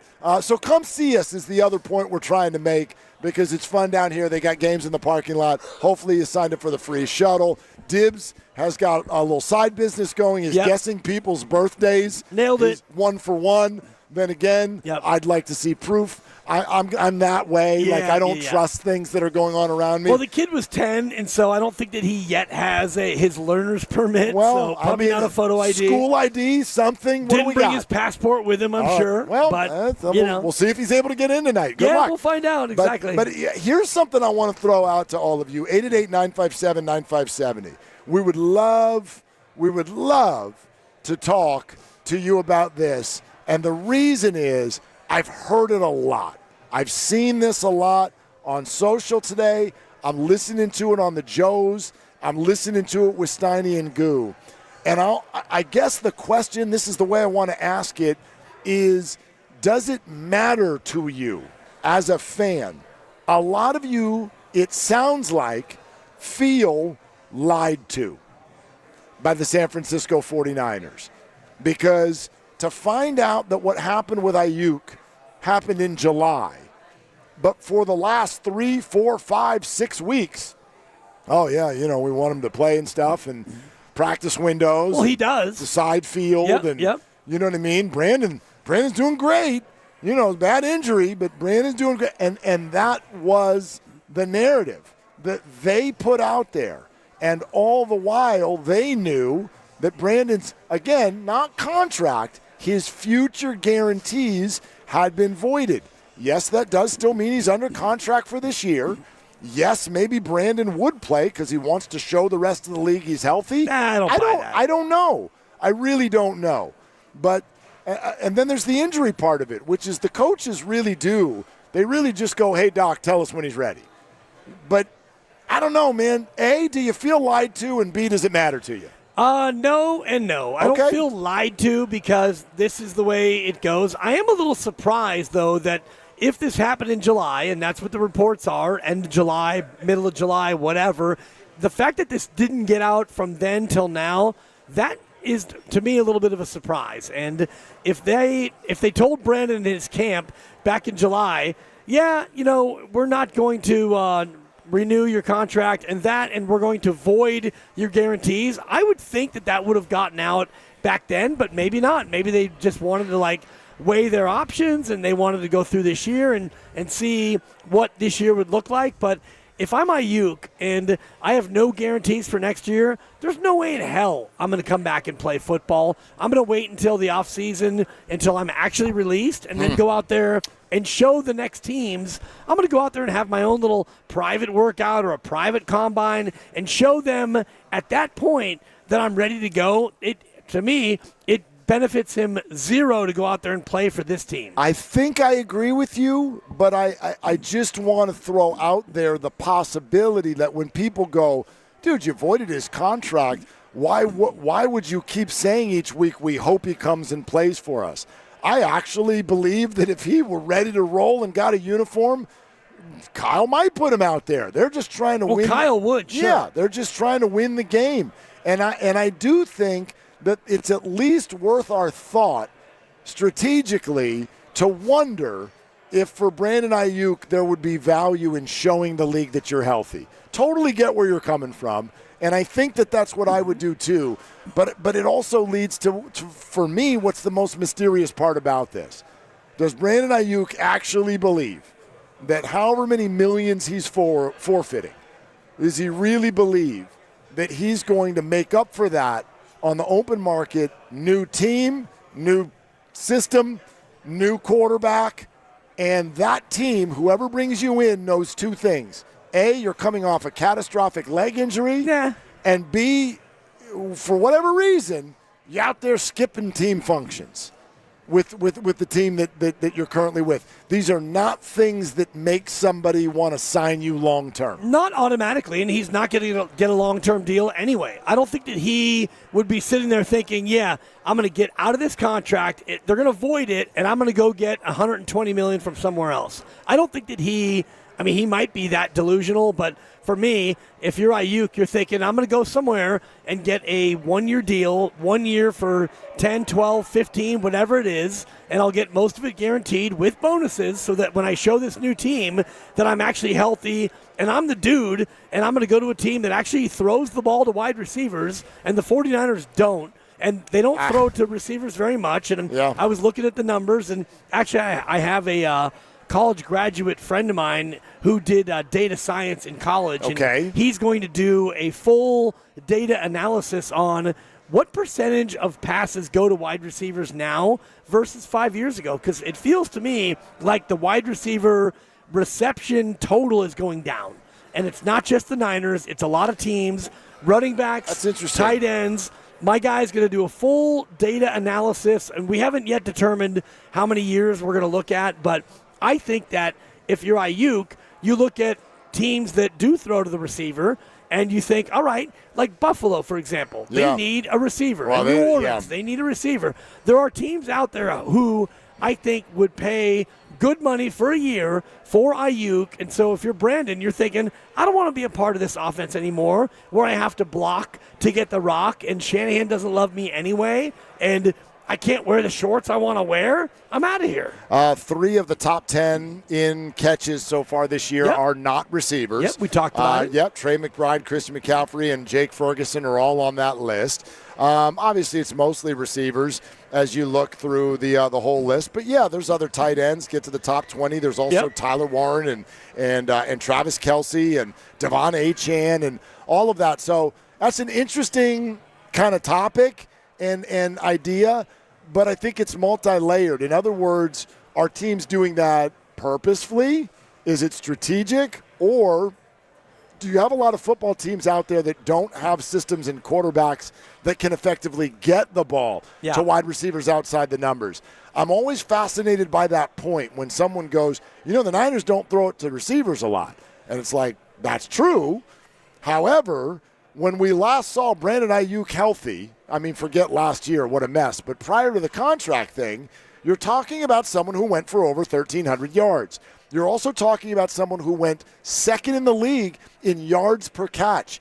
So it blows up these narratives that, they never throw the wide receiver, and it's all dink and dunk. They don't throw the ball downfield. Brandon is the embodiment of what disproved all of that. with the 49ers. And I think as a wide receiver, you're such a complimentary piece. You have to be very careful in this league of, I want out and I want to go play somewhere else where I'm valued, and you can very quickly, almost likely, end up with A, a quarterback who's not very good, and B, a system and play caller who are not very good. You know what I mean? Let's look at the Niners' opponent this coming weekend. Yay, Shedeur won a game. Cool, he gets the job. He completed 11 balls yesterday, and almost none of them were to wide receivers. So he had one deep ball that was a huge play. Except for it was fumbled as soon as Jerry Jeudy got hit. No, not his fault. But do you see what I'm saying? Like, you got to be really careful, to me. If you're a receiver and you're in a good system with a good quarterback, you better cradle that like a baby. Well, I don't think that he sees this as a good system. And this system for a wide receiver is not necessarily a, quote, good system. And you can go back to his big year, 1,300 yards. The league has changed. And you watch more football than anybody I've ever met, and you see what defenses now do. They all play the same, mostly two-shell, like you're not going to beat us deep kind of coverage, which is where, wide receivers now, if you can't do the underneath, it's going to be the tight end and it's going to be the running back that get more targets than the wide receiver typically would. And Shanahan runs a lot of two running back and one tight end, or one running back and two tight end, which means only two wide receivers. And that means if you're Aayuk and you're out there with Pearsall or Jennings, and, if it's three wides and you're out there with Jennings and Pearsall, you're not going to get a ton of targets like you might in a different team in a different system. Right, but let's put it this way. Here's how I would sort of answer that. Like, if Brandon came to any of us and was like, you know what I mean, I'd love to go to the Bengals. Because that's all, they just feed receivers. They don't play defense. We're going to get big dollars. And it's like, dude, do you know how many more teams there are in the league where your numbers would go down as opposed to the concept of your numbers going up? That's unarguable. To me, that's unarguable. That there are way, way more situations where this would get worse as opposed to it getting better. And I'm forever confused why this feud seemingly started hours after the Super Bowl was over. And I'm like, maybe you're frustrated about the way things went in the Super Bowl. I get that. But how could you not see three things? A, you just went for 1,300 yards. B, your team is in the Super Bowl. C, they want to sit down and pay you a bunch of money. How can you come out of those three things last summer and feel like you're getting jobbed or that there's a better situation somewhere else? I don't get it. I don't think it's so much that you're getting jobbed as much as it is like you want a certain amount of things. And, TJ Hushmanzada, his personal trainer, talked about he wants to get paid. And then he got paid. And he did. And then exactly. He got paid, and he came back and he played, and it took him a while to get going. And after he got paid, there was never an issue, and then he got hurt. And so I do think that it's hard to look at the totality of Aayuk and think that he was either A or B or C. Once he got paid, he missed a lot of camp, and it took him a while to get going. He had drops. He got booed, and then he actually started to play pretty well, and then he got hurt. So I do think it's, a number of different things. But in general, as far as a system goes, if I'm a wide receiver, I would rather be a Cowboy, for example, if I'm just looking at my numbers, because they all they do is throw the ball. They throw it a ton. And if I'm worried about my numbers, and numbers are numbers, your numbers here are not going to ever be as good as they will be in other places. We're going to go to the phones, 888-957-9570. I get that, but my point is, again, there's like one or two of those situations around the league. It's more than that. And B, why do you want these great numbers? What are those numbers? What do we equate the numbers to? Why does a wide receiver want great numbers? They want the ball. They want to score, and maybe they want to be in the Hall of Fame. I think they want to be paid. Right, and he got paid. Not anymore. So it's over. Until you ruin it. Well, and we don't know what he did. So well, I mean, obviously he did enough to where he can't even fight this. Obviously, he did enough to where he can't even fight it. Maybe he could, but he doesn't want to because he wants to be out that badly. My God. That's a big number to walk away from. Yeah, that's some high-level hatred if that's what's going on. So do you feel lied to, and do you care? 888-957-9570. Let's go to GPD. Grandpa Daddy on the phone again on game day. Hey, GPD, what's up? What's up, guys? I love you. Sakina, say hi, Mark and Dad. Hi, Mark and Dad. Hello. Happy Monday. Happy Monday. I'm rolling with the girl out of school, and I'm working, and I got my sidekick. But I'm going to tell you, I think Dibs really hit this on the nose. He wants to get out of here, bro.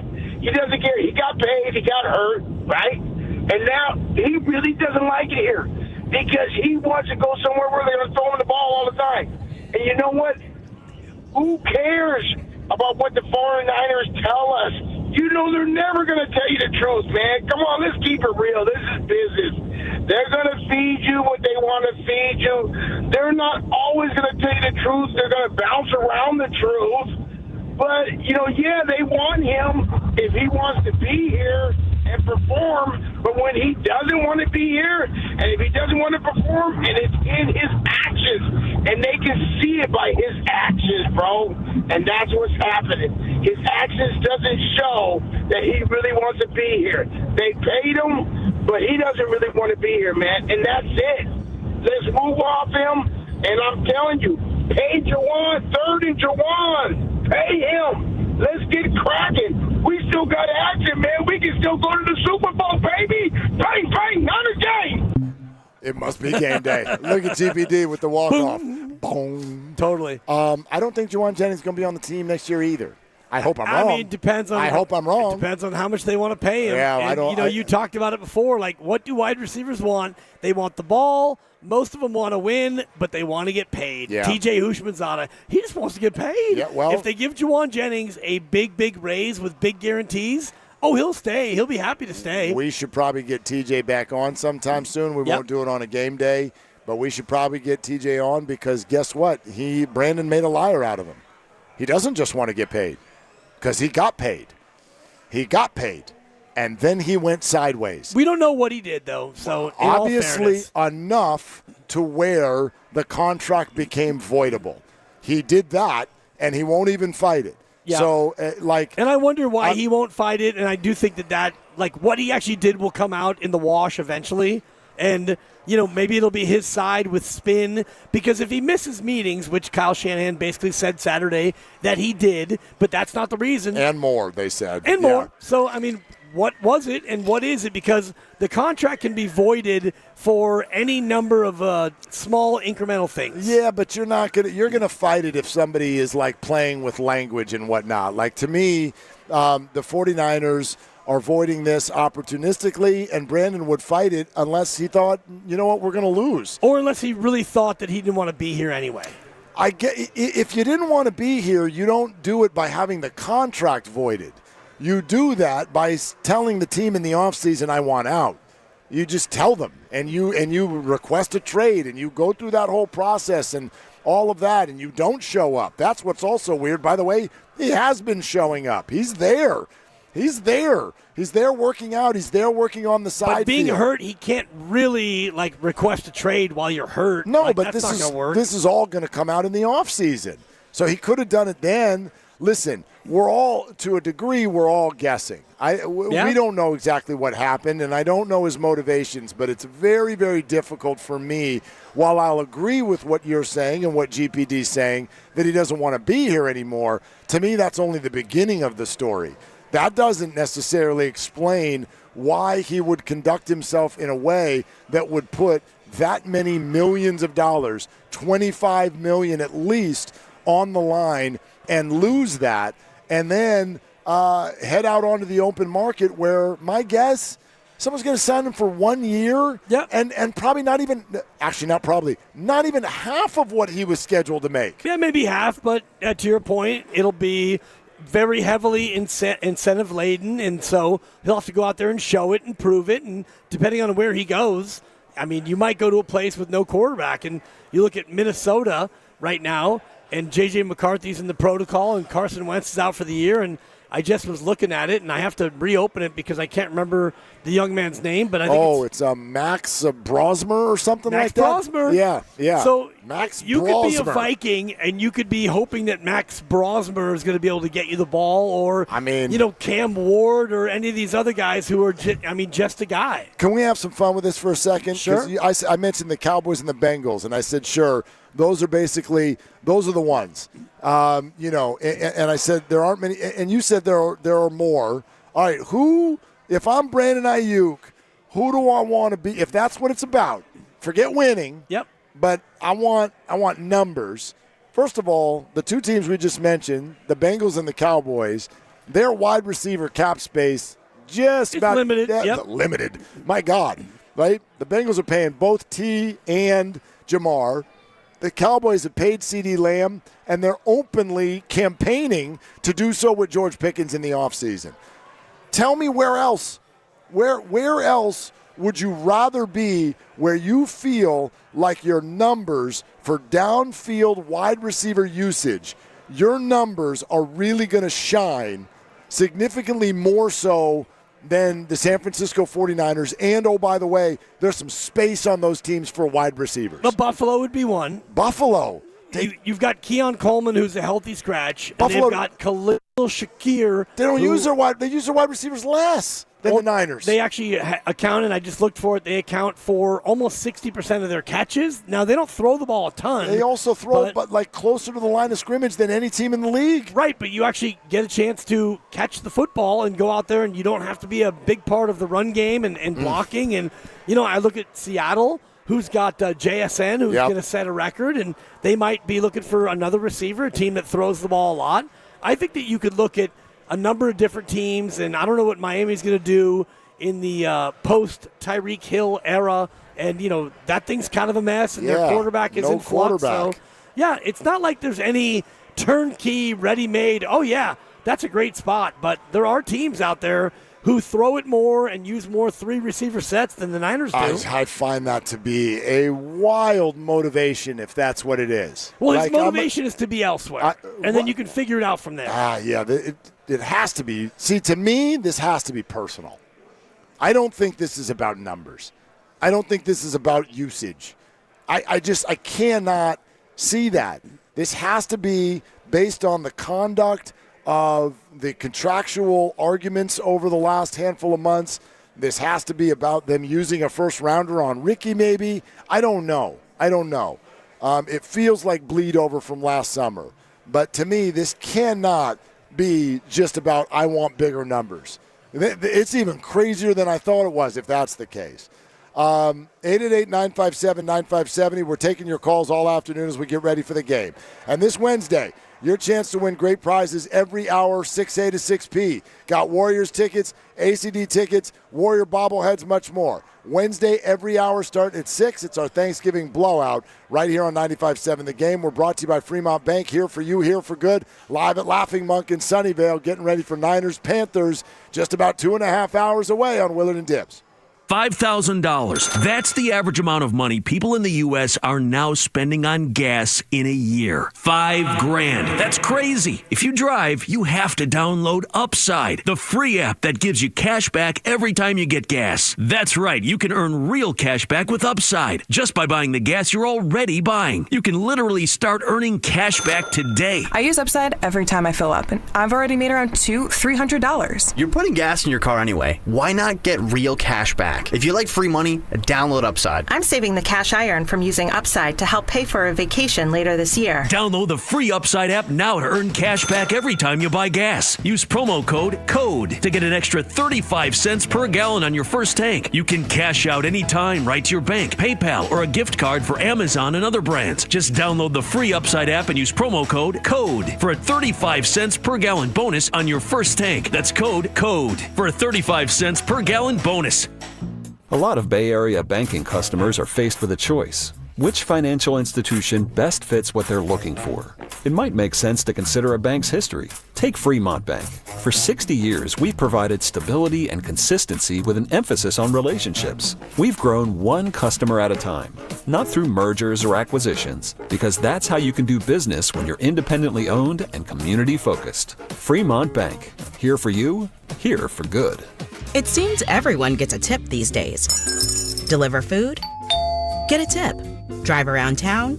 Get a tip. Serve a drink? Get a tip. But here's one tip that can help you find a higher paying career. Merit America can help you get the training and support to find and succeed in an in-demand job, like data analytics or HR admin or supply chain planning. It may be the last tip you ever need. Learn more at meritamerica.org. In sports, success is about team effort, and the same is true for your hair. At Great Clips, we save your haircut details in clip notes, so every member of the highly skilled team knows exactly how to create your signature look. And with our easy-to-use app, you can check in from anywhere and get a ready next text when you're up next for a cut. It's the confidence of a great haircut delivered by a team you trust. Download our app today. Great Clips. It's gonna be great. Food, family, and football. It's Thanksgiving, but your takes don't need to take the day off. Make some cash with them at DraftKings Pick 6, the official daily fantasy partner of the NFL. Just pick more or less on a couple player stats and ride your read. Hit your calls, and Pick 6 turns a good read into a big return. And if you're new to Pick 6, DraftKings has you. Get $50 in Pick 6 credits with your first $5 entry. Trust your read and make it pay. Download the DraftKings Pick 6 app now and use code THEGAME. That's code THEGAME. Play just $5, get $50 in Pick 6 credits. Make the call. Ride the upside in partnership with DraftKings Pick 6. The crown is yours. Gambling problem? Call 1-800-GAMBLER. Must be 18 and over. Age and eligibility restrictions vary by jurisdiction. Void where prohibited. One per new customer. Bonus awarded as non-withdrawable Pick 6 credits that expire in 14 days. Ends December 2nd at 11:59 p.m. Eastern Time. Terms at pick6.draftkings.com/promos. Come into Friedman's Appliance in Pleasant Hill and see an amazing selection of Sub-Zero, Wolf, and Cove appliances live and on display in one of the largest living kitchens in the country. And save with Full Suite Savings Event. With qualifying purchase, get 3 additional years of protection or qualify for a $1,000 rebate. For the largest selection of Sub-Zero, Wolf, and Cove appliances, visit the Living Kitchen at Friedman's Appliance in Pleasant Hill or at friedmansappliance.com. Oh, hey, welcome to gift wrapping. Whoa, Zoe Saldana. Hey, can you wrap these, please? Wow, iPhone 17s. You splurged. At T-Mobile, you can get 4 iPhone 17s on them. The new center stage front camera is amazing for group selfies. It's the perfect gift for everyone. I'm the worst. I only got my mom a robe. Well, it's better than socks. So I have to trade in my old phone, right? No, at T-Mobile, there's no trade-ins needed when you switch. Keep your old phone or give it as a gift. Incredible. In fact, wrap up my old phone too. For my Aunt Rosa. Forget that. Aunt Liz would be jealous. Sounds like my family drama. Oh, I got it. I'll give it to my abuela. I'll take reindeer paper with. Hey, where are you going? To T-Mobile. The holidays are better at T-Mobile. Get 4 iPhone 17s on us. No trade-in needed when you switch. Plus 4 lines for just $25 a line. With 24 monthly bill credits and 4 eligible port-ins on essentials for well-qualified customers. Auto pay plus taxes, fees, and $35 device connection charge. Credits ended. Balance due if you pay off early or cancel. Contact us. Finance agreement. 256 gigabytes. $830 required. Visit T-Mobile.com. With T-Mobile, we don't miss out on any family fiestas. Hola, mija, ¿cómo quedó el mole? It turned out great. This holiday, switch to T-Mobile and stay connected with Los Tuyos. Get 4 Samsung Galaxy S25 phones with no trade-in needed. Plus 4 lines for just $25 per line. Visit a store at T-Mobile.com or call 1-800-T-Mobile. With 24 monthly bill credits and 4 eligible port-ins on essentials. For well-qualified customers with auto pay plus taxes, fees, and $35 device connection charge. Credits and balance due if you pay off early or cancel. Contact us. Finance agreement 128 gigabytes. $800 required. Not for extended international use. You must reside in the U.S. and primary usage must occur on our network. Visit T-Mobile.com. Been counting the days, wondering, will they bring it back? Wonder no more. The legendary McRib has returned. We're talking tender, boneless pork, smothered in that unmistakably tasty McRib sauce. It's a flavor experience that never sticks around for long. And why stop at just the sandwich? Make it a meal with any size soft drink for just $1.69. But don't wait. McRib season is short, and once it's gone, it's really gone. Ba-da-ba-ba-ba. Prices and participation may vary. Cannot be combined with any other offer or combo meal.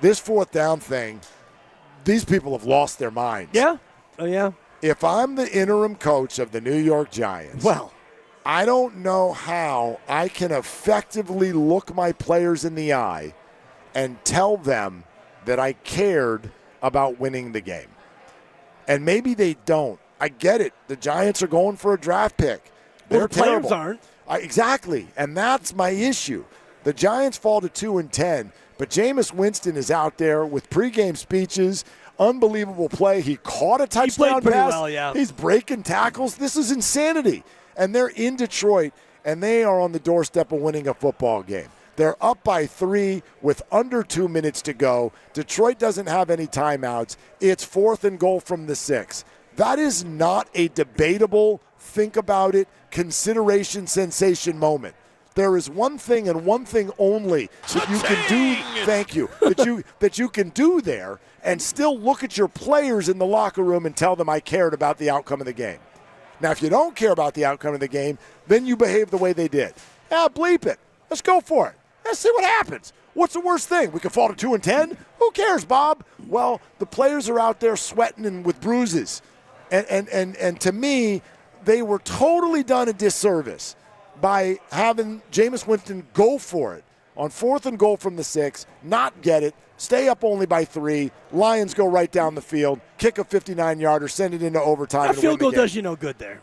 I mean, you're up 6, and now they need a touchdown, but if they get one, then you lose. So if you get the touchdown. You're kidding me, right? You put the game away, Mark. You put the game away. Thank goodness you're being sarcastic. Somewhat, but yeah.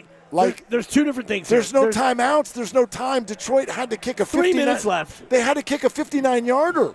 They had to kick it. They had no timeouts. Right, but they had 3 minutes. That's a lot of time with a high-powered offense at home. I'm just saying. I'm with you in general, but there's no way you do that to your players. Well, there's no way the math says that's the way to do it.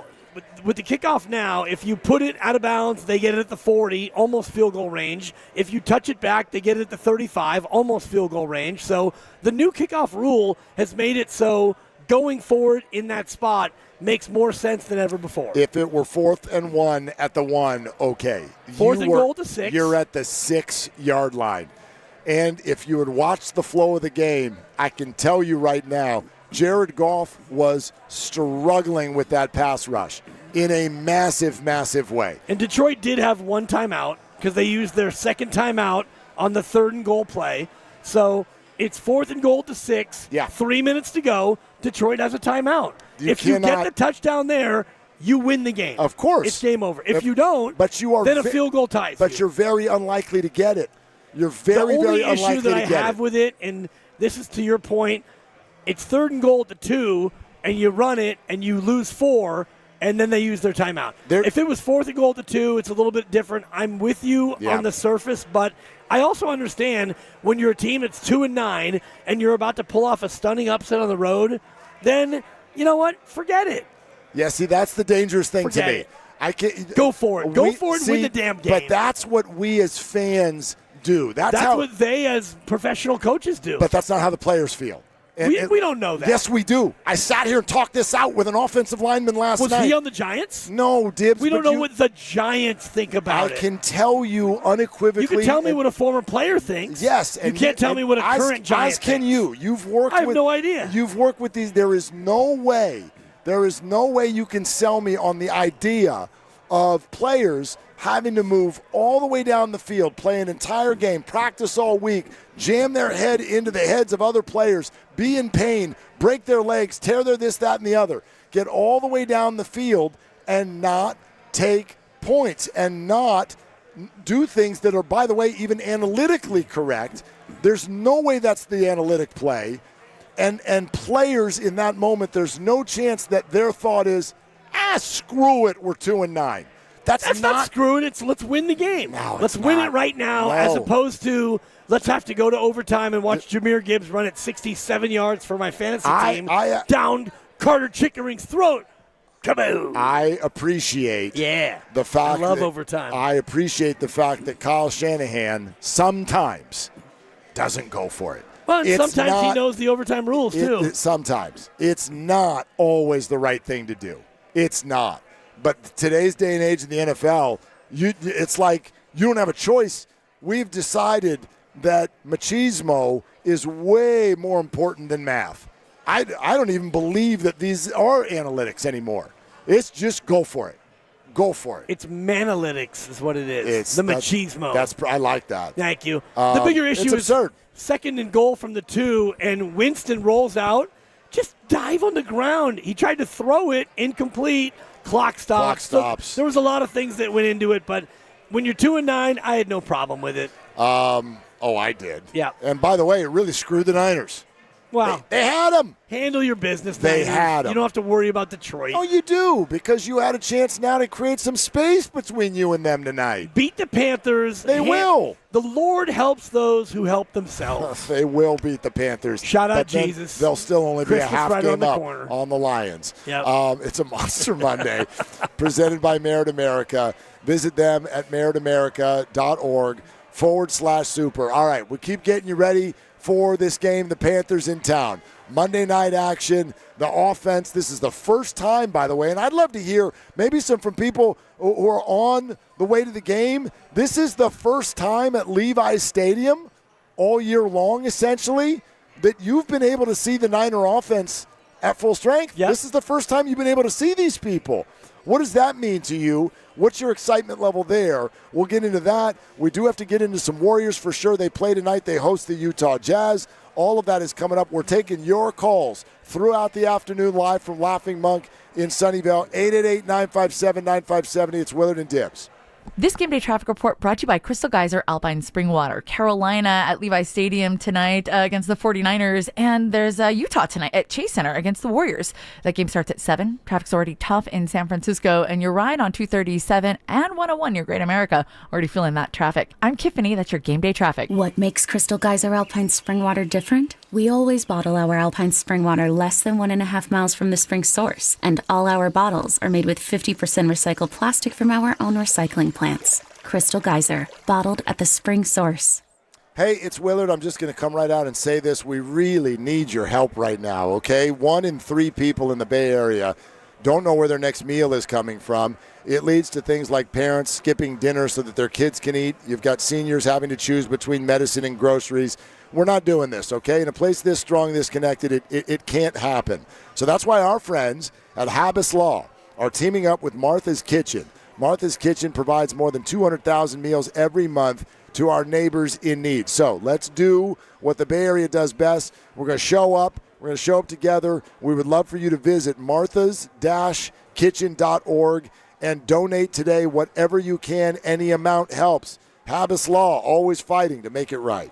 Tune in to 95.7 The Game for Warriors Live, 60 minutes before tip-off. Every Warriors game throughout the season as we get ready for the action. Presented by Xfinity, your home court advantage. Brought to you by Xfinity. Watch all your favorite teams all in one place. Xfinity, imagine that. When you own your own business, you need to keep things moving. Need to book a last-minute flight? Earn a $300 travel credit to cover that. Need to take a meeting before takeoff? Do it from the comfort of the Chase Sapphire Lounge by the club. Need to catch your breath before you board? Done. With $2,500 in annual value, the new Chase Sapphire Reserve for Business is the card that gives back all you put in. Visit chase.com/reserve business to learn more. Cards issued by JPMorgan Chase Bank, N.A. member FDIC, subject to credit approval. Terms apply. Monte Hill for my friends at Ceremony Ford, and the year-end sales event is on now. This is the time to score 0% APR financing for 60 months with $0 down and 0 payments for 90 days on some of Ford's hottest models, including the F-150, Explorer, Escape, Super Duty Regular and Super Cab, Transit Van, Lightning, and the all-electric Mustang Mach-E. Look, I absolutely love my Explorer. It's perfect for my family, packed with cutting-edge tech and style to stand out wherever you go. And with deals like these, you won't want to miss this chance to grab your dream Ford. Remember, that's 0% APR for 60 months, $0 down, and no payments for 90 days. You can save big on top models right now, but hurry, these year-end deal savings end January 5th, so swing by Ceremony Ford in Colma, just off Ceremony Boulevard, or check out their incredible inventory right now at ceremonyford.com. Ceremony Ford, the Bay Area's go-to spot for unbeatable year-end deals. And don't forget to tell them that Bonte sent you. All right, folks, this is it. The weekend many of you have been waiting for. Black Friday. The lowest prices of the year on the top-rated brands of TV. Samsung, LG, and Sony with deals up to $1,000 off. No need to buy a poorly rated unknown brand with prices like this. So what could be even better? How about video-only's better than Black Friday deals? That's right, better than Black Friday. Before you buy, check out video only, or you'll be sorry. Injured at work? Don't wait. Every day you delay can mean lost wages, delayed medical care, and more stress for your family. At Boxer & Gerson, we fight for people just like you. Construction workers, delivery drivers, factory workers, restaurant staff, hardworking folks who get hurt just trying to earn a living. We won't back down. We get results. You work hard, you deserve real help. Call Boxer & Gerson now at 510-835-8870 or visit boxerlaw.com. The consultation is free, but waiting could cost you. Boxer & Gerson. Justice for workers. Comcast Business is celebrating the holidays by giving your business the $1,000 holiday bonus when you switch to a gig speed internet package. Just imagine the thousands of possibilities of a $1,000 prepaid card. Like possibility number 12, a new laptop for the office holiday hero. Or possibility number 108, smart speakers to deck those hallways. Or possibility number 192, new equipment for the new year. Or possibility number 555, Bluetooth holiday lights for office decor. Switch to Comcast Business, designed for 100% reliability with business internet and wireless connect, plus advanced cybersecurity, and now get the $1,000 holiday bonus. Comcast Business, powering possibilities. Ends 12/14/25. New customers only with 2-year agreement. Requires qualifying gig package. Other restrictions apply. Oh, hey, welcome to gift wrapping. Whoa, Zoe Saldana. Hey, can you wrap these, please? Wow, iPhone 17s. You splurged. At T-Mobile, you can get 4 iPhone 17s on them. The new center stage front camera is amazing for group selfies. It's the perfect gift for everyone. I'm the worst. I only got my mom a robe. Well, it's better than socks. So I have to trade in my old phone, right? No, at T-Mobile, there's no trade-ins needed when you switch. Keep your old phone or give it as a gift. Incredible. In fact, wrap up my old phone too for my Aunt Rosa. Forget that. Aunt Liz will be jealous. Sounds like my family drama. Oh, I got it. I'll give it to my abuela. I'll take reindeer paper with, hey, where are you going? To T-Mobile! The holidays are better at T-Mobile. Get 4 iPhone 17s on us, no trade-in needed when you switch. Plus 4 lines for just $25 a line.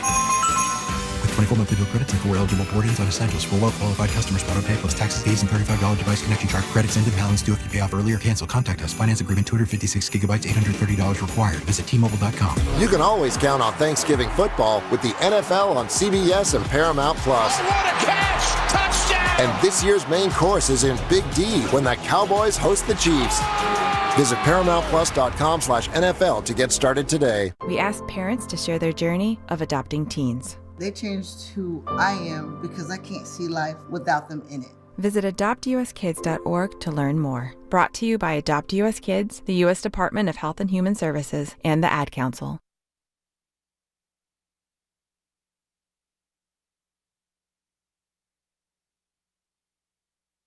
Now, back to Willard and Dibs. It's a fantastic question. It really is. It's the first time I've been asked it this way.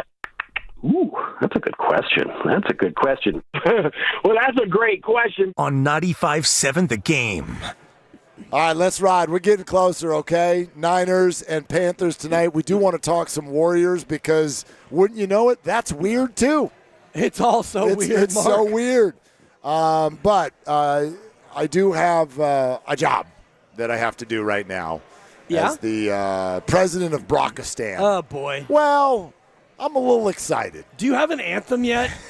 We need to come up with like a national anthem of Brockistan. The first thing we're Brock can do no wrong. We're trying to figure even out. when he throws it too long. That's pretty good. Thank you. I have more. We're trying to figure out how much we should charge for membership. What do you think an annual membership for Team Brockistan should cost? Probably. I haven't figured out all the benefits yet. I don't know if it's like AARP. I don't know if you get a free cooler if you sign up or whatever. I think you should probably charge $149.99 a year, but Brock Friday is coming up this week. Grady, anything for my Brock Friday? That's strong. I'm going to give myself a 4. Yeah, You're not around, which makes it automatically a 3. I mean, Brock Friday, maybe a Brock Friday sale. I do. It's $99.99. Brock Friday to join Brockistan. and get your annual membership. I think we've got something here. But it is my job as the president to at least express a little bit of excitement when, especially if you're one of the, like, are you a fan that gets to go to the game? And special shout out if anybody is on your way to Levi's right now. We'd love to hear from you and what it is you're feeling and excited about most. 888-957-9570. We'll take your calls. But I look at this whole thing and I think to myself, a Niner fan has not gotten to do this all year.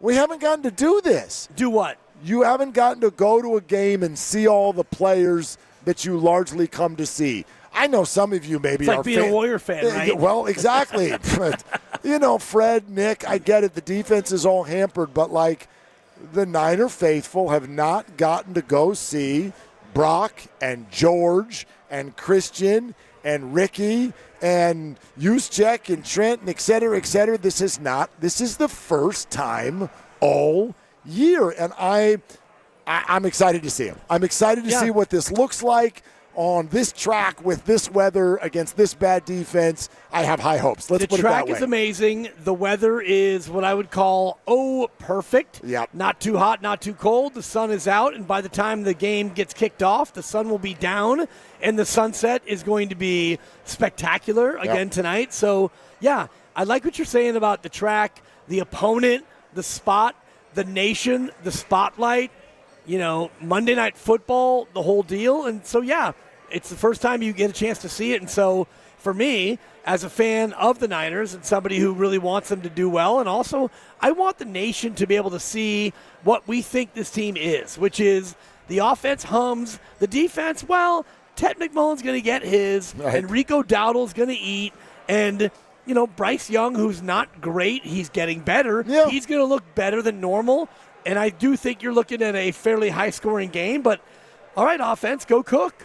I think the Panthers will put some points on the board. But, yeah, other than turnovers, untimely fumbles, or if Brock tries to force something downfield, if the Niners don't turn the ball over, this is a night where Morstead can just watch a lot of football. Yeah. There's not a lot of resistance on the Carolina defense that I feel like in this situation should stop the Niners. You know how we've been saying, and I know we said it on Friday, boy, if they lose to Portland tonight, then we can officially be concerned. And then they lost to Portland. Yeah, and I was officially concerned. And I thought that was a really, really bad loss. And so what as a fan you do when that happens is you go, okay. Now, if you lose the next one, then I'm really and that's how we feel about them playing Utah tonight. I feel, quite frankly, the same way about both of these games. The Warriors do not have any business, cannot afford to lose to Utah tonight. Same is true for the 49ers. I'm going to give the defense a little grace because they've been through what they've been through, but not the offense. You're at full strength, and I'll say it. If the Niners don't score 30 points, I'll be disappointed. Yeah, 30, that's probably about the number, and, 30 for Purdy and the whole deal, but the offense is healthy, and Carolina's defense is patently not great. And so, yeah, go out there and handle your business. And the thing about Carolina is they don't rush the pass either. They don't rush the passer.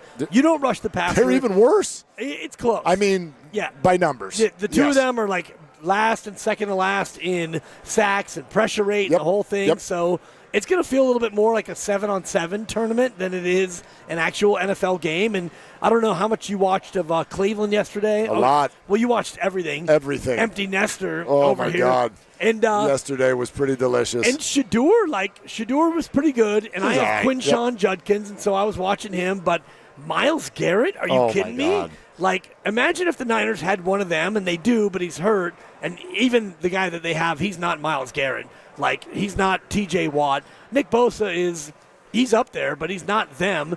The Browns had 10 sacks as a team in a game. Right. The Niners have 12 for the year. Is it 12? I think 15, you're right. I think 12? I think it's 12. They had 10 yesterday. Right. Well, the Raiders, it's funny, man. Yeah. This label kind of bounces around week to week. The way I'm feeling in this moment, that's the worst team in football. It's really crazy. It's wild to watch strategically what they do. Chip Kelly got fired at the end of the day. They had to do something. This whole Pete Carroll, Geno Smith, let's redo Seattle and Vegas thing has been an absolute joke. They left their left tackle on an island trying to go one-on-one with Myles Garrett. He got 1,000 sacks. Geno Smith has no pocket awareness. They put up no resistance on defense.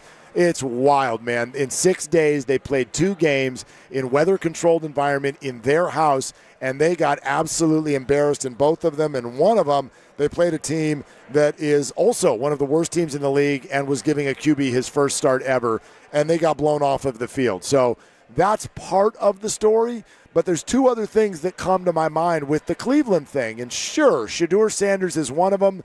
I'm not going to dive too deep into somebody's first start and decide whether or not he's good or not. He was fine. They didn't really want to put too much on his shoulders. Yep. He completed 11 of 20.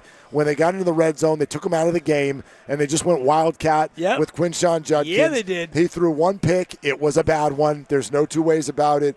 But he only turned the ball over 1 time, and he won a football game, and you give him credit for that, and it was enough for him to be named the starter for the Niner game coming up this weekend. Woo.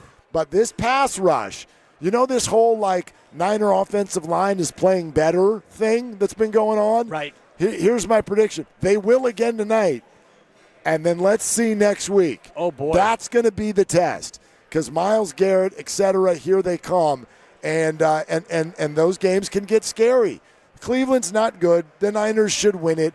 All of those things I feel like are true, but those games are tough. November in Cleveland with a defense that's going to keep that score down, you got to make sure you take care of the ball. Tonight's different, and that's why I feel the way I do about this game. The Niners have got to look. They have to look great tonight. They have to look good. Against a Panther defense that is not ferocious. And the Panthers actually have 16 sacks. The Bengals have 15. The Niners have 12. Okay. So I was right about the 12. Yikes. But the Panthers are 30th. The Niners are 32nd. So neither one of these teams is going to, quote, get after you. And I honestly don't think that the Niners will blitz that much either. And these are 2 of the teams that blitz the least in football as well. And if you're the Niners, you've got Ted McMillan to worry about and not a whole lot else. Yeah. So Dowdle's become a good running back. No doubt about it. But in the pass game, he's not going to kill you down the field. No. Correct. And I think the Niner run defense has been passable. Yep. And neither one of these teams really blitzes that often. You got a Panther fan in the building. That's always good to see. Yep, fired up. And growing another Panther fan. So that's 2 Panther fans. I mean, that's a lot. Actually, that's Bryce Young. Could be. Yeah, that baby is as tall as Bryce Young. That's actually a 4. Yeah. And for those of you who aren't here, it's a toddler, not quite a baby, but that young man's probably 4, and he might be 5 feet tall. Exactly. So he could be Bryce Young.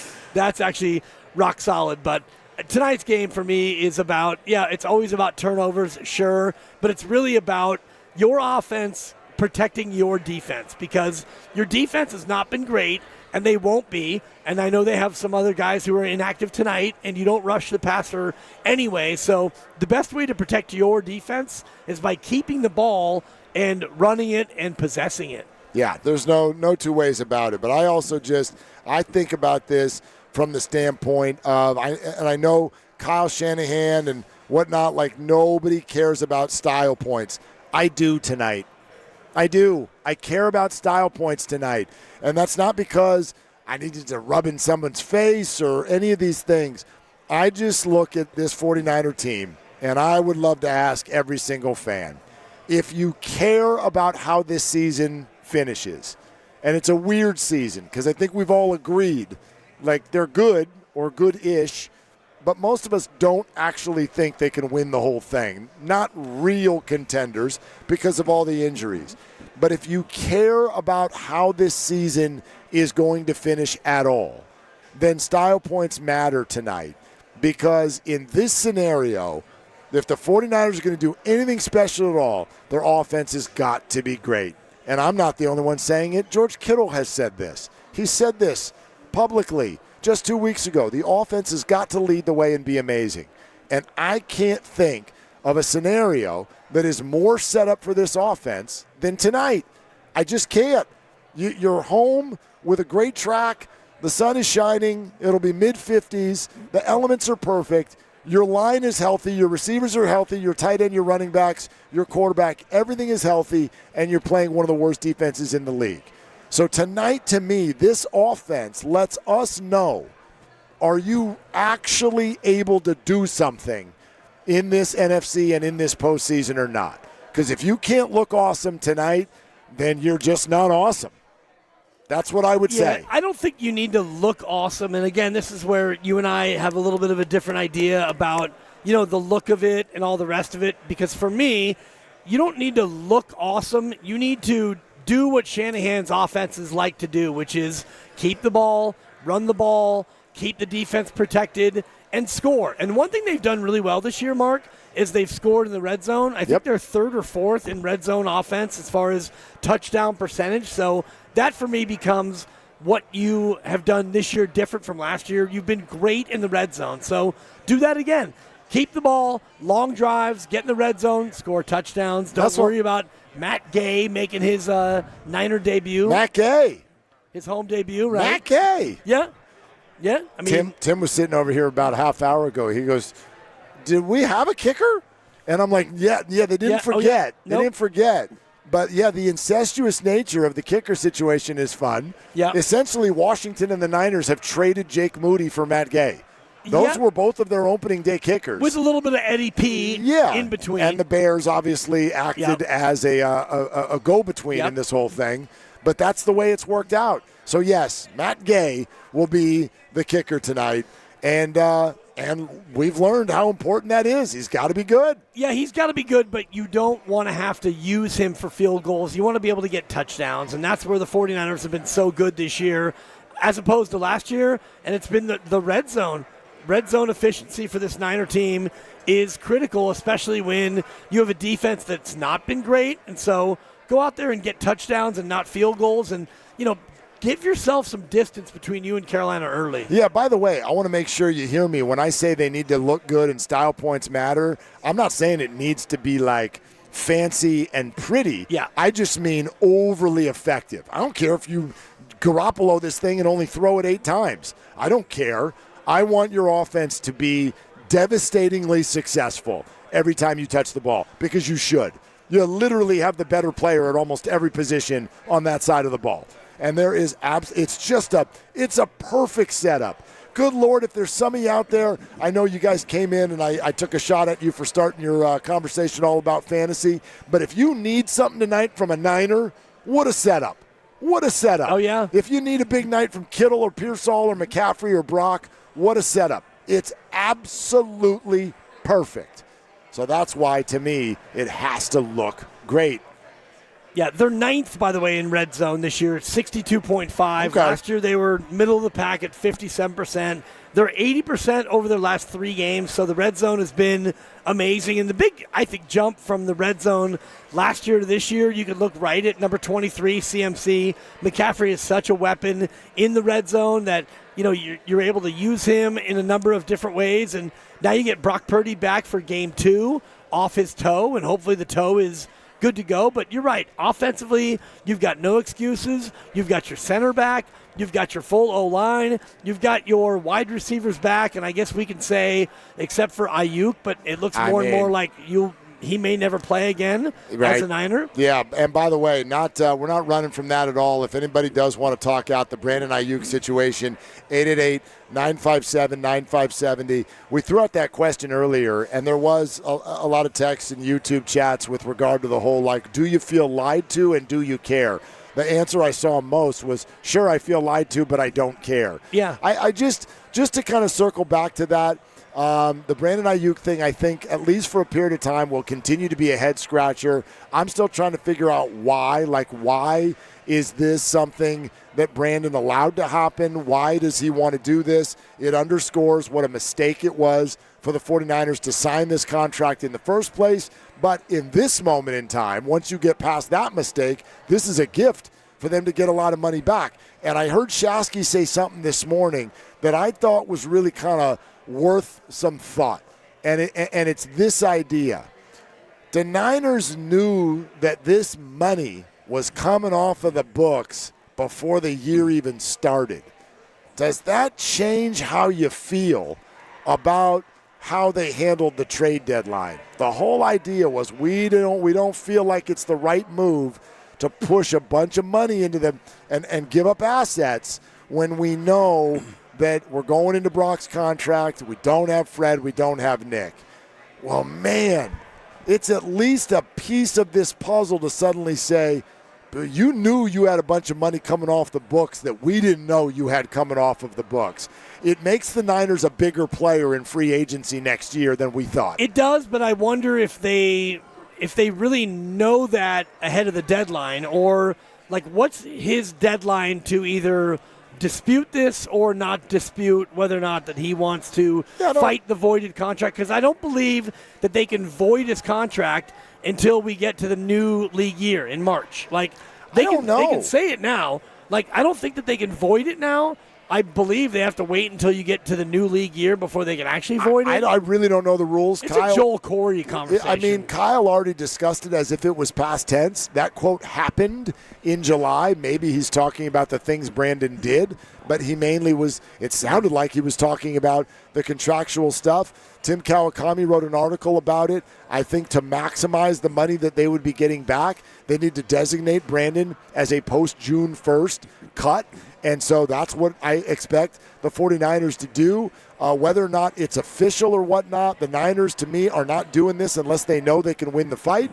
And that's very clear based on the way everyone has reported this and behaved since then. So I'm going to go out and say, no matter what still needs to happen, the Niners are aware of a bunch of money that's coming back to them next year that wasn't necessarily a given before the year started. And I don't know how you want to go ahead and spend that at the deadline. And one thing that we heard from the Niners is that they didn't want to acquire anybody that they didn't have for future years. Sure. And so you look at, Hendrickson and with Cincinnati, and if you would have acquired him, he's not under contract. And beyond that, I don't know if there was a player out there that you could have gotten at the deadline that you would have been able to control going forward, like Keon White, sure, much lower level, but I don't know if there was a player out there that they liked that they could get and keep and, go ahead and pull that trigger. I'd rather kind of put it this way with regard to the pass rush, because I heard John Lynch talking about this recently, where he said he felt kind of annoyed during the Cardinals game. For most of us, an Ottoman game, sit back, relax, watch the Niners blow someone out.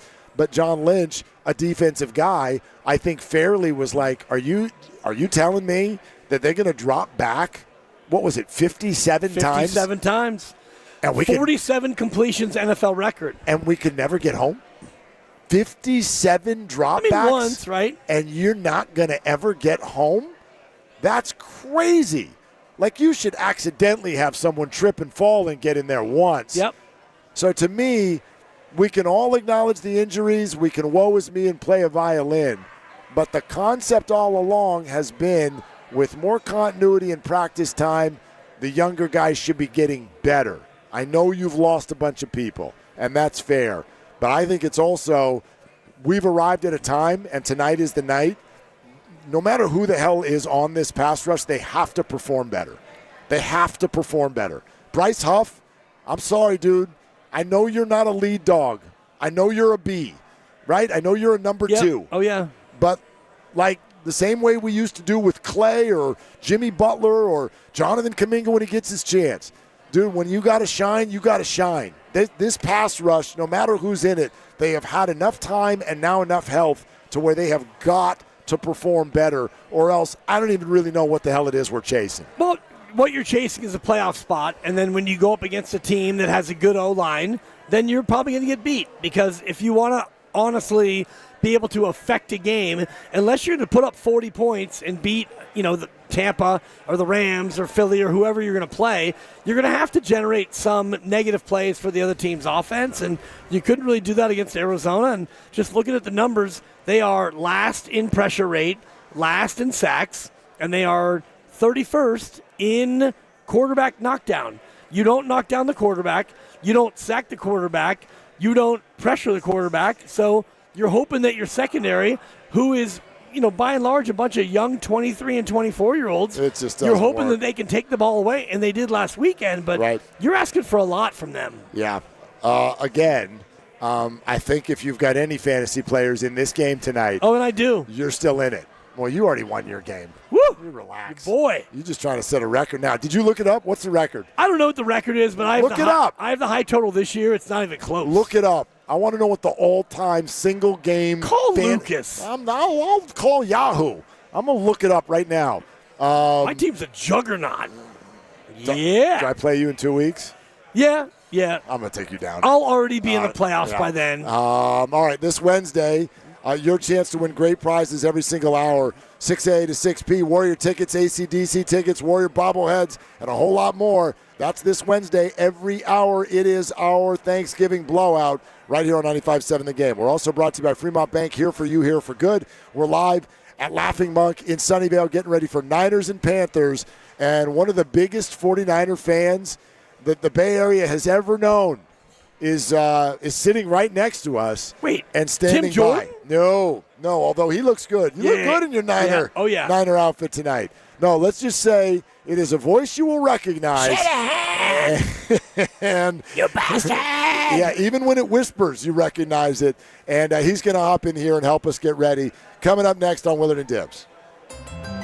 What if you could have reliable and intelligent Wi-Fi? And get this, what if you could keep it at the same price for 5 years? That's the Xfinity 5-year price guarantee. 5 years of Wi-Fi that boosts speeds to the devices that need them most.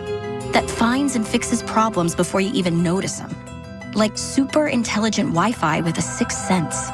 And that keeps you gaming in the fast lane, even when the whole family's banking on bandwidth. All your devices working in perfect harmony for 5 whole years. And here's the best part. No annual contracts, no hidden fees, and our best equipment included. Hey, let's face it, a lot can change in 5 years.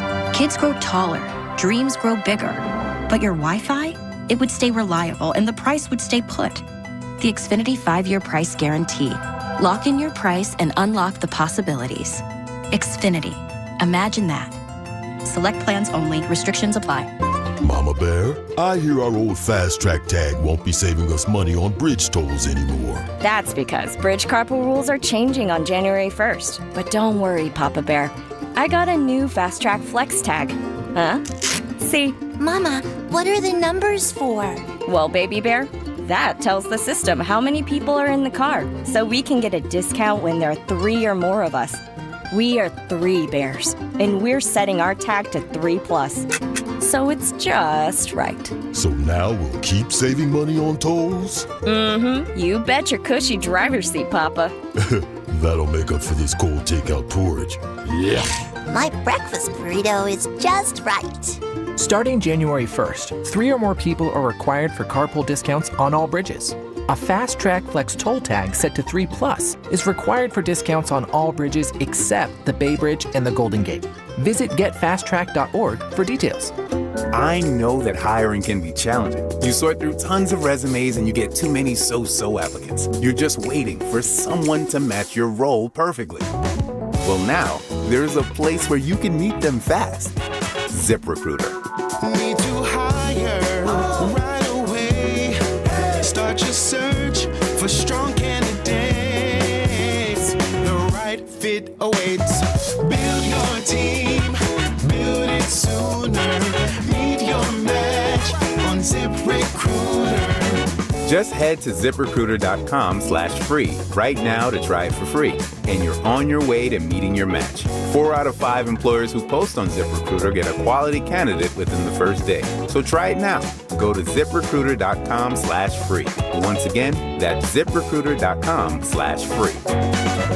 Meet your match on ZipRecruiter. Try it free.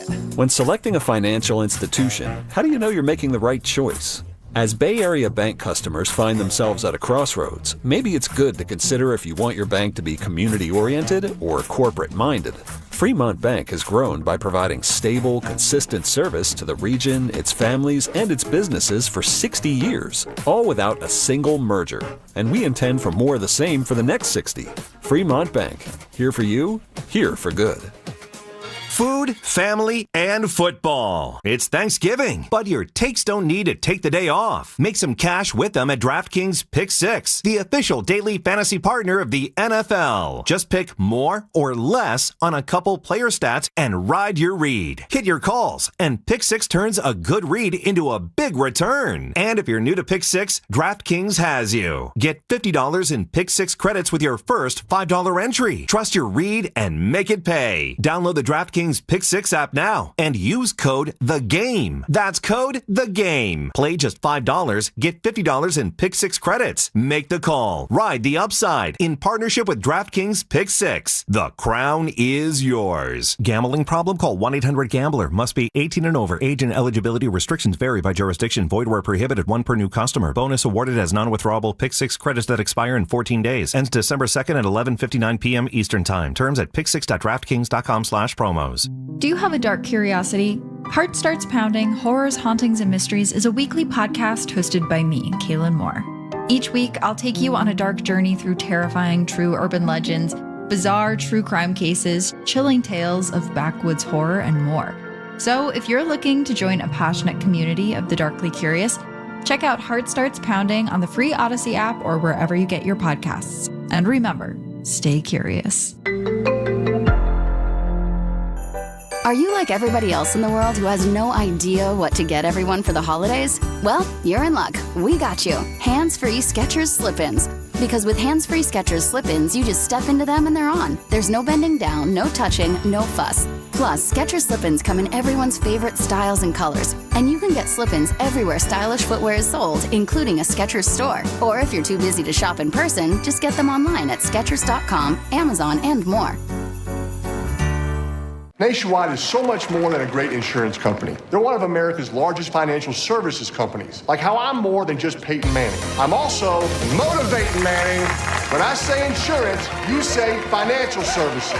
Insurance. Financial services. Insurance. Financial services. Now when I say Nationwide, you say is both. Nationwide. Is both. Nationwide. Is both. For your insurance and financial needs, Nationwide is on your side. Nationwide Investment Services Corporation, member FINRA, Columbus, Ohio.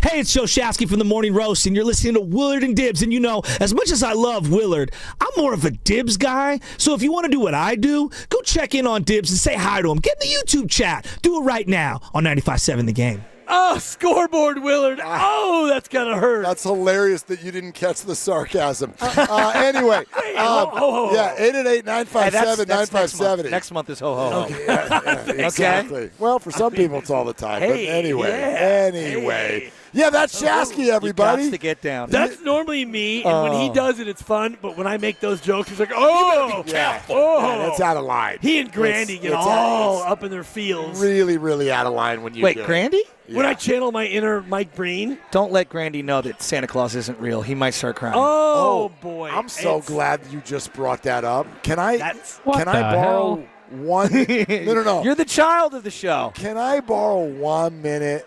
Oh, you know what? We shouldn't do this on the air. Never mind. There might be, no. Never mind. I'm going to ask you guys off Coming the at air. me? Okay. No.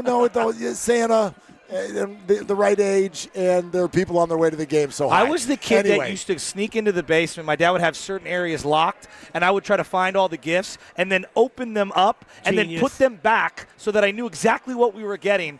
And I'll never forget, I had worked it out to where I could get the second PlayStation controller because I knew Mom and Dad only got us the one game that came with the box and the controller. It was a shared birthday Christmas gift. Me and my brother. Yeah, I know. It's just. Did that ever feel like you ruined Christmas if you knew what was already there, though? No. It made it even better. Couldn't wait till Christmas morning. Man. Because he knew what he was getting. Game Day 95, William Floyd on the cover. I'll never forget it. Like, would you go? Would you go down the street tonight and go into this game if you already knew the final score? Well, it's different. Sports is different. Why? Sports is different. I don't like. This is going to unfold for us. I'm the guy that can't wait to give my wife the gift I bought her to show her. I'm like, look at how awesome this gift is, so that she can be disappointed immediately, as opposed to a month from now. I do. Makes sense, yeah. I know. We're going to get to the. I still have kids who are young enough. so that I haven't arrived at that spot where you just take the kids shopping and they pick their gift out and then you take it home and wrap it. Hey, Jude. I'm like, I don't want to do that. I want to surprise people. I get it. For me, Christmas as a kid was not ho, ho, ho. It was no, no, no. Yeah, I get that. You got the one present, and you shut the hell up. Yeah. And if it wasn't a carton of cigarettes, then you were disappointed. So my son's going to learn this. That's why you're too. Jewish now. You hated Christmas right. so much. The Old Testament and the Jewish Bible are one and the same. But I would say this. Big Old Testament guy over here. Exactly. My son turned 2 yesterday. We have more toys and more gifts than we will ever need. Ever. Come to the house. Come take what you want. Yep. It's all good. I'm giving them out, actually. I'm dead serious. There's too many gifts. Okay. Yeah, when I was a kid, me and my brother shared birthdays, and we shared gifts, and then it was also a birthday and Christmas gift.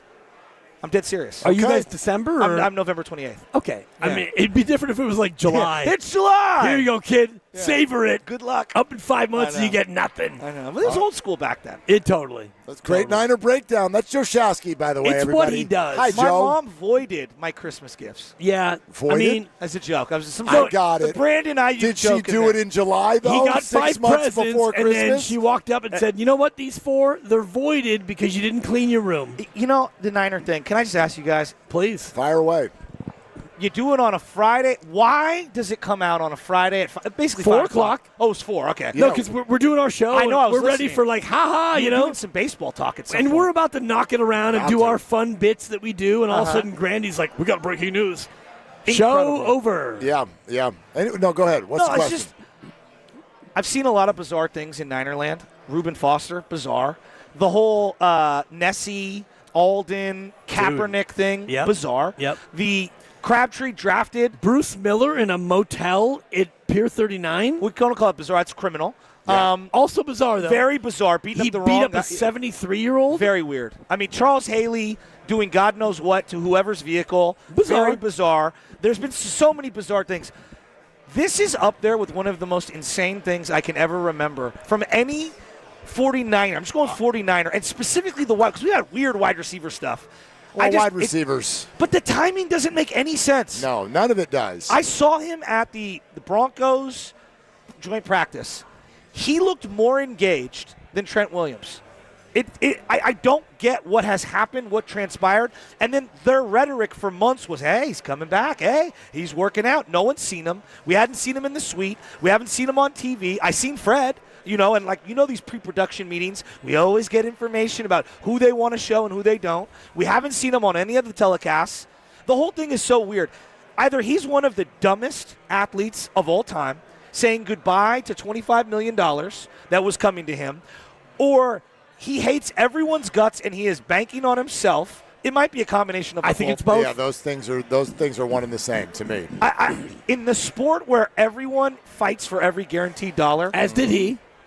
I just don't get it. I don't get it. He fought There's for every more to dollar, this. and then he got every dollar, and then he got hurt, and then now we're here. Well, where that's the point. I mean, how can you do what you did last summer, and then do what you did this summer? Those two things are polar opposites. 69 million guaranteed is not enough. Right. I have to have 76. You're turning down $26 million a year because Amon-Ra got 30. You're dragging everybody through a horrible situation. The Niners are complicit. They are guilty. We could have that conversation too. Why on earth did you run upstairs and stop a trade of a player that you clearly were so angry with? Like it they could have had a second and a third. You know what the whole thing looks like, Joe? The Niners and Brandon both stopped listening to themselves. That's what I don't understand. I think they were worried. Both sides were worried about you winning the divorce and going somewhere else and looking glamorous on IG. And here's my thing. Like when you marry crazy and you've lived with crazy for multiple years, it's on you. It's on you, right? And so the fact that if he was a rental that they tried to sign, different situation. You had him in the building for 4 years. Year one, COVID year, he had the hamstring injury, flashed a little. It was COVID. They were playing in Arizona. Yeah. I don't know. Year two, remember, Trent Sherfield was higher on the depth chart than him. Oh, my God, Trent Sherfield. No, I'm serious. No, I can't believe you brought that name back. That was incredible. Went to training camp. I think we went, 6, 7, 8 days, however many it was. He was last in the wide receiver drills. last. Yep. And the way it works is, hey, your top 2 dogs, and then your backups, and then your practice squad players. And he was last in these training camp drills. Sherfield was getting on the field in the Detroit game more than he was. Sherfield caught the first touchdown pass of the year from Trey Lance. Okay, when they subbed in Trey Lance, almost like a la Steve Young getting subbed in for Joe Montana. Almost. Yeah, but it was just bizarre. And then, you knew you didn't like him. The doghouse, that was a thing. And then all of a sudden, he had a change of heart. He did whatever. But clearly he was so bitter about that Super Bowl. And I get it. We were all mad. They didn't win the Super Bowl. But I think he was open on that goal line play. He was open. The whole game plan was Debo, though. Right. It was 13 targets for Debo. And I get him being frustrated. He wasn't a part of that. But then to throw up the deuces, say we're never going to play again. Guys, you had to make a decision on Debo or Aayuk in that offseason. I know we wanted to run it back. I wanted to run it back. You couldn't afford 2 $30 million receivers. And then when you draft a wide receiver and you didn't trade the guy, you were going to lose that year because whatever you traded him for after that wouldn't have helped you that year. So you had to sign him, get him ready for camp. Yep. They didn't do that. Brandon's also loony. It's not one or the other. To me, everyone made a mistake. All of those. And I do look at the Parag part of it where he wants to win the deal, and so they could have signed him in March for 23, and then you drag it all the way out, and then you sign him for 30, and then when you signed him for 30, we thought that he'd be happy because he got the bag, and he kind of was, and then he was rusty, and then he got hurt, and now here we are. I think part of the whole Aayuk situation, individually they had problems with him for whatever reasons.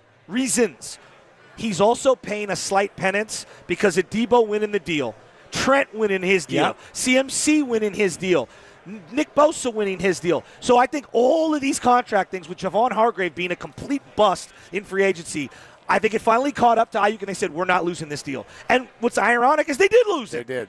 And then he got hurt. I still believe, even if he didn't get hurt, I still think they were going to try to get out of this deal. I don't buy that it's just injury. I agree completely. You agree with me on absolutely. Well, the fact that it goes back to July is the thing that has me scratching my head. So it goes back to July, and here we are in November, and now it comes out. So what happened in July that was so bad? Was it him going up to John Lynch and saying blank you and blank you and blank you? Insubordination, skipping meetings, maybe not doing the rehab that they wanted. It probably was a number of things, but why between then and now is it now coming out? How many corporations you work for, Dibs? Oh, God, 8 radio? Yeah. I've been fired so many times. When they don't like you, when they don't like you, they start keeping a log of everything you do wrong so that they can have track record. Paper trail. Exactly. I don't think this was as dramatic. This is just my gut. I don't know. I don't think that whatever he did in the summer was as dramatic or as insubordinate as we probably think. I think what you said, Joe, the Niners regretted this deal the second that they signed it. Therefore, they're looking opportunistically for a way to get out of it. And that's bad business. And it is. It's bad business. It is, but also it's business. I know. And I do look at what Brandon has done here and what the Niners have done is a bad deal that then you just made it a little bit better by getting out from underneath it. It's still a terrible deal, and it's a terrible mistake, but the bottom line is I think that they were looking for a way to get out of this deal, and he probably stepped in some mud because he's emotional too, and he's like, I'm hurt. I don't need to come to your stupid clam bake. And the Niners went, oops, guess what? You are now in breach of contract. We voided your future guarantees, and we have a brand new fight again. Why did Jimmy G start throwing on the baby field? He was rehabbing the shoulder away from the facility, and they were like, get in here. Now, they probably also thought Trey sucked, but they were like, get in here. We got to look at you. What's going on? And then Jimmy hightailed it up there. Why? Because he had $18 million coming his way. The whole thing is so bizarre. I have a talent tolerance kind of equation. If you're T.O., I'll put up with a lot. Yep. Right? I'll put up with a lot. Draymond Green. Trent Williams. Williams. Same thing. I'll put up with a lot. Nick Bosa. You better be freaking all world, though. And there better be 28 teams lining up to have your services for me to tolerate that level of whatever it is. It's just, they handed out money. Don't forget, Dre Greenlaw also, they gave him money. He got hurt. Charvarius Ward was complaining about the money he didn't get. He also had personal stuff. There's so much money talk with this team. They said goodbye to Eric Armstead because they were ready to calculate Purdy's contract. Buckner, same thing. They say goodbye to him because the ask was more than what they wanted to pay. 100%. It's just, it sucks because we should be getting fired up for how we can beat Carolina. Yep. And like, I wonder why it came down Friday. If Pearsall's not back on the field the week before, do they wait till Pearsall gets back out onto the field? I was surprised that it came out on a Friday. Or does that have zero correlation? Well, our first thought was it's a Friday news dump after Kyle has his press conference, and then it dawned on us 2 minutes later he hasn't had his Friday press conference yet because it's a Monday night game. So it dropped the day before he had a press conference. I know. That surprised me a little bit. You're listening to 95.7 The Game, KGMZ FM and HD1 San Francisco, and Odyssey Sports Station, and the home of the Golden State Warriors and Valkyries. It's always live on the free Odyssey app. Coming to you live from the Laughing Monk Studios. Monster Monday presented by Merit America. Visit them at meritamerica.org/super. Willard and Dibbs hanging with Joe Shasky, who has stopped by at Laughing Monk Brewery as we get ready for Niners and Panthers tonight. I think if you're going to describe all of this from both sides maybe in just a couple of sentences, it's kind of like this. Unfortunately, here, I'll push the envelope for you again. Okay. It's kind of like going to an adult club. Yeah. And what happens is when you get a little too close and you can see it and smell it and feel it, you make mistakes. Illegal use of the hands. And the Niners got that close to the Super Bowl. Welcome Diamond to the stage. They got that close to the Super Bowl, and they were then for the next handful of months acting in that very inebriated, allured sort of way. I wanted to run it back too. Like I'll be the first to admit it. Who didn't? I wanted to run it back too. Everybody always does. I know. And the reality is probably now I've learned a lesson that you can't. Mm-hmm. And you need to figure it out. I think the hard part right now is you watched that game with the Rams last night. Ooh. You could have had Stafford. They won the Super Bowl. They tried to get Stafford. No, I know, but they won the Super Bowl at home against you in the NFC Championship game, moved off a fan favorite in Cooper Kupp without any drama, and upgraded with Devontae Adams, and now rebuilt their entire defense through the draft. All these things happening are just tough pills to swallow. And then here's the other thing that ticked me off this morning. And Joe disagreed with me, and that's fine. We can have different point of view. I don't expect everyone to agree with everything I say. In fact, I don't want you to. That'd be lunacy. If you knew you didn't have any money on Aayuk's books for next year, why weren't you more aggressive to add a player and add payroll for the next year or two? I heard you say this, and I brought it up about an hour wrong? ago. It depends on like how confident they were to get out from underneath it. Yeah, and, okay. You know, we talked about the deadline and how if they want to get Hendrickson, they want to make sure they get somebody who they could control next year. But even if you made this decision in July, were you confident in July that he was not going to fight it? That's my thing. Like, if you knew in July that you wanted to void his deal, in July did he say, fine, void away? Or is this you're saying now he's come up with the conclusion that he's not going to fight it? Maybe. That's actually interesting. I don't know. That's actually really that is the only piece of it, because if Timeline, in July he's like, fine, void it, Yeah. then I don't think that any of this would have played out the way it played out. I still also, even if they knew right away that we're going to get some more money, I mean, I wanted them to be more aggressive at the deadline as it was. But I'm also going to understand to a degree their stance, which was we only want players that are beyond this year.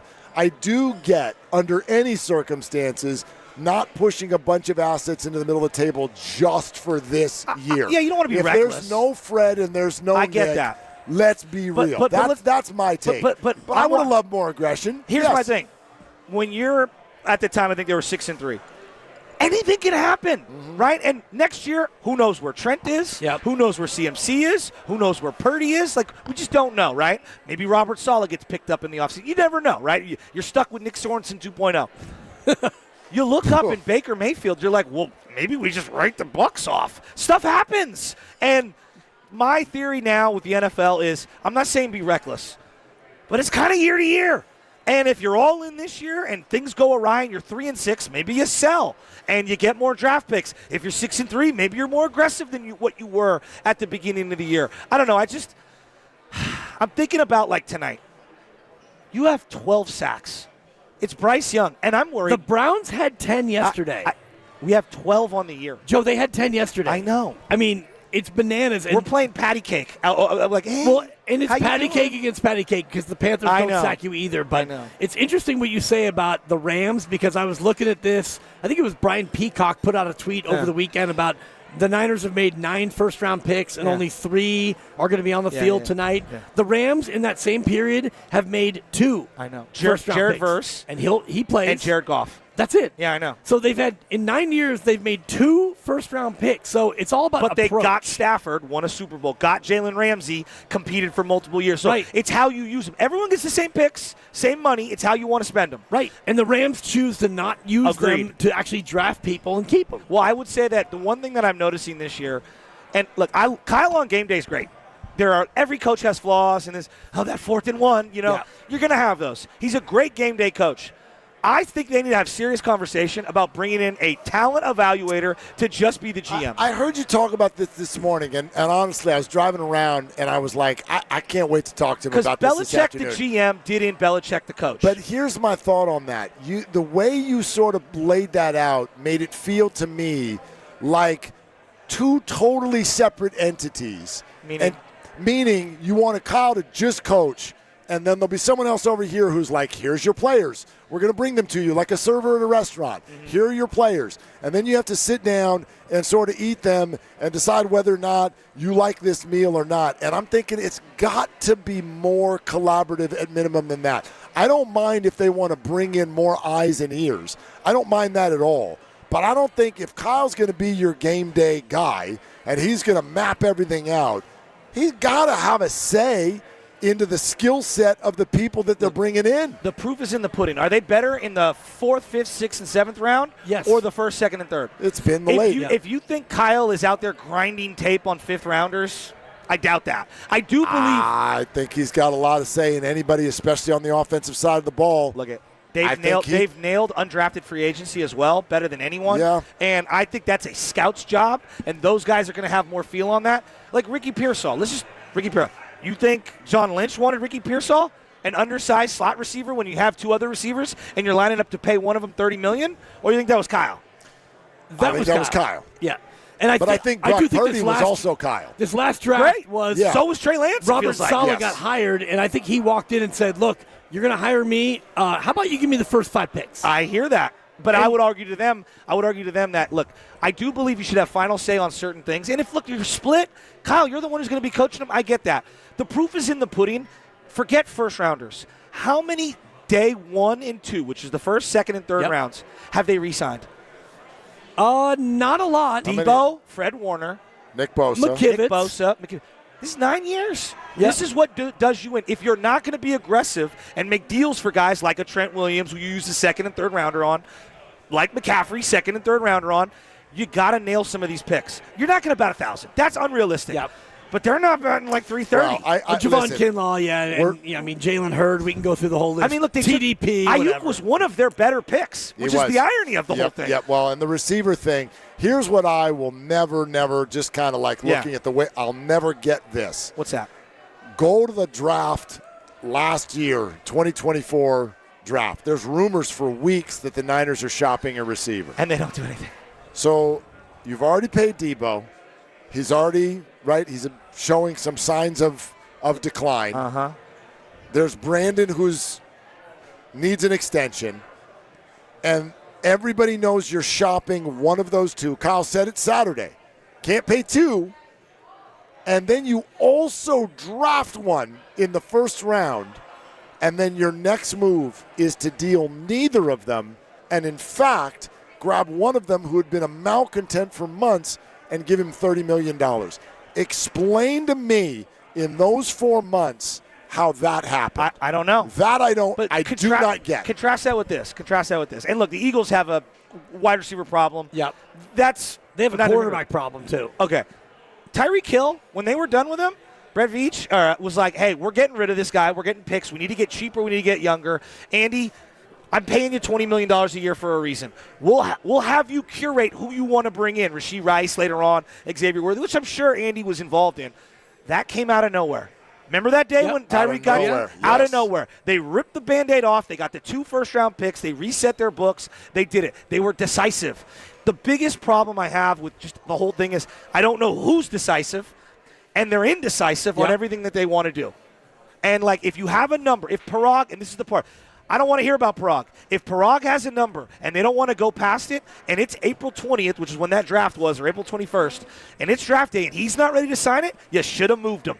You should have had a hard sell date, and it ended up screwing you. There's no question. But I think you also admit, off of that tantalizing Super Bowl loss and 1,300 yards. I wanted to run it back. Yeah, but I also realize as well, you do have to have your eye on what's coming down the pike. Always. Right? That's their job. Why do you think Eric Armstead's not on this team? Because they knew they had to pay Brandon, they had to pay Purdy, and you have to make hard decisions. And why is Hufanga not here? Dre Greenlaw not here? Like, not everyone can come. Why did they trade Buckner?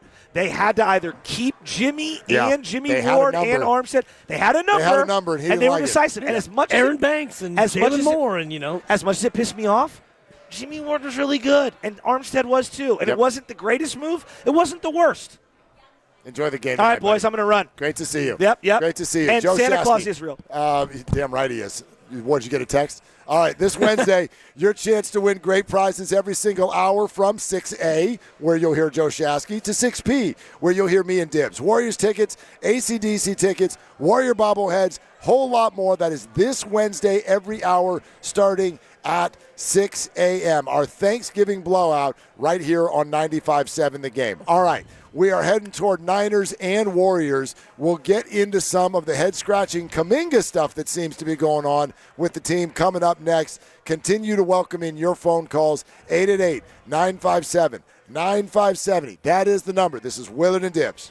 This game day traffic report brought to you by Crystal Geyser Alpine Spring Water. Those gates open at Levi Stadium. Traffic already filling in through Santa Clara. Same story into San Francisco. We have a Warriors game tonight. Traffic heavy not only on the Bay Bridge, but northbound 280. I'm Tiffany. That's your game day traffic. What makes Crystal Geyser Alpine Spring Water different? We always bottle our Alpine Spring Water less than 1.5 miles from the spring source. And all our bottles are made with 50% recycled plastic from our own recycling plants. Crystal Geyser, bottled at the spring source. Tune in to 95.7 The Game for Warriors Live, 60 minutes before tip-off. Every Warriors game throughout the season as we get ready for the action. Presented by Xfinity, your home court advantage. Brought to you by Xfinity. Watch all your favorite teams all in one place. Xfinity, imagine that. This is the sound of Claire, cooking dinner at home. And that's the sound of a fraud alert from Wells Fargo, flagging a charge for a pricey restaurant in Paris. Considering Claire isn't in Paris right now, that seemed odd to the bank and to Claire. 2 taps later, Claire says nope to the charge, and Wells Fargo is on the case. However you make money work, Wells Fargo can work with that. Wells Fargo Bank, N.A., member FDIC. Hey, it's your boy Guru. Every time we put a rat on the table during our show, it's brought to you by Atco Pest Control. Atco Pest Control is a family-owned local business proud to provide pest control in the Bay Area for over 35 years. Atco uses natural methods to give you a peace of mind and keep your family out of harm's way. Quality pest control doesn't have to empty your savings either. Don't wait. Go to AtcoPestControl.com for all your pest control needs. They got you covered. Hi, I'm Kylie. I'm John. And I'm Garrison. And a little thing we love about the 30-count Chick-fil-A nuggets is sharing it in the car during the holidays. I do love that. We will pack the car with gifts. And of course, we go and pick up our family's favorite nuggets. Every nugget is tasty times quadrillion. And we get all the sides. Yeah, the ooey gooey mac and cheese is a big hit. Everyone from 1 to 116 would love Chick-fil-A's chicken nuggets. Share the nuggets, share the joy. Order the 30-count Chick-fil-A nuggets on the Chick-fil-A app. Real guests paid for their testimonials. Every now and then I rinse it out, and I need Downy rinse tonight. And I need it more.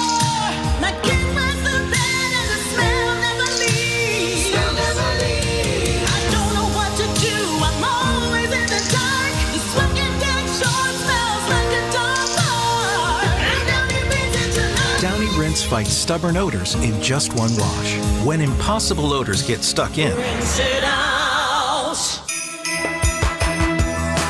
Comcast Business is celebrating the holidays by giving your business the $1,000 holiday bonus when you switch to a gig speed internet package. Just imagine the thousands of possibilities of a $1,000 prepaid card. Like possibility number 12, a new laptop for the office holiday hero. Or possibility number 108, smart speakers to deck those hallways. Or possibility number 192, new equipment for the new year. Or possibility number 555, Bluetooth holiday lights for office decor. Switch to Comcast Business, designed for 100% reliability with business internet and wireless connect, plus advanced cybersecurity, and now get the $1,000 holiday bonus. Comcast Business, powering possibilities. Ends 12/14/25. New customers only with 2-year agreement. Requires qualifying gig package. Other restrictions apply. 1-877 Cars for Kids. KARS Cars for Kids. 1-877 Cars for Kids. Donate your car today. 1-877 Cars for Kids. Donate your car today. Ready to get rid of that old car? Donate it to Cars for Kids. Call 1-877-CARS-FOR-KIDS to reach a friendly live agent. Donation's super easy, and your car can be picked up as soon as tomorrow. Call us now, 1-877-CARS-FOR-KIDS. That's Cars with a K to donate your car today. 1-877 Cars for Kids. KARS Cars for Kids. 1-877 Cars for Kids. Donate your car today. Did you know you can donate real estate too? Go to carsforkids.org. That's carsforkids.org. Actual price will depend on product and subscription plan. Featured products are compounded drug products, which the FDA does not approve or verify for safety, effectiveness, or quality. Prescription products require an online consultation with a healthcare provider who will determine if appropriate. See website for details, restrictions, and important safety information. Want a boost in and out of the bedroom? Hims has you covered. Introducing a new 2-in-1 approach to level up your game. Tadalafil for better bedroom performance and zinc for testosterone support. Put it all together and you've got what you need to turn things all the way up. Getting started is simple. Just go to hims.com/joy to start your free online visit. Through Hims, you can access ED treatments including pills, chews, and more. 100% online. No office visits, no pharmacy lines. Just fill out a simple intake form and a licensed medical provider will determine if treatment's right for you. If prescribed, it ships free and discreetly to your door. Find affordable treatment options at up to 95% less than brand names at hims.com/joy. That's hims.com/joy, HIMS.com/JOY. Mid-50s today and sunny and more of the same for tomorrow. Weather brought to you by Staples. Have an easy holiday at Staples. Save on top tech and gaming gifts, shipping supplies and services to get your packages there safely, even custom cards and wrapping paper. Staples. That was easy.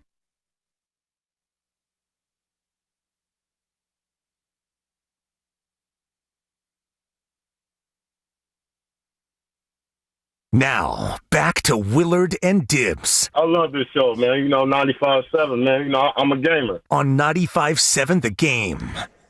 Hey, happy Thanksgiving week to everybody. Yeah. Some of you are already out and about on the roadways, whether that's coming to the Niner game or you're starting your journey for the week. We hope you do that with us. We are not hitting the pause button at all this week. We're going to have either a Victory Tuesday or... what's a word for depression that starts with T? We're going to just call it a terrible Tuesday. Yeah. If that happens tomorrow. So we're going to be all over that. We've been telling you all about the Thanksgiving blowout where you can win prizes every single hour on Wednesday, bringing you right up to the Thanksgiving holiday. But make sure you do spend some time this week, hopefully with family or with soul family or whatever.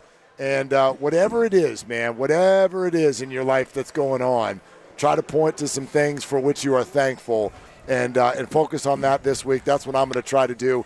It is time for Triples for Autism, brought to you by Petnelli Financial Partners and the Autism Society San Francisco Bay Area Warriors with 17 threes on Friday night. It wasn't enough, but they made 17 on Friday against the Blazers. That's another donation from Petnelli to Autism Society San Francisco. 18 for 18 so far this year on the donations. And if you would like to make a donation to autism yourself or get involved, we invite you to go to sfautismsociety.org. Triples for Autism brought to you by Petnelli Financial Partners and the Autism Society, San Francisco Bay Area. Petnelli is here for you, offering financial guidance and support throughout life's milestones. Go to petnellifp.com. All right, it's Willard and Dibbs live at Laughing Monk in Sunnyvale. The first shuttle just left So there are fewer people here, but still plenty of Niner fans, and maybe an opportunity for those of you who are on your way in to veer off and have shorter lines at the bar. Yep. Because one of the shuttles just left. Yeah, and I believe the other shuttle is just now queuing up to also leave because as you look at it, we are inside an hour until kick time, and you think about this game coming up, and for the 49ers, it's not, in my opinion, a must-win, but it's the kind of game that when you look at yesterday and you look at the landscape and you realize that, and this is something that you and I talked about before. You know what? 10-7. I like your chances with tiebreakers. I don't anymore. Yeah. This feels to me now in the NFC like it's 11 wins to get you in 11-6. And so if you need to go 4-2 over your last 6, and you would, well, this is one of those ones that you would need to have in the 4 column. That way you don't have to go out there and beat Seattle in Week 18. Yep, I'm with you. I think there are 2 games left on the schedule that the Niners have absolutely no business at all losing, and it's tonight and in, 1, 2, 3 weeks against Tennessee back here at Levi Stadium. And then outside of that, you take your chances with what is left on the schedule and go from there. I look at the Niners and Warriors games tonight the exact same way. If either of them lose tomorrow morning, it is full-blown uh-oh. Yeah. So you don't want to call it a must-win? That's fine. I mean, for the Warriors, I don't think it's a full-blown uh-oh. I do. I think it's already, there are signs that you can scratch your head and think you don't have lice and you don't have dandruff. You're 9-9, and oh boy, the schedule. Fine, the schedule. You come home, you've got rest, you've got Portland at home, and you do that? Hey. I mean, I'm sorry. I hear you, and we all get to look at it however we want to look at it. For me, these 2 games tonight are uh-oh games. If either of these teams lose tonight, for me, tomorrow is a full-blown uh-oh.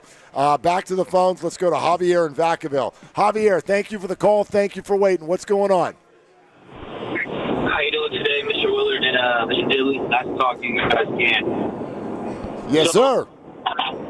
My only, comment today is, unfortunately, probably against what you guys believe. It's a sad day for the 49ers organization because you look at the yards per carry for the 49ers, and it's went tremendously down since Brandon Aayuk has not been on this roster because he is the best blocking receiver in the NFL. And if you guys know one better, please let me know. And it's not a matter of, just the blocking. We're putting the faith into Ricky Pearsall, who's known for being on the injured reserve because of a sprained knee. Kendrick Ward, who came in mid to late September. Jawan Jennings, who's on an expiring contract. And let me hear Cowing, he's going to play for the 49ers. Or he's injured reserve. Or we can keep down the line. We're going to give up on you because him and Shanahan can't get along when he's been our best blocking receiver on this team since Owens. All right, Javier, we're going to jump in because your phone is breaking up a little bit. It's kind of hard to hear what you're saying. We certainly get the gist. And I think that there's a way to kind of split the difference on what he's saying versus what we've been saying. He called it a sad day for the 49ers. I don't think that there's anything wrong with wishing that what it used to look like with Brandon Aayuk and the Niners, wishing that was still here. But it's not. I don't see that as possible. So what I'm kind of saying is much more in the moment. Do I wish in a perfect world that Brandon, a happy Brandon, a productive Brandon, and a healthy Brandon could stay on the 49ers roster? Absolutely I do. But those things right now are completely out of pocket. They're not possible. Brandon is not healthy. Brandon is not happy. And that contract, even with what he did on the field, I've always thought, as you know, from the jump, was an unhealthy contract. And so I just think that to answer Javier, I can agree with you in spirit, but toothpaste is out of the tube. There's no way to go back on this at this point. And he's a very good blocker, and I don't think that having no Aayuk is the reason why you're 31st in football, tied with the Raiders for last in yards per attempt. For me, it's more of a nuanced answer. It's George Kittle, who missed a bunch of games. It's not having your starting center for a bunch of games. It's having Dominic Pooney, who's not been 100%. I know he's out there, but if he's not effective as much, you're not going to be able to run it quite as well. So for me, it's more of a multitude of reasons why you haven't been able to run it. Brandon Aayuk being one of them. But, yeah, the toothpaste is out of the tube, and Aayuk and the Niners have gotten to a point where they can't really work together anymore for whatever reason, and so the contract is voided. I don't think that he's going to work his butt off to try to get back on the field this year. I could be wrong. I don't think that I am, and so I think that he's played his last snap as a Niner. Well, I tell you what, it's hard for me, especially as we get closer to a Warrior game tonight. I think it's hard for a lot of people to not at least see some parallels. I think one is way further down the road than the other one. Are you saying that all roads, Mark? Well, talk to me. And actually... No, I'm with you, and I do think that all roads do lead to Kuminga. Grandy, will you play for everybody? I don't want to assume that everybody's heard this, but for me, something changed over the weekend. I mean... That's kind of what I was saying last week. Yeah, all the discussion. We know the story about Jonathan Kuminga and the Warriors. Well, like, we get it. It's been rough at times. Good first 5 games. Okay, now he's hurt. But how can you not at least get your antennas up when you hear the way Steve Kerr spoke about Jonathan and his injury at their first practice in 3 weeks, which was yesterday at the facility, getting ready for the game tonight. I want everyone to hear the way, not just what he said, the way Steve sounded when this subject matter came up. So, guys, go ahead and hit Steve Kerr and the questions about Kuminga. Did Jonathan practice? Kind of. He did a few things, yeah. Is he just any? I don't know where he's got to tell you where he is. I mean, he didn't do anything. We did we didn't do scrimmages, but we did live drill work, and he barely did any of that. So, not moving well. So, training staff is working with him. I have no idea when he's going to play. Okay, I think you can hear right away. Have you ever? How long you been covering sports, dog? How long you been doing this? About 25 years there, okay. Mark. Yeah. Let's see. If I started, Pastor Robles play-by-play was somewhere around exactly 30 years ago. Yeah, wow.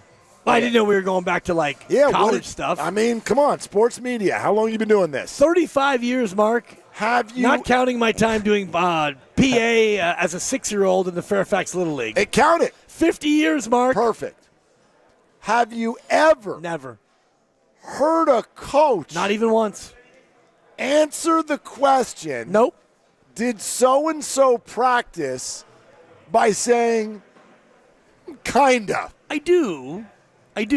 Kinda. He kind of practiced. He kind of practiced, but immediately spills into, I don't know what's going on with him. You're going to have to talk to him. Yeah.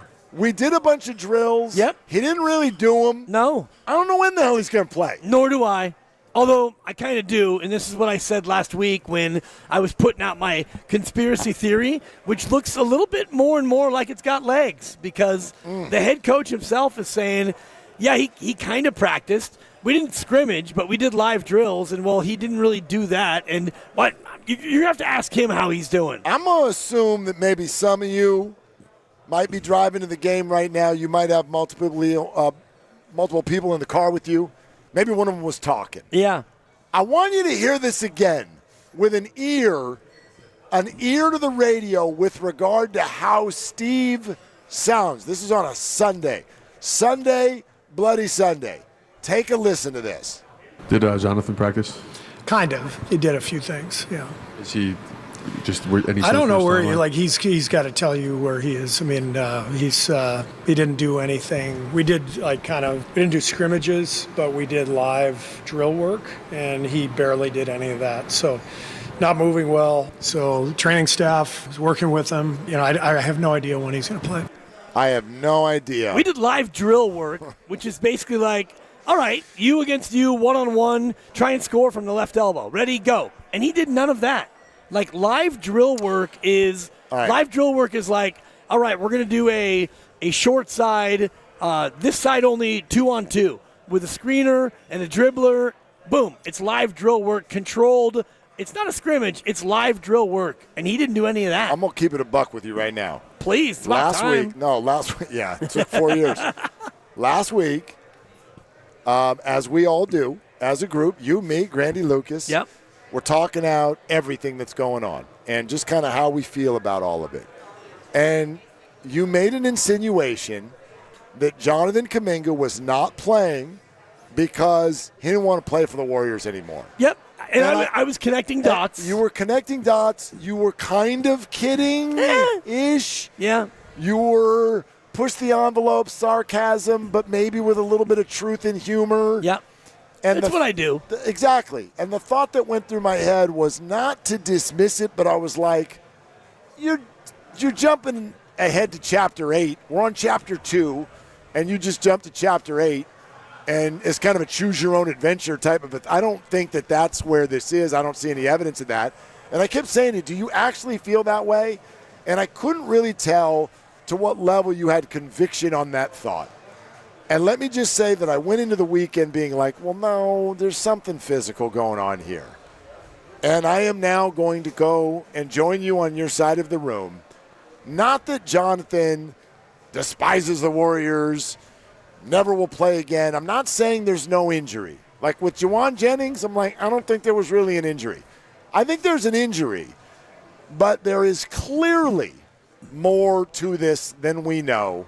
And I don't know. Like Nick Friedel is going to join us next hour. One of the things I'd almost like to ask him is, do you think there is a scenario out there where this really heads to a bad spot and Jonathan's not playing for the Warriors anymore? That was one of the oddest exchanges I have ever heard Steve Kerr give. Yeah, and he wouldn't even let the follow-up question happen before he caught himself and said, you have to ask him.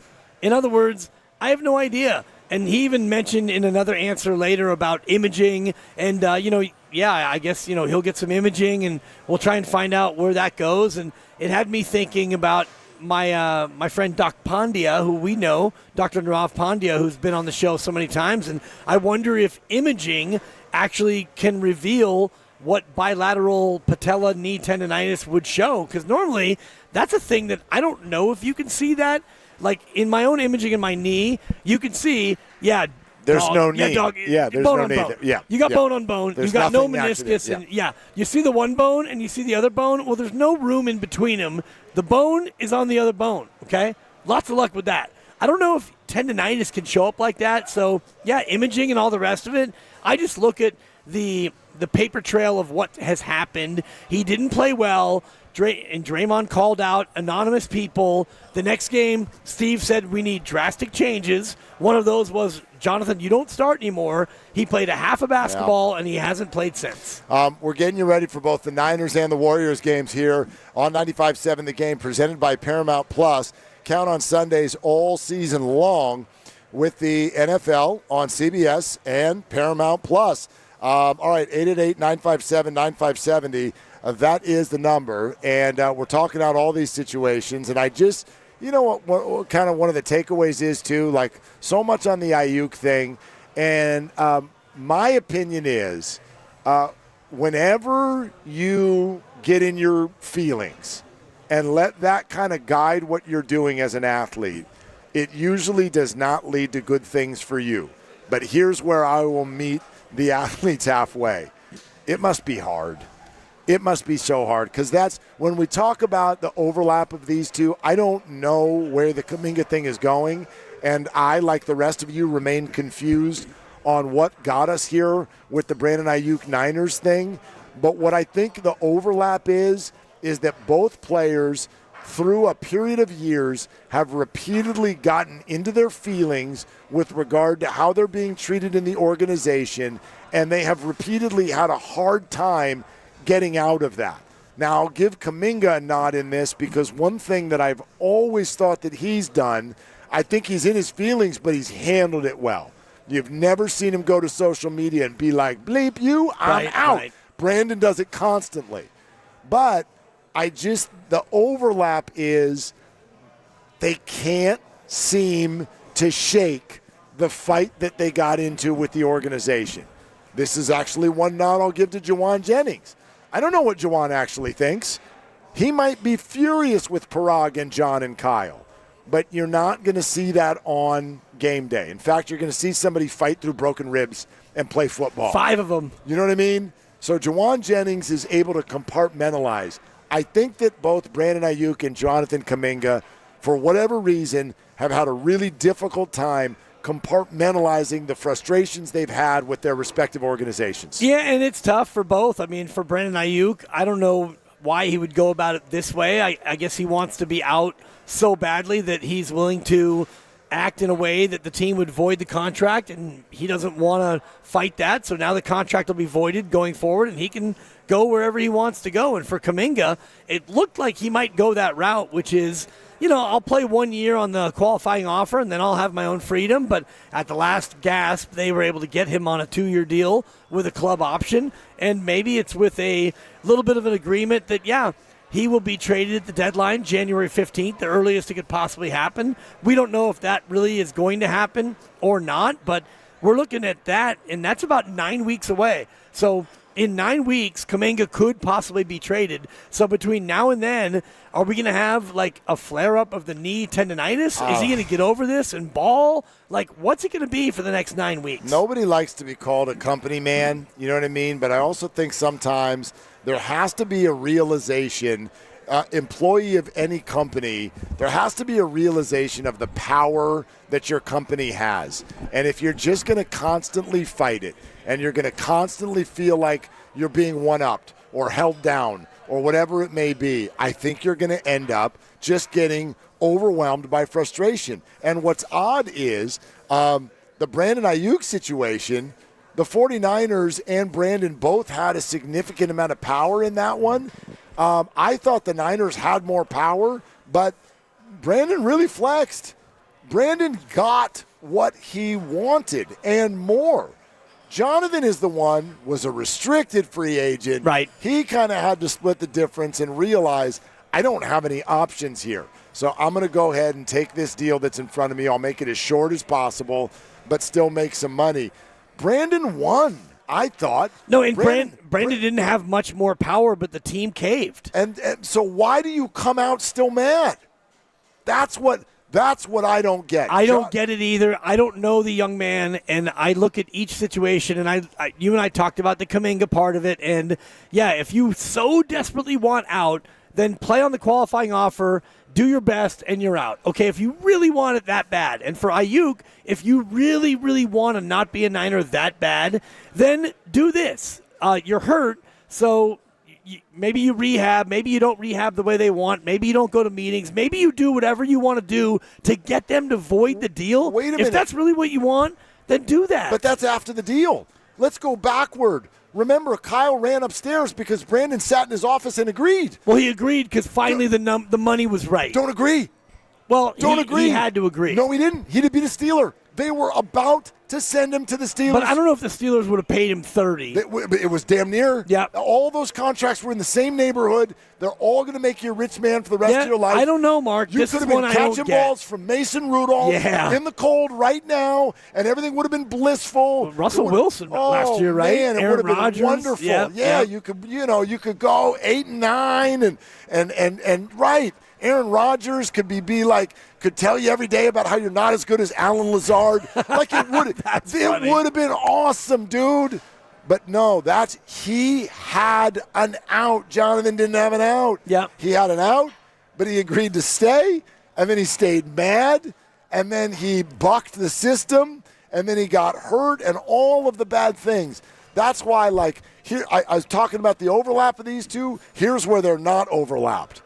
I don't know the ins and outs of all of this, but, man, I have a lot of respect for Jonathan Kuminga.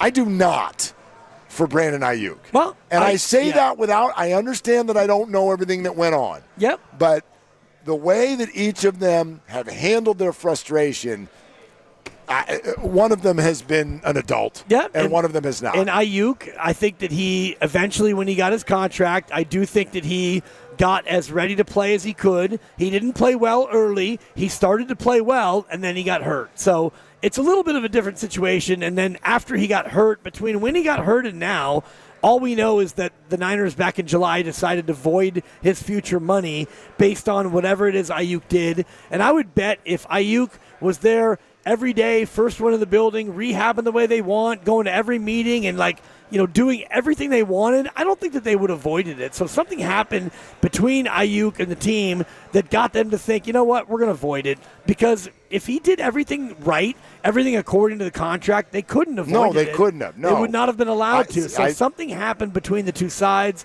And for Kuminga, we're obviously not to that point. But I do wonder about the timeline of this year where Kuminga no longer is starting, and then 12 minutes of basketball later, now my knees are flaring up. That to me is the one where I'm still scratching my head a little bit. You have a pick to make. I do, yeah. The pick is in. Is it still 7? Grandy will let us know. What's the number? Still 7? It might be 7.5. It depends on where we shop. We do FanDuel, I know. And you won the game last night. I did, yeah. You're coming off of a W. Yeah, I'm 1-1 so far this week, and boy, all my picks this weekend were ferocious. Yeah, but you've been good picking Niner games. Yep, 8-3. You've been good. You've been good. I'm the Niner whisperer. The Warriors host the Jazz tonight at 7. Warriors Live with Grandy starts at 6. It's presented by Xfinity, your home court advantage. Brought to you by Xfinity. Watch all your favorite teams all in one place. Xfinity, imagine that. And we're brought to you by Fremont Bank. Here for you, here for good. Oh, yeah, Vegas likes the Niners. It's up to 7 and a hook. Yep. You're going to have to go touchdown plus tonight, and Dibs has the pick. Also, go get your votes in on the 95.7 The Game Twitter poll with regard to our Jonathan Kuminga question. The Warriors have lost 3 in a row. In watching those games, did you feel like they missed Kuminga? I did, by the way. I did, especially in the game in Miami. Would have loved to have seen Jonathan play in that game. 888-957-9570.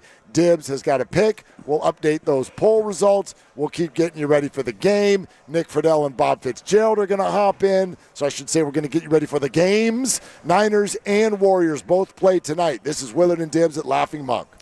And this is Dan Dibley here to talk about Fremont Bank, a family-owned bank with the family-owned field, deeply committed to empowering the community and also into contributing to their clients' goals. And in this case, it's me. I've been a client for 7 years, and they're proudly celebrating their 61st year in business. When they built this back in 1964, they wanted to create not only a bank, but a local ecosystem created around relationships that benefit all of us here in our Bay Area communities. They're a proudly independent bank and also active members of the community that they serve, which is many communities all around the Bay Area, 21 of them in all, 21 branches throughout the entire Bay Area. I encourage you to go into one of the branches that's probably in your community and see exactly for yourself what Fremont Bank is all about. They support businesses and philanthropy and home ownership and all the good things in our community that make our Bay Area so strong. It's not a big box bank.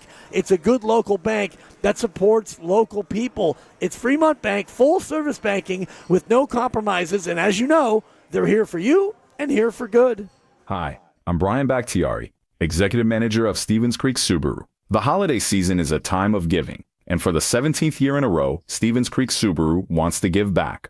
From now until January 2nd, get a great vehicle and support a great cause. Because with every new Subaru purchased or leased, Subaru and Stevens Creek Subaru are donating a minimum of $325 to charity during the 2025 Subaru Share the Love event, happening now at Stevens Creek Subaru. And if that's not enough, buy or lease any new Subaru from Stevens Creek Subaru until December 31st and receive 2 Sierra at Tahoe season passes from Stevens Creek Subaru. So you get a great deal on a new Subaru, get 2 free season passes to Sierra at Tahoe, and help some great charities at the same time. It's a win-win-win at Stevens Creek Subaru. Located on Stevens Creek Boulevard near Santana Row and Valley Fair, or online at StevensCreekSubaru.com. StevensCreekSubaru.com. And remember, buckle up and drive safely. Makita's built for the pros who show up early, who don't do shortcuts, only precise cuts. With tools built to last, job after job, year after year. Performance that pays off, because when the job calls for the best, you answer. And when you need the best, you call on Makita. built to be the best. Available at the Home Depot. Wesley Financial Group is not a law firm, and Chuck McDowell, definitely not an attorney. This is Chuck. Do you feel stupid for buying a timeshare? Don't. It's not your fault. You were most likely told you could rent it, and it was a great financial investment. And the deal was available today only. If this happened to you, contact your resort or Wesley Financial Group for help today. Call Wesley now for your free exit information kit. 800-939-1441. 800-939-1441. After doing it all, a Lazy Boy recliner takes you from zero to surrounding you with the comfort you deserve. And right now, it's the perfect time to kick back during Lazy Boy's biggest Black Friday sale. Save 30% on everything, plus free delivery. Visit your local Lazy Boy store today. Been counting the days, wondering, will they bring it back? Wonder no more. The legendary McRib has returned. We're talking tender, boneless pork, smothered in that unmistakably tasty McRib sauce. It's a flavor experience that never sticks around for long. And why stop at just the sandwich? Make it a meal with any size soft drink for just $1.69. But don't wait. McRib season is short, and once it's gone, it's really gone. Ba-da-ba-ba-ba. Prices and participation may vary. Cannot be combined with any other offer or combo meal. Hey, I'm Mike Slater. My dad passed away at the age of 63. It's out of nowhere. Had a stroke. Super hard, obviously, for the whole family, but my dad had life insurance. This is why I have life insurance for my family, for my wife and 4 kids. And the best place to get life insurance is ethos.com, because you can do it in 10 minutes. And there's no medical exam and no blood test, just a few health questions. Get life insurance in 10 minutes so your family is protected. Ethos, E-T-H-O-S, ethos.com/life. As the owner, coach, and quarterback of your small business, you call the shots. From inventory to payroll and more. Now it's time to bring in LendSeek, your funding MVP. No delay of game here. Get up to $2 million in as fast as 24 hours for business lines of credit or term loans. Let LendSeek's AI marketplace assist you in making the winning play and score that touchdown. Apply at lendseek.com, LENDSEEK.com. 250 years ago, a promise was made to connect families and friends near and far. And during the holidays, that promise is more important than ever. That's why USPS is building a better network to meet your needs, with timely deliveries, easy and affordable ways to ship, and everything you need to make your season full of holiday cheer. Our purpose is delivering your peace of mind, knowing your love will arrive, bringing joy to all. The United States Postal Service. Learn more at USPS.com/holidays. You've got a big day, so you use Unstoppable Scent Boosters to give your laundry non-stop freshness. So no matter how long the day goes, you can't stop this power, this walk, this pose, this strut, this look, this talk. Your clothes will be so fresh you can confidently strut into that end of the day meeting like a bosses. Let's talk business in my office. Add new Unstoppables beads to your wash for 24-hour non-stop freshness, so you can smell unstoppable.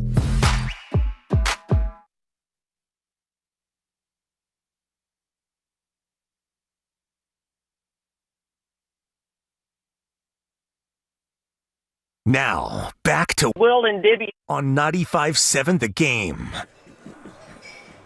Okay, we're getting to be about that time. All guests on 95.7 The Game appear on the River Islands guest line. Isn't it time for you to discover the islands, River Islands in Lathrop? I want to do this right away. Warriors still a couple hours away, but we have our Engaging Dub Nation Twitter poll, and we got to update them results, okay? Yep. So engagement is everything on the court and in life. Vote in our Engaging Dub Nation poll on 95.7 The Game Twitter page before every game. Presented by Shane Co., your friend and jeweler. Jonathan Kuminga will miss his 6th straight game tonight. By the way, if you didn't hear, Draymond Green, Al Horford also out for the Warriors tonight, but the Warriors have lost 3 games in a row, and we asked, have the Warriors missed Kuminga in those 3 games? And I voted yes. Did you vote? Yes, I voted yes. Okay, I voted yes, and that goes right along with 76.6% of our respondents. Yes, so about 3/4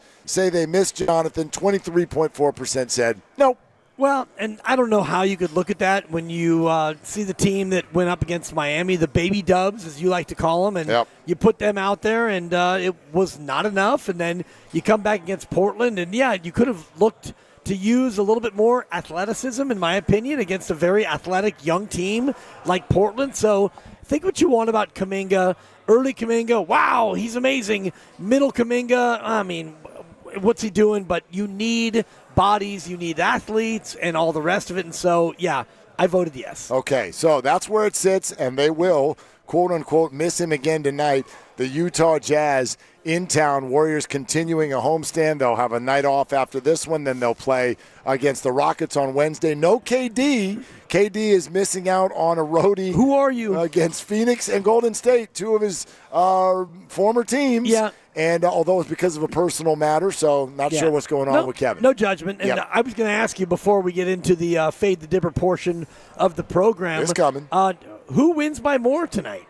The Warriors are favored by 14.5, and the Niners are favored by 7.5. And I'm assuming that you think that both are going to win. I do. I do. The Warriors by 14 and a hook. The Niners by 7 and a hook. Who wins by more? It's time to play. Who wins by more? That's what you just said. That's what you said. And then the way you said by more there at the end very much made me think of Sky Moore. And Who then I was hoping wins Sky Moore? Exactly. And I'll go Warriors. Okay. I'll go Warriors. Golden State Warriors. That's a safe bet. It is a safe bet. Do they both win? Yes. Okay. Yes. Who scores more points, the Niners or the Warriors? Thank you. Very good. I mean, yeah. All right. Anyway. Well, look, if we're going to do that, then, I mean, we should just do this. Let's do it. Let's say the Dibbers. Come on, let's go. It's time for Say the Dibbers. Nostradamus gives out his pick. You bet against it, you make money. Cash me out one time. It's that simple. Hey, your pick. Gibbs, what's the lock of the day?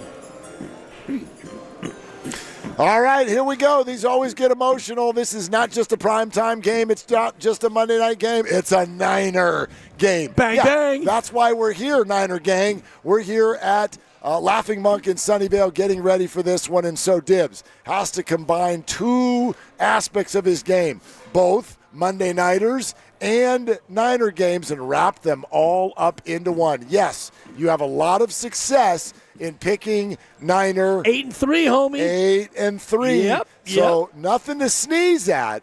But as always, this is a what have you done for me lately kind Janet of situation. You were a loser on Thursday, a winner on Sunday. Can you get a winning week? Can you get the Niners a win? There's so many questions to answer, and only one man can do it.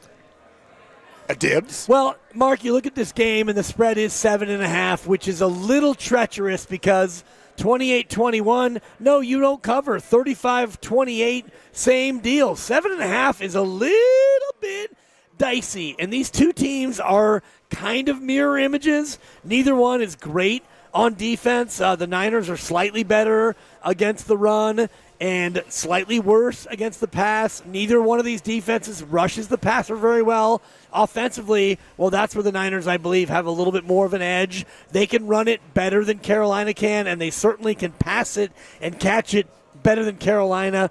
Both teams coming off similar rest. The Niners, though, they haven't had their bye yet. And so you're getting to that point here, game 12 in a row, where fatigue can set in. But look, it's a Monday night. It's a primetime spot. And I made the pick 5 days ago, and I felt so much better about it as the week has gone on. This 49er offense is just flat better. And Bryce Young, you don't scare me, dog. Halloween's over. You take the Niners, and you lay the 7.5. Cuckoo! Yeah! Skagoo! Skaga! Skaboo! Kaboo! Gaga! You know what? It's one of those rare circumstances where you will not hear anyone clap, and that is because A, I abstained from 49er games. Correct. B, thank you. I agree with you. Thank you. C, Lucas is off. Because Lucas claps no matter what. Yeah, let's throw one out for Lucas. Hey! But then that's it. Because I'm with you. I picked the pick. I agree with the pick. You better be right.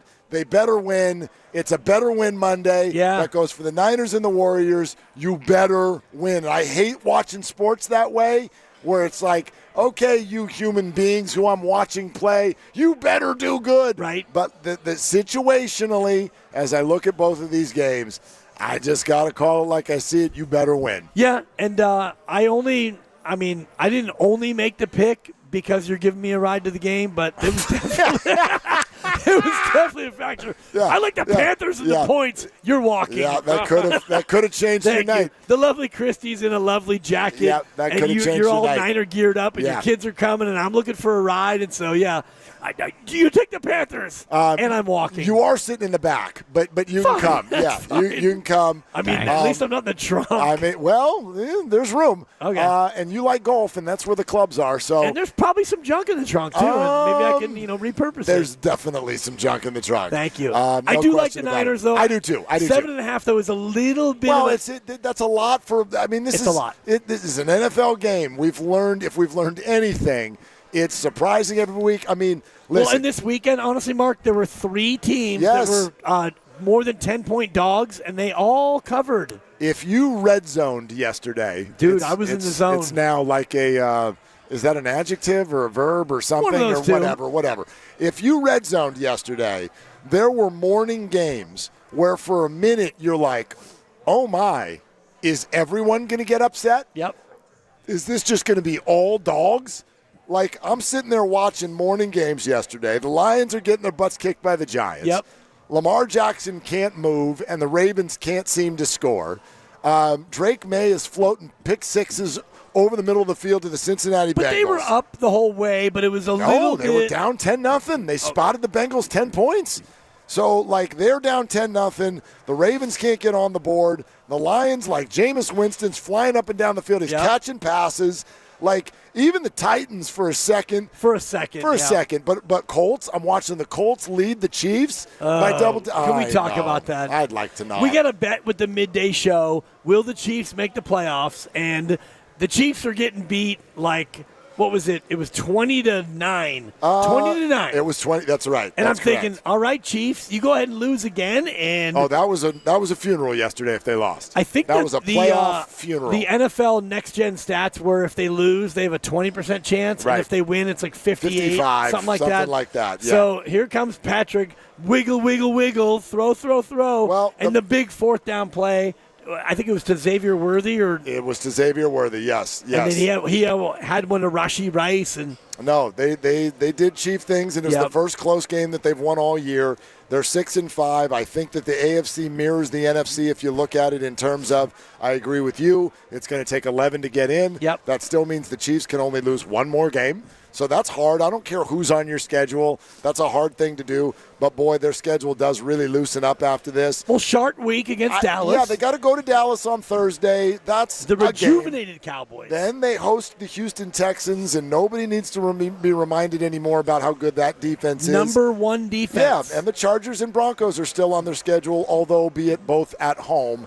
And then they do have Titans and Raiders, so they got a couple of freebies. So I look at them. But the Broncos is another short week. Exactly. So I look at them as 8-5 right now because they're not losing to Tennessee, they're not losing to Vegas. So I look at them as 8-5, but they have to in those other 4 games. They have to win 3 of them, and that's going to be difficult to do. But I don't put it past them anyway. Yesterday was the day, man. That was the nail in the kill coffin. shot. Yep. That was the No shot, doubt. and they those suckers wiggled their way out of it. But again, another weird schedule spot where they go short week Thanksgiving, and then they have short week against Denver on Christmas, which I know it's at home, but it's not an easy schedule the rest of the way. But yesterday was the one where, can you just they had it. Indy? Oh, and but anyway, all those games I mentioned, all of them, the favorite ended up surviving. But the idea of just, hey, go out there and win by more than a touchdown because we want you to and think you should. Yep. That's not easy in the NFL. The coaches call it a week-to-week league for a reason. And so here we are. You're listening to 95.7 The Game, KGMZ FM and HD1 San Francisco on Odyssey Sports Station and the home of the Golden State Warriors and Valkyries, always live on the free Odyssey app. Coming to you live from the Laughing Monk Studios. It's also a Monster Monday presented by Merit America. Visit them at meritamerica.org/super. I'll also say this about the Niners. Remember earlier I was talking about, I think the offense needs to look good. And maybe this is just kind of our own head being just, buried in the weeds on all of this stuff. But the Aayuk thing coming out when it did, and the position that he plays, and sort of it might be a wispy one, but the cloud that it sticks over the organization, got a big Monday night game, and your entire Saturday press conference is about a receiver who's not here and is not going to play all year long. That's not great. That's another reason why I think it would be great for Pearsall to have a nice night. It would be great for the offense to come out and in a very early fashion kind of make sure that what I think is a very educated crowd is not thinking about Brandon Aayuk. We did a show today, and a lot of it was about Brandon Aayuk. We had a football game to play tonight, and a big one to get to 8-4. And so I think Niner fans go into the building with, excitement, but a little bit of a negative feeling about a confusing situation. And it would be a very smart thing for the 49ers to just wipe any bad vibes out of the building right away. And just show your fans and the nation that you're real. Just be real. Yep. Like, you got Carolina here. You're a 7.5-point favorite. And honestly, your offense is healthy enough to where you have no excuses. Carolina's defense is not very good. So just come here at home and do what you do. Win the game decisively, and send a message to the rest of the NFL that you're probably not the best team in the conference, but you are a team. You're a playoff team, and you're a team that comes in at home and handles its business. That's what I'm looking for. Yeah, I mean, I look at the Panthers too, and there's been so much talk this year about the 49ers schedule and about how it's an easy schedule, and that's why they're still in it. There is some validity to that as well. I look at who the Panthers have been able to beat so far this year. Last place schedule. Chicago, same thing. They really only had one win that would, at least at the time, it would raise your eyebrows and go, well, what happened there? That's surprising. It's actually the game that knocked me out of my survivor pool. They went to Lambeau Field. Not the 95-7 Oh, you're game still one. in that We're one. We're all still in it. Nobody can shake anybody. It's actually super annoying. I'm like, the season's going to end soon. We got to wrap this up. Anyway, Green Bay at Lambeau Field. Panthers won that game. Weird game. Statistically, they were totally outplayed, but Jordan Love makes some mistakes. Packers make some weird calls. Bryce Young only threw for 102 yards, but they win a football game. Outside of that, they've been able to beat Atlanta twice. They outscored Dallas at a time where Dallas was really not doing well. They beat the Jets. They beat the Dolphins. Those are their wins. That's how this team has gotten to 6-5 when they've gone up against good teams this year. They've gone to New England. They played Buffalo. If you want to give Jacksonville the title of good team, when they've played those teams, they have lost by double digits every single time. Niners, if you're one of those teams, you do my man Dibbs a favor and you win by double digits. You handle your business. Yeah. And, we did the whole thing before the season started, like, who's the most likely last-place team to go last to first? And we all kind of agreed it was the Niners. And as you look now, it's probably not going to be the Niners. It's New England. New England was last year. No question. And the other team that may have a case is Chicago. They were the other team that finished in last. And also, just wild. The Panthers were tied for last, but I think that they got the tiebreaker, so technically they were third last year. But you're going to have multiple last firsts. It happens every year. Almost. It happens almost every year. And, yes, the New England Patriots have all of the characteristics of being for real. They win on the road. They win ugly. Drake May's been fantastic. They've got a game in hand against the Bills. So, yeah, I think that's the one this year. But the Niners will probably end up in the playoffs if they win tonight. Win tonight, yeah. If they win tonight. All right, great stuff. Niners coming up here shortly. We'll keep working our way toward that. Don't forget, the Warriors play tonight against the Utah Jazz. So Warriors Live is in an hour. In fact, why don't we go ahead and get that started right now? Let's officially start getting ready for the Warriors game. All right, and out to the River Islands guest line on the line, Odyssey Sports NBA Insider. It's Nick Friedel, of course, everybody. Check out all of Odyssey's newest sports podcasts on Spotify or Apple Podcasts. Dubs hosting Utah tonight, and they certainly need a get-right game.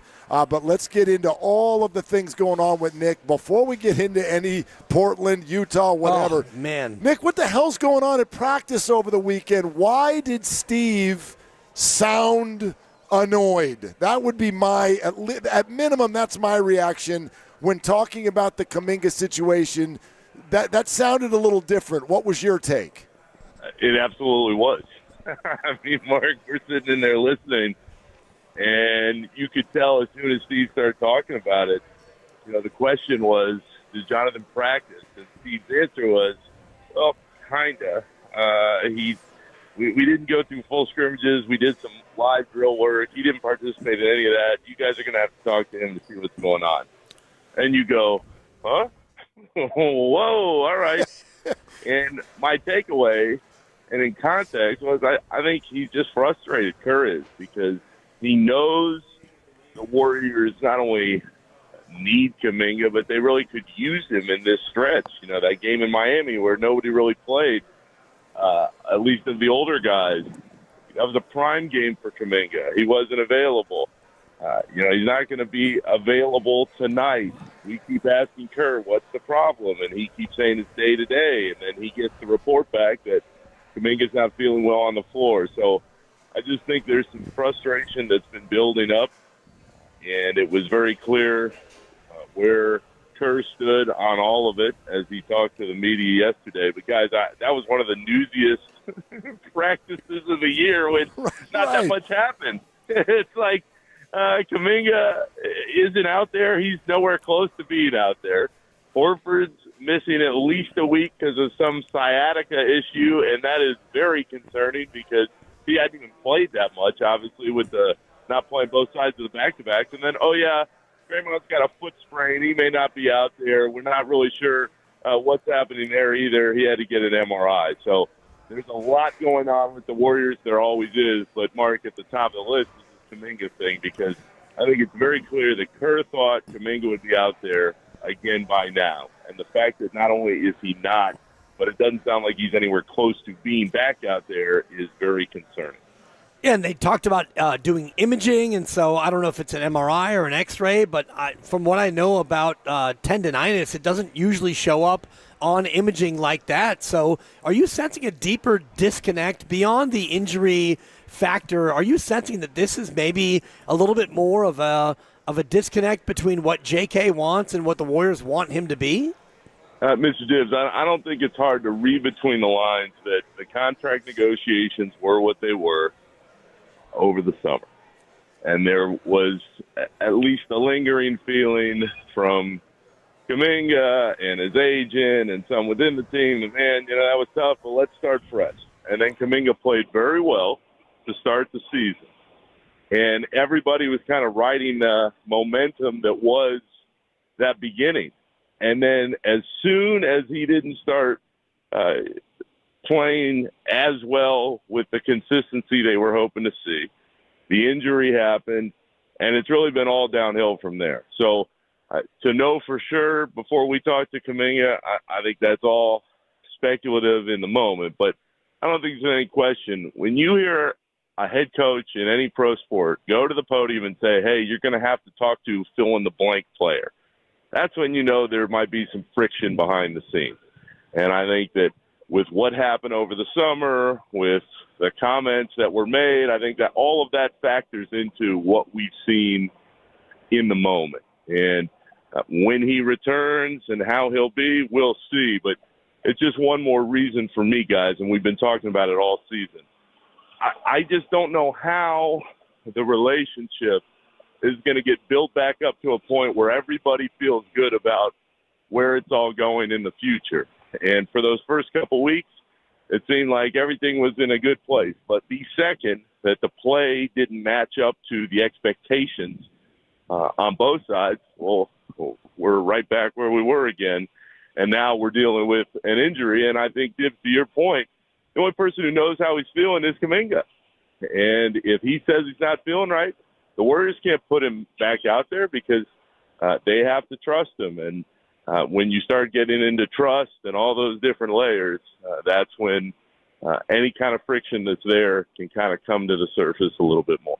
What a house of cards. I mean, unbelievable. We're talking with Odyssey Sports NBA Insider, our guy, Nick Friedel. Check out all of Odyssey's newest sports podcasts on Spotify or Apple Podcasts. So, Nick, let me swing this all the way to one end of the spectrum and see if you're willing to rule it out. Can you rule out the idea that Kuminga has played his last game with the Warriors? Oh, wow. But that would surprise me, Mark. Okay. If we got there, knowing what we know, unless something comes out in the next few days where this injury is a lot more serious and they've got to take a different approach, it would surprise me if this is the last game, on top of the fact that I feel like it's been hammered into everybody's brain, January 15th. January 15th. That's the first day, in theory, that they could move him, given the structure of the deal and everything else. So that would be very much a surprise. But with the way things are going, again, I can only tell you, having been around this team, what the messaging has been.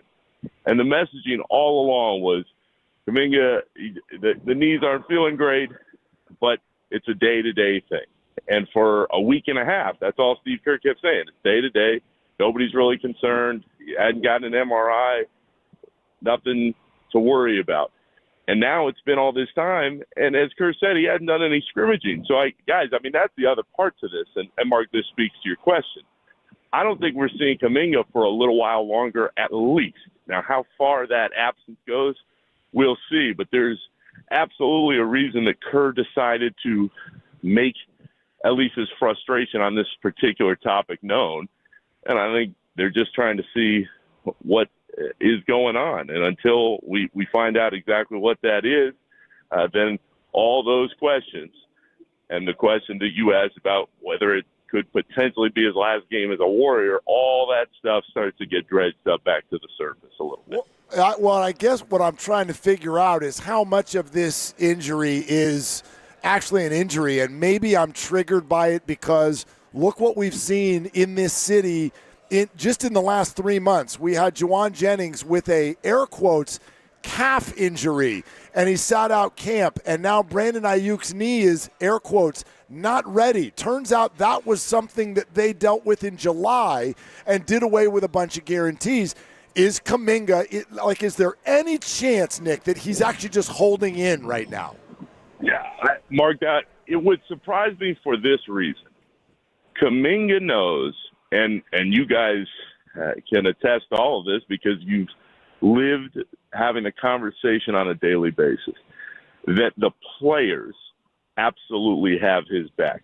It is very clear in the messaging that has been out there since before camp even started. Jonathan, we believe in you. We think you can really help us. We believe that you're a piece of our future and handle your business and your contract however you need to, but we will be here for you.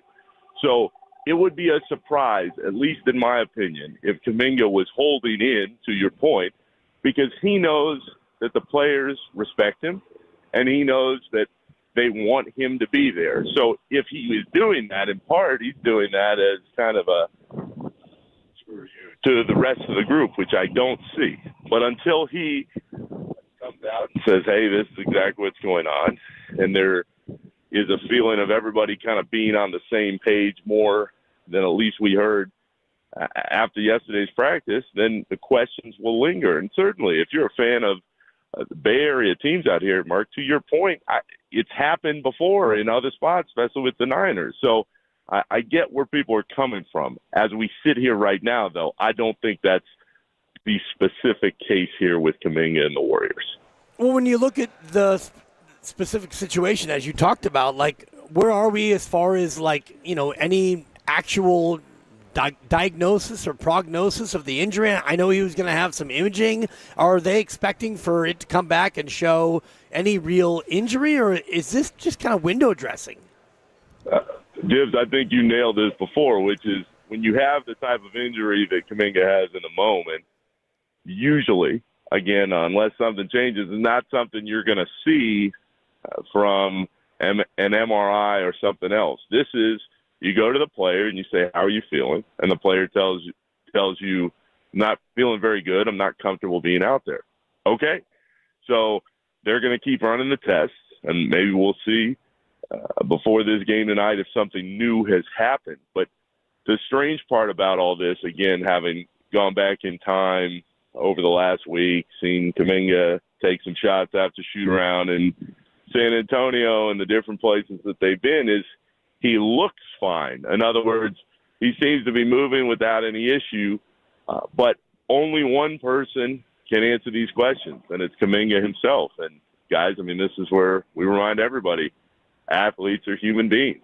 So if he doesn't feel like he's good enough and feeling well enough to be out there, you got to trust him. But given what happened over the summer, and let's go back into the last couple of years, when you have injuries start to pile up, and when there is a feeling of no matter what has happened in the past, we need you from a team, which is what Kerr verbalized after Sunday's practice, this is where the feelings start to get to where they're at. So the only thing that can fix any of this stuff always is for the player, in this case Kuminga, come back on the floor and play well. When you play well, all these questions will fade away. When you're out there and you don't play well, all the questions will continue to hover over everything. When you're out there and you're not playing because of injury, the questions are going to get amplified a little bit more. So the Warriors are in a tricky spot. It doesn't help that the schedule has been what it is and they have not played consistently. But to me, this suddenly becomes way more of an interesting story because of the response that came out after Sunday's practice. No question about it. Nick Friedel with us here on Willard and Dibs. Utah in town tonight and Warriors Live coming up here at the top of the hour. Nick, what about some more general stuff? I know a lot of us felt, okay, get through this road trip, get home, get in your own bed, schedule lightens up, things will get better. How much of a warning sign is what happened on Friday night? Mark, it was a really bad loss. It was really bad. And then to walk in the locker room and hear Jimmy go, yeah, we're just not guarding anybody, that is very troublesome. What I would say, though, is I'm not ready to sound the alarms and raise all the red flags yet, because when you look at the rest of the schedule, you go Jazz tonight, the Rockets with no KD Wednesday, the Pelicans over the weekend. That should be 3 wins. I mean, the Rockets are a good team, but without Kevin, you'd think if history is repeating itself with the Warriors, they get up for better teams, at least earlier in the year. They should win these next 3. If you don't win those next 3, and you've already lost 3 in a row coming into this game against the Jazz, then you start to go, uh-oh, what's really going on? Because if you can't pick up these wins where you should at home, then you go back out on the road, and then it's kind of anybody's guess which team will show up. So I am not worried yet if you're a Warriors fan, but this next couple of weeks is hugely important, because if it doesn't start to click now, you start to wonder, especially as the injuries pile up, when will it with this group?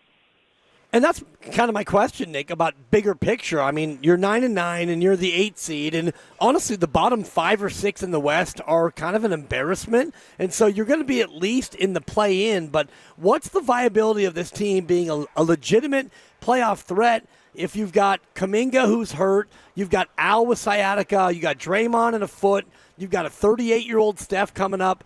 What's the long-term viability of a team that is already this broken? Mr. Dibbs, it's why we do what we do to have these type of conversations. Because what I would tell you guys is, if the Warriors are this up and down early in the first half of what we all agreed upon was going to be a 2-year window with Steph, Draymond, Jimmy all lined up, then you bring in Horford. If you're this up and down halfway through, you got to have some harder conversations if we're still having the same type of conversation 6 weeks from now. I think this stretch is just so crucial for the Warriors because I've always believed, guys, and I've told you as much as we've talked as the season has gotten rolling here. If the Warriors don't do it this year, I don't think you can wave a magic wand and go, all right, well, let's run it back with the generally same cast of characters and everything will be okay down the line. I don't see that. If you are having problems beating some of these teams now, it's not going to get easier in 3 or 4 months. It's certainly not going to get easier next year with everybody a year older. We could be looking at what is the last real chance of this run. Now, everybody take a breath because I don't think that by any stretch it's all over and done with right now. The schedule has been brutal. They should have won the other night against Portland. They didn't. If you start losing these next couple weeks worth of games, though, then all the warning signs should be on a 10 because this team was built to win right now. They were built to make a run in the postseason, and the signs early are that maybe that's not going to happen. So I think that part is very fascinating in that everybody kind of looked at the start of this year and said, all right, we got 2 years, but we're 3 months in, not even to when camp started, and you're already starting to go, I don't know. I mean, is this team actually that good? Do they have a legit chance, even if things are running full cylinder-wise on every level? So I think the Warriors can still make a little bit of a run. They still have Steph playing at an incredibly high level, but they're not getting the consistency on either end of the floor that you'd like to see from a team that still believes internally that they have a chance to win one more title this year. So the Warriors will play the Jazz tonight, but they will be shorthanded. There's no Kuminga, there's no Horford, and Draymond Green has officially been downgraded to out for this game. So all 3 of those are going to be out. You mentioned the defense thing with Jimmy Butler, locker room saying we're not guarding anyone. A few minutes later, Steve Kerr's at the podium and goes, I'm not worried about our defense at all. I think the offense is where my concern is. So what gives there, Nick? Like I'm curious looking at this right now, and I'm wondering about tension in the room. Why is Jimmy saying we're not guarding anyone, and Steve's over here being like, defense looks fine? I thought that was very telling, Mark. And what I would tell you is you go back and look at the numbers, and at least coming into Friday's game, the Warriors were 10th in the league in points allowed. So to Kerr's point, defensively, before that Portland game, you go, all right, there are flaws here on this roster, but defense, the numbers show that they can still hang in there. But you're right. When Kerr says that, and then you go listen to Jimmy, and he's like, we're not guarding anybody. That's really where when you're walking out of that room, you're going, all right, let's see how they respond in this week against some lesser opponents. Because Jimmy, through all the years, he prides himself, and he said as much on Friday, Mark, he's a truth teller. If guys aren't working as hard as he is, he's going to get really pissed off.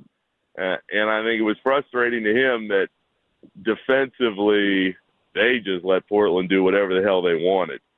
I don't think there's any kind of tension to worry about right now, and winning will solve everything that we are describing as it always does in the NBA, but in pro sports in general. But again, if we're sitting here next week and they've dropped 2 of these next 3, and you're looking at that road trip where they go to Philly and Cleveland and you get a Chicago game and then a couple more of those extra fill-in cup games, and they're not looking good there either, well, then this thing could get ugly much quicker than anybody could have thought. I still believe, for what it's worth, they're going to win a bunch of these games coming up. They are going to get back on track. They'll figure out whatever's going on with Kuminga, and he'll give them whatever he's got moving forward. But it just goes to show one more time, if you build your team up with the type of high-level veterans that they have, and the injuries start to pile up and the wins don't match up, and the younger guys, Pods and Moody and Kuminga, they're not giving you what you were hoping for as far as that next leap goes, well, then you don't have a team that has a realistic chance at a title. And again, this goes back to having much harder conversations at a much earlier point than you wanted to. But I don't think we're there. I think they're going to get things back on track here soon. But we've laid out all the reasons why that may not happen. And if it doesn't, Mike Dunleavy and Joe Lacob in that front office have to have harder conversations than they ever would have thought heading into the deadline here.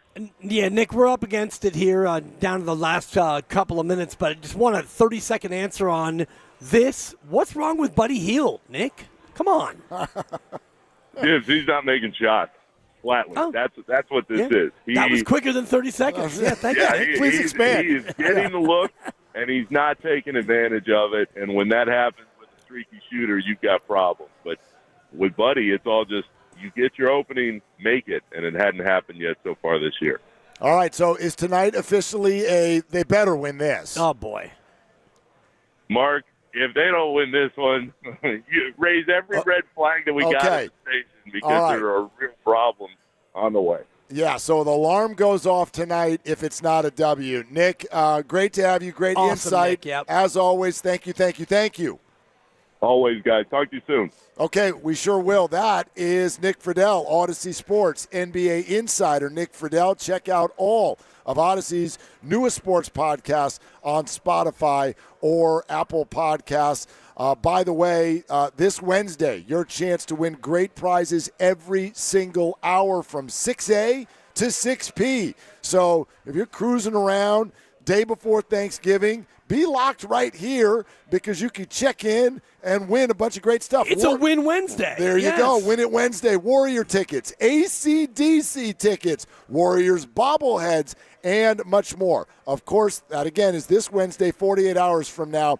Every hour starting at 6 a.m. It's our Thanksgiving blowout right here on 95.7 The Game. Can the winning start tonight, please, Warriors? Boy, it's interesting. Wow, yeah. The back and forth already of the Kuminga situation and the way that it might mirror the Aayuk situation is wild to me. Yeah, it's super wild, and I know that as we get into tonight, more to come, and come tomorrow, we'll either have a win, double win, a loss, a split, who knows? No Kuminga, no Horford, no Green tonight, but there is Bob Fitzgerald. Nice. And Fitz joins us next as we continue to get you ready for tip-off tonight right here on Willard and Dips. This game day traffic report brought to you by Crystal Geyser Alpine Spring Water. We're still looking at tough traffic, not only in Santa Clara for the game at Levi's, but we have Warriors traffic in San Francisco. Both directions of 80 was slow traffic getting toward anywhere near Mission Bay, and we got delays on 280 North. I'm Kiffany, game day traffic. What makes Crystal Geyser Alpine Spring Water different? We always bottle our Alpine Spring Water less than 1.5 miles from the spring source, and all our bottles are made with 50% recycled plastic from our own recycling plants. Crystal Geyser, bottled at the spring source. Hi, I'm Brian Bakhtiari, Executive Manager of Stevens Creek Subaru. The holiday season is a time of giving, and for the 17th year in a row, Stevens Creek Subaru wants to give back.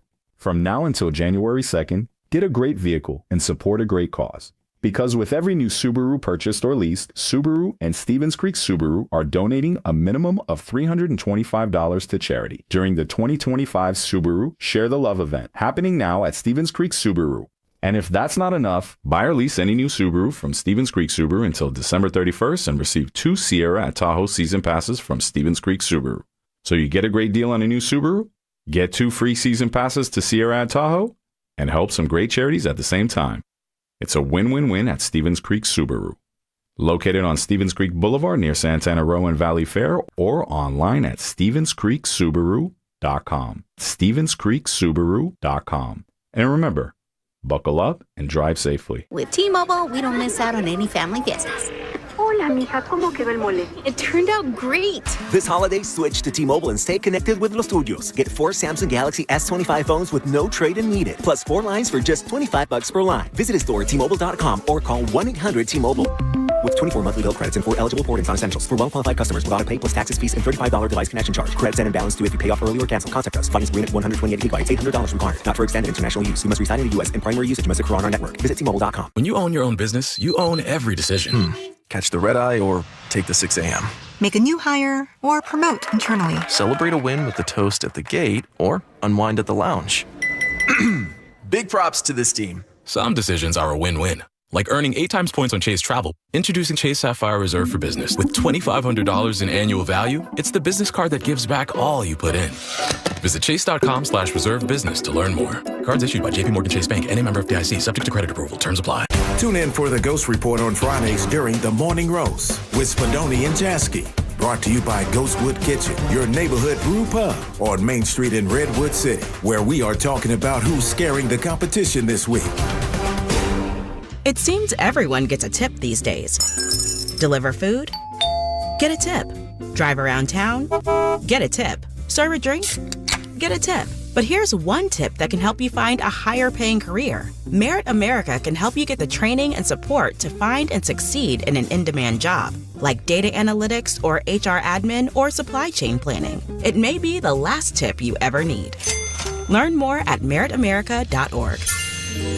Want to meet your customers where they already are? With Facebook and Instagram ads from Odyssey Digital Services, your message shows up right in their feeds in real time. From eye-catching videos to can't-miss offers, you'll reach real people where they scroll, shop, and explore. Whether they're just browsing or ready to buy, your brand stays front and center. Don't just advertise, connect. Turn thumbs into customers with Odyssey Digital. Email sfdigital@odyssey.com to launch your campaign today. Let's grow your business, one scroll at a time. After doing it all, a Lazy Boy recliner takes you from 0 to surrounding you with the comfort you deserve. And right now, it's the perfect time to kick back during Lazy Boy's biggest Black Friday sale. Save 30% on everything, plus free delivery. Visit your local Lazy Boy store today. 95.7 The Game and Great Clips have teamed up for the new basketball season. We want our listeners to look fresh with a great haircut from Great Clips. Each week, we'll pick a lucky winner to score a gift card. For a chance to win, courtesy of Great Clips, enter online at 957thegame.com. Been counting the days, wondering, will they bring it back? Wonder no more. The legendary McRib has returned. We're talking tender, boneless pork, smothered in that unmistakably tasty McRib sauce. It's a flavor experience that never sticks around for long. And why stop at just the sandwich? Make it a meal with any size soft drink for just $1.69. But don't wait. McRib season is short, and once it's gone, it's really gone. Ba-da-ba-ba-ba. Prices and participation may vary. Cannot be combined with any other offer or combo meal. Some people just know you can save money on car insurance by checking Allstate first. Like you know to check the weather first, before wearing face paint to the game. Bro, your Go Cats is dripping into your nachos. Oh, and now paint is in my eyes. Interception! Did you see that? No! Yeah, checking first is smart. So check Allstate first and see what you could save. You're in good hands with Allstate. Potential savings vary, including based on how you buy, subject to terms, conditions, and availability. Allstate North American Insurance Company and affiliates, Northbrook, Illinois. It all comes down to this, folks. Yep, the entire season is on the line. But my throat has officially thrown in the towel. Sounds like you need Vicks VapoCool drops. They're max strength and vaporize sore throat pain. Whoa! These VapoCool drops hit fast! Speaking of fast, did you just see that play? Yeah, he vaporized that ball. That pun should have come with a penalty. Vaporize sore throat pain with Vicks VapoCool drops. Use as directed. At Straight Talk, we know the holidays are your time to say yes. So why put up with a wireless company that makes you say out of data? Or no service here? Switch to Straight Talk and say yes to real unlimited data on a reliable 5G network covered by Verizon. And with a free 5G phone when you activate select plans, someone else in your family can say yes! Available at straighttalk.com and Walmart. Based on RootMetrics Data 5G Report United States 1H 2025. Experiences may vary. Not an endorsement of Verizon. For network management practices.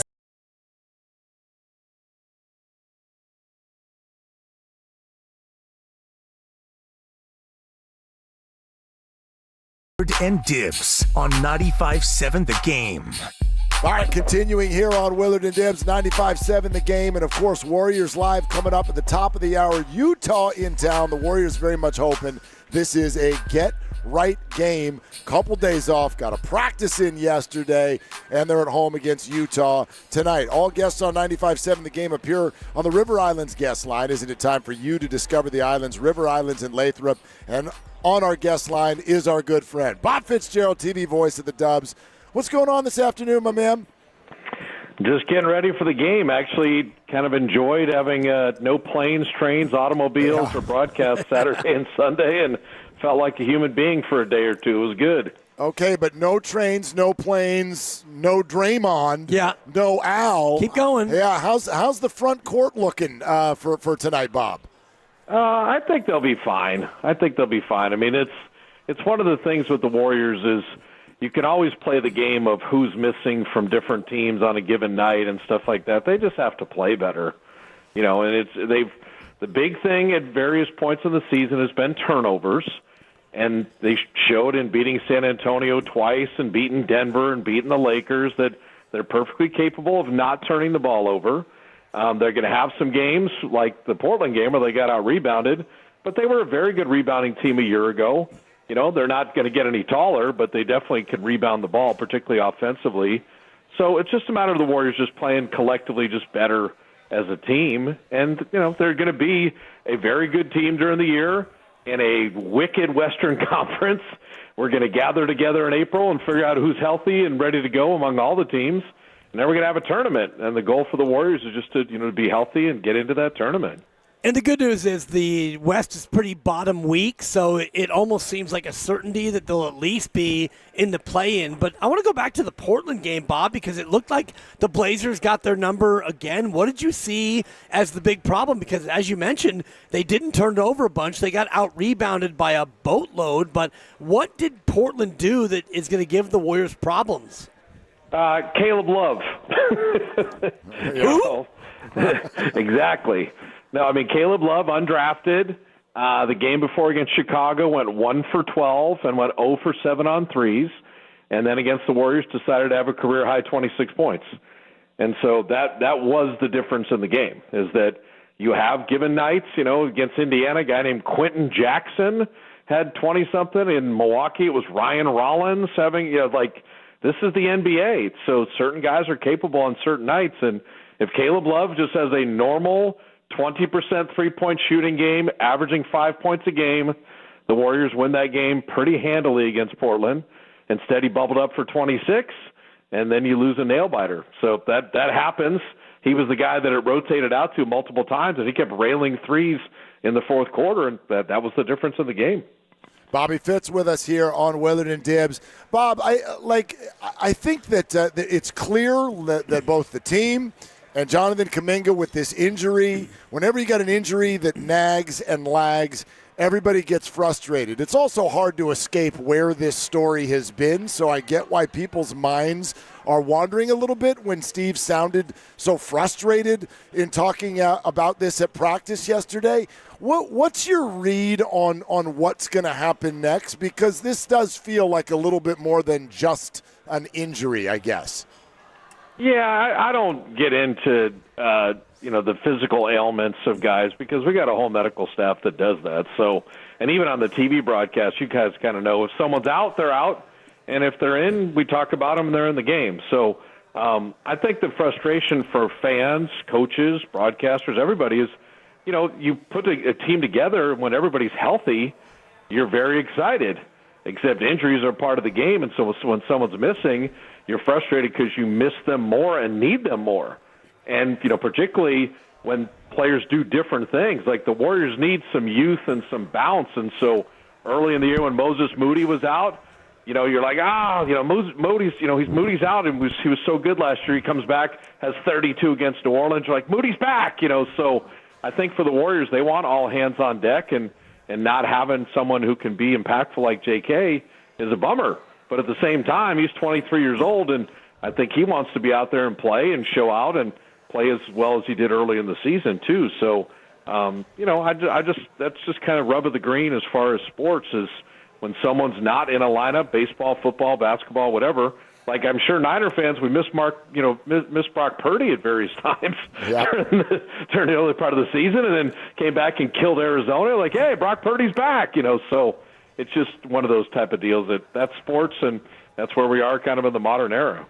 Yeah, and sports tonight will not include Draymond Green, and it won't include Al Horford, and Jonathan Kuminga already ruled out. So when you look at the strength in numbers Warriors for tonight, who do you look at as somebody who's going to have to step in, play more, and play better?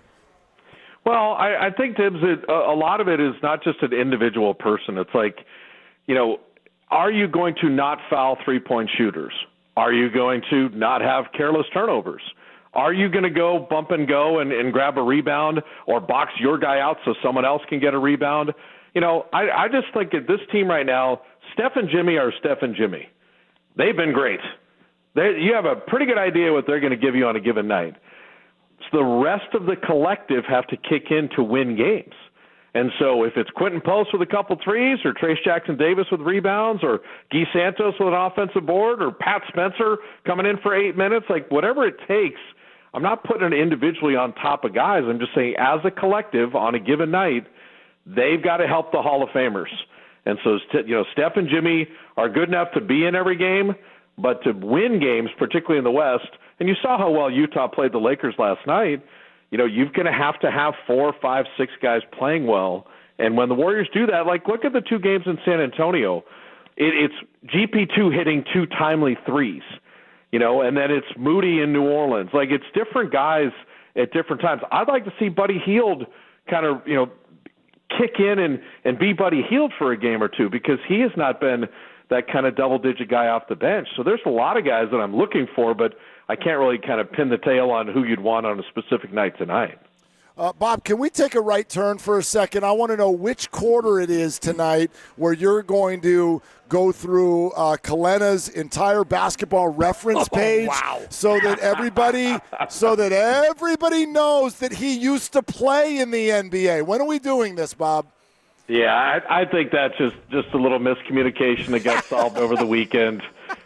Rick Barry kind of chimed in and said, "Hey, I thought I was talking to Fitz," because he was down courtside and couldn't see who was on camera, and so I think that I don't know if he can't discern my voice versus Kalena's voice or whatever, but he kind of said, "Hey, you weren't a player." I think he was referring to me on that, to be honest, and Kalena's like, "I was a player." It's like, uh-oh. Right. I think that was directed my direction, so kind of miscommunication, much ado about nothing. Yeah, a little bit, but you've known Rick for longer than even I've known you. You've known Rick for 35, 40 years. That's part of the charm, right, of Rick Barry is some of his brusque takes on things, right or wrong. No, for sure. He had a talk show on KNBR for years too. So, no, Rick is one of the 50 greatest players of all time. A huge part of Warrior history. And just, one of the most talented players and has a lot of opinions on a lot of things, and that's great. That's what sports are. Nobody, and I think in sports, and maybe it's just 2025 and how people want to look at everything. Everything's got to be a calamity. We're seeing it in college football. They've lost 2 games in a row. Fire the coach, stuff like that. And it's just one of those where people need to take a breath, man. Sports is supposed to be the fun part of our lives. Let's not let that be life or death on a lot of situations. Yeah, and you're Irish. God, Bob, what happened to sportsmanship with what Notre Dame did to Syracuse over the weekend? Well, we could have beat them 100-0, and we chose to beat them 70-7. So that was sportsmanship because if you look really closely, I played in the third quarter of that game. So nice. They had 72 guys in there, including walk-ons that have never taken a snap, played most of the second half because they had beaten Syracuse to like a drum. So, hey, Syracuse 10-3 the year before. This year they got 70-7. The good thing is, the guys in the gold helmets seem to be pretty good each year. Bob, did you get a sack in the second half, and will there be a movie about it 20 years from now? Good point. Put it this way, if I did get a sack, I've done enough other things in my life, I don't need to make a movie about it. That's a flex right there. That was a pretty impressive flex. But if there's a movie 20 years from now that's just called Bobby, I'm going to go ahead and assume that it's you. We'll see what happens. Bob Fitzgerald with us. Hey, you mentioned Buddy Hield, and I think we've all watched. Hell, we watched it last year with him. We watched shooters go through streaky kind of things. Is it that simple with him? What's sort of your read on what's been going on with Buddy this year? Well, I think that the thing is, let's go helicopter view, and then we'll narrow down here. I knew and told as many people as possible, I might have even told you guys before, when you're playing like 18 games in 31 days in 15 different cities, this was going to be a very janky beginning to the year. There's no two ways about it.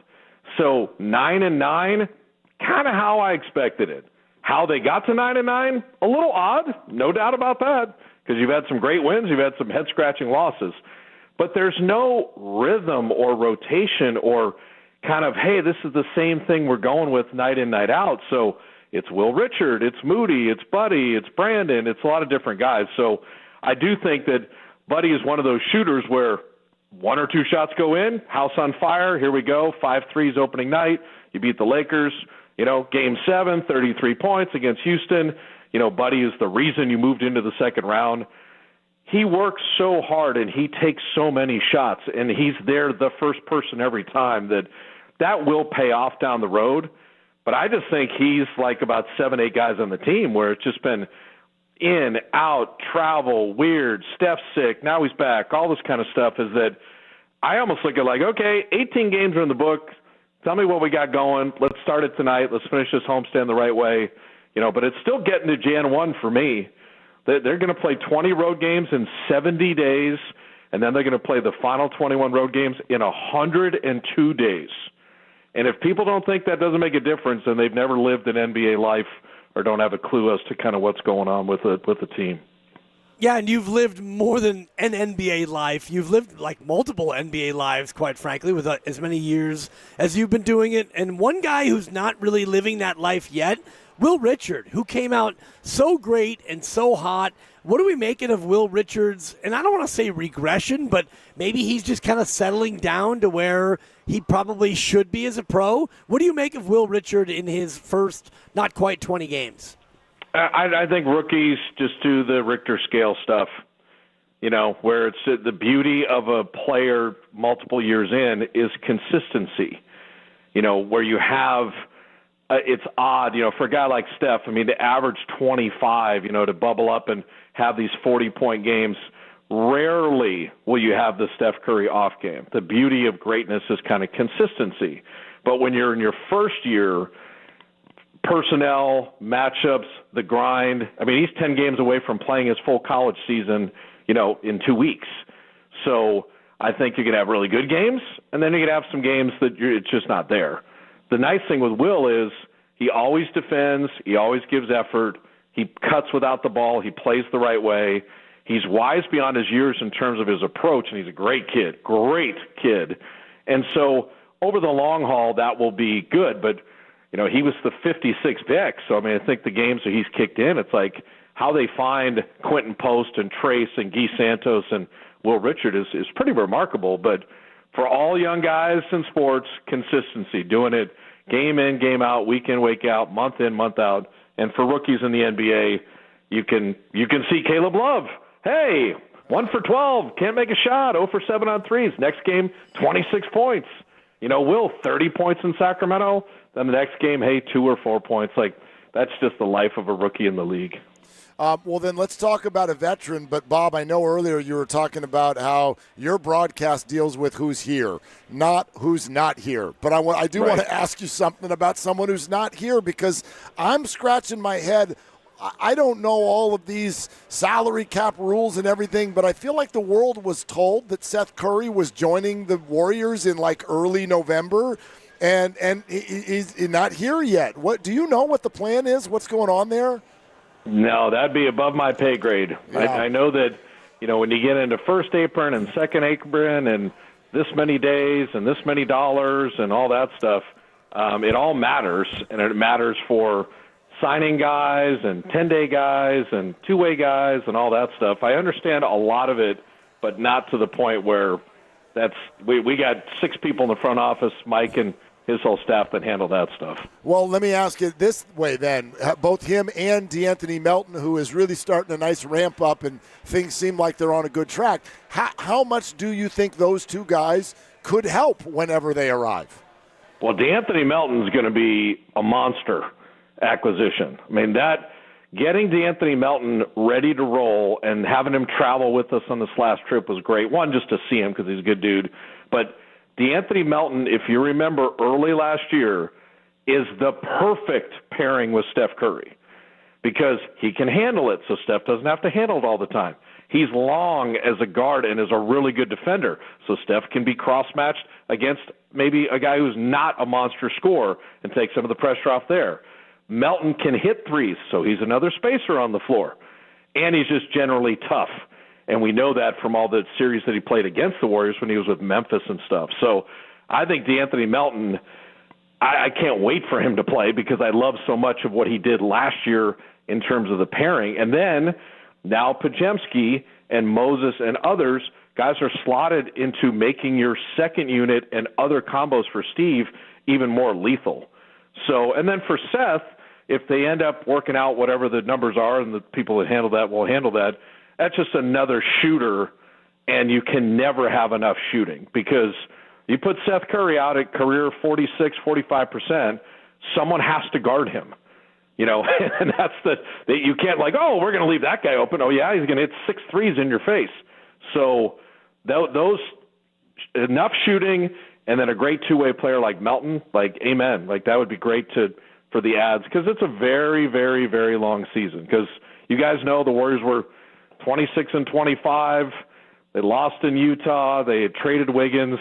Then they went on a run, win 48 games, beat, Houston in round 1, and they were a Steph Curry hamstring away from playing OKC in the Western Finals. So that's how seasons can, turn on a dime. Bob Fitzgerald, voice of the Warriors here on 95.7 The Game. It's Willard and Dibbs. You mentioned pods a little bit earlier in your answer, and a lot of fans, and it might be slander. It's their opinion, so I guess it can't be slander. It's not intentionally harmful, but give the fans your up-close view of pods and maybe try to assuage, if I may, some of their concerns over just how pods is playing. What are their concerns? That he is a negative player and that Steve loves him more than he actually should. And, Steve only plays him because he's one of Steve's pets and that he really doesn't do anything out there, Bob. He does nothing, Bob.